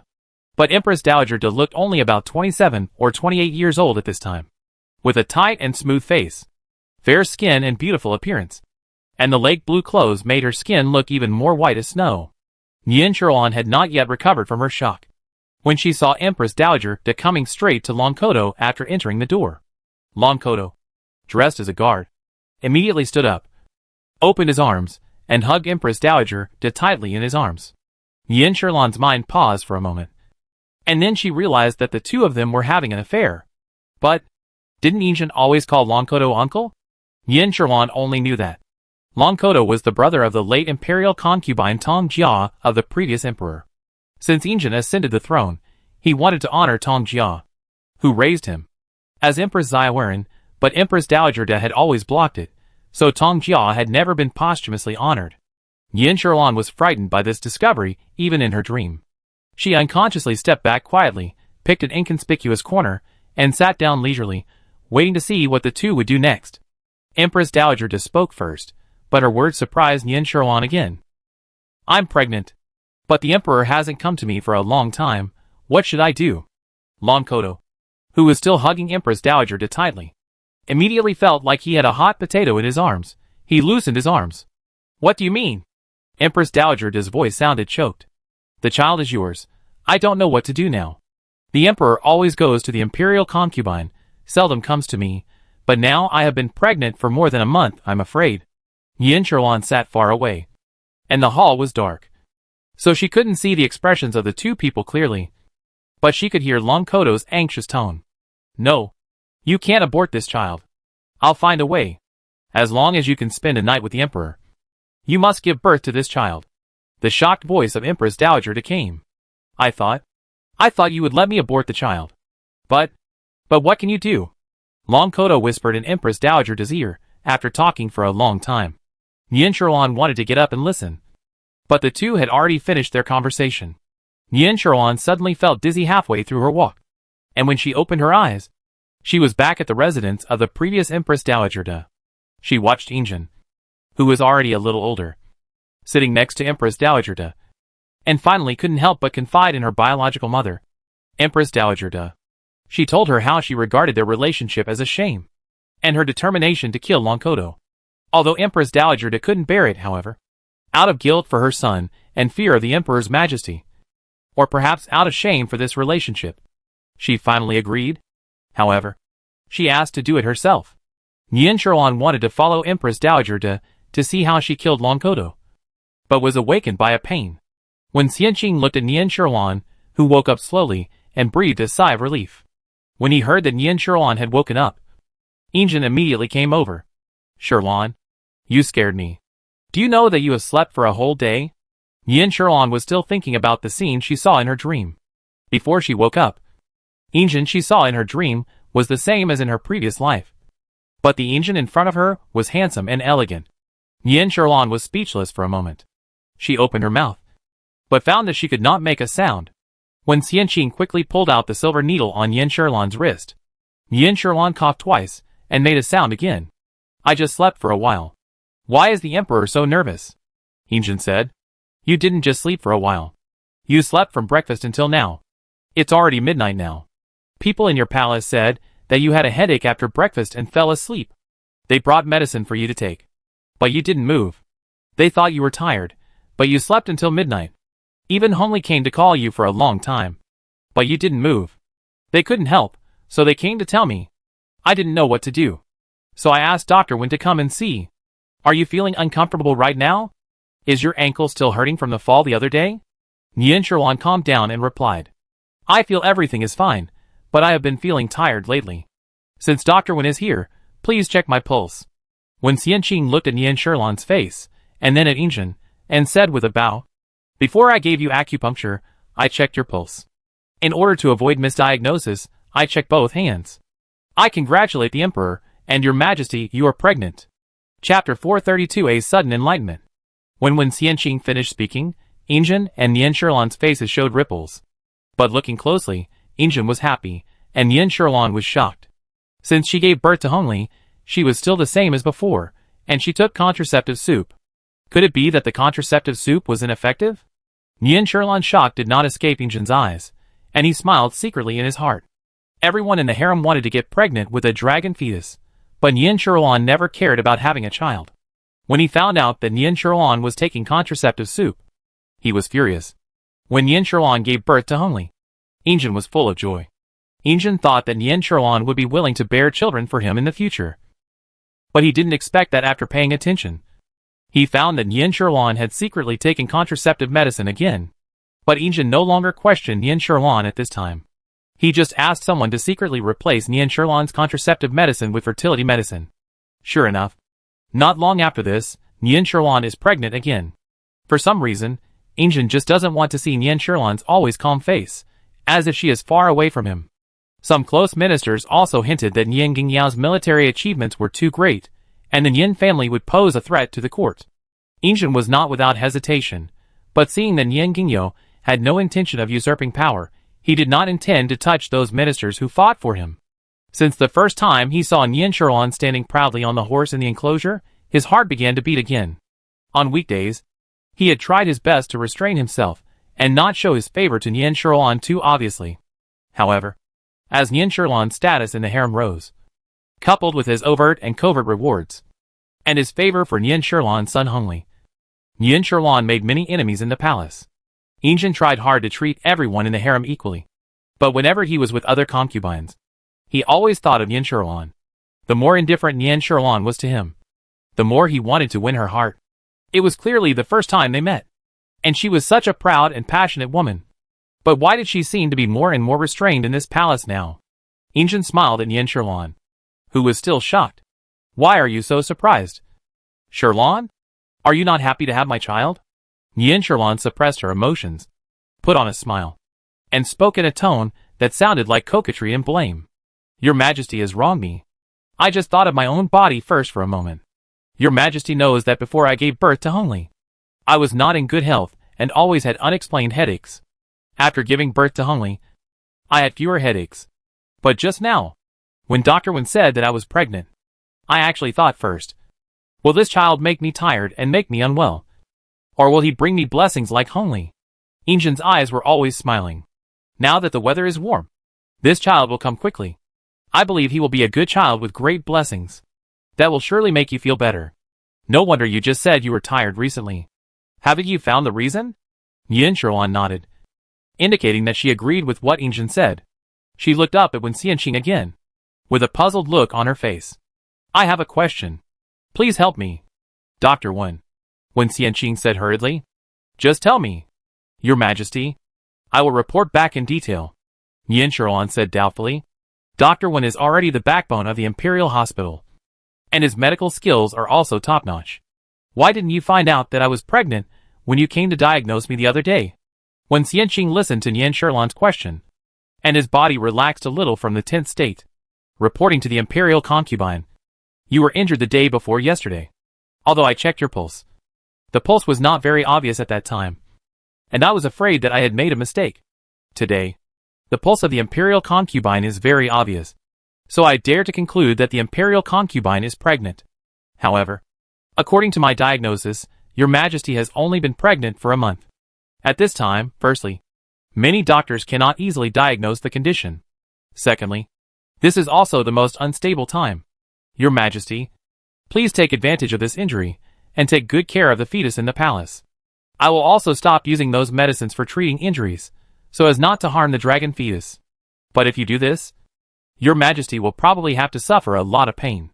After when Xianqing finished speaking, Injin looked at Nian Sherlan with concern, but he changed his mind. Nian Sherlan was born in a military family and was never arrogant, so she should not be afraid. As expected, Nian Sherlan said immediately, I am not afraid of pain. I just want to take good care of this child. Stop taking those medicines and switch to medicines that can calm the nerves and nourish the fetus. When Xianqing said, Forgive me for being so talkative. I think it is not appropriate for the queen to take some medicines that can calm the nerves and nourish the fetus. The queen's pulse is very healthy, and there is no sign of weakness. The queen should just be at ease. In my opinion, if a woman is pregnant and there is no shock or disaster that causes miscarriage, it is best to rest. Your Majesty, have you ever heard that medicine is 3/4 poisonous? The dragon is in your belly, so you are blessed by God and do not need any extra external force. Injin said with a smile. What Dr. Wen said is new. I have heard that women are always very nervous when they are pregnant. They always take ginseng soup and miscarriage-soothing medicine every day. I wish I could find all the good medicines in the world for the fetus in my belly. Why do you advocate not taking medicine when there is nothing wrong? When Xianqing bowed and replied, Reporting to the emperor, when I traveled in the countryside, I saw many pregnant women. Some of them went to see doctors because they lost their appetite, or because they had occasional abdominal pain. Among them, those with rich families took a lot of medicine to stabilize the pregnancy, and the babies they gave birth to were weaker. This is because the mothers of those children were not very healthy to begin with, and the medicine forcibly saved them. So many children were born with weak symptoms. Those women from poor families, who could not afford the medicine to preserve the fetus, most of them ended up with miscarriages. The rest of the women all relied on their own strength to hold on until they gave birth to their children. And those children were also healthy. I have also seen women from wealthy families who drank ginseng soup all day long and searched for good medicine everywhere. But as a result, the fetus was too big and difficult to deliver, and they gave birth to a fool. Therefore, since I started practicing medicine, I have never advocated the use of medicine to forcibly preserve a fetus that was not very strong to begin with. When Xianqing paused, looked at Injin's face, and said, Your Majesty, please forgive me. I am not negligent in my duties to the dragon fetus. If Your Majesty feels that the imperial concubine needs to use medicine to maintain the pregnancy, I will do my best to develop the best medicine to maintain the pregnancy. Injin stared at Wen Xianqing, and suddenly laughed. In the court, I always encourage those ministers to speak their minds, and ask them to come up with many strategies for governing the country. But they have always been timid, and no one dares to speak out. Today, the words of Dr. Wen have opened my eyes. Since even you said that concubine Hua does not need medicine, then don't use it. But if concubine Hua is unwell, Dr. Wen should still do his best. I am fat. Chapter 433 Injin's Suspicion. When Xianqing bowed his head and agreed, and left, Nian Sherlan smiled, and pulled Injin's hand hanging by his side. Your Majesty, what are you thinking about? So absent-minded? But did the words of Dr. Wen just now offend you? Injin grabbed Nian Sherlan's hand with his backhand. This was one of the few times that Nian Sherlan took the initiative to hold his hand. Offended? How could it be an offense? I just listened to Dr. Wen's words, and suddenly thought of something. Nian Sherlan looked at Injin's hand tightly holding hers, when she raised her eyes. Her eyes were smiling into the shape of crescent moons. I wonder what the Emperor is thinking about. Although I cannot share the Emperor's worries, I am willing to listen. Injin turned around and smiled. It's not a big deal. You should rest assured to take care of your pregnancy. You don't need to worry about other things. After Injin instructed the people in Ikuan Palace to serve Nian Sherlan wholeheartedly, he returned to Yongxing Palace to rest. Nian Sherlan listened to the sound of Injin's departure, and her face, which was still smiling just now, it sank instantly. Songji came in, with a bowl of bird's nest soup, and approached Nian Sherlan. My queen, use this bowl of bird's nest. You slept all day today, and I was worried that you would be hungry at night. Nian Sherlan looked at the bird's nest in Songji's hand, and waved her hand. Take it away, I don't want to eat it now. Pour some tea, I'm so thirsty after talking for half a day. Songji hurriedly brought the teacup, and Yin Sherlan drank a few sips of tea from Songji's hand. Then he said, "Has Dr. Wen gone back?" Songji said. Dr. Wen only said that he would like to ask the servants to change the medicine for the queen, and he is still in our palace. When Xianqing got the news and saw Yin Sherlan again, he couldn't help laughing, and he was no longer restrained in front of Injin. I thought that the queen must have something to say to me, so I didn't dare to go back to the imperial hospital without permission. Yin Sherlan dismissed the palace servants in the bedroom, and only left Xiao Linzi and Songji by his side. Dr. Wen is really smart. But he shouldn't have changed my medicine without telling me, Yin Sherlan said, her face gloomy. And the pressure from her immediately surrounded the remaining 3 people in the bedroom. When Xianqing was very obedient and knelt down immediately. Your Majesty, please forgive me.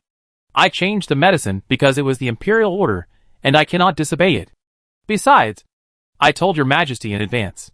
When Xianqing's voice, which was always neither humble nor arrogant, gradually became lighter, with some flattery. Yin Sherlan's face was as gloomy as before a storm, but suddenly it became sunny again. Okay, Dr. Wen. Please get up. I was just talking casually. You said you told me in advance. I also know that the Emperor's order cannot be disobeyed, but now you tell me honestly, how is this child? When Xianqing raised his hand to wipe the beads of sweat on his forehead, and breathed a sigh of relief. Your Majesty, please be at ease. The dragon fetus in your belly is very healthy, and the pulse is beating strongly. Your Majesty, you don't know. Your behavior just now really scared me. Yin Sherlan looked at Wen Xianqing brushing his clothes and standing up, and sneered. Come on. Who are you acting like this for? Are you still afraid of me? I think you don't even take the Emperor seriously. How can you be afraid of me? When Xianqing looked around and sighed. Your Majesty, please be careful with your words. Although I am bold, your mother's family saved my family's life, and the Emperor has been kind to me, whether it is the Emperor or the Empress. I cannot offend either of them. Besides, I can see that the Emperor really loves and pampers you. The more children you have in the harem, the more stable you will be. I don't understand why you insist on using contraceptive medicine. Although the medicine works temporarily, it will hurt your body if you use it too much. Yin Sherlan showed a look of contempt on her face. She couldn't help but rolled her eyes. What are you talking about? Dr. Wen? Medicine hurts your body. It will only affect the birth of a child in the future. In my opinion, childbirth is the most harmful to the body. Forget it, it is getting late today.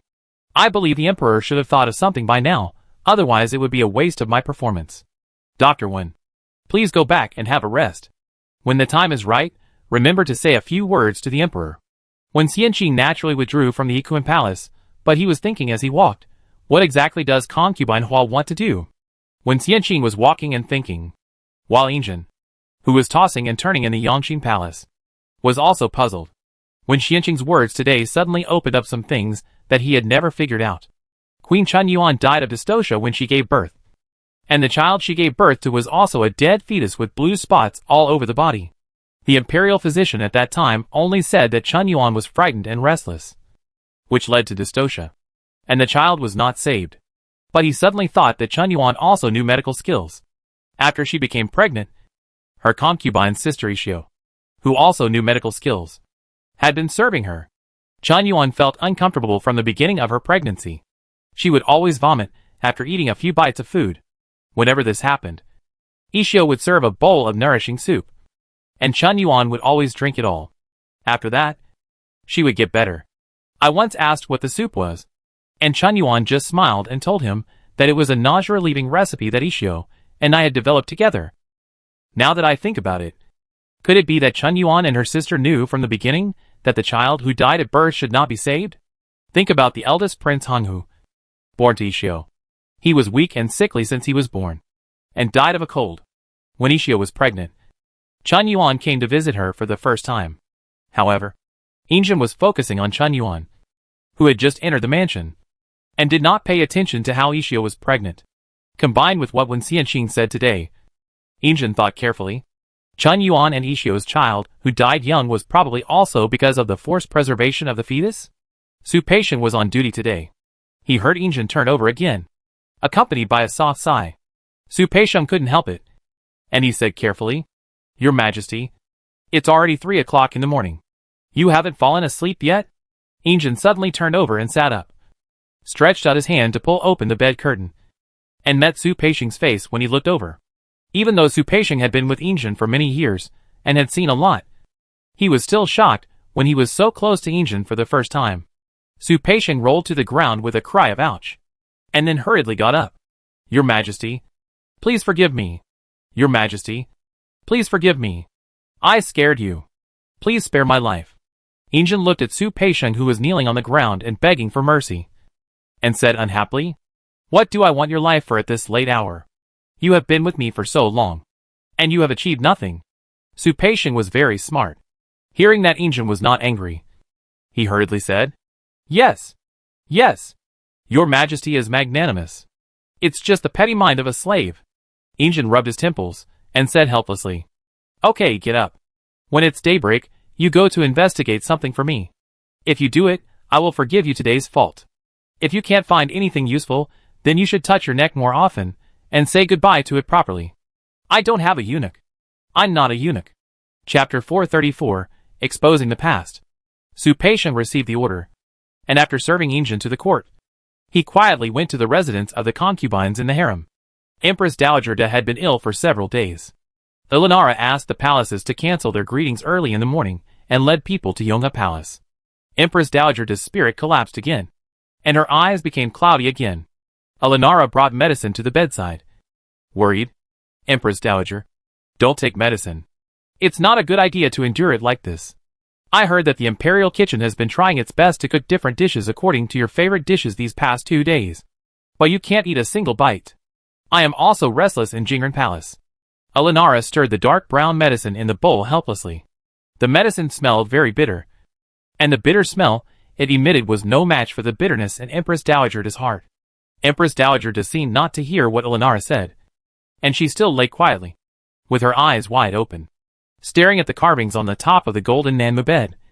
The brilliant golden Nanmu seemed to be shining with fine golden light as usual.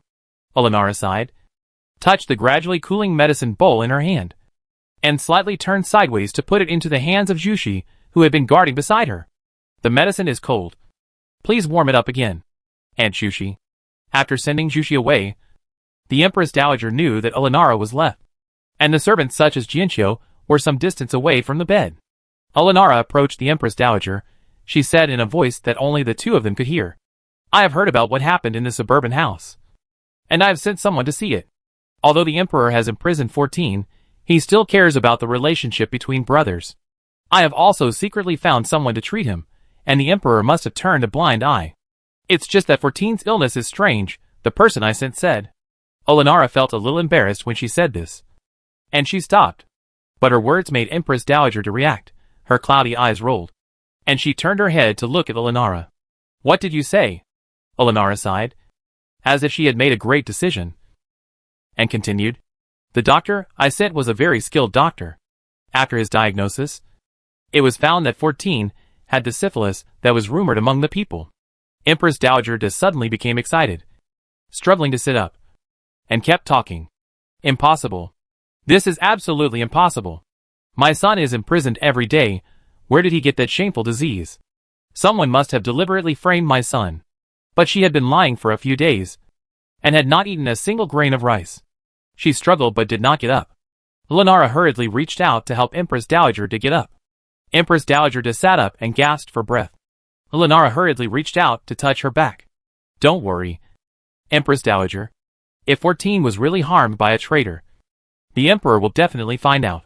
Empress Dowager De finally calmed down. When she heard Elenara mention Injin, her eyes instantly turned red again, and she gritted her teeth and said, How can I count on him? Wasn't it he who insisted on imprisoning the 14th? Now that the 14th has suffered such a great disaster, it is not known whether he can be cured. This is exactly what he wants. When Empress Dowager De said this, she suddenly turned her head and stared at Elenara. You and he are married. Why are you so kind to help the 14th? But he asked you to come? Elenara was stunned for a moment. She stood up, took 2 steps back, and knelt down. The Empress Dowager is so angry now that she doesn't even believe me anymore? You are my aunt, and the mother-in-law who has supported me till now. I came here today just because I was worried about your health and wanted to show my filial piety by your bedside. The Empress Dowager thought about the situation today, and said, as if she was risking her life, "Oh, Aunt, you are the illegitimate daughter of the Olenara family. If your sister wasn't useless, I have to protect the honor of the Wyatt and Olenara families. Otherwise, why do you think I would turn a blind eye? Although I did not participate in the events of the past, I know everything. Since you recognize me as your aunt, I ask you to do something for me."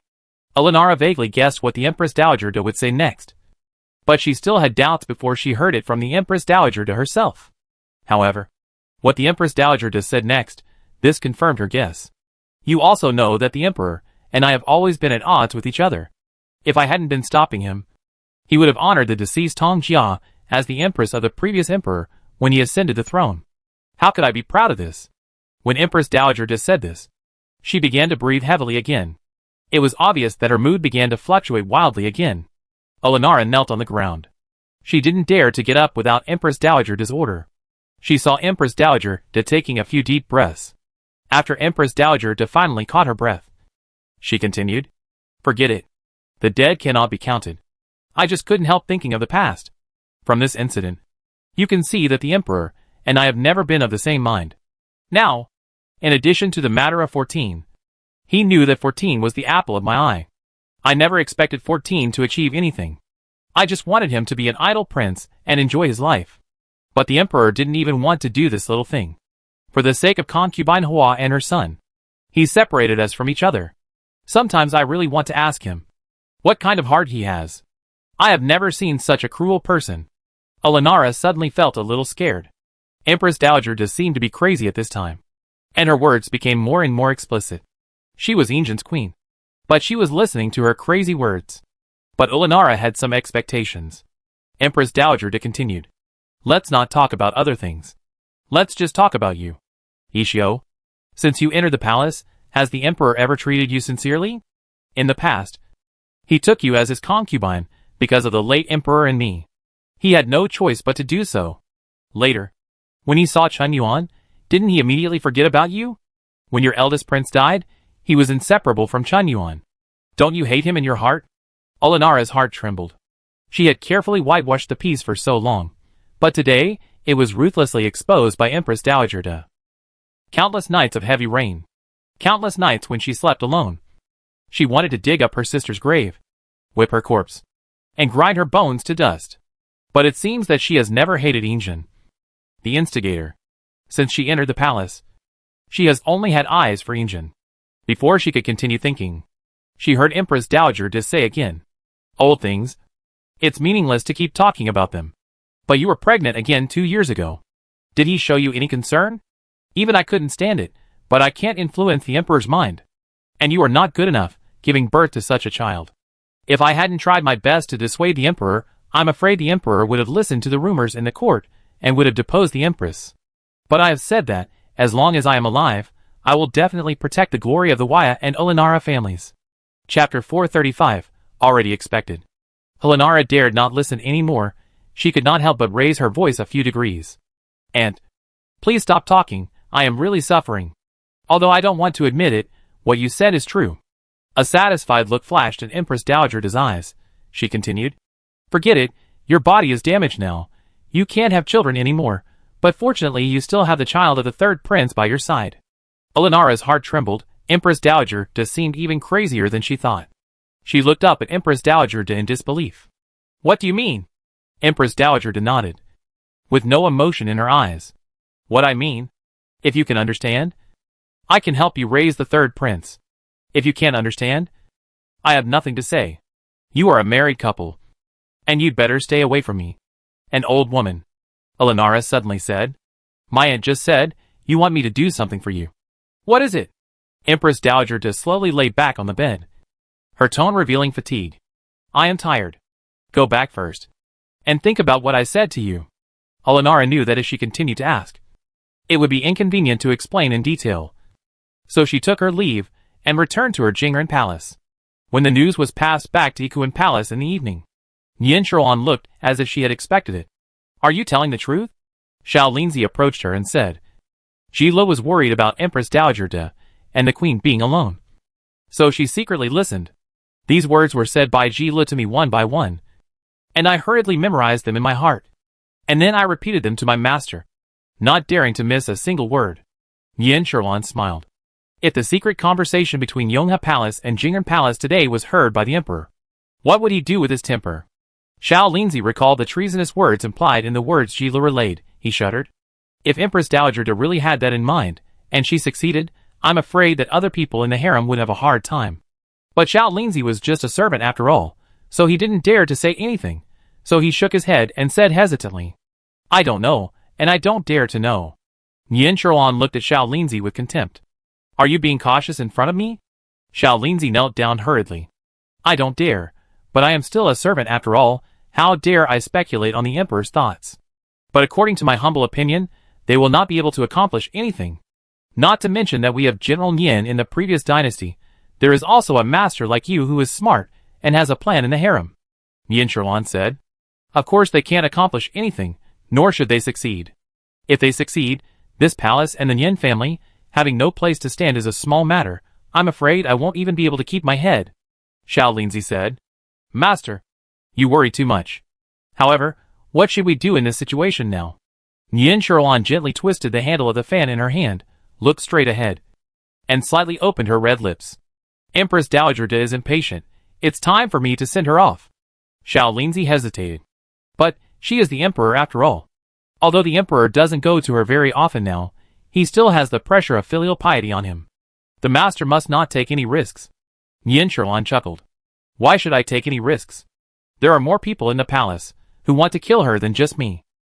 However, for this matter, I still need my brother's help. Songji, who had been beside her, said, My queen, the general is about to go to war. Today, the general sent someone to ask if you are well. Yin Sherlan stroked her forehead and said lightly, I am really not well. I will ask for the emperor's grace tomorrow. I miss my family during my illness and want to see my mother at home. Songji said, Yes, I will go to ask for the emperor's favor tomorrow morning. The next morning, Songji went to the Yongxin Palace to wait for Injin to leave the court. But she didn't wait for Injin, but waited for Wan Guiran. I pay my respects to Wan Guiran, and I wish you good luck. Songji looked at Wan Guiran approaching, and bowed to her with a smile. Wan Guiran was wearing a pink dress with embroidered butterflies today, and she only had a few pearl flowers in her hair. She didn't look luxurious, but she was fresh and bright. Shui Jinsi followed her. The maid, who was only 18 or 19 years old, was dressed like an old maid, which made Wan Guiran look even more beautiful. It turned out to be Miss Songji. Get up quickly. Why are you standing here? But concubine Hua is also waiting for the emperor inside. If concubine Hua is here, I would not bother her anymore. Wan Guiran smiled kindly, and even stretched out her hands to help Songji up. Songji knew that she was just a servant, even if she followed concubine Hua, the most favored concubine in the harem. But concubine Hua had been giving her instructions. How could she dare to act so arrogantly in front of a noble? Songji dodged concubine Wan's outstretched hand without leaving a trace, and raised her voice with a smile, causing the guards nearby to look over here. Thank you very much, concubine Wan. In reply to concubine Wan, concubine Hua was not feeling well, and asked me to come and ask for the emperor's favor. So I have been waiting here since early in the morning, waiting for the emperor to come back from court, so that I can quickly ask for the favor and return to Ikuan Palace to report. Seeing Songji's action, concubine Wan took back her hand and said with a smile, Good girl. I wonder why concubine Hua is unwell. I only heard a few days ago that concubine Hua sprained her ankle and was recuperating in the palace. Because the emperor has issued an order to the 6 palaces. No one is allowed to bother concubine Hua without any reason. So I have not been able to visit concubine Hua to do my best. Songji stood up straight, lowered her eyes, and said respectfully, Thank you for your concern, concubine Wan. Our concubine Hua just didn't see clearly when she was walking. I broke my ankle. It will be fine after a few days of rest. The queen said that when she recovers, she will invite all the ladies to come to the Ikuan Palace for a visit. Just as Wan Guiran was about to say something, she heard footsteps. She looked back and saw that it was Injin, who had returned to the Yongxin Palace after the court session. Your concubine pays respects to the emperor. May the emperor be blessed with good health. Injin saw Wan Guiran in bright clothes at a glance. He squinted and smiled. Get up. Why are you here so early in the morning? Don't you need to pay respects to the queen today? Wan Guiran stood up and said, The Empress said early in the morning that she had caught a cold last night. And it seemed that she had caught a cold. So she exempted herself from paying respects to the palaces. I should have gone to Jing'an Palace to serve the sick. But the Empress was kind and said that she had an epidemic disease. And she was afraid that the disease would be passed on to the concubines. So she did not allow the concubines to serve the sick. I thought that I had not seen the emperor for a long time. So I took the courage to come to the Yangqin Palace. Even if I just paid respects to the emperor and left, it would be fine. Wang Guiran said obediently. This was very much to Yinzhen's liking. He stopped and looked at Wang Guiran carefully. This dress is nice today. It looks like the material I gave you last time. You are young and beautiful. This color suits you very well. I will ask someone to send you a few more pieces later. Wang Guiran thanked her in a gentle voice. At this time, Yinzhen noticed Songji behind Wang Guiran. Songji, why are you here? Is there something wrong with your master? Chapter 436. A sigh of relief. Songji had bowed with concubine 1 at that time. But when Yinzhen asked her, she stepped forward, bowed again, and then spoke. To answer the emperor. Concubine Hua missed her family during her illness. But her foot injury made it difficult for her to walk. So she asked me to come and ask for the emperor's favor. Whether her family could be allowed to visit her in the palace and relieve her boredom. Yinzhen saw that Songji had been following Yin Sherlan, but she always looked humble to both superiors and subordinates. He thought, this must be the good teaching of her master, Yin Sherlan. Yinzhen also thought that since Yin Sherlan entered the palace, she had only seen her family from a distance during major festivals. Now she was injured. And because she was pregnant, she could not take medicine and had to endure the pain. This request to see her family was really impossible to refuse. Your master is now sick and bored. It would be good if he could be accompanied by his family. But Nyingya wrote to me yesterday. He said that his old mother was ill at home. And he was afraid that he would not be able to see her for a while. But concubine Hua has always served me very attentively. If I cannot agree to such a small matter, it would be too abrupt. You can go back now. I will ask someone to choose a good day in the next 2 days, and invite other female relatives of the Nian mansion to come to the palace to visit your master. Songji returned to Yikuan Palace, and relayed Yinzhen's words to Yin Sherlan. Yin Sherlan said, Mother is ill? What is the illness? Your Majesty? Songji shook her head cautiously. I don't know. The emperor only said that the old lady was ill. I dare not say more. Why not? Let Xiao Linzi go out of the palace. Yin Sherlan shook her head. Not appropriate. If my mother was seriously ill, I think the emperor would tell me in person. The emperor didn't say, so my mother probably has a cold or something like that. Let's wait and see who the emperor will allow from the family to see me. Guan Guiran watched Songji leave, and twisted the handkerchief in her hand tightly together. Even though she was just a little servant, just because she was concubine Hua's person, the emperor could ask her questions so gently, and for me, since the last incident, it seemed that there was always something between the emperor and me. But concubine 1 looked up at Yinzhen's eyebrows and eyes. Such a handsome man, she didn't want to share with others. She wanted to be the only favorite by Yinzhen's side. Yinzhen didn't notice concubine 1's little thoughts. He raised his foot and walked into the hall, and said casually, Okay. Concubine 1 has already paid her respects. If you have nothing else to do, go back to Suyukshuan. I will go to Suyukshuan to see you after I finish my work these few days. Concubine 1 took light steps, followed behind Yinzhen, and said softly, I have nothing to do today. So why don't I serve the emperor with writing materials? Yinzhen stopped, turned sideways, and looked at concubine 1 who was bowing her head and looking obediently at the steps, and said with a smile, Serving writing materials is hard work. How can I bear to let your jade-like delicate hands suffer? Today, concubine 1 was in a state of obedience, insisting, As long as I can stay with the emperor, I am not afraid of hard work. Besides, I served my father with writing materials when I was young, and I am used to it. Yinzhen stopped talking, walked into the hall, sat down, took the fragrant tea served by the palace servant, took a sip, and then said slowly, You served your father with writing materials when you were young? How can I remember that you told me that you were not loved by your father when you were young? Is it because I am old now, and my memory is not very good? Wang Guiran stared at Yinzhen's lips, recalling in her heart the time when Yinzhen doted on her. Suddenly, she heard Yinzhen's words full of doubts.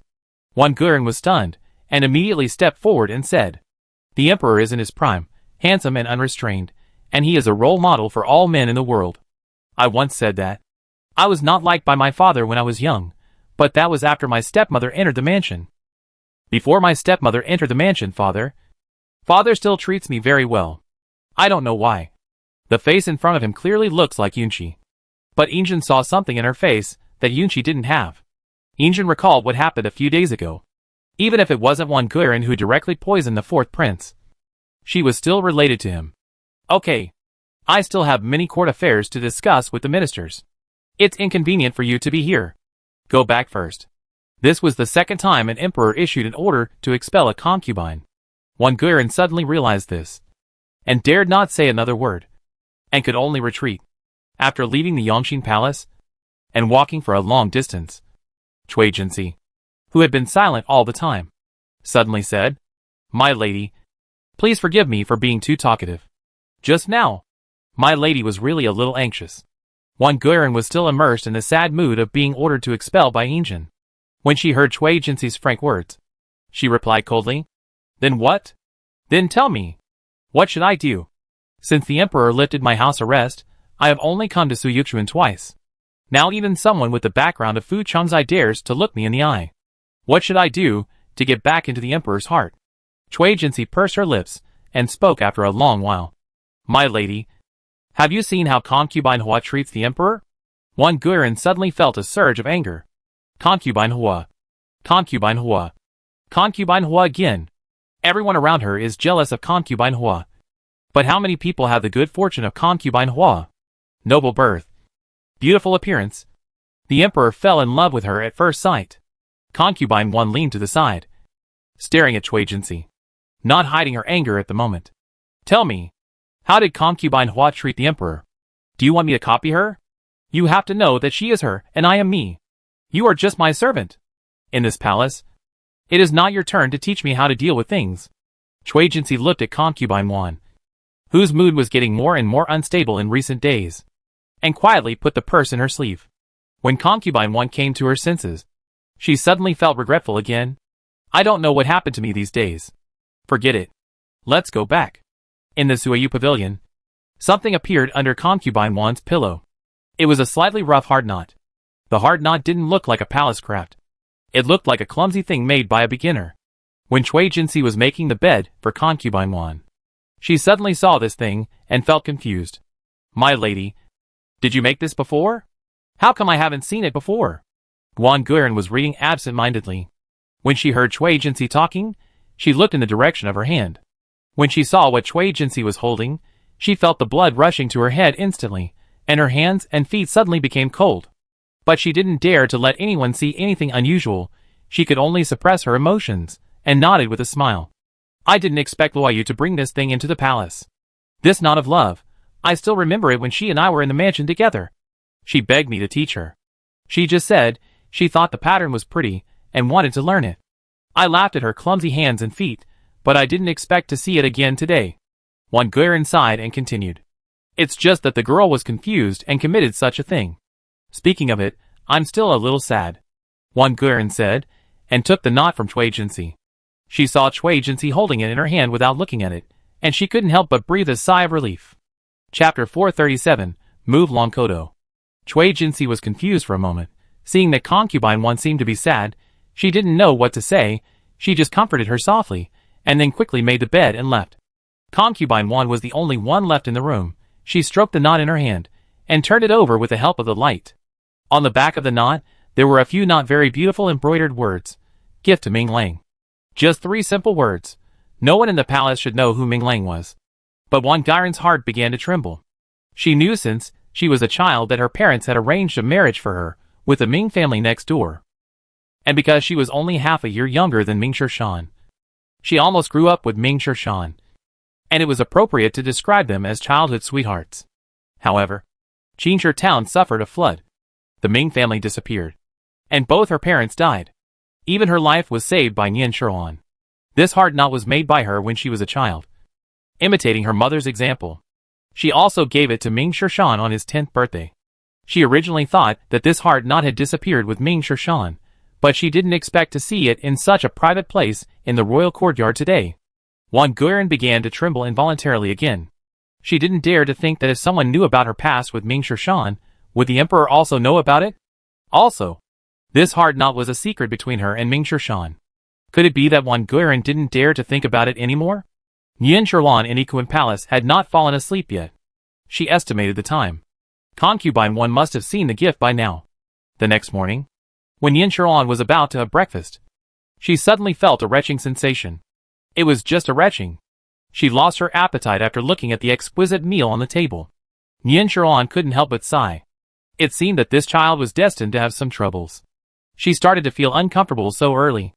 Songji and Li Dong had been waiting by her side. Seeing Nian Shirlan frowned, I also know that she is in great pain. It seems that the queen has started to feel uncomfortable during pregnancy. Do you want me to invite Dr. Wen? It is said that when a woman is pregnant, she will vomit until she gives birth in severe cases. You are feeling uncomfortable so early. I am worried whether your body can bear it. Nian Shirlan suppressed her discomfort again, and waved to Li Dong to bring tea. After drinking a few sips of tea, she said, "Don't bother Dr. Wen. I am still strong. Now the fetus is not stable. And it is not suitable for more people to know. If you want Dr. Wen to prescribe medicine, it must be recorded in the medical records. Instruct the kitchen in the near future to eat light food. Just say that this palace is sick and has no appetite. And ask Xiao Linzi to keep an eye on the people in our palace." Li Dong nodded and left, and went to find Xiao Linzi. Songji persuaded Nian Shirlan to eat a few bites, saying that being hungry like this would be bad for the dragon fetus. Nian Shirlan said, "Just starve. I have never heard of anyone having a miscarriage because of starving the baby in her belly. It is said that women are weak, but they become strong as mothers. But for me, my own life is the most important. If it is not good for the dragon fetus because of a few meals of hunger, then how can he be worthy of being my child?" Songji was silent. She knew that her master always valued her more than others. In the eyes of outsiders, she might be selfish. But in Songji's eyes, she felt that whatever her master did was right. So Songji stopped persuading her, and just gently replaced the tea in Nian Shirlan's hand with hot water. He also ordered people to remove the breakfast on the table, and replace it with light fruits. It was reasonable for Nian Su to visit Nian Shirlan. Nian Shirlan's mother, old lady Nian, was indeed infected with a cold. And Nian Gingyo was a man from outside the palace, so he was not allowed to visit the inner palace at will. So Injin sent people to bring Nian Gingya's wife Nian Su to the palace. Nian Su had not seen Nian Shirlan for a long time, and now that she saw her, she naturally bowed first. When Nian Shirlan asked her to stand up, Nian Su's eyes were full of tears. "I heard that concubine Hua was ill, and my mother-in-law was also unwell. As a woman in charge of the family, I am worried about both sides and feel very sad. I wonder if concubine Hua is feeling better today. Your Majesty has granted me permission to enter the palace. I am very grateful." Nian Shirlan sat at the head of the family, smiling at Nian Su. This second sister-in-law was the second wife of her second brother Nian Gingyo. But she had been diligent in serving him for so many years, cared for the young at home, and was in charge of the household affairs. It was because Nian Gingya trusted her with the family. "Sister-in-law, it's a happy thing to meet you now, but why are you crying? I broke my ankle a few days ago, and now I'm in great pain, and I really miss my family. But I heard that my mother is also sick, and I'm worried about her, and sister-in-law. Today, when I saw sister-in-law, I felt relieved. Sister-in-law, please come closer, I have something to say to you." Nian Shirlan stretched out her hand, and Nian Su looked at her, and understood that Nian Shirlan had something to tell her. Nian Su was not hypocritical, and she also stretched out her hand to hold Nian Shirlan's hand, and sat beside her. There were many servants in the palace, and there were eunuchs from the Ministry of Internal Affairs waiting outside the palace. When the time came, they would send Nian Su out of the palace. However, as soon as Nian Su held Nian Shirlan's hand, she felt something in her palm. Nian Su calmly put the thing in her palm into her sleeve pocket. The two of them just talked about family matters for a while. And then a eunuch came in and said, "The time has come. If we delay any longer, it will be late." Nian Su reluctantly said goodbye and returned to the Nian mansion. She dared to take out the things in her sleeve pocket. It turned out to be a piece of paper. There were 4 words on it. "My second brother personally wrote." Nian Su was very puzzled. She probably knew something. Nian Gingyo and Nian Shirlan exchanged letters, which were far from being so complicated. Why did this happen today? What was the big deal? It had to be passed to Nian Gingyo through her hands. Although Nian Su was curious about the contents of the paper, she did not dare to open it without permission.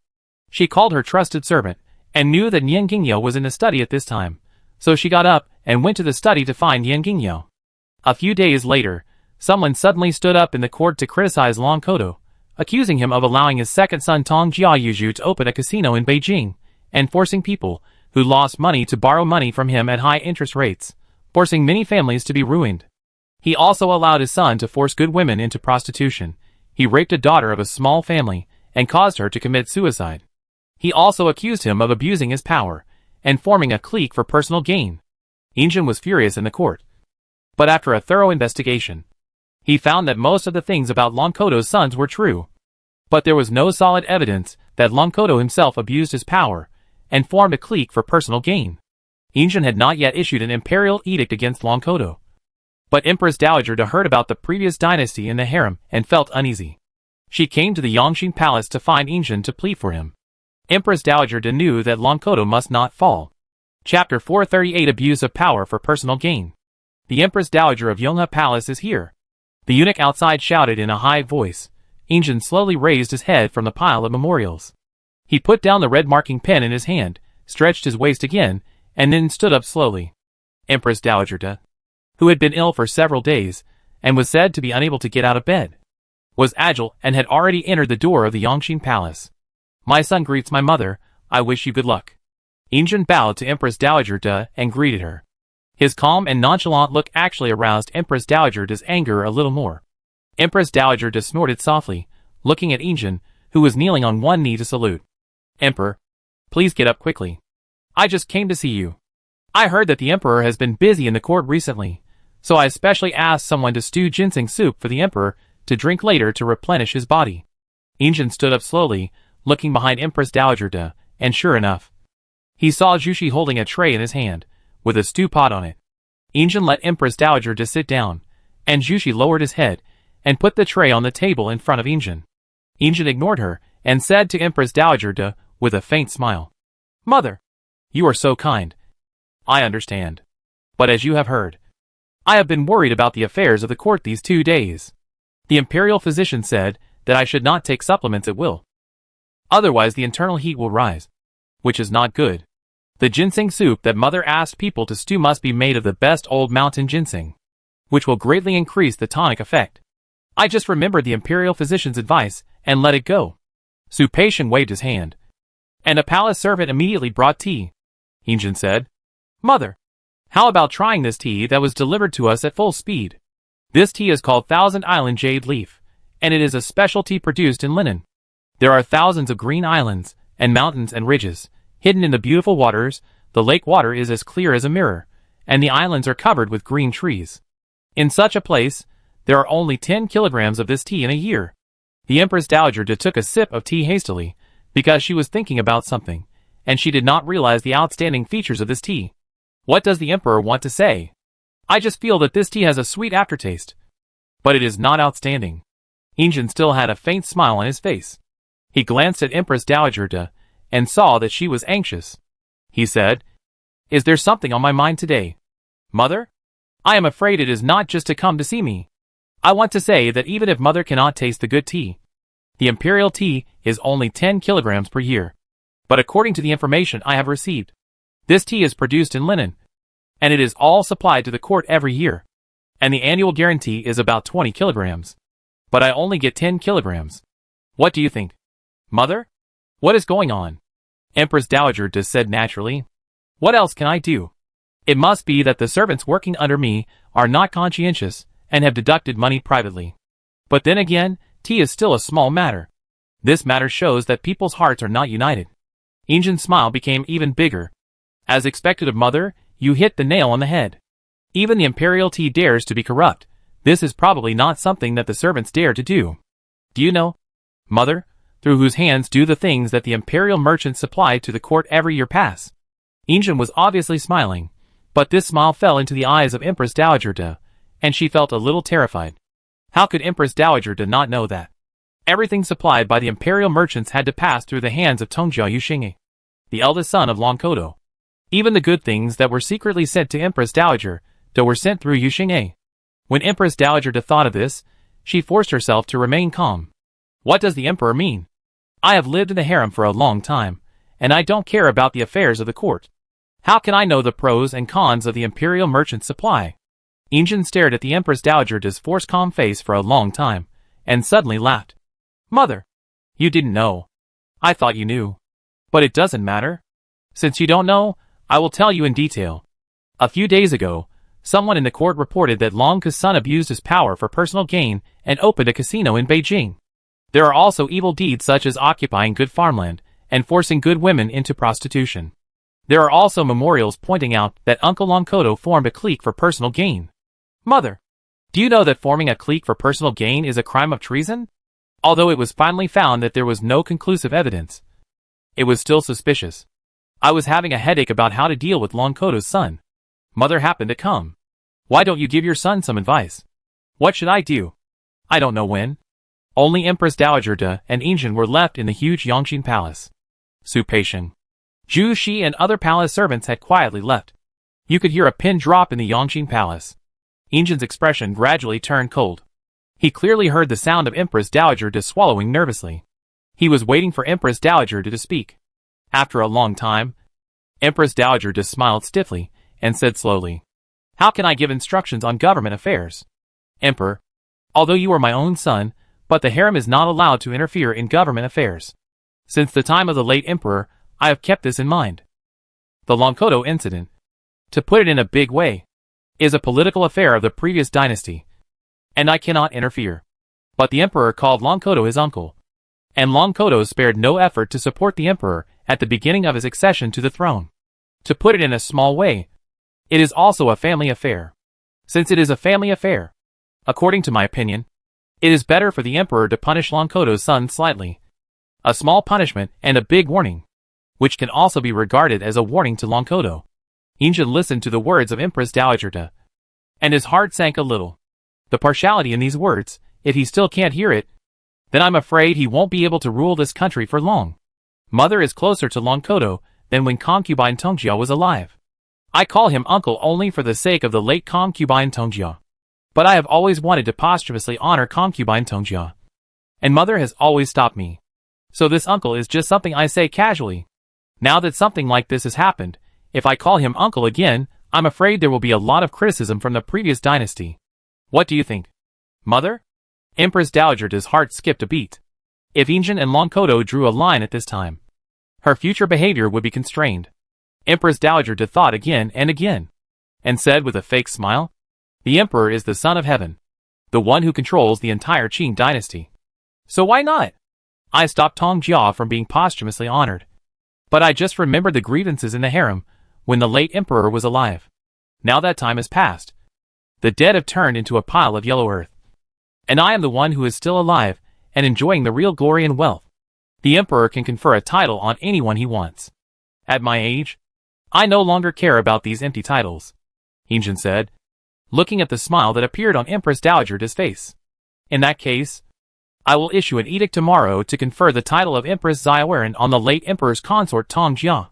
However, at this critical moment, I still have to wrong Uncle Longkoto. Tongjia Yuju's crime is unforgivable. I have to give an explanation to my subjects. On a chosen day, I will also ask you to comfort Uncle Longkoto. Do you think this is a good idea? Chapter 439 Other Thoughts. When Empress Dowager De heard that Injin would not touch Longkoto for the time being, and asked her to comfort Longkoto, she could not help but breathe a sigh of relief. Forget it, as long as Longkoto is not touched, I will persuade him myself, and ask him to control his son in the future. When Empress Dowager De came, she was full of vigor, looking like she was going to bring an army to punish the culprit. When she left the Yongqing palace, she looked like she was worried. Su Peixiang watched Empress Dowager De leave, and then returned to Injin. Your Majesty, the tea is cold. I will go and get you some new tea. Injin shook his head. It doesn't matter if the tea is cold. What I am afraid of is that people's hearts are cold. Look at the Queen Mother De who came today. If I am not mistaken, she came for the Longkoto incident. I did not expect that she would agree to posthumously confer the title of Empress to the late Emperor's concubine because of the Longkoto incident. Injin laughed at himself and suddenly asked Su Peixiang, Tell me, am I her biological son? How dare Su Peixiang take up this topic? he said softly with sweat on his forehead. Your Majesty, the tea is cold, and can help reduce internal heat. Why don't you drink this cup of tea and I will change it? Injin stared at the teacup and said casually. How is the matter I asked you to investigate? Su Peixiong wiped the sweat from his forehead again and said. The queen is cautious in her work. I have been investigating for a long time, and have not found any shortage of medicines in the Imperial Hospital. But I did find out another thing. The Empress loves ancient medical books, and likes to develop dietary therapy. I have privately asked the Imperial doctors I know, and they all said that dietary therapy can also help to stabilize the fetus.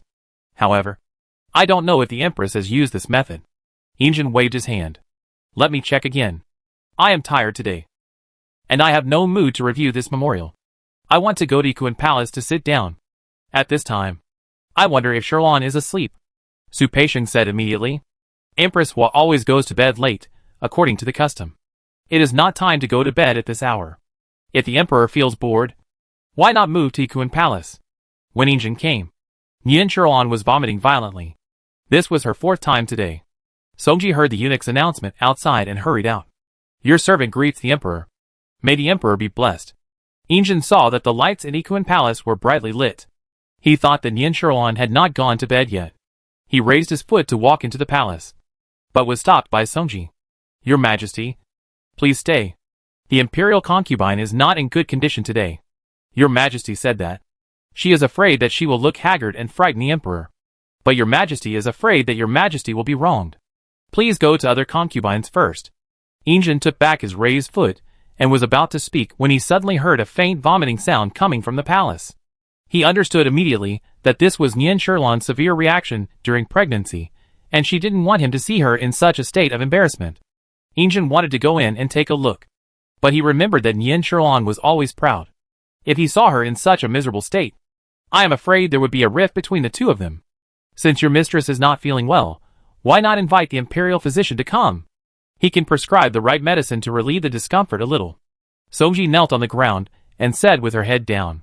In reply to the Emperor, our queen said that the discomfort of a woman during pregnancy is the hardship that she has to endure, and there is no need to alarm the imperial physician.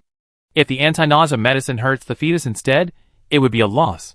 The queen also said the dragon fetus is protected by the Emperor's dragon energy, and will be safe. It doesn't matter if she suffers some pain. For the Emperor, the queen is willing. Injin's heart, which was extinguished by the cold water of the Empress Dowager, suddenly showed signs of warming up. In this harem, it seems that only Yin Sherlon can rely on him. She never brings trouble to herself, but always takes care of everything for him in the harem, so that he doesn't worry about the affairs of the harem. Although she only assists in the management of the 6 palaces, she is less of a worry to Injin than the queen. Injin said solemnly. Go in and tell Sherlon I know. I don't have the heart to go to other people for the time being. I still have a lot of memorials to review. I'm going back to the Yongxin Palace first. After seeing Injin off, Songji trotted back to report. Yin Sherlon had stopped vomiting, lying on the bed with a pale face. Her complexion was no longer as rosy as before. Songji told Yin Sherlon every word of Injin's words, and Yin Sherlon smiled. Just listen to what the man says. He says he has no intention of going to other concubines. But it's nothing more than that no one in the harem has the ability to hold his heart. Songji said. Your Majesty, why are you so pessimistic? I think the Emperor loves you very much. Your Majesty is also willing to give birth to children for the Emperor. Such a deep love between husband and wife is something that others can't ask for. Yin Sherlon sneered. You are full of jokes again. Your Majesty and I are not a formal couple. How can we talk about husband and wife? Don't say this again. Fortunately, this is an Ikuan Palace. If someone with ulterior motives heard it outside, I'm afraid that person in Jing'an Palace would want to skin me alive.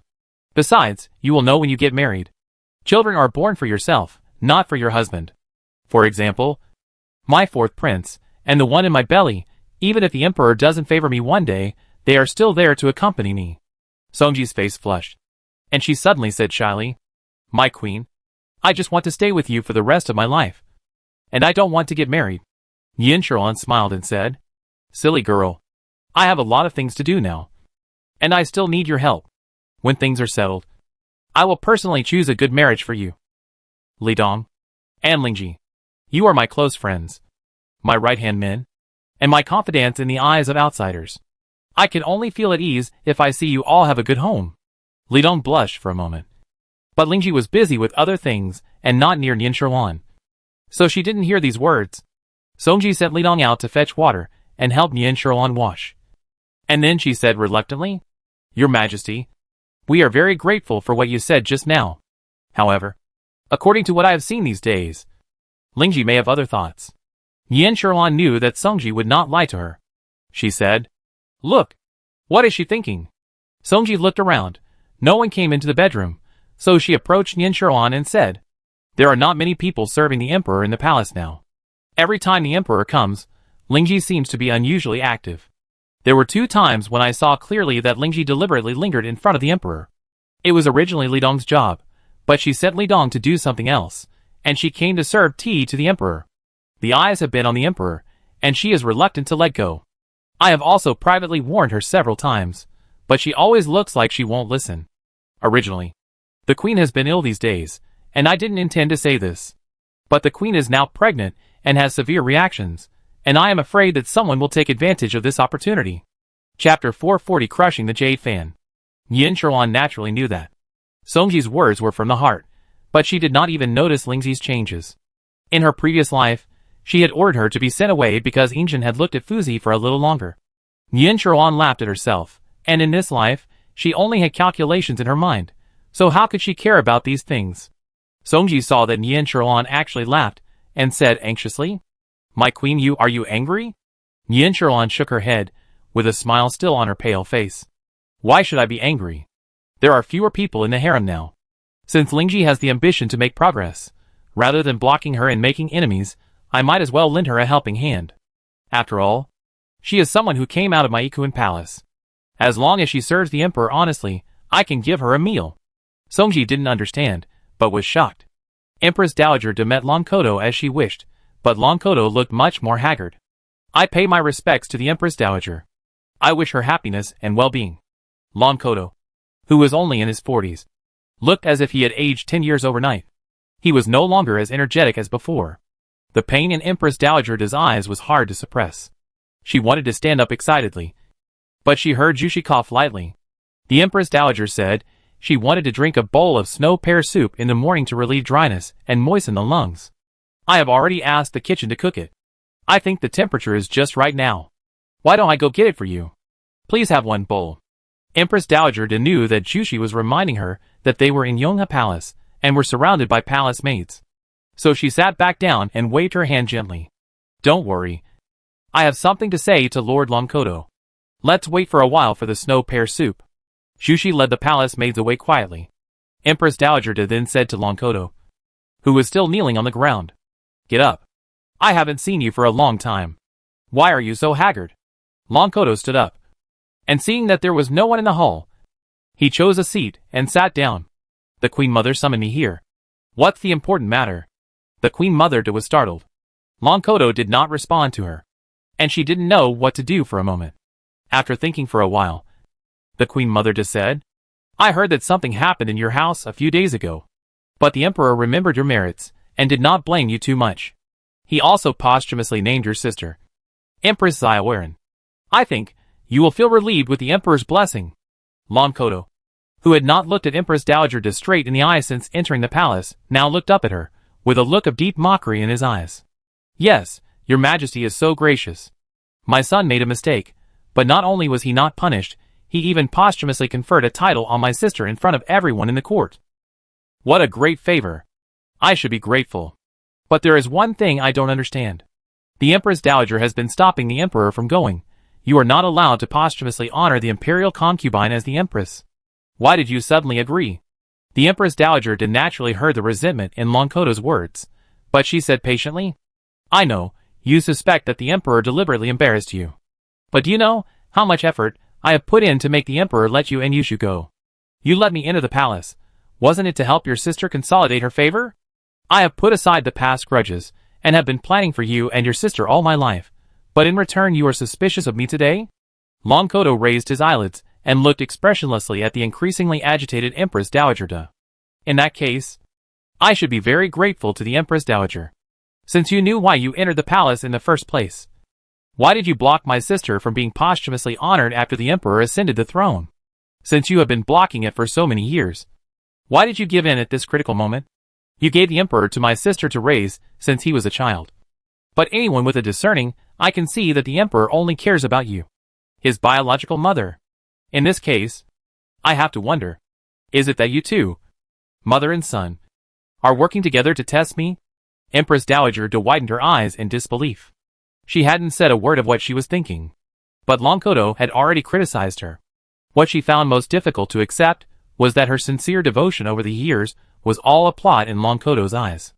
Empress Dowager De took a breath, pointed at Longkodo, and said you for a long time. In the end, he couldn't say a word. Longkodo took a sip of the tea on the table and sneered. The Empress Dowager is living a life of luxury in the palace.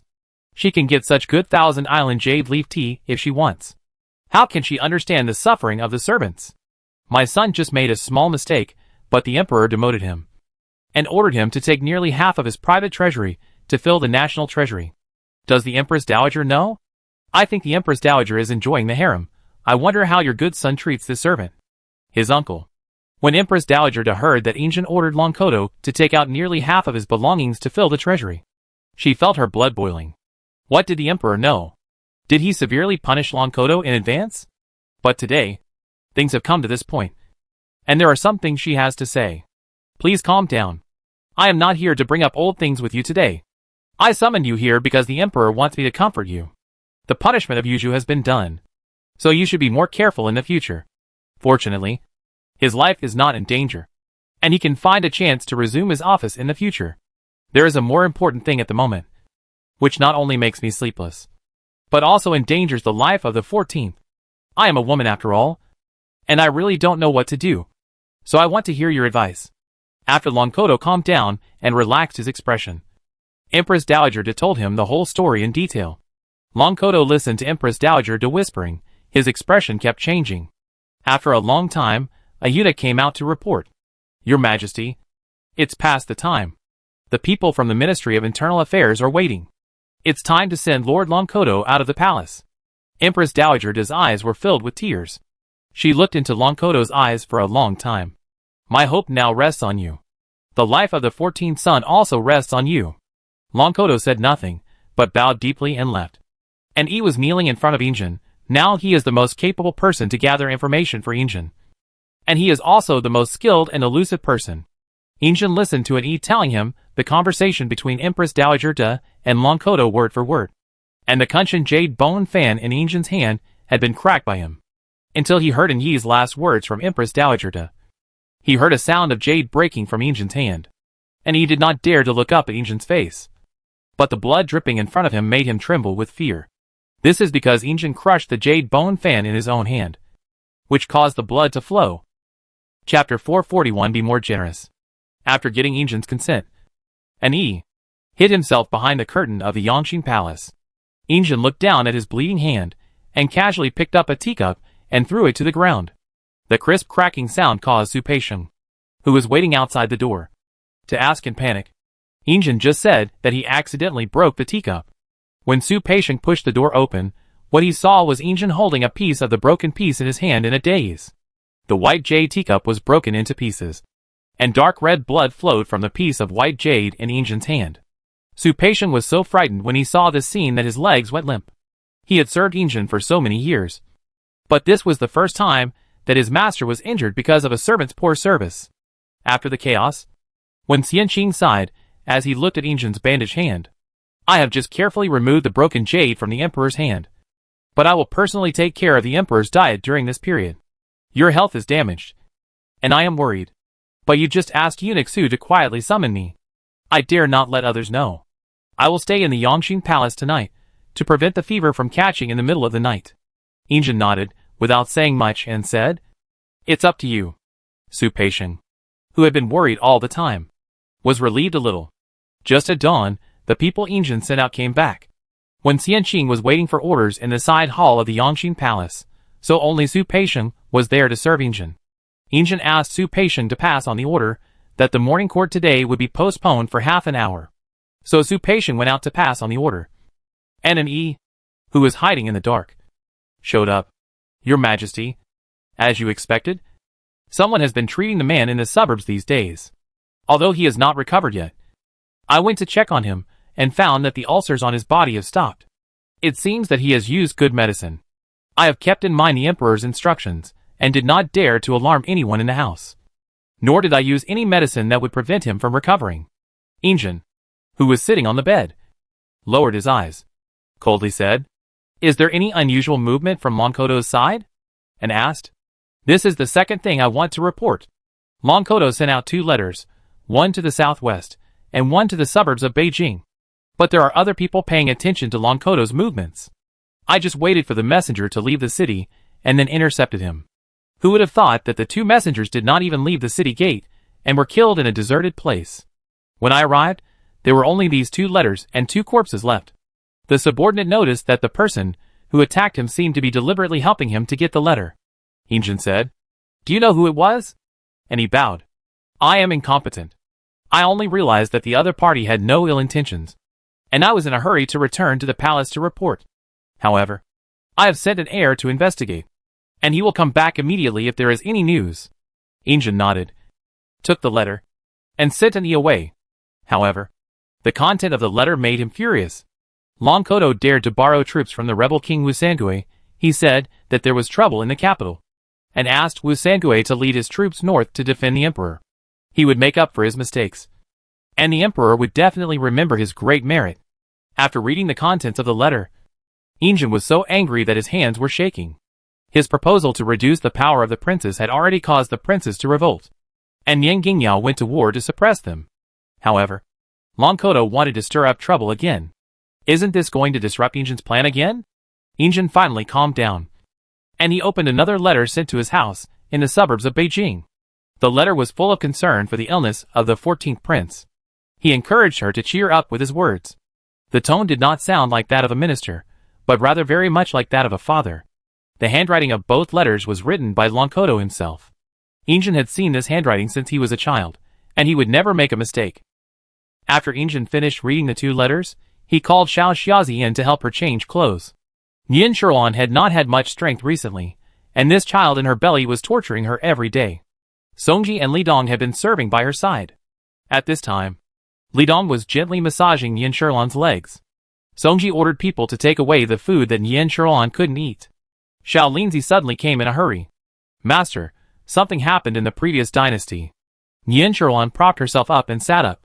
Songji said hurriedly, "Your Majesty, go slowly, you still haven't eaten much today, and you just vomited, you don't have any strength, I will support you." Li Dong heard what Xiao Linzi said, and retreated very discerningly, and took Lingji, who had just come in with him. Nian Shuruan said, "What happened? You're so flustered." Xiao Linzi took a deep breath before speaking. "I heard from Xiao Xiazi that the emperor had a tantrum at Lord Lonkoto for some reason during the morning court session. He threw a letter in front of him. Lord Lonkoto cried out that he was wronged after reading the letter. The emperor has already put him in jail." Nian Shuruan smiled. "What did I think was a big deal? Wasn't this expected? It's not worth making such a fuss." Xiao Linzi scratched his head, laughed dryly. "Master, you are right. I am ignorant and make a fuss. Master, you are far-sighted and asked Manager Wu to recruit talented people. Don't tell me the handwriting on the letter is so good that Lonkoto would be confused when he wrote it. But I am worried that Li Ke has been sent out by the master these days. What if he finds out something and reports it to the emperor?" Nian Shuruan smiled. "What are you afraid of? I sent him to do something. I'm afraid that's what the emperor wants to know. In this case, he has no time to care about this. Although the emperor gave him a clear path and gave him to me, but I still have a knot in my heart. He is the emperor's man, and it is understandable that he is loyal to the emperor. Just in case, I sent him away and didn't let him participate in these things. I also remember his usual good deeds." Xiao Linzi said, "This is the master's kindness." Nian Shuruan sneered. "Forget it. I am not a kind person. You know, there are no kind people in this harem. They are just pretending. A truly kind person cannot survive here. Okay. I have sent the Empress Dowager to away. I will see if the emperor can find out the clues next. I hope Li Ke will not disappoint me on this trip." Xiao Linzi said, puzzled. "The master said that he has sent the Empress Dowager to away. But I don't understand. Isn't Lonkoto the one who is in prison now? Isn't Empress Dowager Da living well in Yonghe Palace? Yin Sherlan said. Whether she can continue to live well depends on how smart she is. She is the Emperor's biological mother. But she always plots against the Emperor. Any Emperor with blood will not tolerate such a vicious person around him. She only has the 14th brother in her heart and eyes. Let's see if the Emperor can continue to tolerate the 14th brother. Yin Sherlan said, she chuckled. No matter what the Emperor decides, I will not tolerate Empress Dowager Da and her old 14th son any longer. Take some time to tell shopkeeper with it the cosmetics supplied to the noble ladies in the palace must be the best. The ones before were not good enough. She wondered why I always look so radiant. Then I will be more generous and share the good things with her, so we can all use them together. Chapter 442 Not showing joy or sadness. When concubine Jing was playing with Princess Kangol in the imperial garden, concubine Shen happened to pass by in a hurry. Concubine Shen walked hurriedly, but Kaiwa, who was following her, had bright eyes. She had seen concubine Jing looking at Princess Kangol playing with the palace maids with a loving face. Kaiwa quietly reminded concubine Shen, who was originally looking forward, hurriedly looked in the direction pointed by Kaiwa. Concubine Jing was wearing a light blue dress today. Princess Kangol was wearing a pink dress. The mother and daughter stood among the flowers and plants in the imperial garden. The warm spring sun shone down, and from a distance they looked like a colorful painting, which was very pleasing to the eye. Concubine Shen turned around and walked towards concubine Jing and her daughter. Kong Lo was having fun with the palace maids, and ran over laughing and ran right in front of concubine Shen, who was walking towards concubine Jing and her daughter. Concubine Shen lowered her body, wanting to meet Princess Kong Lo. But Kong Lo was a smart kid, and had already seen that it was concubine Shen. She stopped in a hurry, smiled sweetly, and bowed first. Kangol greets Madam Shen. Madam Shen, may you be well. The little girl had a quirky look on her face, which made concubine Shen feel soft in her heart. She squatted down and looked at Princess Kangol, smiling. Madam Shen will be well as soon as she saw Kangol. Get up quickly. After saying that, she stood up and took 2 steps towards the smiling concubine Jing. Concubine Jing greets Madam Jing. May you be blessed for thousands of years, and may you be prosperous and healthy. Jingpin kept smiling, and said, Oh, look at how polite you are. Sister, you and I are almost the same. Why should we be so distant? Get up quickly. I saw you were in a hurry. Where are you going? Shen Guiran was supported by Kaiwa and stood up straight, and replied, Madam Jingpin is polite, but I always remember the difference in status. In reply to Madam Jing, the Emperor sent someone to summon me just now, but I was in a hurry and didn't see Madam Jing here in time. I hope your Majesty will forgive my negligence.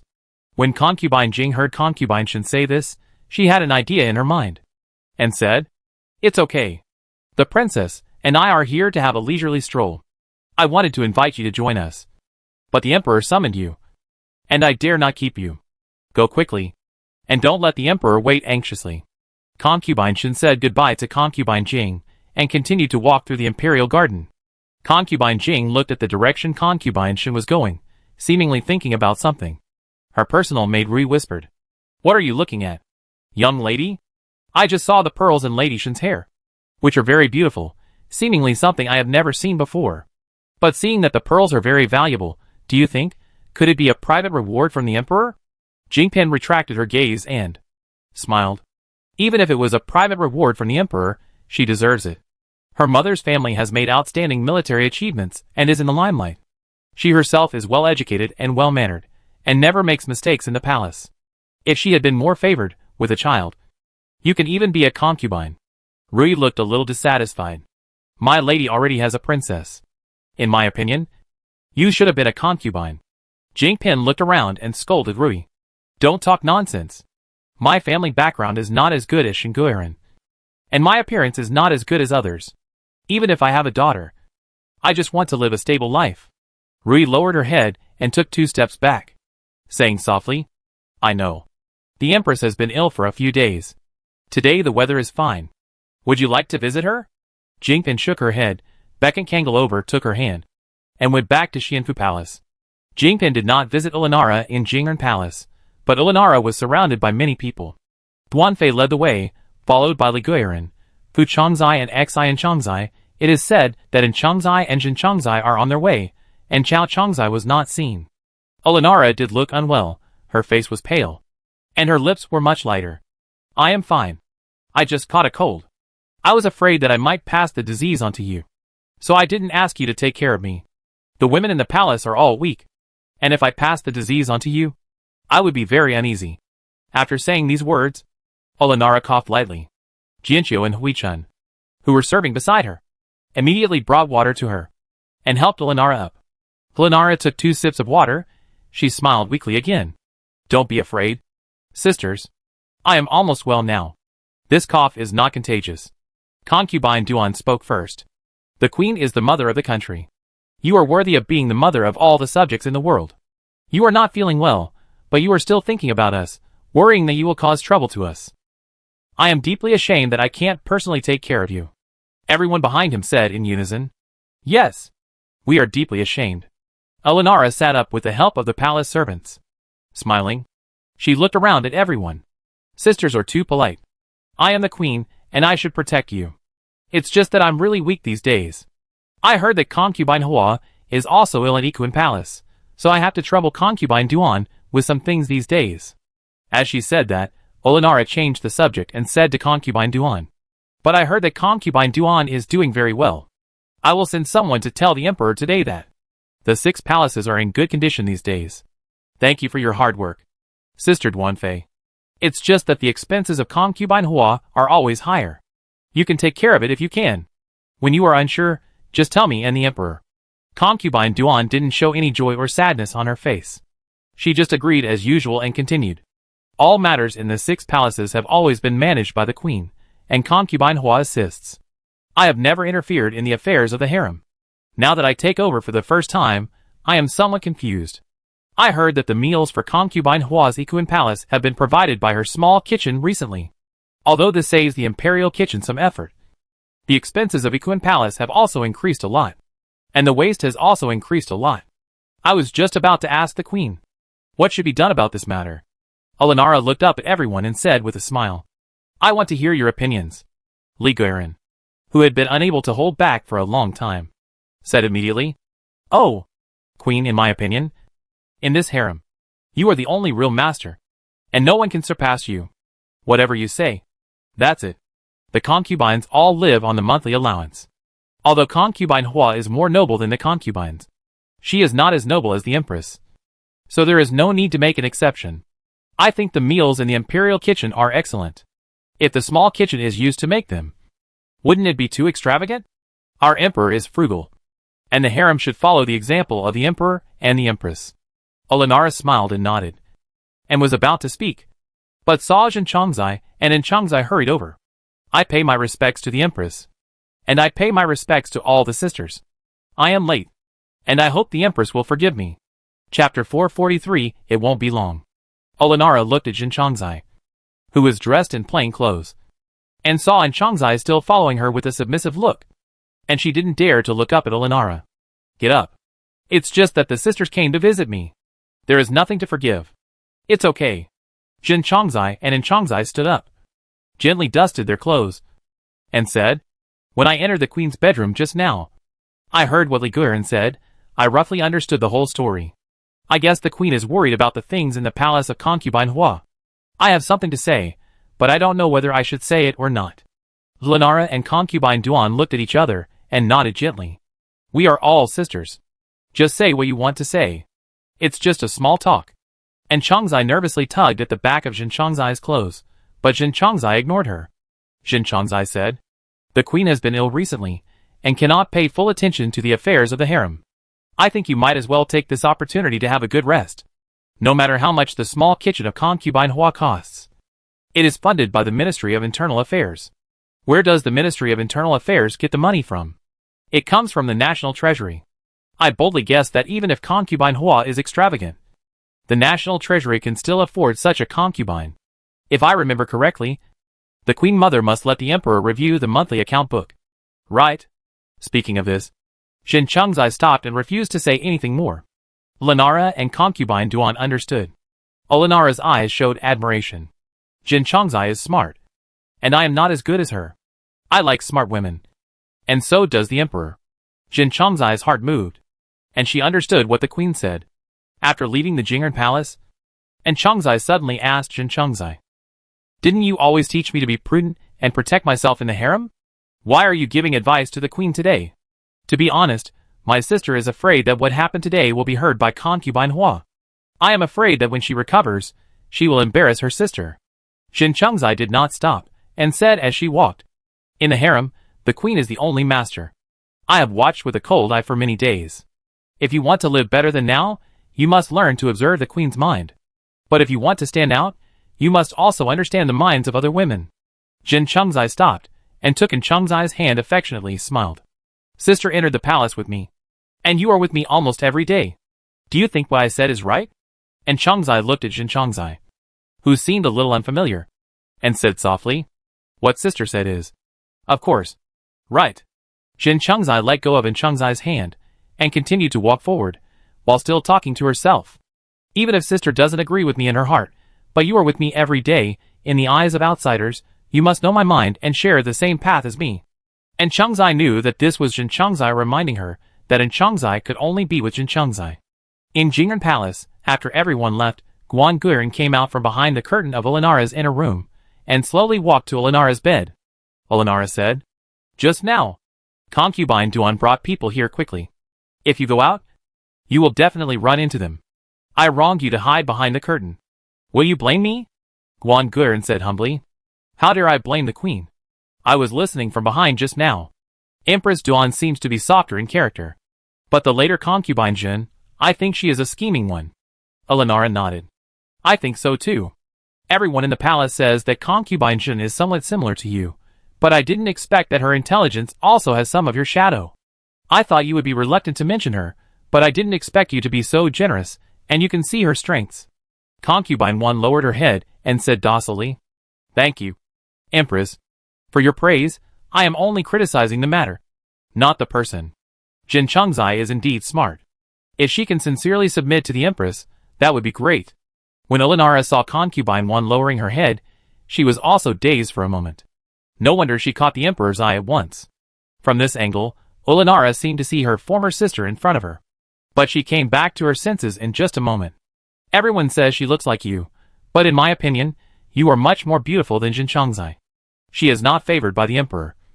And she is getting anxious. What I mean is, if you two can join forces, won't our chances of winning be greater? Guan Guiran bit her lip. This is Olenara asking her to share the favor with Jin Changzai. Before Guan Guiran could speak, Olenara said again, Don't rush to answer me about this. I am very happy that you came to see me today. I got some good cosmetics a few days ago, which look more delicate than those made by the Emperor. The color is also better. You are young and beautiful, so you must not let this beauty go to waste. When we go back later, I will ask someone to take you back. When I recover from my illness, I will try to see if I can have the same good complexion as you. Lady One thanked her profusely, and took the cosmetics given by Olenara back to Su Yuxuan. Finally, when everyone left, Olenara got out of bed and walked a few steps. I feel so uncomfortable after lying down for such a while. I really don't know how the Empress Dowager of Yunga Palace could bear lying in bed for 2 years. Jianqiu looked at Olenara, who was so relaxed at this time, and covered her mouth and laughed.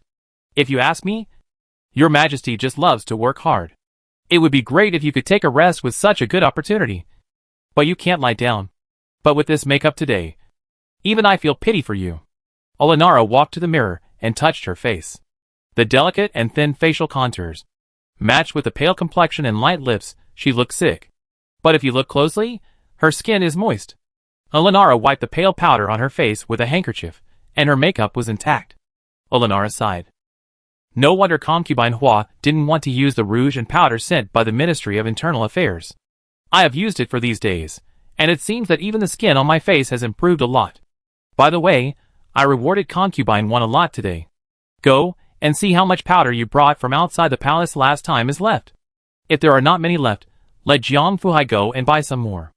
Don't be stingy with money this time, buy more. This good stuff, I will also send some to Empress Dowager Da.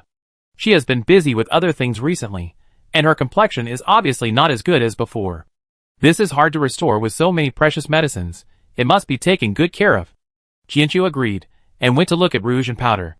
In Ikuan Palace, Nian Shiruan also told Xiao Linzi Not only do you not need to be frugal in the expenses of the small kitchen, instead, she wanted the best ingredients. In short, she wanted to make it as extravagant as possible. Xiao Linzi also gave instructions to the small kitchen. Yin Sherlan counted the days, thinking that the situation of being attacked from all sides would not last long. She wanted to eliminate those people in her previous life one by one. However, she did not want them to die so easily. It was often the most painful thing to live a life worse than death. Chapter 444, Fairness. Injun watched the 10th Lady Yin write a petition, requesting that his late mother, Consort Wensi, be posthumously named Consort Tai. Injun felt extremely irritated. Consort Wensi was the younger sister of Empress Zayas Horan. She entered the palace a year after Empress Zayas Horan's death, and was directly named consort, and was promoted to consort soon after. She was the concubine second only to imperial consort Tong Jia in the palace at that time. She was highly favored by the late emperor. After giving birth to the 10th Lady Yun, she was even more favored by the late emperor. Moreover, the late emperor thought Yun was honest and kind, and he had conferred Yun the title of Duke of Dun early on, which shows that his mother and son were powerful at the time. It was a pity that the 10th son grew up with the 8th son Yunsi, and the 9th son Yunlu since childhood, and the brothers had a close relationship. When the 8th son Yunsi confronted the 4th son Injun at the time, the 10th son still jumped up and down to cheer for the 8th son. When Injun ascended the throne, he cleared the 8th son, spared the lives of the 9th son and the 10th son, but marginalized them in the court, and only retained their fiefdoms and titles. The 9th prince was a smart man. Perhaps he listened to the 8th prince. Since Injun ascended the throne, he took his mother, concubine Yi, to his fiefdom. He did not dare to return to the capital without an imperial edict. The 10th prince was just an idle prince because of his reputation for honesty in the previous emperor's dynasty. Injun left him in the capital to work. Now he saw that Injun suddenly posthumously named the previous imperial concubine Tong Jia as Empress Shui Ren. So he also became restless and wrote a letter to Injun to request Injun to posthumously name his biological mother, Concubine Wensi, as the imperial concubine. Injun thought of what Concubine Wensi had done in the past, and felt that if he granted Yun's request, one or two of them would come to make demands. If he let Yun go now, he would be very proud of it. This made Injun think of how Yun had plotted against him with the 8th elder. Su Peisheng saw Injun's unhappy face, and brought another cup of tea. Your Majesty, this tea has already turned 3 colors. It is the 8-point hot you like. I see that you have been reviewing memorials for a long time. Why not have a cup of tea? Injun threw aside the memorial in his hand, and snorted. They are jealous of my kingdom, and are trying to embarrass me. Su Peisheng was a eunuch, so he didn't dare to interfere in government affairs. He just smiled and said, I don't understand this. But when I was young, I saw people raising chickens and ducks. If the disobedient chickens and ducks pecked the owner, they would be stewed in the pot before noon. I didn't understand when I was young, it was just a peck. How could it kill the chickens and ducks directly?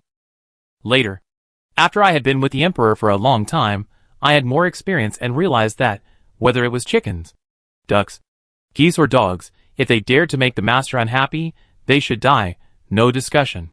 After saying that, he continued to smile and held the tea with both hands. Your Majesty, how about you try this tea? I am afraid that if I say a few more words, it will become even colder. If I displease the emperor, then I will have to worry about my head. Injun reached out to take the tea, and said with a smile, Your childhood experience is not without reason. I also think that animals that dare to disrespect their masters should not appear in front of their masters again. But you said that animals bite people behind others' backs. If the master suffers in silence, should he endure it? Su Peisheng said with a serious expression this time. Others don't know, but whether this animal bites people or not, as long as the master is unhappy, it's okay to take the consequences directly. But if the neighbors ask, I can just make up a reason. I think this is not difficult. Injun drank the tea, and his brows gradually relaxed. This tea is just right. You understand my thoughts. You are worthy of being my follower for many years. Su Peisheng smiled, and took the empty teacup from Injun. Yin Shuruan looked at the letter in her hand and smiled. Although Nian Gingya was not in Beijing, his subordinates were efficient. Xiao Linzi brought news that Long Kodo, who was imprisoned in Tianlao, had become somewhat stupid for some reason. He drooled. His eyes were dull, and his words were incoherent. It seemed that nothing could be learned from him. Rumors about the 2 letters were spreading in the court. What's worse, it was also rumored among the people that the 14th son, Injin, was not the biological son of the late emperor. When Injin sent people to investigate, they didn't know where the rumor started. Injin was so angry that he smashed many things in the palace. This incident brought great shame to the royal family.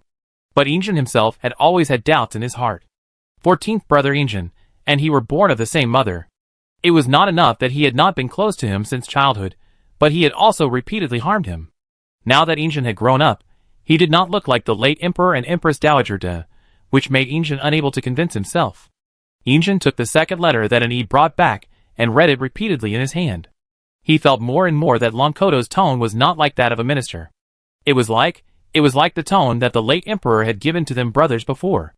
Injin went to Yonghe Palace at night. The empress dowager, who had been bedridden for quite some time, only sent someone out to say that she had gone to bed, and asked the emperor to come and pay respects another day. Injin stood in Yonghe Palace, looking up at the dark night sky, and then at the tightly closed palace door. He stood there for a long time without saying a word. The palace servants in Yonghe Palace did not dare to breathe, and knelt with him for a long time. Nien Shirlan's pregnancy was tormenting her more and more. When Injin went to see her, what he saw was a pale face that no longer had the brilliance of the past. But Nien Shirlan never wanted to show weakness in front of Injin. She tried to get out of bed and greet him. Injin sighed, and quickly stepped forward to stop her. I said that when we are alone, we don't have to perform formal greetings. I have been busy with the affairs of the previous dynasty these days. I found that you have lost a lot of weight when I saw you today. Is it because of the baby in your belly? Seeing that Injin did not allow her to perform formal greetings, Nien Shirlan no longer insisted, and continued to lie on the bed. When she spoke, the voice sounded weak. To answer the emperor, it's not the child who's making trouble. I think it's because I'm useless, and not in good health. The child is just an unformed form now. What can he make trouble for? I look haggard. It's disrespectful to the emperor, Injin said helplessly. You gave birth to a child for me, and you suffered all these hardships. How can you be disrespectful to me? The previous emperor had many children, but I only have 2 sons and 1 daughter. You are pregnant now, and I can't wait to love you. The queen said a few days ago, you are ill now, and need to take good care of yourself. The affairs of the harem cannot be left without help, so I asked concubine Duan to take over first. Will you blame me for this? Nien Shirlan said in surprise. The emperor is also thinking about me, and even more so about the harem. How dare I blame the emperor? I am still ashamed that I am not in good health now, and cannot help the queen in managing the harem. Concubine Duan is usually a non-competitive person. I think she will help the queen in managing the 6 palaces, and will also be fair. Chapter 445-14 died of illness. Injin raised his hand, and stroked Nien Shirlan's thin face, and his voice was filled with subtle heartache. I knew that you would understand me and the queen.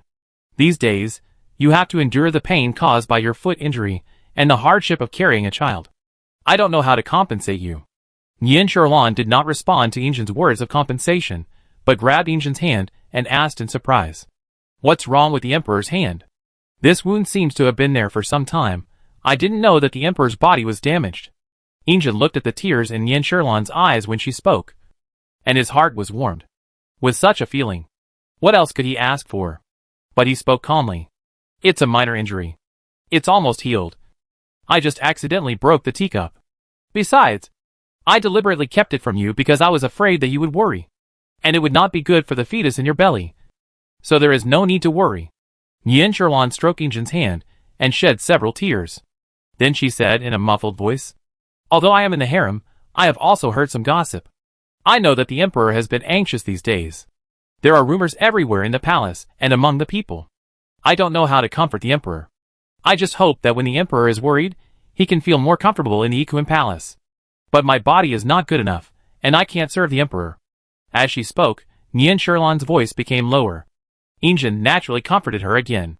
When Nien Shirlan calmed down, Injin said, I came here today first, to visit you in Hongli. Second, I have something to tell you. Rumors are rampant. I can't sleep or eat well, but the people I sent to investigate can't find out where the rumors came from. Nien Shirlan sneered in her heart. The news that Wu the shopkeeper asked Jianghu Baixiuxing to spread through secret means is not something that those salary drunkards in the court can find out. But she just listened to Injin quietly. You have also heard the rumors. I won't hide it from you. In the past, Injin committed such a sin, and almost killed Hongli. I thought at that time, after all, he is my brother, and my biological mother begged me so much. So I spared his life. But you also know these days, not only the house in the suburbs is in chaos, but also the court is in chaos because of him. This matter concerns the dignity of the royal family, and I really can't stand it anymore. Yin Sherlan stared at Injin's eyes quietly, and there was disappointment in her eyes, tired, heartbroken, ashamed, and murderous intent. She spoke. The emperor wanted to keep Yunli respectable before, but from this point of view, it is obvious that he can no longer be respectable. I am a woman, and pregnant. I should not say anything about fighting and killing. But I think of the crime that Hongli suffered when he was born. He was just born. What crime did the child have? I have never been a kind person. If he were not the emperor's brother, I would have wanted to tear him into pieces. But the emperor should also think that he is the lifeblood of Empress Dowager Da. Without this lifeblood, Empress Dowager Da's health will probably collapse. Filial piety comes first, and the emperor has to be cautious. These words, every word of which went into Injin's heart. As early as when the 14th brother made trouble again and again, Injin had already had the intention to kill him. After all, in order to sit on the throne of the emperor, Injin didn't care about his brothers. But Injin himself couldn't say it. Someone has to say this. It would be best if this person was someone who had suffered greatly from Injin. After thinking about it, wouldn't Yin Sherlan be the most suitable? And Yin Sherlan did not disappoint Injin, and she was indeed the woman Injin favored. In Injin's eyes, she never took the initiative to cause trouble, but when trouble came, she never showed mercy. Such a woman should be the one who stood at the top of power with him. Injin. In addition, her brother was also in his prime, and he also spared no effort for the court. Why can't such a family be reused? Injin held Yin Sherlan's hand and said, Sherlan is right. Filial piety comes first. But I never advocate foolish filial piety. The 14th's life experience has brought shame to the Qing dynasty. But Empress Dowager Da is my biological mother after all, and I have to think carefully about the choice. Yin Sherlan suddenly said, Does the emperor think that I am cruel? Injin said, How could it be? In this palace, only Sherlan is my worthy confidant. After sending Injin away, Yin Sherlan asked someone to bring water, wet her handkerchief, and wiped away the traces of crying. If Yin Sherlan in the previous life said that, it would be brainless, just out of love for Injin. But Yin Sherlan in this life is very clear-headed. Injin wants to get rid of the 14th, but he can't convince himself of the kinship between them. So he comes to Yin Sherlan to speak, and he feels at ease. Yin Sherlan is not afraid of being suspected by Injin at present. Injin still needs to use the Yin family. Even if he suspects Yin Sherlan, he will not speak it out. But getting rid of the 14th will make Empress Dowager to live a life worse than death. This is what Yin Sherlan wants. So before the Dragon Boat Festival, Xiao Linzi brought a piece of news. The 14th Injin died of illness in a house in the suburbs of the city. Yin Sherlan knew that this was Injin helping Injin to look good, and also making the Qing imperial family look good. When Empress Dowager Da heard the news, she fainted for a while. If it wasn't for Lenara, has he been secretly treating her? The hateful Longkoto was also imprisoned by Injin for a long time, and he was too busy to take care of himself. When Empress Dowager Da learned that Injin had passed away, she was unable to catch her breath and fell straight down. When Injin learned that Empress Dowager Da had fainted, he only asked the imperial hospital to treat her well, but he never even visited her. He sent his secret agents to investigate the origins of the rumors, but still found nothing. But when the news of Yunjin's death came out, it did quell a lot of rumors. And with the rumors and Yunjin's death, Longkoto had no hope of being released from prison. The court officials, led by Longkoto, no one dared to come forward to plead for him. They could not avoid the royal secrets. Yin Sherlan was already 3 months pregnant. She rested in Ikuan Palace for 3 months due to her foot injury. The discomfort during pregnancy was mostly healed. It was the first day of May. Yin Sherlan asked Songji and Lidong to dress up for her early in the morning. Lidong was holding various jewelry behind Yin Sherlan and gesturing. Said with a smile, Your Majesty is so beautiful. I see that any jewelry looks very beautiful in your hair. Your Majesty is so beautiful, but these cold jewelry shines brighter than before, and looks better. Yin Sherlan said with a smile, Your mouth is getting sweeter. Did you eat honey so early in the morning? While the master and servant were flirting, Lingji came in through the curtain, holding a sapphire green dress in her hand. Your Majesty, I just went to pick out the dress you will wear today. I think the color of this new dress is very suitable for your skin color. Your Majesty has not appeared in the harem for a long time. If you wear this dress to pay respects to the Queen today, it will definitely make everyone's eyes light up. Chapter 446 Provoking the Queen. Nian Sherlan looked in the direction of Lingzi's hand, and saw that the dress was bright in color but not eye-catching, and the emerald green was also her favorite color. Lingji has good taste, and today you will accompany me to pay respects to the Queen. Lingji was flattered, and her mouth opened wide. It was always Songji and Lidong who accompanied concubine Hua on her outings, and today it was her turn.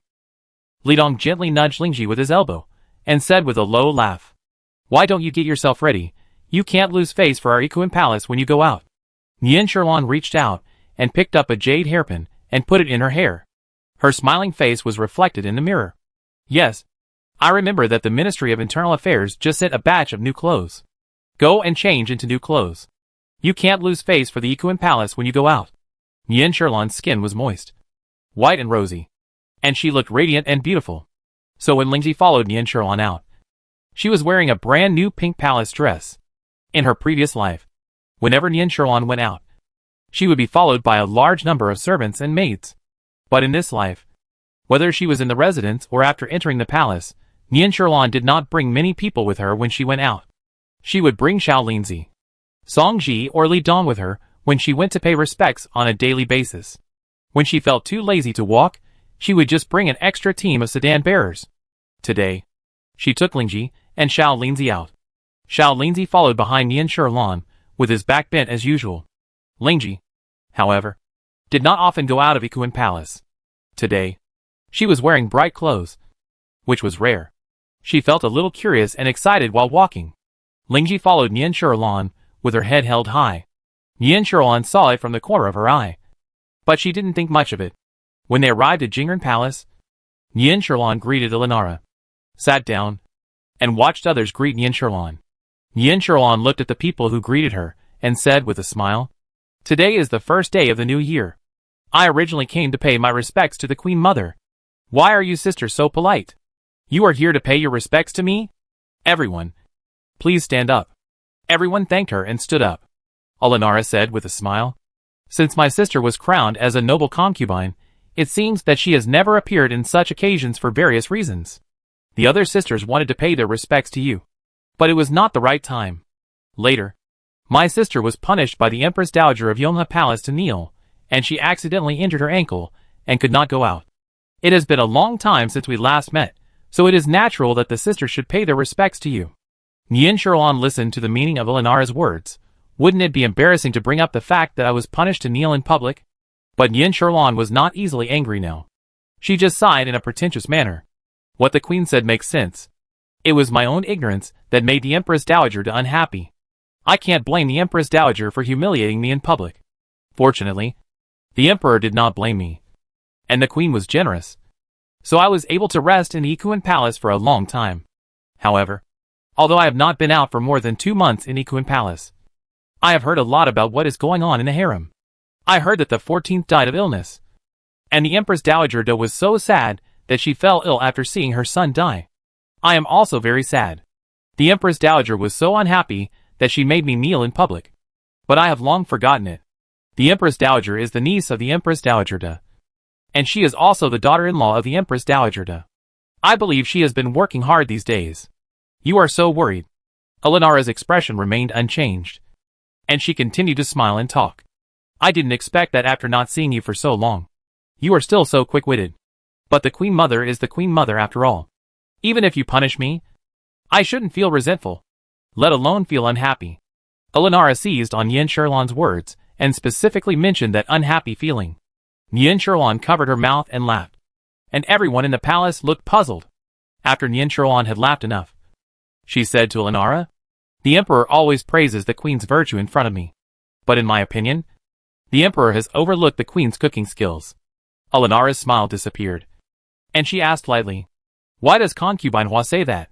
Nian Sherlan looked at Elenara, who was sitting on the seat with a provocative look, and said lightly, "The Queen's ability to find fault with everything is so bad that even the chef in my small kitchen, no one can compare to it." When Nian Sherlan said this, everyone was shocked. They all stood up in the hall, and then knelt down. Who in the palace hadn't heard that? The snacks and meals made by concubine Hua's small kitchen were not as good as those made by the imperial kitchen.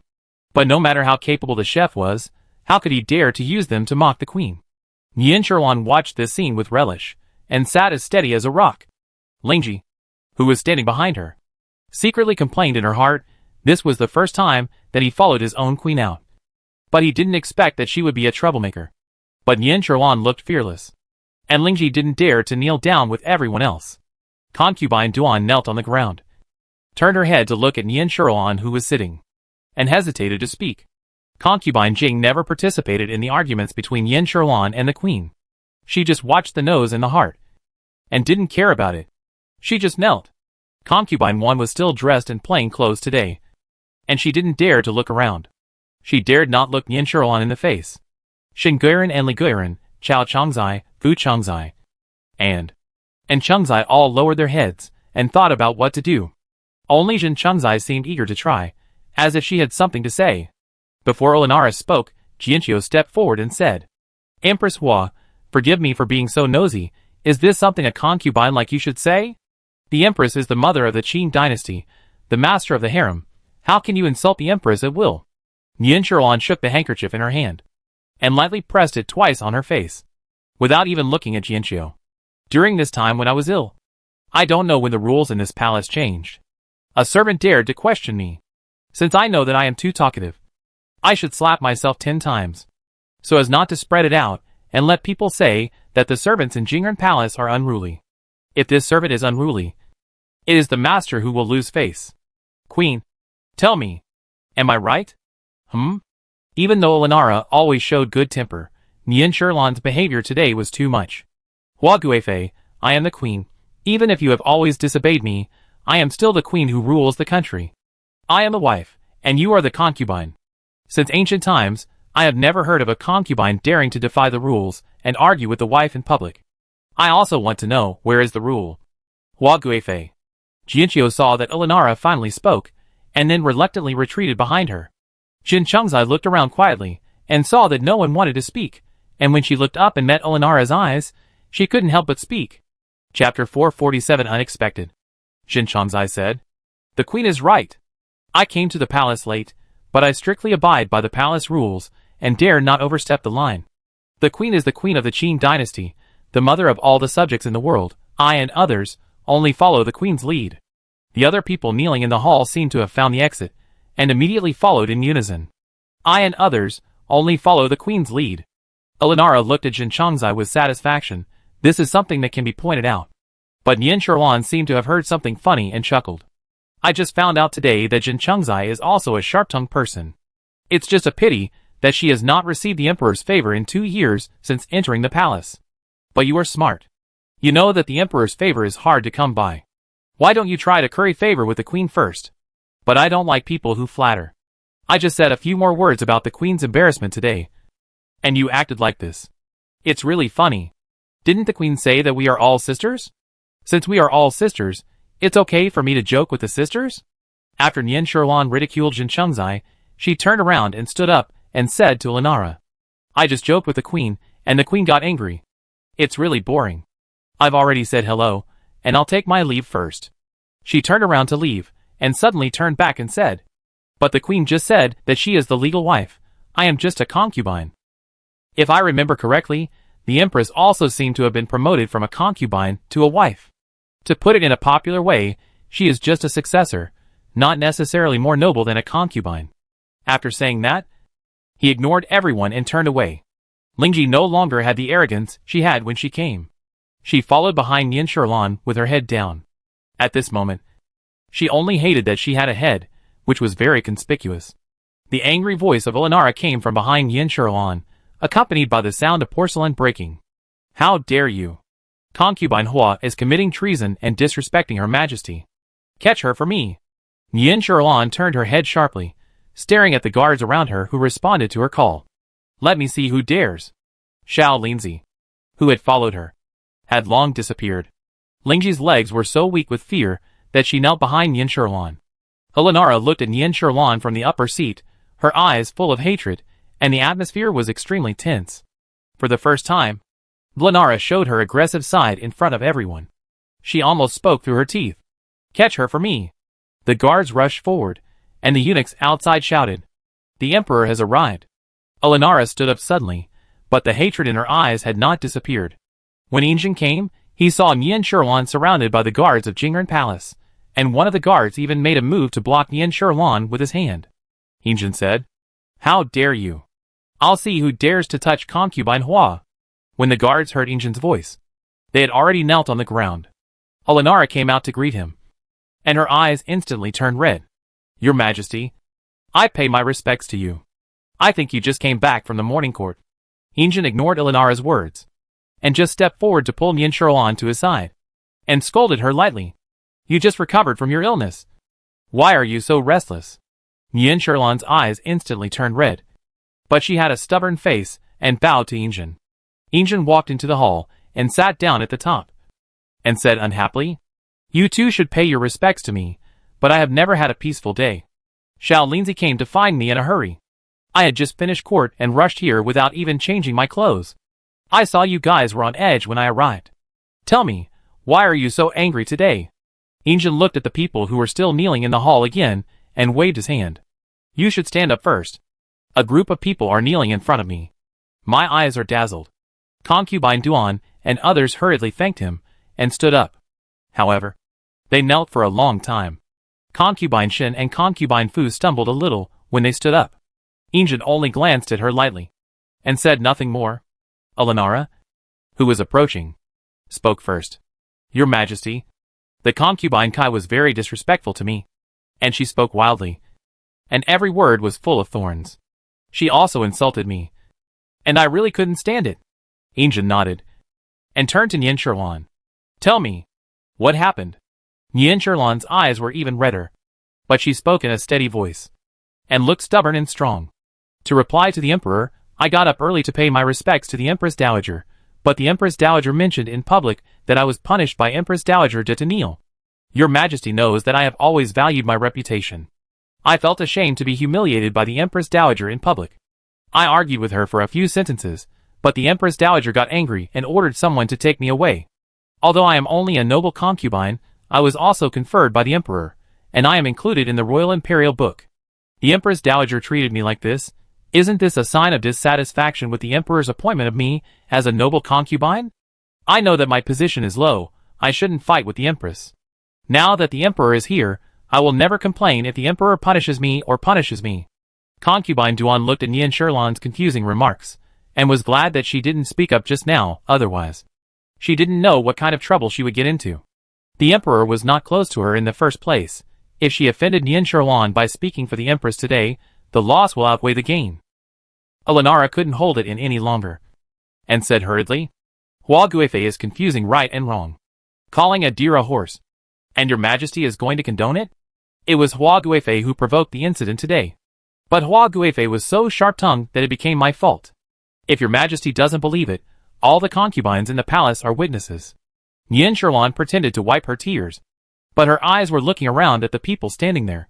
The concubines who were visited by her eyes lowered their heads one by one. Lenara suddenly realized that she had been tricked by Nian Shirlan today. She was deliberately trying to provoke Lenara's anger today. Nian Shirlan knew that people in the harem were all self-protective, and she was sure that others would not get involved in this mess.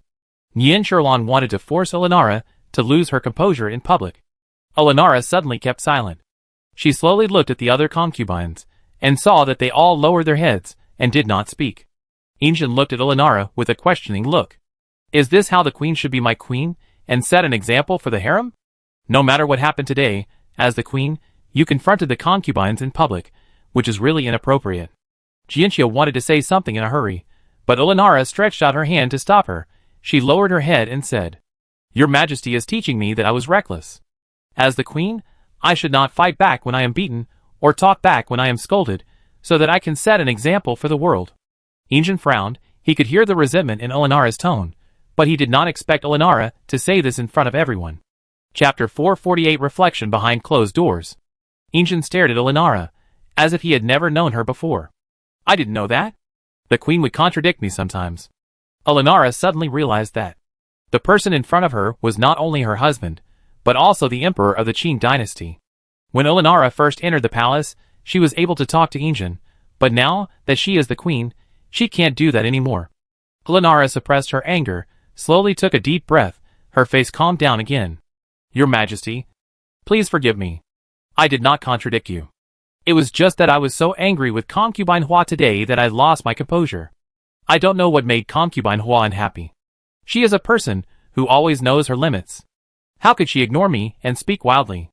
No matter how bad I am still the empress of the Qing dynasty. Concubine Hua's behavior is not only unbecoming, but also disrespectful to your Majesty, Injin said coldly. Although the queen is in charge of the harem, can I not interfere in this harem? Even if Concubine Hua is wrong, the queen should tell me. Even if she wants to be beaten, killed, or sent to the clan house, it should be me who decides. When will it be the queen's turn to beat and kill my concubines? Olenara was about to defend herself, but Yin Sherlan spoke with red eyes. Even if I am upset about the queen's implicit accusations today, and I have a bad tone towards the queen, now that the emperor is here, I am willing to ask the empress to forgive me. As she said this, Yin Sherlan knelt down in front of Olenara, which was rare. I am the concubine Huan Yin. For my inappropriate words, I beg the empress to be magnanimous and forgive me. The concubine Duan and others watched Yin Sherlan bow deeply, and saw that the emperor did not stop them, and they did not know what to do for a moment. Shen Guiran and Chao Changzai had already knelt down with Yin Sherlan, and Fu Changzai knelt down after a little hesitation. Jingpin followed Yin Sherlan and bowed down. Olenara looked at the situation and was furious. Yin Sherlan was the one who started the matter, but in the end, it was her fault for not being magnanimous enough, as the queen, to argue with a concubine. It was Yin Sherlan who was disrespectful, but in front of Injin, it was Olenara who was intolerant. Injin's protection today, anyone with eyes present, all saw it deeply. For Olenara, Yin Sherlan knelt down and begged for mercy, which made her feel more uncomfortable than if she was stubborn to the end. It really made Olenara speechless, unable to speak out her pain. If Olenara continued to pester the emperor, she would be ignorant. Seeing that Olenara didn't say anything, Yin Sherlan raised her eyes and looked at Injin with red eyes. Your Majesty knows that I have always been straightforward and didn't intend to offend the queen. I beg the emperor to forgive me. And I beg the queen to forgive me. I will reflect on my mistakes behind closed doors when I return. Everyone in the palace could hear Olenara's gasp clearly. After all, no one dared to breathe at this moment. But she really didn't know what to say. At this embarrassing moment, Injin said, Okay, it was originally a small matter. You sisters will still get along in the palace in the future. Concubine Hua, go back to your Ikuan palace and reflect on your mistakes behind closed doors. Empress, you should be tolerant. I still have a lot of memorials to review. I don't have so much free time to worry about these trivial matters every day. Everyone else should go back. Don't talk about what happened today outside. After saying that, she stood up and was about to leave. Except for Olenara, who still stood there, the rest of the concubines bowed and saw her off respectfully. When Injin left first, Yin Sherlan didn't care that Olenara didn't ask her to stand up, but stretched out her hand, and was helped up by Xiao Linzi. She stood in front of Olenara, and said with a low head and a submissive look, Then, I will also take my leave. I will reflect on my mistakes behind closed doors. I will continue to trouble the Empress, and concubine Duan, for all matters in the harem. Olenara watched Yin Sherlan leave leisurely, and her teeth were almost broken. At noon that day, news came from Jingren Palace that the Empress had a headache and needed to rest well. As a result, concubine Duan would continue to assist in the management of the 6 palaces. After returning to Ikuan Palace, Yin Sherlan changed into casual clothes and took off all the gorgeous hair accessories in her hair. She just tied her hair into a bun. Leaning back, it was only the beginning of May, and the fashionable fruits and vegetables sent as tribute from outside were already in various styles. The small kitchen followed Yin Sherlan's request that she wanted to eat something refreshing, and cut the sandy watermelon that had been carefully wrapped layer by layer after 800 miles of fast horses into small pieces that could be eaten, and then served it on a gold-painted plate. At this time, Yin Sherlan lazily leaned against the small table on the couch, and used a pure gold fork to pick up a piece of watermelon and slowly tasted it. Even the seeds in the watermelon, all of them have been carefully selected by the small kitchen. The palace was filled with a fresh watermelon aroma. Xiao Linzi came in from outside. Master, the emperor is here. Because you told the public that you were reflecting on your mistakes, the emperor did not ask the servants to make it public, nor did he send a message. Would you like to get up and greet him? Nian Sherlan had just swallowed a small piece of watermelon, and was enjoying the taste, and said lazily, "No.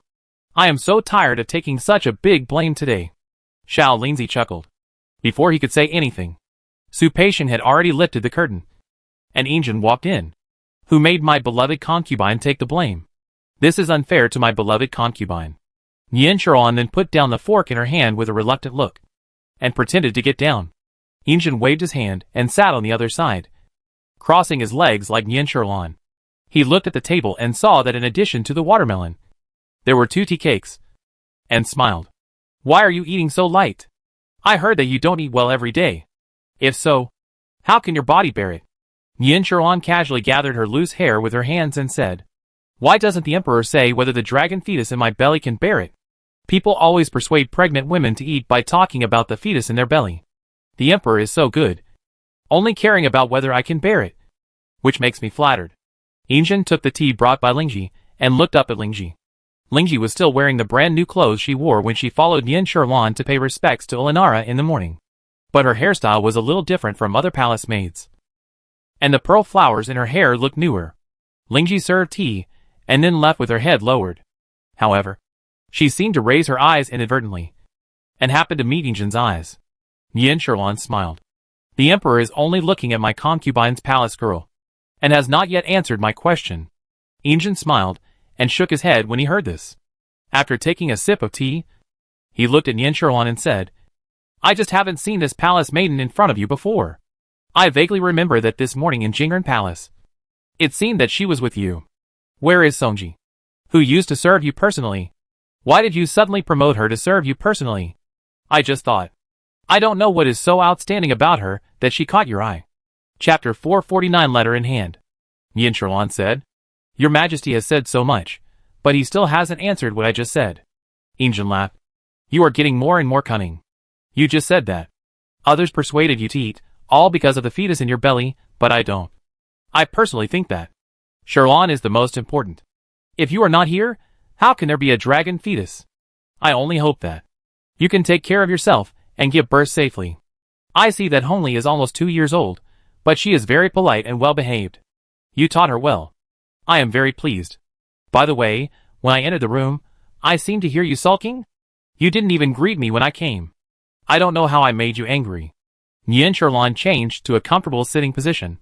The back of her waist was supported by a soft cushion of golden goose down, and under her arms was a soft Su embroidery pillow with a millet jade core.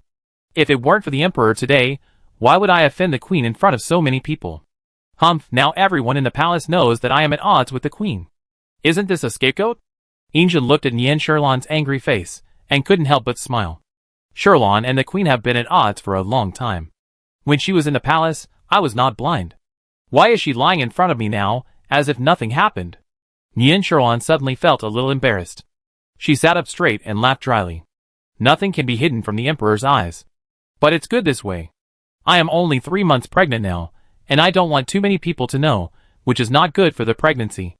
After today's incident, I believe I can live in peace for a long time.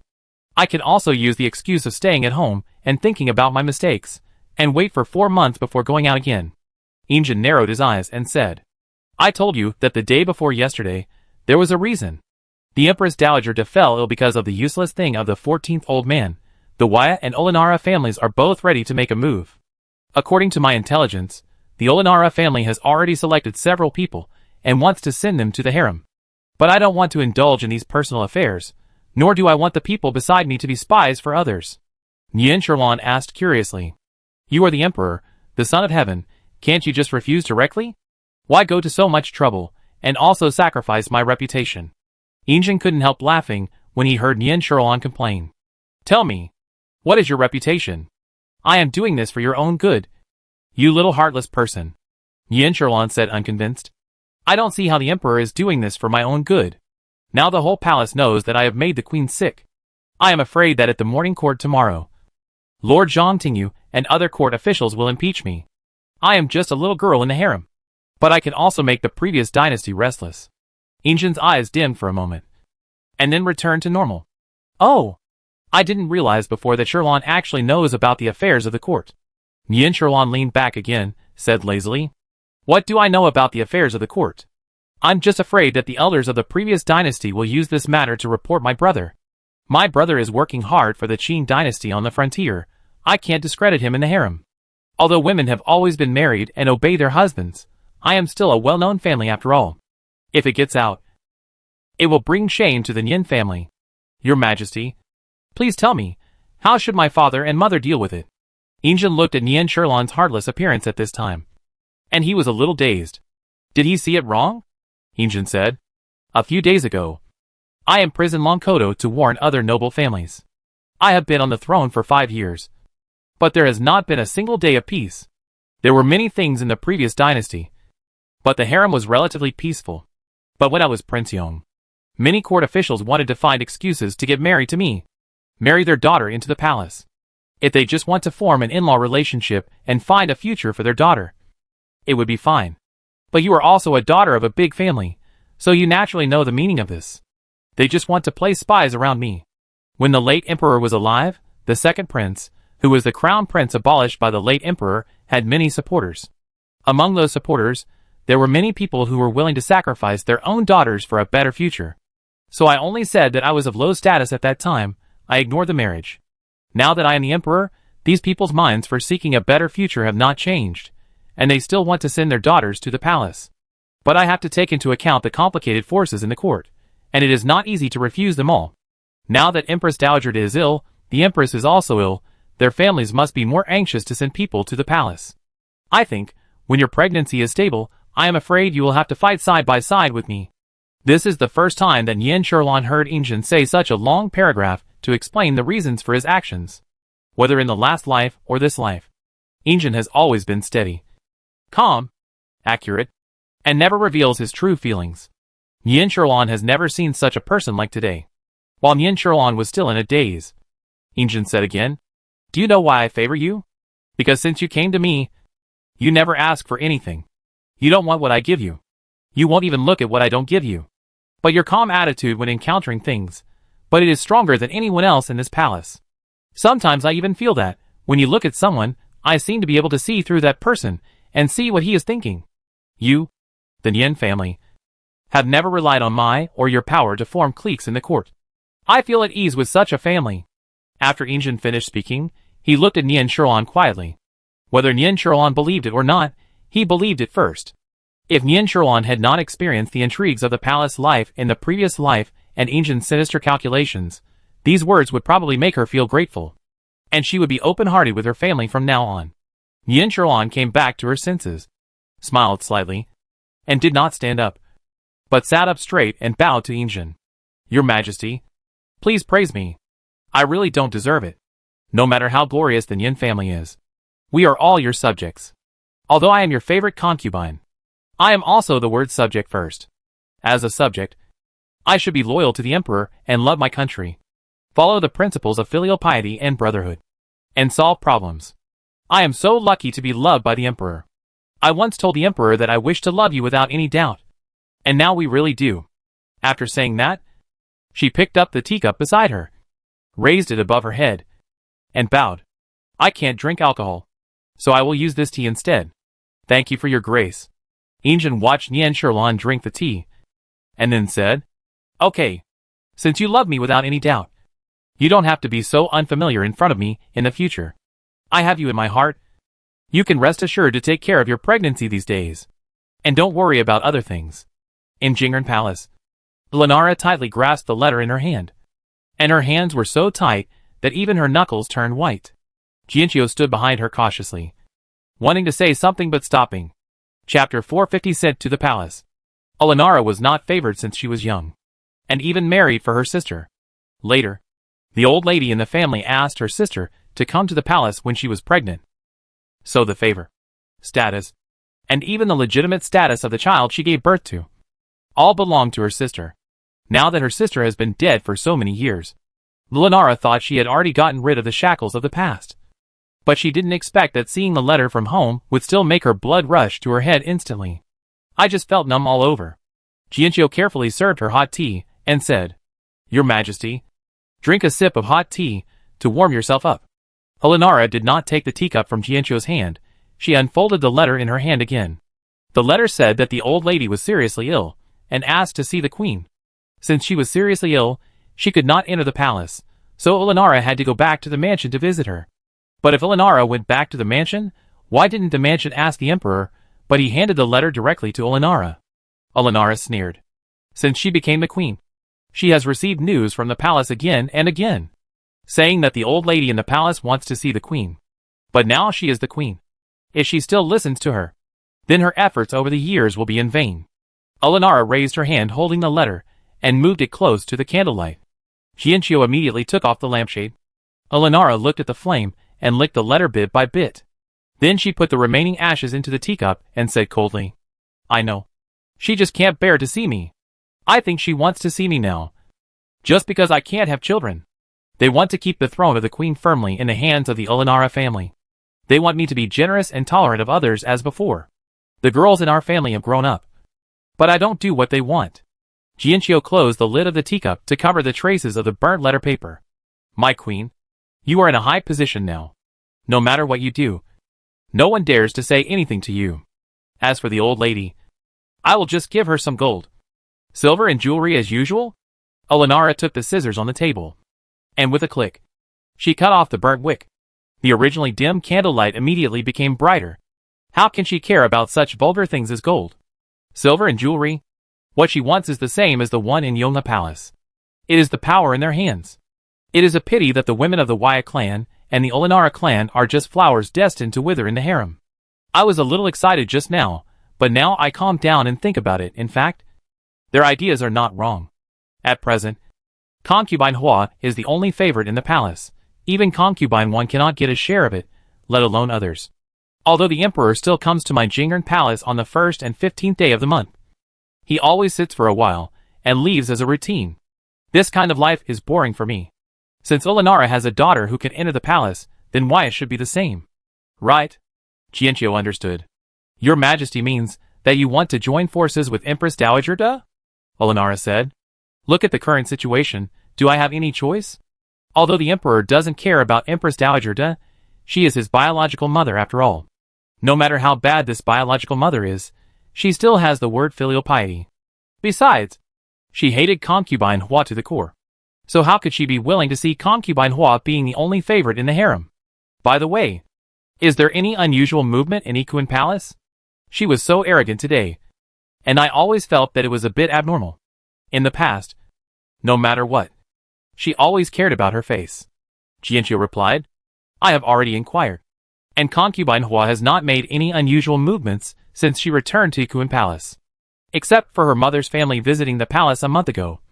Concubine Hua's Ikuan Palace is almost isolated from the world. Moreover, the Ikuan Palace has always been surrounded by iron barrels, and it is very difficult for outsiders to get information. The only thing we know is that the small kitchen of the Ikuan Palace has spent more money recently. I heard from the eunuch in charge of the Ministry of Internal Affairs that, except for the one sent to the emperor, the rest of the tribute from outside the palace was picked by the Ikuan Palace first. When concubine Hua said she wanted to eat sandy watermelons from the northwest, the emperor ordered someone to send them urgently from 2,000 miles away. It is so far away, I don't know how many were broken, only about 10 were intact when they were sent to the palace. The emperor himself couldn't bear to eat them, and ordered people to leave them all for the Ikuan Palace. From what I see, the emperor treats her like Yang Guifei. Olenara's jealousy was so intense, but she barely suppressed it, and sneered. So what if Yang Guifei died at Mawei Slope? The more the emperor pampers her, the more pain she will feel when she falls. When I first entered the palace, I also had to have the favor of our emperor, but you look at the sister later, this palace is not a cigarette, no need to blow, it was scattered by the emperor. He called Jiang Fuhai to find a way to follow the Kuan Palace. Cut autumn.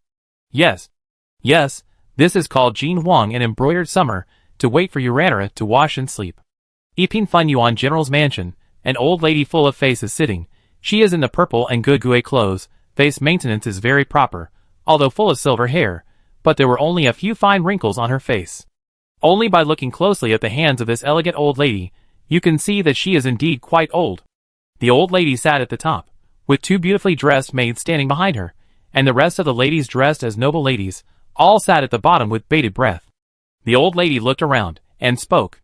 You have also seen the situation of our queen in the palace. As I told you before, we must have our own people to help in the palace. I wonder what your families have considered. Lika sat on the beam of the general's mansion with his legs crossed again, chewing the raisins in his hand, and listening to the words of the ladies below with relish. After he returned to the palace, he brought a message to Nianchuan.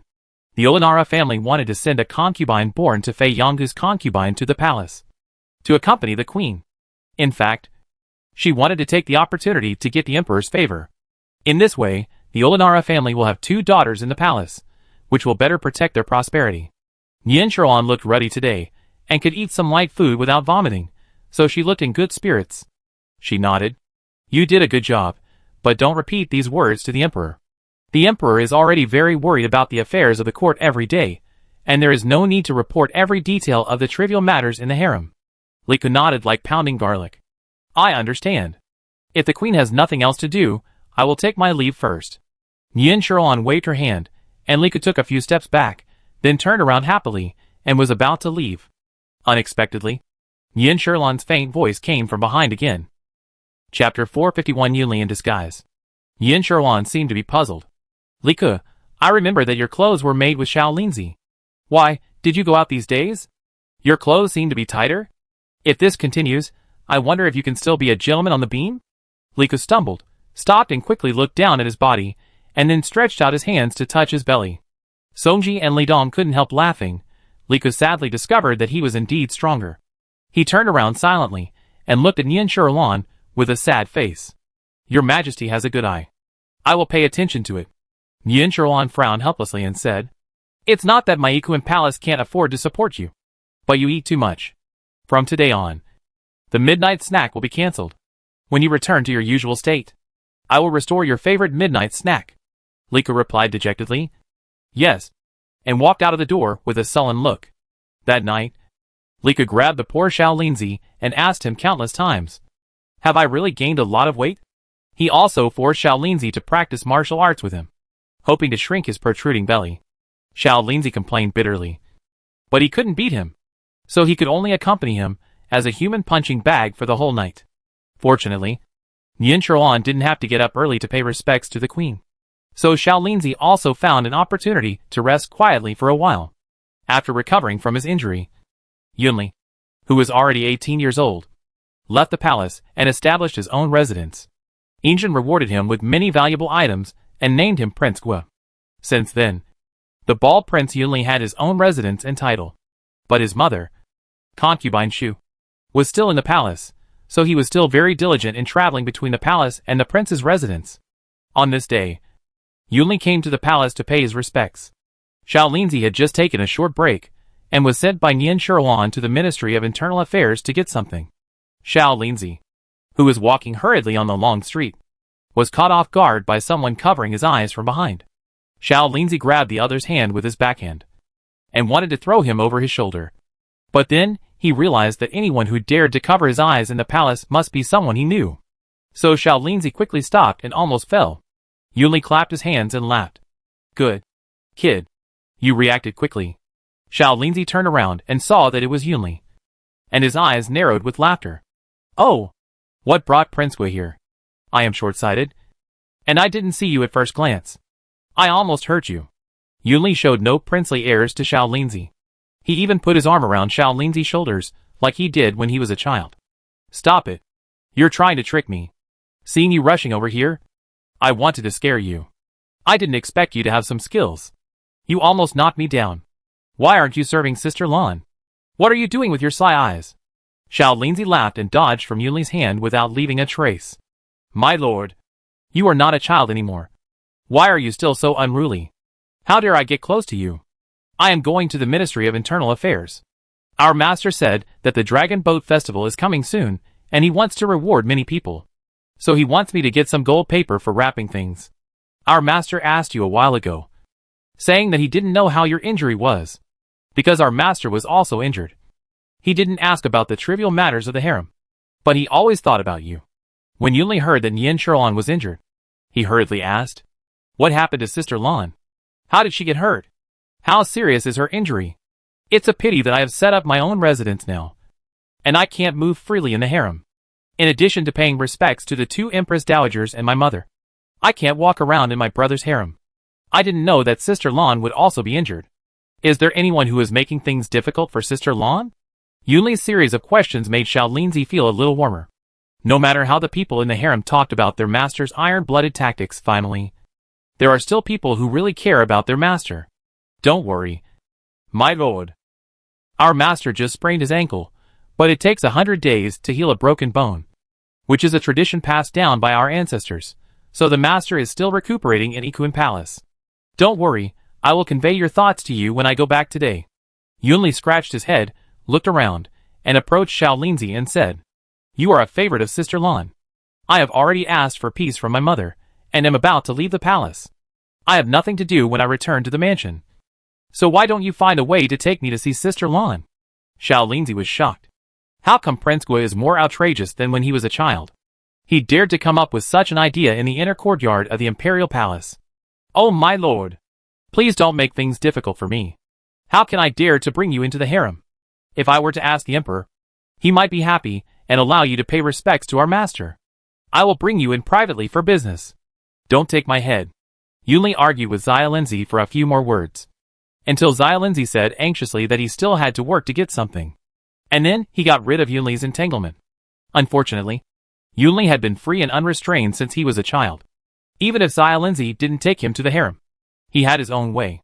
So he found a set of eunuch's clothes from somewhere, and hunched his waist like Xia Linzi. And he managed to get through all the way, passing through the imperial garden to the harem. But he hadn't even reached the Ikuin Palace yet, and was attracted by a woman halfway. The woman was wearing a light green palace dress, and looked like a young lady. She was followed by a palace maid who was also wearing light green clothes. But the maid's temperament was far different from hers. Yunli saw the woman catching butterflies with a fan by the lake from a distance. She looked cute and lovely, and very attractive. Yunli was at the age of falling in love for the first time. Seeing this scene, even though he knew that the woman might be his brother's woman, still standing still, looking at him infatuatedly. Jin Chongzai, who was chasing butterflies with Huanbi, noticed someone looking at her from the corner of her eye, and looked in the direction of the flying butterflies. It turned out to be a young eunuch looking at her infatuatedly. As she looked over, Huanbi also found Yunli dressed as a young eunuch, and immediately stamped her feet in anger. But they were a little far away from Yunli, and there were many palace servants coming and going in the imperial garden, so Huanbi couldn't shout out loudly. So she hurriedly stopped. Jin Chongzai said angrily, My young master, let's go back. Look at that little eunuch, he's so brave. He dares to stare at the emperor's woman. I'm really worried. Yunli saw that the master and servant, who were catching butterflies, stopped, and the woman dressed as a palace maid was still staring at him from a distance. Yunli lowered his head and walked away quickly, but he was thinking in his heart, who is this woman? I seem to have never seen her around my brother before. But think about it, during the palace banquet, I have always been unable to sit still, so I often skip banquets. Now the Dragon Boat Festival is coming soon. If I see this woman again at the palace banquet, I will definitely pay attention to her. But Yunli didn't realize that he originally wanted to go to Ikuin Palace. But because he had something on his mind, he went back the way he came. Yunli, who was bowing his head and dressed as a little eunuch, accidentally bumped into someone coming from the opposite direction. Chapter 452, Unpleasant Feeling. The man hugged Yunli in his arms. Yunli wanted to jump up 3 feet high like a cat with its fur standing on end. However, he had his head down, and was hugged by the man. Yunli also remembered that this place was crowded with people, and he swallowed the exclamation that almost came out of his mouth.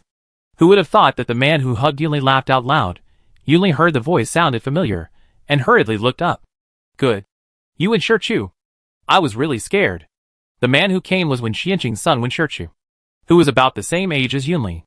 Wen Shirchu had a calm temperament since he was a child, and he did not like to play tricks on others. But during the days when Yunli was injured, Wen Shirchu stayed with him almost all day, and was teased by Yunli, who was very lively at that time. Today, Wen Shirchu was ordered to check the pulse of several concubines in the harem. When he passed by the imperial garden, he saw a familiar figure, but the figure was dressed as a young eunuch. Wen Shirchu carefully identified him, then quietly walked to Yunli and hugged Yunli, who was caught off guard. He knew that Yunli would not dare to shout here, and it turned out to be true. Wen Shichu looked at Yunli, who was still frightened, with a mischievous look on his face, and whispered with a smile. Why is the prince dressed like this? I think he sneaked into the palace? What interesting things did he find? Wen Shichu's medicine box was placed next to a stone a few steps away. The place where he and Yunli were was shaded by a tree. From a distance, it looked like an ordinary eunuch was greeting an imperial physician. He was not worried about being discovered. The two of them could talk. Yunli's cold sweat had subsided. He snorted and said unhappily, I haven't seen you these days. I sent someone to call you twice, but you said you were busy. Today, you suddenly came out like a mole, but you still want to scare me secretly. Wait until I ask my brother to take you to my house, and you will be obedient. Wen Shichu's smile was very gentle, but the words he said were heartbreaking. Okay, you are the prince, you can do whatever you want. But if the emperor asks me why the prince wants me to go, I can only tell the truth, because I caught the prince being naughty. The prince was so angry that he wanted to find a way to put me under house arrest. I will have to ask the emperor for forgiveness then. Yunli narrowed his eyes, and looked at Wen Shichu's harmless face, and said something chilling. He snorted twice, and gave up. I haven't seen you for a while. You are even more eloquent than when you were in the prince's residence. Humph. I can't afford to offend you. But I can't hide from you. Let's go. Don't say you have seen me today. Oh, by the way, I didn't sneak into the palace secretly. I came to the palace openly. I just wanted to go to the harem to visit Sister Lan quietly. I didn't make it. And I was met by you. A black-hearted person. You can go and do your own thing. If you still have a conscience, come to the palace to see me when you have time. After saying that, he wanted to leave, but was grabbed by Wen Shichu. Why are you so anxious when you are talking? Your Majesty? Since I have met you, it is fate. Don't you want to go to the harem, but are afraid that it will be inconvenient? It's just a small matter. I will take you there. Yunli was pulled by Wen Shichu's clothes and couldn't leave. He turned around and stared at Wen Shichu suspiciously. I always thought your personality was the same as your face, but I didn't expect you to be so brave. Wen Shichu chuckled. Your Highness thinks highly of me, and I am impressed by your talent. I just want to get closer to you, Your Highness. Is it time to go or not? Yunli has always been bold and unrestrained, and now that he sees someone who can help him be bold, he is naturally very happy. Go. Go. Go, go. Go, I will help you. Lord Wen. To carry the medicine box. Wen Shichu was not polite at all. Seeing Yunli following behind him with a medicine box, he felt as if he was really following a little eunuch. Wen Shichu said to Yunli as they walked, Originally, I was not qualified to check the pulse of concubine Hua. But for Yunli, I will shamelessly go to Ikuin Palace today. Yunli followed him with a medicine box, bowing his waist and head, and first went to Suyukshuan, the residence of concubine Wan. Because Suyukshuan was a bit remote, and Yunli was here for the first time, he became more careful. When he entered Suyukshuan, he was about to curl his head into his chest. When Shichu took the medicine box from Suyukshuan courtyard, instructed the little eunuch to wait outside, and went in to check the pulse of concubine Wan.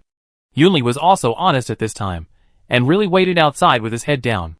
This was not the first time that when Shichu came to check the pulse of concubine Wan, but every time he saw concubine Wan, he still did not dare to raise his head to look at her for a second. He only heard concubine Wan's voice as gentle as a yellow warbler. Dr. Wan, is there anything wrong with my pulse? When Shichu knelt on the ground, lowered his head, and took the pulse of Wan Guiron's right hand. My lady, everything is fine. Wan Guiron was relieved when she heard that everything was fine. Then she bit her lip and asked, If everything is fine, why is it that you are not pregnant yet? Wan Guiron's tone was a little anxious. When Shichu was a little surprised, but he still replied steadily, My lady, don't be anxious. Pregnancy requires the right time, the right place, and the right people. You take good care of yourself. Take some supplements. Maybe you will get pregnant one day. Listening to the same old comfort, concubine Wan felt numb. She sighed, a little disappointed. I wonder why it is so easy for others to get pregnant. I want to have a child of my own, but it is so difficult. When Shichu didn't know what to say, but he knew in his heart that concubine Wan's body, it is no exaggeration to say, will make it difficult for her to get pregnant in her lifetime. Although Wen Xianqing did not say much to Wen Shichu about concubine Wan's body, but Wen Shichu was born in a medical family, and even though he was only 17 years old, he could still diagnose something wrong. But in the harem, if other doctors didn't say anything, then he couldn't say anything either. He felt some sympathy for Won Guiran in his heart, but also felt inexplicably fortunate. Such a beautiful woman, since the first time you see her, can make people unforgettable. Those who can't forget such a woman must be men like him, or women in the harem. The only person who could make the imperial doctors silent collectively was Wen Shichu in the harem. When he thought of this, he suddenly broke into a sweat, as if he had glimpsed some secret. He checked the pulse of concubine Wan, prescribed a prescription for conditioning, and then left. He stood in the courtyard of Suyukshuan, looking back at the vigorous and powerful couplet, feeling uncomfortable. It is said that everything in Suyukshuan was arranged according to the emperor's wishes, which shows the emperor's love for concubine Wan. The couplet hanging on the door was also written by the emperor himself. The moon is bright in the sea, and the pearls are in tears. The sun is warm in Latian, and the jade is smoking. Chapter 453 will not let go. Yunli followed Wen Shichu to check the pulse of concubine Shin and concubine Fu again, and finally arrived at the gate of the Ikuan Palace that he had been thinking about.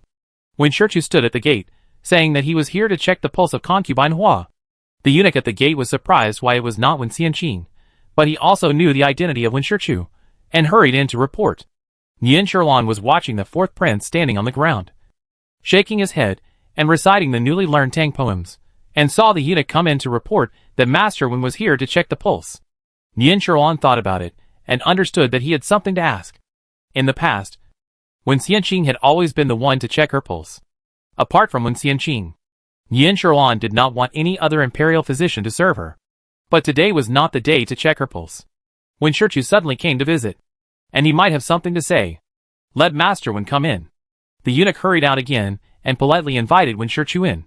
Yunli glanced at the layout of the Ikuan Palace. It was still the same as the one he had seen before he established his own palace, except that there were two unfamiliar maidens cleaning the palace.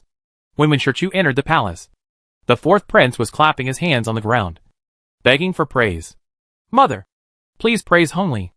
Nian Sherlan smiled lovingly, leaning over to touch the fourth prince's little face. Good. Hongli is really amazing. There is no one as amazing as Hongli in the whole palace. The fourth prince was praised by his mother, and his little face was flushed with joy. The nurse said, the most powerful person in the world is the emperor father. Nian Sherlan smiled and followed his words. Yes, your emperor father is the most powerful man in the world. The most wise and powerful person. The fourth prince was overjoyed to be sent out to play by Nian Sherlan, and then Wen Shichu bowed and greeted him. Your humble servant greets the Empress Hua. I wish the Empress Hua good luck. Nian Sherlan's smile did not change. Looking at the eunuch behind Wen Shichu, the eunuch still lowered his head, and almost curled it into his chest. Get up. Master Wen is thoughtful. After seeing Wen Shichu get up, Nian Sherlan said. 17. You didn't even greet Sister Lan when you saw her? Wen Shichu was shocked. He didn't expect concubine Hua to be so vicious. Yunli said on the way here that he just wanted to see if concubine Hua was okay, and he would not stand up to recognize her and implicate Wen Shichu. Wen Shichu knelt down with a thump. Bringing a man into the harem without permission was a serious crime. Your Majesty, please forgive me.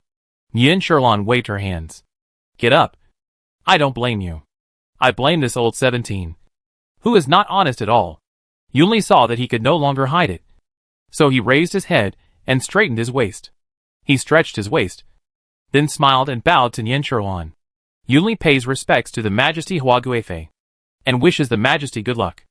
Nian Sherlan just stared, pretending to be angry. Do you know that if you sneak into the harem without permission, once something happens, even I can't protect you? Yunli scratched his head, and laughed shamelessly, with a bit of coquettish tone, just like when he was a child. Don't be angry, Sister Lan. I came to the palace to pay my respects to the Queen Mother and Mother openly today, but I wanted to see if Sister Lan was okay. But I didn't dare to ask my brother rashly. That's why I came up with this bad idea, kidnapping Dr. Wen and forcing him to bring me here. Nian Sherlan looked at Wen Shichu's helpless face again.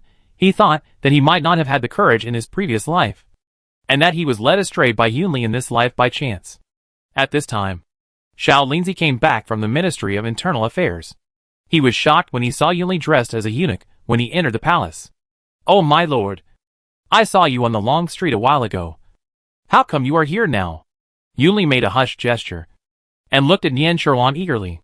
I just want to see if Sister Lan is okay. Nian Sherlan couldn't help but roll her eyes. This ancestor really does what he wants. However, Nian Sherlan didn't blame him too much. She just talked to Yunli for a while and told him to study hard and never hang out with the playboys outside the palace. Yunli said, Sister Lan, don't worry. My homework is often tested by my brother. Although I don't have any great ability, if my brother needs me in the future, I will definitely die for him. Nian Sherlan suddenly became distracted. In his previous life, Injin was always on guard against this younger brother. After all, his mother, concubine Shu, was very much loved by the late emperor. Because of his mother's status, the son, 17, was also loved and favored by the late emperor. It is said that he was even once the child who was discussed by the late emperor as the crown prince. In his previous life, his mother, concubine Shu, became a nun out of grief after the late emperor's death. But she also kept Yunli safe. Although Injin had many doubts, he finally let Yunli become a free and idle prince. However, since Sherlan was reborn in this life, she saw many things that happened after her death in her previous life in her dreams. This also includes the affairs of Yunli and Jinhuan. And Yunli's death. Nian Sherlan sometimes has nothing to do, and will think carefully about the people and events of the previous life. Yunli and herself, at the beginning, had no hatred. But at that time, Nian Sherlan was arrogant and domineering, which made Yunli, who was kind and gentle to women, turn against Nian Sherlan for Jinhuan. Fortunately, Nian Sherlan knew Yunli earlier in this life, so I think the things like the previous life should not happen. Yunli saw that Nian Sherlan didn't say anything, then he said, What's wrong with Sister Lan? Nian Sherlan came back to her senses and smiled. Nothing, I'm just pregnant recently. I feel tired and absent-minded. Yunli only then knew that Nian Sherlan was pregnant, and he was immediately happy. Sister Lan is so lucky. You're pregnant again. But then, he suddenly drooped his eyebrows. Nian Sherlan asked curiously, What's wrong? I'm pregnant, and you're not happy about it. Yunli said sullenly. Sister Lan misunderstood 17. I am very happy that you have the Emperor's child again. But when I think of Sister Lan's health problems, and the complicated situation in the palace, I heard that my mother was in danger when she was pregnant with me. I am worried that Sister Lan will have to face such a thing. Nian Sherlan felt warm in her heart. She did not love 17 in vain in this life. Many things in his childhood must have left a shadow in his heart. Yunli continued. I still remember that when Sister Lan was pregnant with Hongli, she also suffered a lot of inexplicable harm. Fortunately, Sister Lan was smart and resolved them one by one.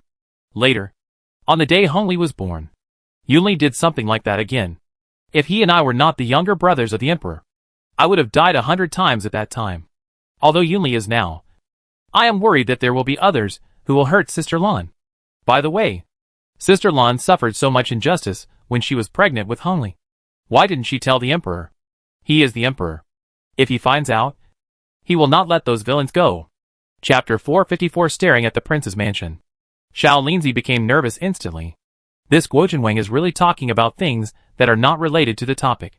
Although nothing fatal happened when Nian Sherlan was pregnant with the fourth prince, everything was fatal at that time. If it weren't for her master's early planning, I'm afraid she wouldn't have given birth to the fourth prince so smoothly. As for who was the most ruthless at that time, Nian Sherlan and Xiao Linzi also knew it in their hearts. If they told the Emperor, I'm afraid the Emperor would be helpless. Xiao Linzi looked at Nian Sherlan quietly, and then looked at Prince Gua, but saw Nian Sherlan smiled slightly and said, The Emperor is concerned about national affairs, and such trivial matters in the harem should not be the king's concern. 17. You are a prince, and you are also a gentleman. You should not be obsessed with family matters. You can rest assured. Your sister Lan is not that easy to bully. If someone dares to bully me again, I will not let that person go. But at that time, you must not think that Sister Lan is cruel and merciless. After hearing what Nian Sherlan said, Yunli felt relieved. He knew that Nian Sherlan was not such a soft-hearted person, and would not easily forgive those who wanted to harm her and her unborn child. But Nian Sherlan was not a person who killed innocent people indiscriminately, and would not take action until she found out the truth, no matter what. Nian Sherlan, a woman from a military family, was someone he admired and loved since childhood, and he would never watch her get hurt. In the past, I was young and could not do anything. But from now on, I can try to do something for Sister Lan. Nian Shuoan saw that it was getting late, and was afraid that Yunli would stay in the palace for too long and arouse suspicion. For the sake of caution, she asked Xiao Linzi to send Wen Shichu and Yunli out of the harem. When Xiao Linzi said goodbye to the two of them, he couldn't help but whispered, "Your Highness, please don't be so willful. Our master is now favored by the Emperor, and he is a big tree that attracts wind. If someone catches you secretly going to Yiquan Palace, I'm afraid it won't end well. And Master One, I hope I shouldn't say this, but you were really too bold today. Next time if the prince has something to do, you can just tell me, and never help him again." When Shichu smiled as warmly as usual, and replied modestly, "It's my fault that Eunuch Lin has to worry about it." Yunli patted little Linzi's shoulder. "Come on, you go back to work, I'll leave the palace and go back home first. I have to think of a way, please my brother, so that I can visit your master openly in the future." Xiao Linzi got a headache after hearing this. "Oh my lord, please be quiet. Now our master is pregnant, and outsiders don't know about it yet. How dare you? A brother-in-law. Ask the emperor for help. I'll say something you don't like to hear, and it's a good thing that you don't cause trouble for our master." Yunli laughed, and ignored Xiao Linzi's earnest advice, and went to find a place to change clothes. He was in a hurry to leave the palace and go back home. The emperor saw him come to the palace to pay respects today, and gave him many gifts. He went back to see if there were any good things. He wanted to keep them well for future use. Xiao Linzi saw Yunli, and Wen Shichu walking away, and then he shook his head, and felt relieved and hurried back to Yiquan Palace. In Jingren Palace, Olenara, who claimed to be sick, was holding an ancient medical book in her hand, and she was not sure what she was looking for. Standing next to her was Jiang Fuhai at this time. They were talking. I saw it clearly. For some reason, Prince Guo was dressed as a eunuch, and was sent out by Xiao Linzi from Yiquan Palace. He was accompanied by the son of Dr. Wen, Sir Xiaowen. Xiao Linzi talked to Prince Guo for a while. I was far away, and didn't hear clearly what he said. But Prince Guo left with a smile. I was afraid of being discovered, so I didn't dare to follow him. "Queen," Prince Guo disguised himself, and sneaked into the harem. "But it's a serious crime. Would you like to tell the emperor?" Olenara stopped turning the pages and looked up. Prince Guo has been close to concubine Hua since he was a child.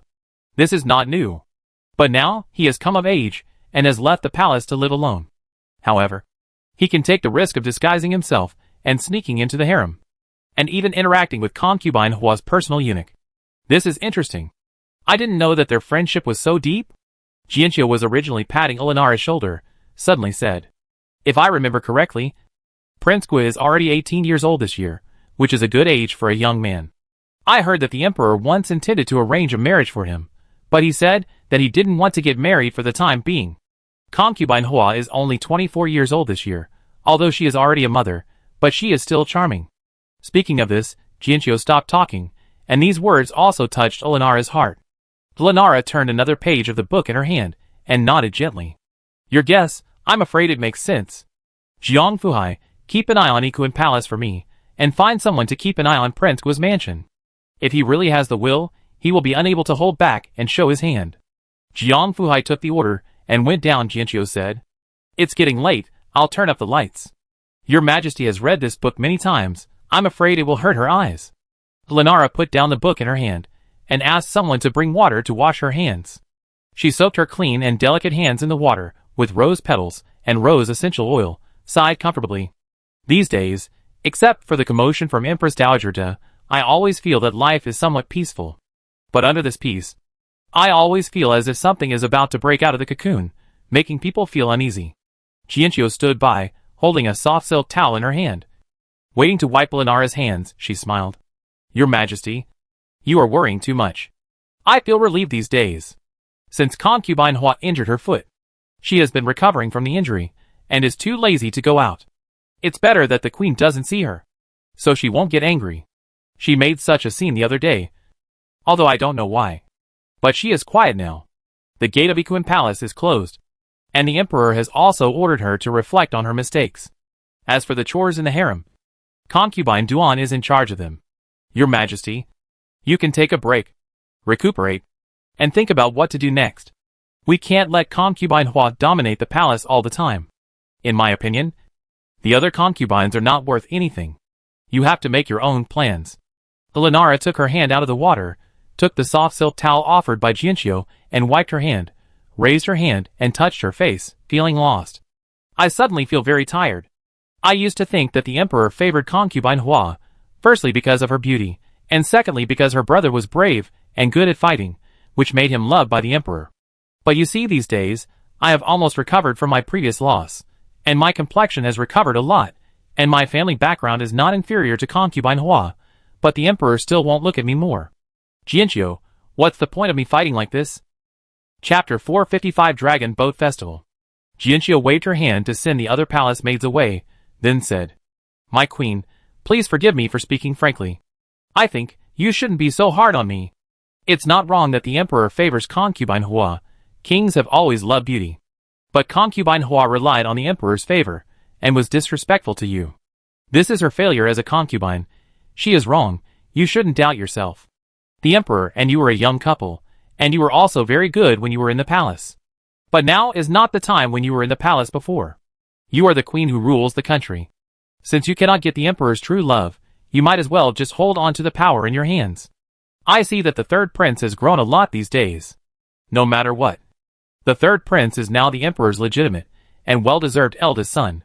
You have to make plans for the third prince." Elenara nodded. "You have been by my side for many years.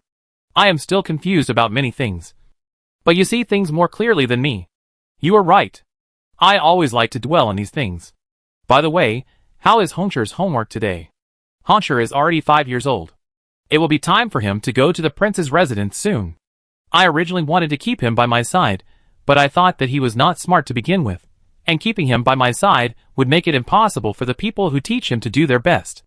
It is better to send him to the prince's residence as soon as possible, and have someone to watch his homework every day. It seems that Empress Dowager is useless. Luckily, I did not listen to her crazy talk. Otherwise, there will be no peaceful life." Hongsher, the third prince, who was missed by Elenara, was in the side hall where he lived at this time. He was lying on the ground, staring at the 2 crickets in the cricket jar. There was also a young eunuch of the same age as him, who also lay on the other side like him. The master and servant just stared at the 2 crickets, but did not dare to make a sound. There were eunuchs and maids guarding outside the door. Hongsher should be reciting his lessons at this time. Suddenly, there was a noise outside the door. Hongsher guessed that it was the maid who was bringing soup. He immediately waved his hands. Anxious. The eunuch lying with him was very clever. He immediately picked up the cricket pot and put it in his arms, and made a shushing gesture. The maid knocked gently outside the door. "Third prince, the queen asked me to bring you soup." Hongsher, who was already sitting at the desk, coughed lightly and said in a pretentious manner, "Come in." When the nanny brought the soup in, she looked around and saw the third prince reading a book. The eunuch who accompanied him stood by and nodded with satisfaction. "Mammy, I still have some lessons to memorize. You can just put the soup there. I'll ask Xiao Luzi to serve me later." The third prince pointed to the table a few steps away from the desk. The nanny immediately put down the soup with a flattering smile. The queen said, "Third prince has worked hard in studying. This soup will improve his eyesight. It's good for your eyes.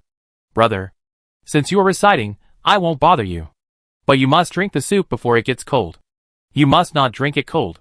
The third prince nodded. "I understand. You can go back and report. Xia Luzi will be fine here." After sending away the nanny who brought the soup, Xia Luzi went to close the door with a side look, and quickly took out the cricket jar in his arms. "I'm afraid that this little thing will be suffocated to death. I found it with great difficulty." The third prince put down the book, and lay on the ground again. Curiously, "You are really amazing. The Empress Dowager keeps a close watch on me, and never lets me play with these things. Who did you get them from?"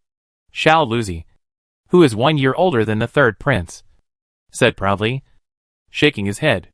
"My master is amazing. He loves me the most. If I say I want something, as long as it is not dangerous, my master will definitely find it for me." The third prince was extremely envious. He had been strictly disciplined since he was a child. "You can't make mistakes. Where will you have the chance to play with these? Your master is so nice. Is it the cripple I met last time? The one who brought you food?" The 6-year-old Xiao Luzi was very angry when he heard the third prince call his master a cripple. His face turned red, but he also knew that he was just a servant, so he could only snort.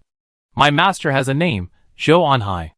I heard that my master has a younger brother who is also very powerful, also serving the young master in the harem. My master is very nice to me. Since entering the palace, Zhou Anhai has listened to Nian Sherlan and found a smart boy to be his apprentice. He is very caring towards his apprentice Xiao Luzi. He can vaguely see the cleverness of Xiao Linzi and Xiao Luzi. Later, it was proved that his vision was right. The queen mother looked for a young eunuch to accompany the third prince. After careful selection, she chose Xiao Luzi, who was 1 year older than the third prince. From then on, Zhou Anhai treated Xiao Luzi better, almost fulfilling his every request. After all, the third prince was still young, playful. However, the queen was strict. Zhou Anhai started by finding some toys for Xiao Luzi from time to time, and later, he would try his best to get whatever Xiao Luzi wanted. He knew that it was not Xiao Luzi who wanted to play, but the third prince, but he was happy to see it happen. So Olenara thought that the third prince was not very talented in studying, but she didn't know that Xiao Luzi, who accompanied him to study all day, was actually playing with him. On the Dragon Boat Festival, everyone in the palace got up early to dress up. Nian Sherlan originally wanted to stay in Ikuan Palace under the pretext of reflecting on her mistakes. But she thought that such a day might be exciting. So she asked someone to dress up. Her belly was only 3 months old, but it was not noticeable. In addition, the palace dress was loose. So Nian Sherlan chose clothes that did not show her waist. So it was not obvious. She still had makeup on her face, but it was a little lighter than before. She looked different from the previous luxurious look. Her skin was as white as cream, and as beautiful as a lotus flower emerging from the water. As Nian Sherlan expected, Olenara could not use the excuse of being seriously ill on such a day, and she also attended the palace banquet. At the palace banquet, before Injin arrived, Olenara ordered people to bring many colorful sachets and ribbons. Today is a festival, and I believe all the sisters have bathed in orchid soup early in the morning. However, I am worried that all the sisters have not worn sachets. So I specially asked the Ministry of Internal Affairs to make these 5 poison sachets, which are filled with mugwort leaves, realgar, and various kinds of aromatic medicines. I also prepared some 5 poisons coins for you sisters to wear on your body, to ward off evil and avoid poison. After saying this, she signaled the palace servants to deliver these items to the concubines, and everyone stood up to express their gratitude.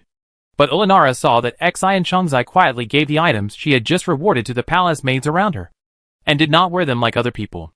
Olenara's face was full of concern. Xi and Chongzai, do you not like the things I rewarded you? If you don't like it, I will ask the Ministry of Internal Affairs to make the style you like. During the festive season, wearing some evil-repelling items can also be regarded as seeking peace of mind. Chapter 456. Chongzai is pregnant. Chongzai Xian, who was named by Olenara, suddenly felt uncomfortable. She stood up and bowed. The Queen Mother favored me, and gave me this lucky item to ward off evil spirits and avoid poisons. But I have been feeling unwell recently, and cannot smell the fragrance. Therefore, I ordered someone to put away the item given by the Queen Mother. It is not that I am disrespectful to the Queen Mother. Chongzai Xian has never liked to show off in the palace, and she would not deliberately seek the Emperor's favor. So Olenara never took her seriously. But as soon as these words came out today, Olenara immediately started to worry. Oh! Have you been feeling unwell recently? Have you asked the imperial physician to see you? What is the cause of your discomfort? You are just being stubborn. If you are not feeling well, send someone to tell them, and rest in your own palace.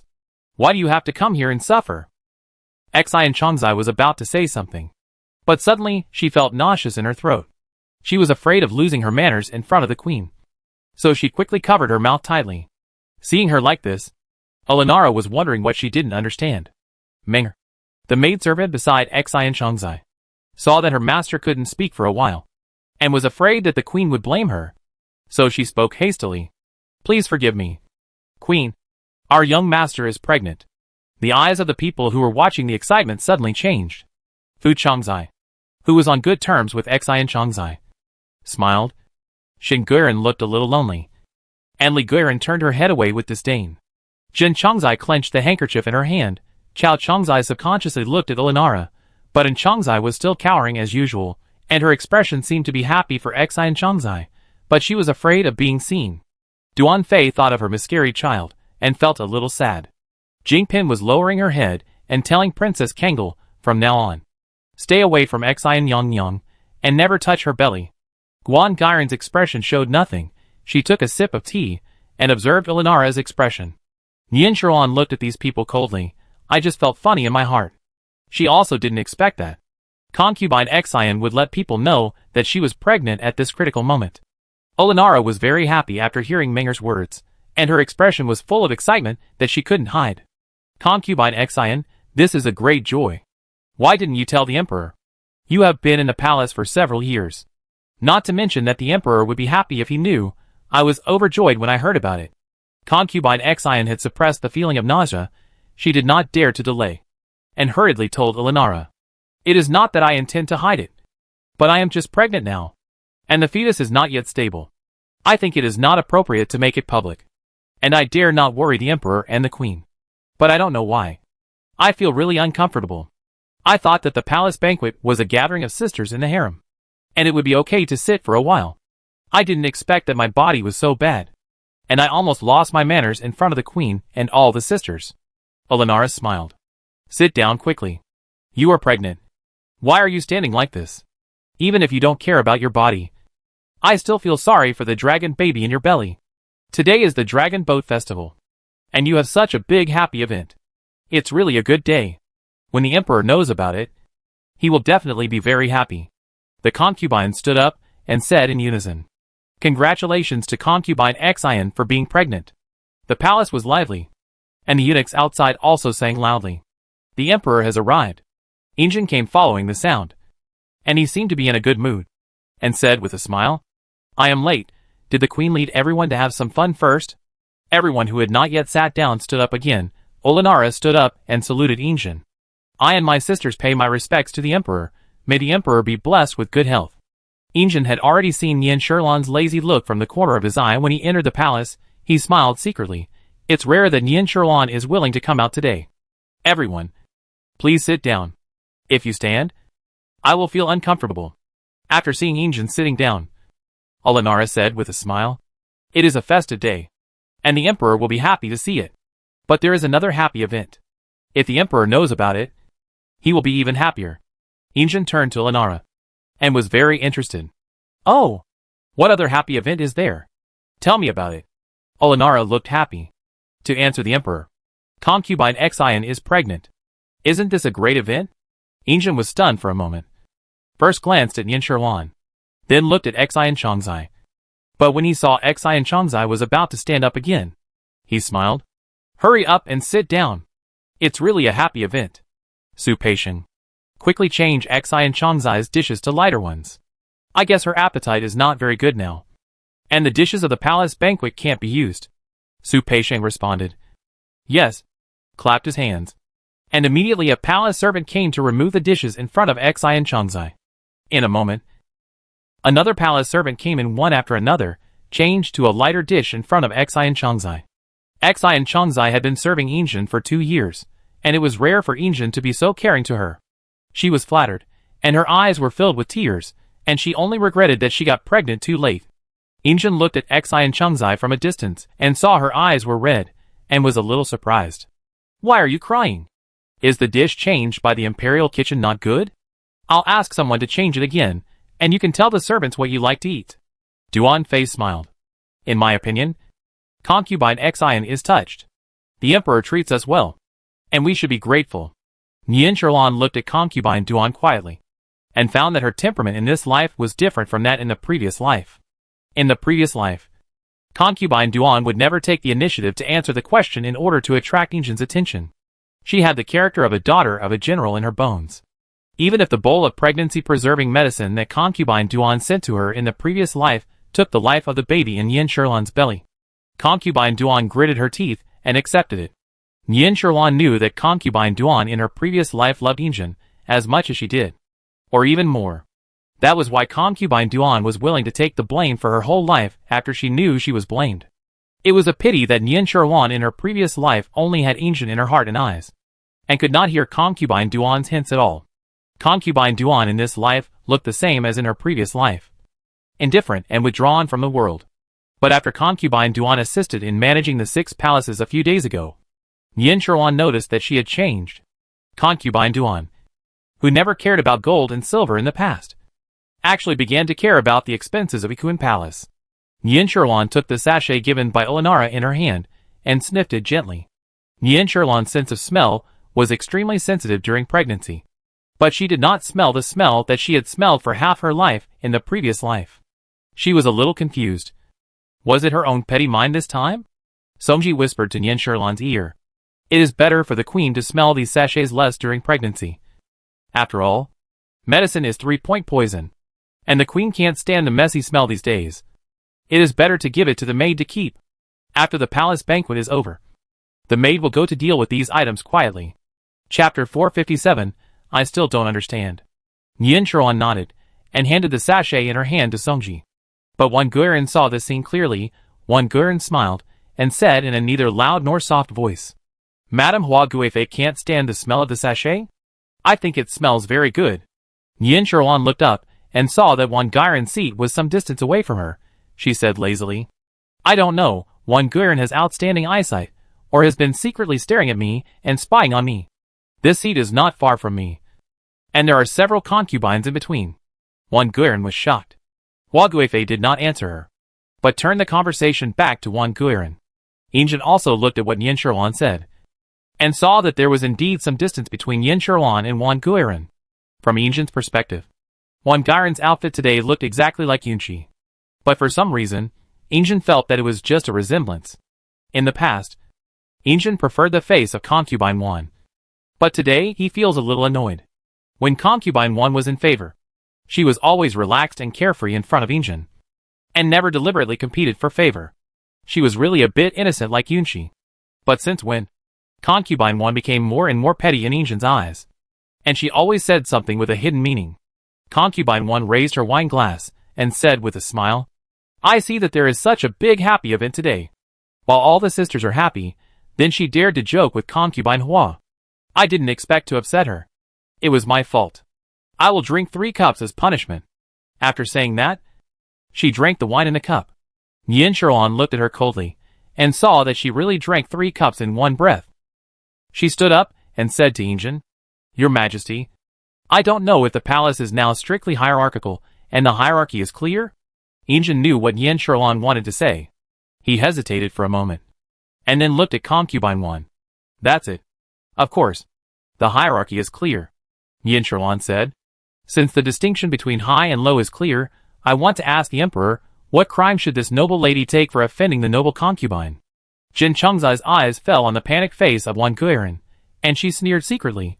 With such a brain, how dare she provoke Hua Guifei? Wan Guiran stood up, walked a few steps to the hall, and knelt down in front of Injin. Your Majesty is wise. I did not intend to offend the Empress Hua Guifei, but seeing that the Empress was as radiant as the moon in the sky, the concubine dared to watch. Yin Sherlan stood still, just lowered her eyes, and looked down at the concubine Wan who was crawling on the ground, with disdain in her heart. A country girl is a country girl after all. I originally thought that she could take the opportunity to fly up to the tree and become a phoenix, which was also a little reward for helping Yin Sherlan. I didn't expect that she hadn't flown up to the tree yet, and was thinking about picking the fruit on the top of the tree. Concubine Wan, don't you think it's too late to ask for forgiveness when you are guilty? Yin Sherlan said this. She raised her eyes, and looked at Injin again, and bowed. Your Majesty, I think that without rules, there will be no order. Today, a noble lady dared to tease me. Tomorrow, she will be a concubine, and then a concubine, and then a court lady. Today, she dared to stare at me and spy on me, and even dared to ridicule and provoke me. I can't guarantee that she won't have any thoughts about me tomorrow. I think of what happened some time ago, and I am very scared. Olenara sighed.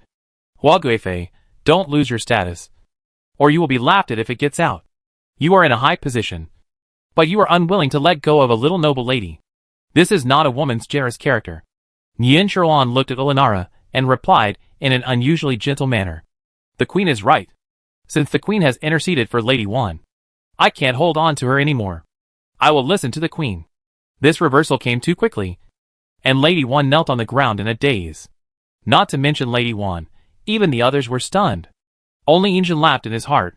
This little fox, he was setting an example for the queen and Wan Guiran with his actions. Helenara's prepared words were stuck in her throat for a moment.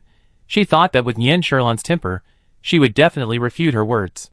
Yinjin waved his hand and said, "Okay, it's not a big deal, everyone sit down." So after the palace banquet ended, Helenara's face sank when she returned to Jingren Palace. Jianqiu helped her sit down and said, "Your Majesty, please don't get upset because of what happened today. It's not worth it." Helenara said, "I don't understand concubine Hua anymore. Isn't she always arrogant? Why did she walk down the stairs again today? I was caught off guard. I don't know what she is up to." Jianqiu said, "Who cares what she is up to? Anyway, she didn't offend your Majesty in front of everyone today." Jiang Fuhai said at that time, "I have been watching Prince Guo's mansion for the past 2 days, and have not found anything." In addition to reading, Prince Guo would go out for a ride with his servants. The eunuchs who served him personally in the prince's residence were all sent away by him to do other things. The servant who serves him now is said to have been hired after the establishment of the mansion. There is nothing else worth mentioning. Helenara was very tired, and gently rubbed her cheeks. "I laughed all day again today, my face was really sour. But I saw that the emperor was protecting concubine Hua, and my heart was even more sour and embarrassed. I don't know how the Empress Dowager De is doing today, and whether she is feeling better." Jianqiu said, "I have sent someone to ask about it, and the Empress Dowager De is still the same. Since the death of the 14th master, the Empress Dowager De has been lying in bed, and refused to move. She also didn't want to see anyone. I heard that the emperor went there several times, but was stopped by the people around the Empress Dowager De. The emperor did not say anything. I am worried that if this continues, Empress Dowager De's health will be bad," said Helenara. "I am also worried. She collapsed all of a sudden. But I still don't understand why the Empress Dowager has always stood on concubine Hua's side. I have also asked people to check. They did not have any contact before concubine Hua entered the palace. Empress Dowager De used to be the proofreader's maid of Empress Xiao Ren. Later, she was favored by the late emperor and became a concubine. Before that, Hua has not been made a concubine. So now Empress Dowager De has been telling me that the throne of the empress must be in the hands of her own people. But I am now isolated and helpless in the palace, and I am attacked from all sides. It is difficult. She always said that I was born a concubine, and I can reach my current position only because of the blessing of my ancestors. But even if I am a concubine, I started as a concubine of the prince. I can be where I am today, all thanks to me. I thought that after entering the palace, I could count on Empress Dowager De to help me. But I thought too much. Empress Dowager De's origin is not a secret. But like now, it is the first time that Jianqiu has seen it singled out by Helenara and her own origin. So she did not dare to respond casually. Chapter 458. The wind and cold are fierce. Jianqiu hesitated for a while and said, "The difficulties that the empress has gone through along the way cannot be understood by those who are not close to her. I have never understood. You are the one who should be closest to Empress Dowager De in the palace. Why Empress Dowager De is always unwilling to help you as much as possible. Only when you are better can she be better," Helenara said. "Even you can see that Empress Dowager De is not really helping me. She is probably still harboring illusions, or is she on guard against me and the emperor? The emperor never wanted to get close to her, and she transferred her dissatisfaction with the emperor to me. I don't count on her anymore, and it's better to do many things by myself," Jianqiu said.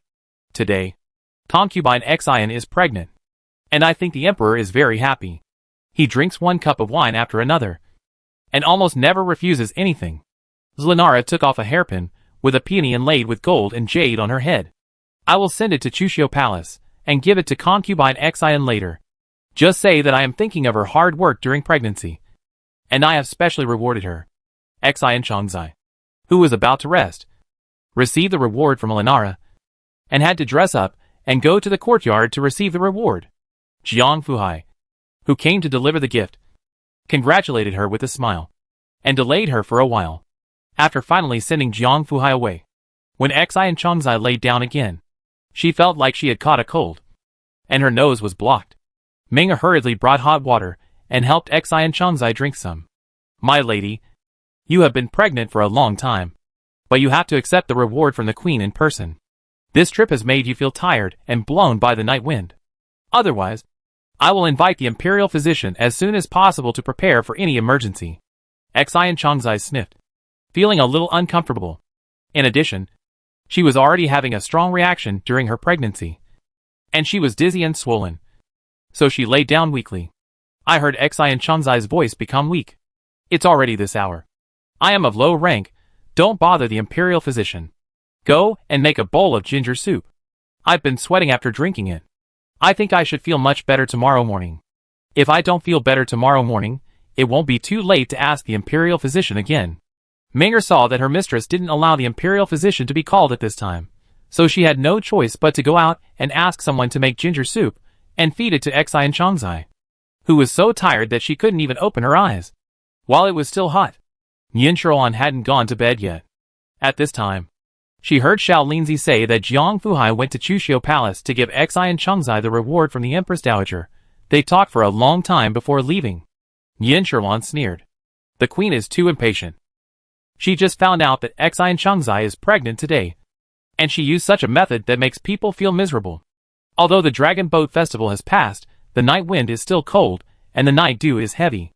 Jiang Fuhai gave the reward and didn't leave quickly. He was in a hurry to talk to Xian Changzai. Don't you know that a woman is weak during pregnancy? Xiao Linzi echoed. The master is right. The queen has also given birth before naturally. I understand all this. So, in your opinion, master, do we need to do something? Yin Shuan shook her head. Let's wait and see. If Xian Changzai is smart, she will be able to protect her child. If she is stupid, even if I want to help her, it will probably be a waste of effort. If I get embarrassed again, it will be more trouble than it's worth. Besides, I am pregnant, and I can't care about other people's affairs. Yin Shuan said this because she remembered that Xian Changzai was able to give birth to a daughter under the eyes of Olenara in her previous life. She was able to live comfortably under the pressure of Yin Shuan for so many years. So she must have some ability. Xian Chang had never helped Yin Shuan at that time, nor did she have the courage to harm her. So Yin Shuan did not want to cause trouble. She had helped Jingping give birth to Princess Kangol before, which was also her repayment of the debt of her previous life. So in this life, no matter which side Jingping stood on, Yin Shuan had no complaints and did not care. If Jingping was honest and dutiful as in the previous life, Yin Shuan would not make things difficult for her. If Jingping creates trouble against Yin Shuan in order to win favor, Yin Shuan will not show mercy. As expected, Xian Changzai caught a cold. When the imperial physician went to see her, she was already unconscious with a high fever. The imperial physician took her pulse and said to Olenara, who was standing beside her, Your Majesty, Xian Changzai has a severe cold, so I can't prescribe medicine for her. And since the young lady is pregnant, I dare not use many medicines. Not only will it take a long time to recover, but it will also be of no benefit to the dragon fetus in her belly. I can only try acupuncture first, Olenara said anxiously. Thank you, imperial physician. Let's do as you say. I have sent someone to report to the emperor. The emperor should be out of the morning court now. Whether to use medicine or not, it is up to the emperor to decide. Imperial physician Chiu, who came to diagnose the pulse, withdrew and went to prepare the acupuncture supplies. When Injin came in a hurry, Yin Shuan followed him. Injin did not allow Yin Shuan to follow him at first, because Yin Shuan was also pregnant. It was only 3 months, and although the fetus was stable, Injin was afraid that Xian Changzai's illness would harm her. But Yin Shuan insisted on coming to see Xian Changzai. Because I and Xian Changzai were both pregnant, I was more concerned. She was fine yesterday afternoon. But why did she fall ill and couldn't get out of bed at night? I always saw that Xian Changzai was in good health. Injin took Yin Shuan to Chuxiu Palace, and Olenara came out to greet her anxiously. After greeting, Olenara said, The emperor is finally here. Just now, the imperial physician said that Xian Changzai dare not take medicine during her pregnancy. For fear of harming the dragon fetus in her belly, she can only be treated with acupuncture first, to see the effect. Xian Changzai serves Injin on a daily basis. Although she is not the most beautiful in the palace, she has a place in Injin's heart because she never interferes. Injin first went in to check on Xian Changzai's condition, and then summoned the imperial physician Chiu to ask in detail. When he heard the imperial physician Chiu say that Xian Changzai's condition was not suitable for medication to reduce fever, Injin gently turned the ring on his left hand. Although concubine Xian is not of high rank, she is a pregnant concubine after all.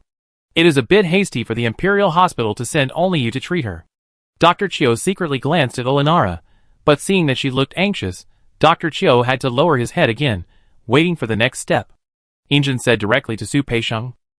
Su Peisheng, quickly go and ask Dr. Wen to come. Since others are unwilling to come, please invite the imperial physician who is willing to come. Su Peisheng always agreed promptly, but today he was a little hesitant. Reporting to the emperor, Dr. Wen was asked to leave by the Dingla mansion early this morning. It is said that the old lady of the Dingla mansion is seriously ill, so I think she should be in the Dingla mansion now. Injin did not think much, just said. Then call the rest of the imperial hospital to me. We must save concubine Xian and the dragon fetus. Su Peisheng replied. Yes, and was about to turn around and leave, then Yin Shuan said. Your Majesty, Dr. Wen is a skilled doctor. I think the harem in the previous dynasty was concerned about his medical skills. It is inevitable that he is a little busy, and cannot serve the concubines in the harem at this critical moment. But I think there is another person who may be useful. The moment Injin and Yen Shuan looked at each other, he knew whom Yen Shuan was referring to. Chapter 459. A suspicious point. So Wen Shichu, who was preparing medicine in the imperial hospital according to Wen Xianqing's instructions, was called by Su Peisheng. Yen Shuan watched Wen Shichu feel Xian Cheng's pulse, and sighed in her heart. In this life, she couldn't bear to watch innocent people die. Colds, if not treated in time, can still kill people, not to mention a weak woman with a child. Although Yen Shuan hated the people who plotted against her in the previous life, she always felt that the child was innocent. Thinking of Wen Xianqing being asked to leave the Dingla mansion, Yen Shuan looked at Elinara on the side. Oh! Elinara had used such a method in the previous life. But she didn't expect that in the next life. The medicine would still be the same. After experiencing the cruel struggle in the previous life, Yen Shuan didn't think that everything today was a coincidence. In her opinion, Xian Chongzai's cold was not a coincidence. And Wen Xianqing being asked to leave was even less of a coincidence. The old lady of the Dingla mansion. As far as Yen Shuan knew, she is still in good health. And the imperial physician invited by the Duke Dingla mansion has always been Imperial Physician Zhang. But today they invited Imperial Physician Wen, which made Yen Shuan think too much. When Shichu felt the pulse of Xian Chongzai, and turned to Injin.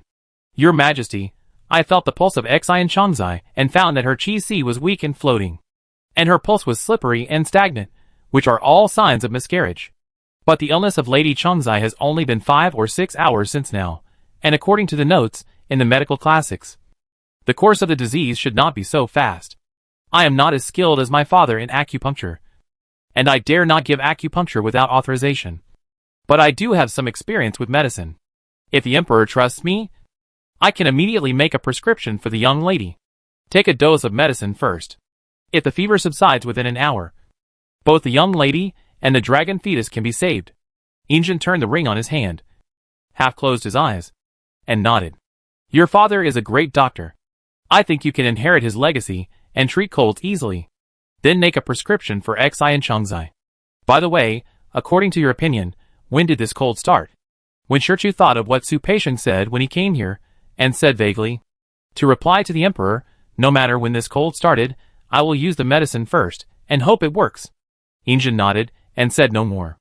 Yen Shuan saw clearly that when Shichu looked gentle and kind, but he had more ideas than his father.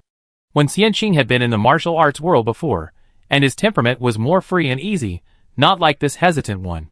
After when Shichu took a dose of medicine, Xian Chongzai's fever really subsided within an hour.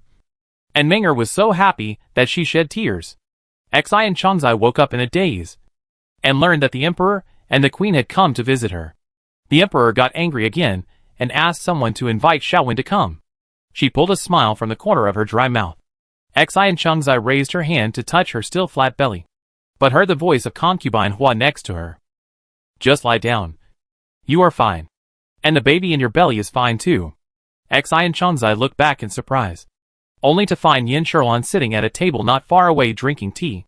When Shichu saw Xian Chongzai wake up, checked her pulse again, and said he would watch the second dose of medicine being brewed, and then left. Xian Chongzai said, I didn't know that the Empress Hua Guifei was here. I am sorry. Xian Chongzai struggled to stand up and salute, but Yen Shuan signaled Ming'er to hold her down. You just woke up. There is no need to salute. I have nothing to do. I am relieved to be watching you here. I have sent someone to report to the emperor. I guess the emperor will come to see you after he finishes his work. Xi and Changzai looked at Meng'er. Meng'er immediately bowed and left. Songji, who had been standing beside Yin Shuan, also left. Xi and Changzai looked at the servants and said, I am not feeling well. I am grateful to the Empress Hua Guifei for taking care of me here. But the Empress just said that I would feel relieved if she watched me. I wonder if my illness is serious.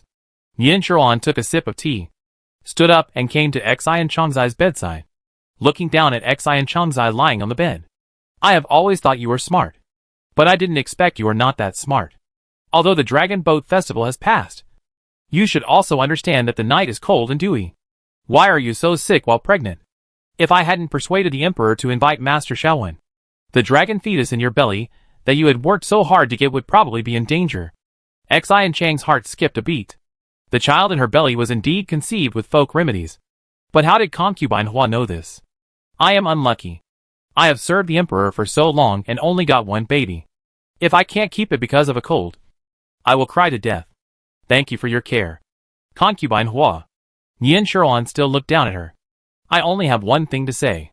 If you value this child, you should be smart and don't let anyone harm him. But if one day you can only keep one of the dragon fetus and I hope you can protect yourself. As long as the Green Mountains are there is no need to worry about running out of firewood. After saying this, Yin Shuan turned and left, leaving Xi and Changzai alone to think. Meng'er sent Yin Shuan away, and came in to serve Xi and Changzai some water. The young lady had a fever in the morning, which scared me. I went to the Imperial Hospital to ask for the Imperial Physician early in the morning, and then went to Jing'an Palace to ask for leave. Who knew that the Queen was so kind?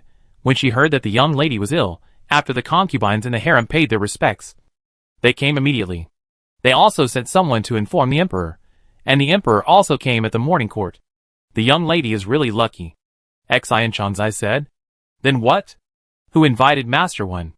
Since I am seriously ill, why didn't Master Wen come in person? Meng'er thought for a while and replied. The first one to come was Dr. Chiu from the Imperial Hospital, who often checked the young lady's pulse. But he said that the young lady had a cold, and he didn't dare to use medicine carelessly. He was afraid that it would be bad for the dragon fetus in her belly. He gave the young lady acupuncture, but the fever did not go down. The Emperor said to invite Lord Wen, and Eunuch Su replied that Lord Wen had been asked to leave by the Duke Dinghua's mansion early in the morning. At this time, concubine Hua suddenly said that she could invite Lord Wen, and the Emperor asked someone to invite Lord Wen. That was probably what happened. After Lord Wen took a dose of medicine, the young lady's fever really went down. He is really a master from a famous doctor family. Although he is not very old, his medical skills are amazing. Xi and Changzai was speechless when she saw her personal maid Meng'er's face full of love when she mentioned Wen Shichu. She thought about it carefully and found that everything seemed to be a coincidence. But it also seemed not to be a coincidence. She ordered Meng'er to fetch the hairpin given by the Queen and looked at it for a long time. Whether it was the Emperor or the Queen, rewards were always given during the day, and it was rare to see rewards at night. Only when concubine Hua was pregnant the year before last, the Emperor gave concubine Hua a huge night pearl at night. No matter when. Xi and Changzai had never seen rewards at night. And thinking about it carefully, Jiang Fuhai rarely spoke when he was with the Queen. But he talked to her for a long time with a smile last night. And she was so tired that she stood for a long time in the windy and dewy night, thinking about all the details. Xi and Changzai had a doubt in her heart. Chapter 460 Fellow Villager Lu Bin. But Olinara has always been a very kind master in the hearts of the concubines in the harem. Xi and Changzai couldn't believe it, nor did she want to believe that she did it on purpose. Xi and Changzai stroked her still flat belly, and called Ming. If others ask about my illness, just say it's more serious. Just say that although my fever has subsided, I'm still confused. If someone wants to visit, just refuse them on my behalf. Meng'er was puzzled. But the young lady is clearly in good spirits. Xi and Changzai looked at her not-so-smart maid helplessly, and said slowly, just do what I tell you. Meng'er nodded, not quite understanding. I understand. The young lady just wants me to lie. Xi and Changzai waved her hand to send Meng'er away, and went to lie down. Jianqiu came over with a bowl of food, and Meng'er was watching the stove boiling water in the corridor. Why did my aunt come in person? Jianqiu said with a smile. The Queen Mother is concerned about your young master's health, and specially asked the Imperial Kitchen to stew some tonic food and send it over. I wonder if your young master is awake now. The Queen Mother heard that your young master's fever has subsided. Menger was about to speak, but suddenly remembered Xian Chongzai's instructions. I would like to thank the Queen Mother for the reward on behalf of our young master. Although our young master's fever has subsided, she is still confused. So, I am going to send a stove to boil water for the young master to wipe her body. Jianqiu sighed with some regret when she heard Menger say this. But she did not stop. Then I will go to see the young master. Put down the supplements and leave, so that I can report to the queen when I return. Menger hurriedly stopped Jianqiu. Aunt, please stay. Our young master has an epidemiological disease. If you go in, I am afraid that the disease will spread to you. Why don't you give the things to me, and I will serve the young master? Jianqiu's heart flashed with suspicion, but she did not show it. Instead, she listened to Menger's words and handed the tray in her hand to Menger. Then I'll trouble you. When the young lady wakes up, tell her that I came to see her on behalf of the queen. Menger took the tray and happily wanted to send Jianqiu out. But she didn't expect Jianqiu to suddenly bypass her and open the door and go in. Xian Chongzai had heard the noise outside in the room, and now she closed her eyes tightly, looking like she was sleeping. Jianqiu stood by Xian Chongzai's bed and took a look, then backed away and left. Menger heaved a sigh of relief when she saw Jianqiu walking away. Don't be afraid, my lady. Aunt Jianqiu is gone. I was so scared just now. I was afraid that Aunt Jianqiu would find out that I was lying to her. Fortunately, my lady reacted very quickly. Otherwise Aunt Jianqiu would have reported to the queen and would have skinned me alive. Xian Chong barely opened her eyes when she heard Menger say that Jianqiu was gone. But she couldn't help but wonder in her heart. Why did Jianqiu insist on seeing what state she was in? Songji brought fresh fruits to Nian Shiruan. Look, madam, these are the fruits that were newly delivered to the imperial kitchen today. They smell very sweet. You didn't eat anything today, so you might as well eat some fruits and feel more refreshed. Nian Shiruan lazily picked up a piece of honeydew melon and was about to put it in her mouth when she suddenly remembered something. She called Xiao Linzi. Have you asked Lord Xiaowen in private? Xiao Linzi said. The master is very good at predicting things. Lord Xiaowen said, although he is not very sure, but he was 70% sure. Before he went to check Xian Chongzai's pulse, Xian Chongzai's body had indeed been tampered with. Lord Xiaowen said, in such a short time, the pulse of happiness was moving, and acupuncture was necessary. Medication is not that fast, and it is also easy to be diagnosed. Yin Shiruan sneered, sure enough, whether in the previous life or this life, Lenara was much more cruel than her. Whether the child in the harem can be born depends entirely on Lenara's mood. But this is what Yin Shiruan hates the most. If you have any dissatisfaction, just go to the adults. Why involve innocent children? In the last life, Yin Shiruan could not let it go until her death. She could not have a child in her life. When Yin Shiruan thought of this, she tightly grasped the teacup in her hand, not caring that the hot tea would burn her hands. Frightened, Xiao Linzi hurried forward and tried to snatch the teacup from Yin Shiruan's hand with trembling hands. But he didn't expect Songji to be quick-witted and had already reminded Yin Shiruan while trying to pry Yin Shiruan's hand apart. Yin Shiruan stared at her palm, which was slightly red from the burn, in a daze, and suddenly came to her senses. Not only did she give birth to the fourth prince, she also took good care of him. And she was pregnant with another child. Songji was distressed and wanted to find medicinal wine to wipe Yin Shiruan's hand, but was stopped by Yin Shiruan. It's okay. It doesn't hurt at all. There's no need to make a fuss. By the way, have you found out the details of Dr. Chiu? He was the one who examined Xian Chongzai at the beginning, and he was the only one who used silver needles for treatment. But he didn't expect that it was for the dragon fetus. Xiao Linzi looked at Yin Shiruan's hand again, and it seemed that there was nothing abnormal. So he said, I heard that after Dr. Chiu returned to the Imperial Hospital today, he said that his medical skills were not good enough and asked not to check the pulse of the concubines in the harem these days.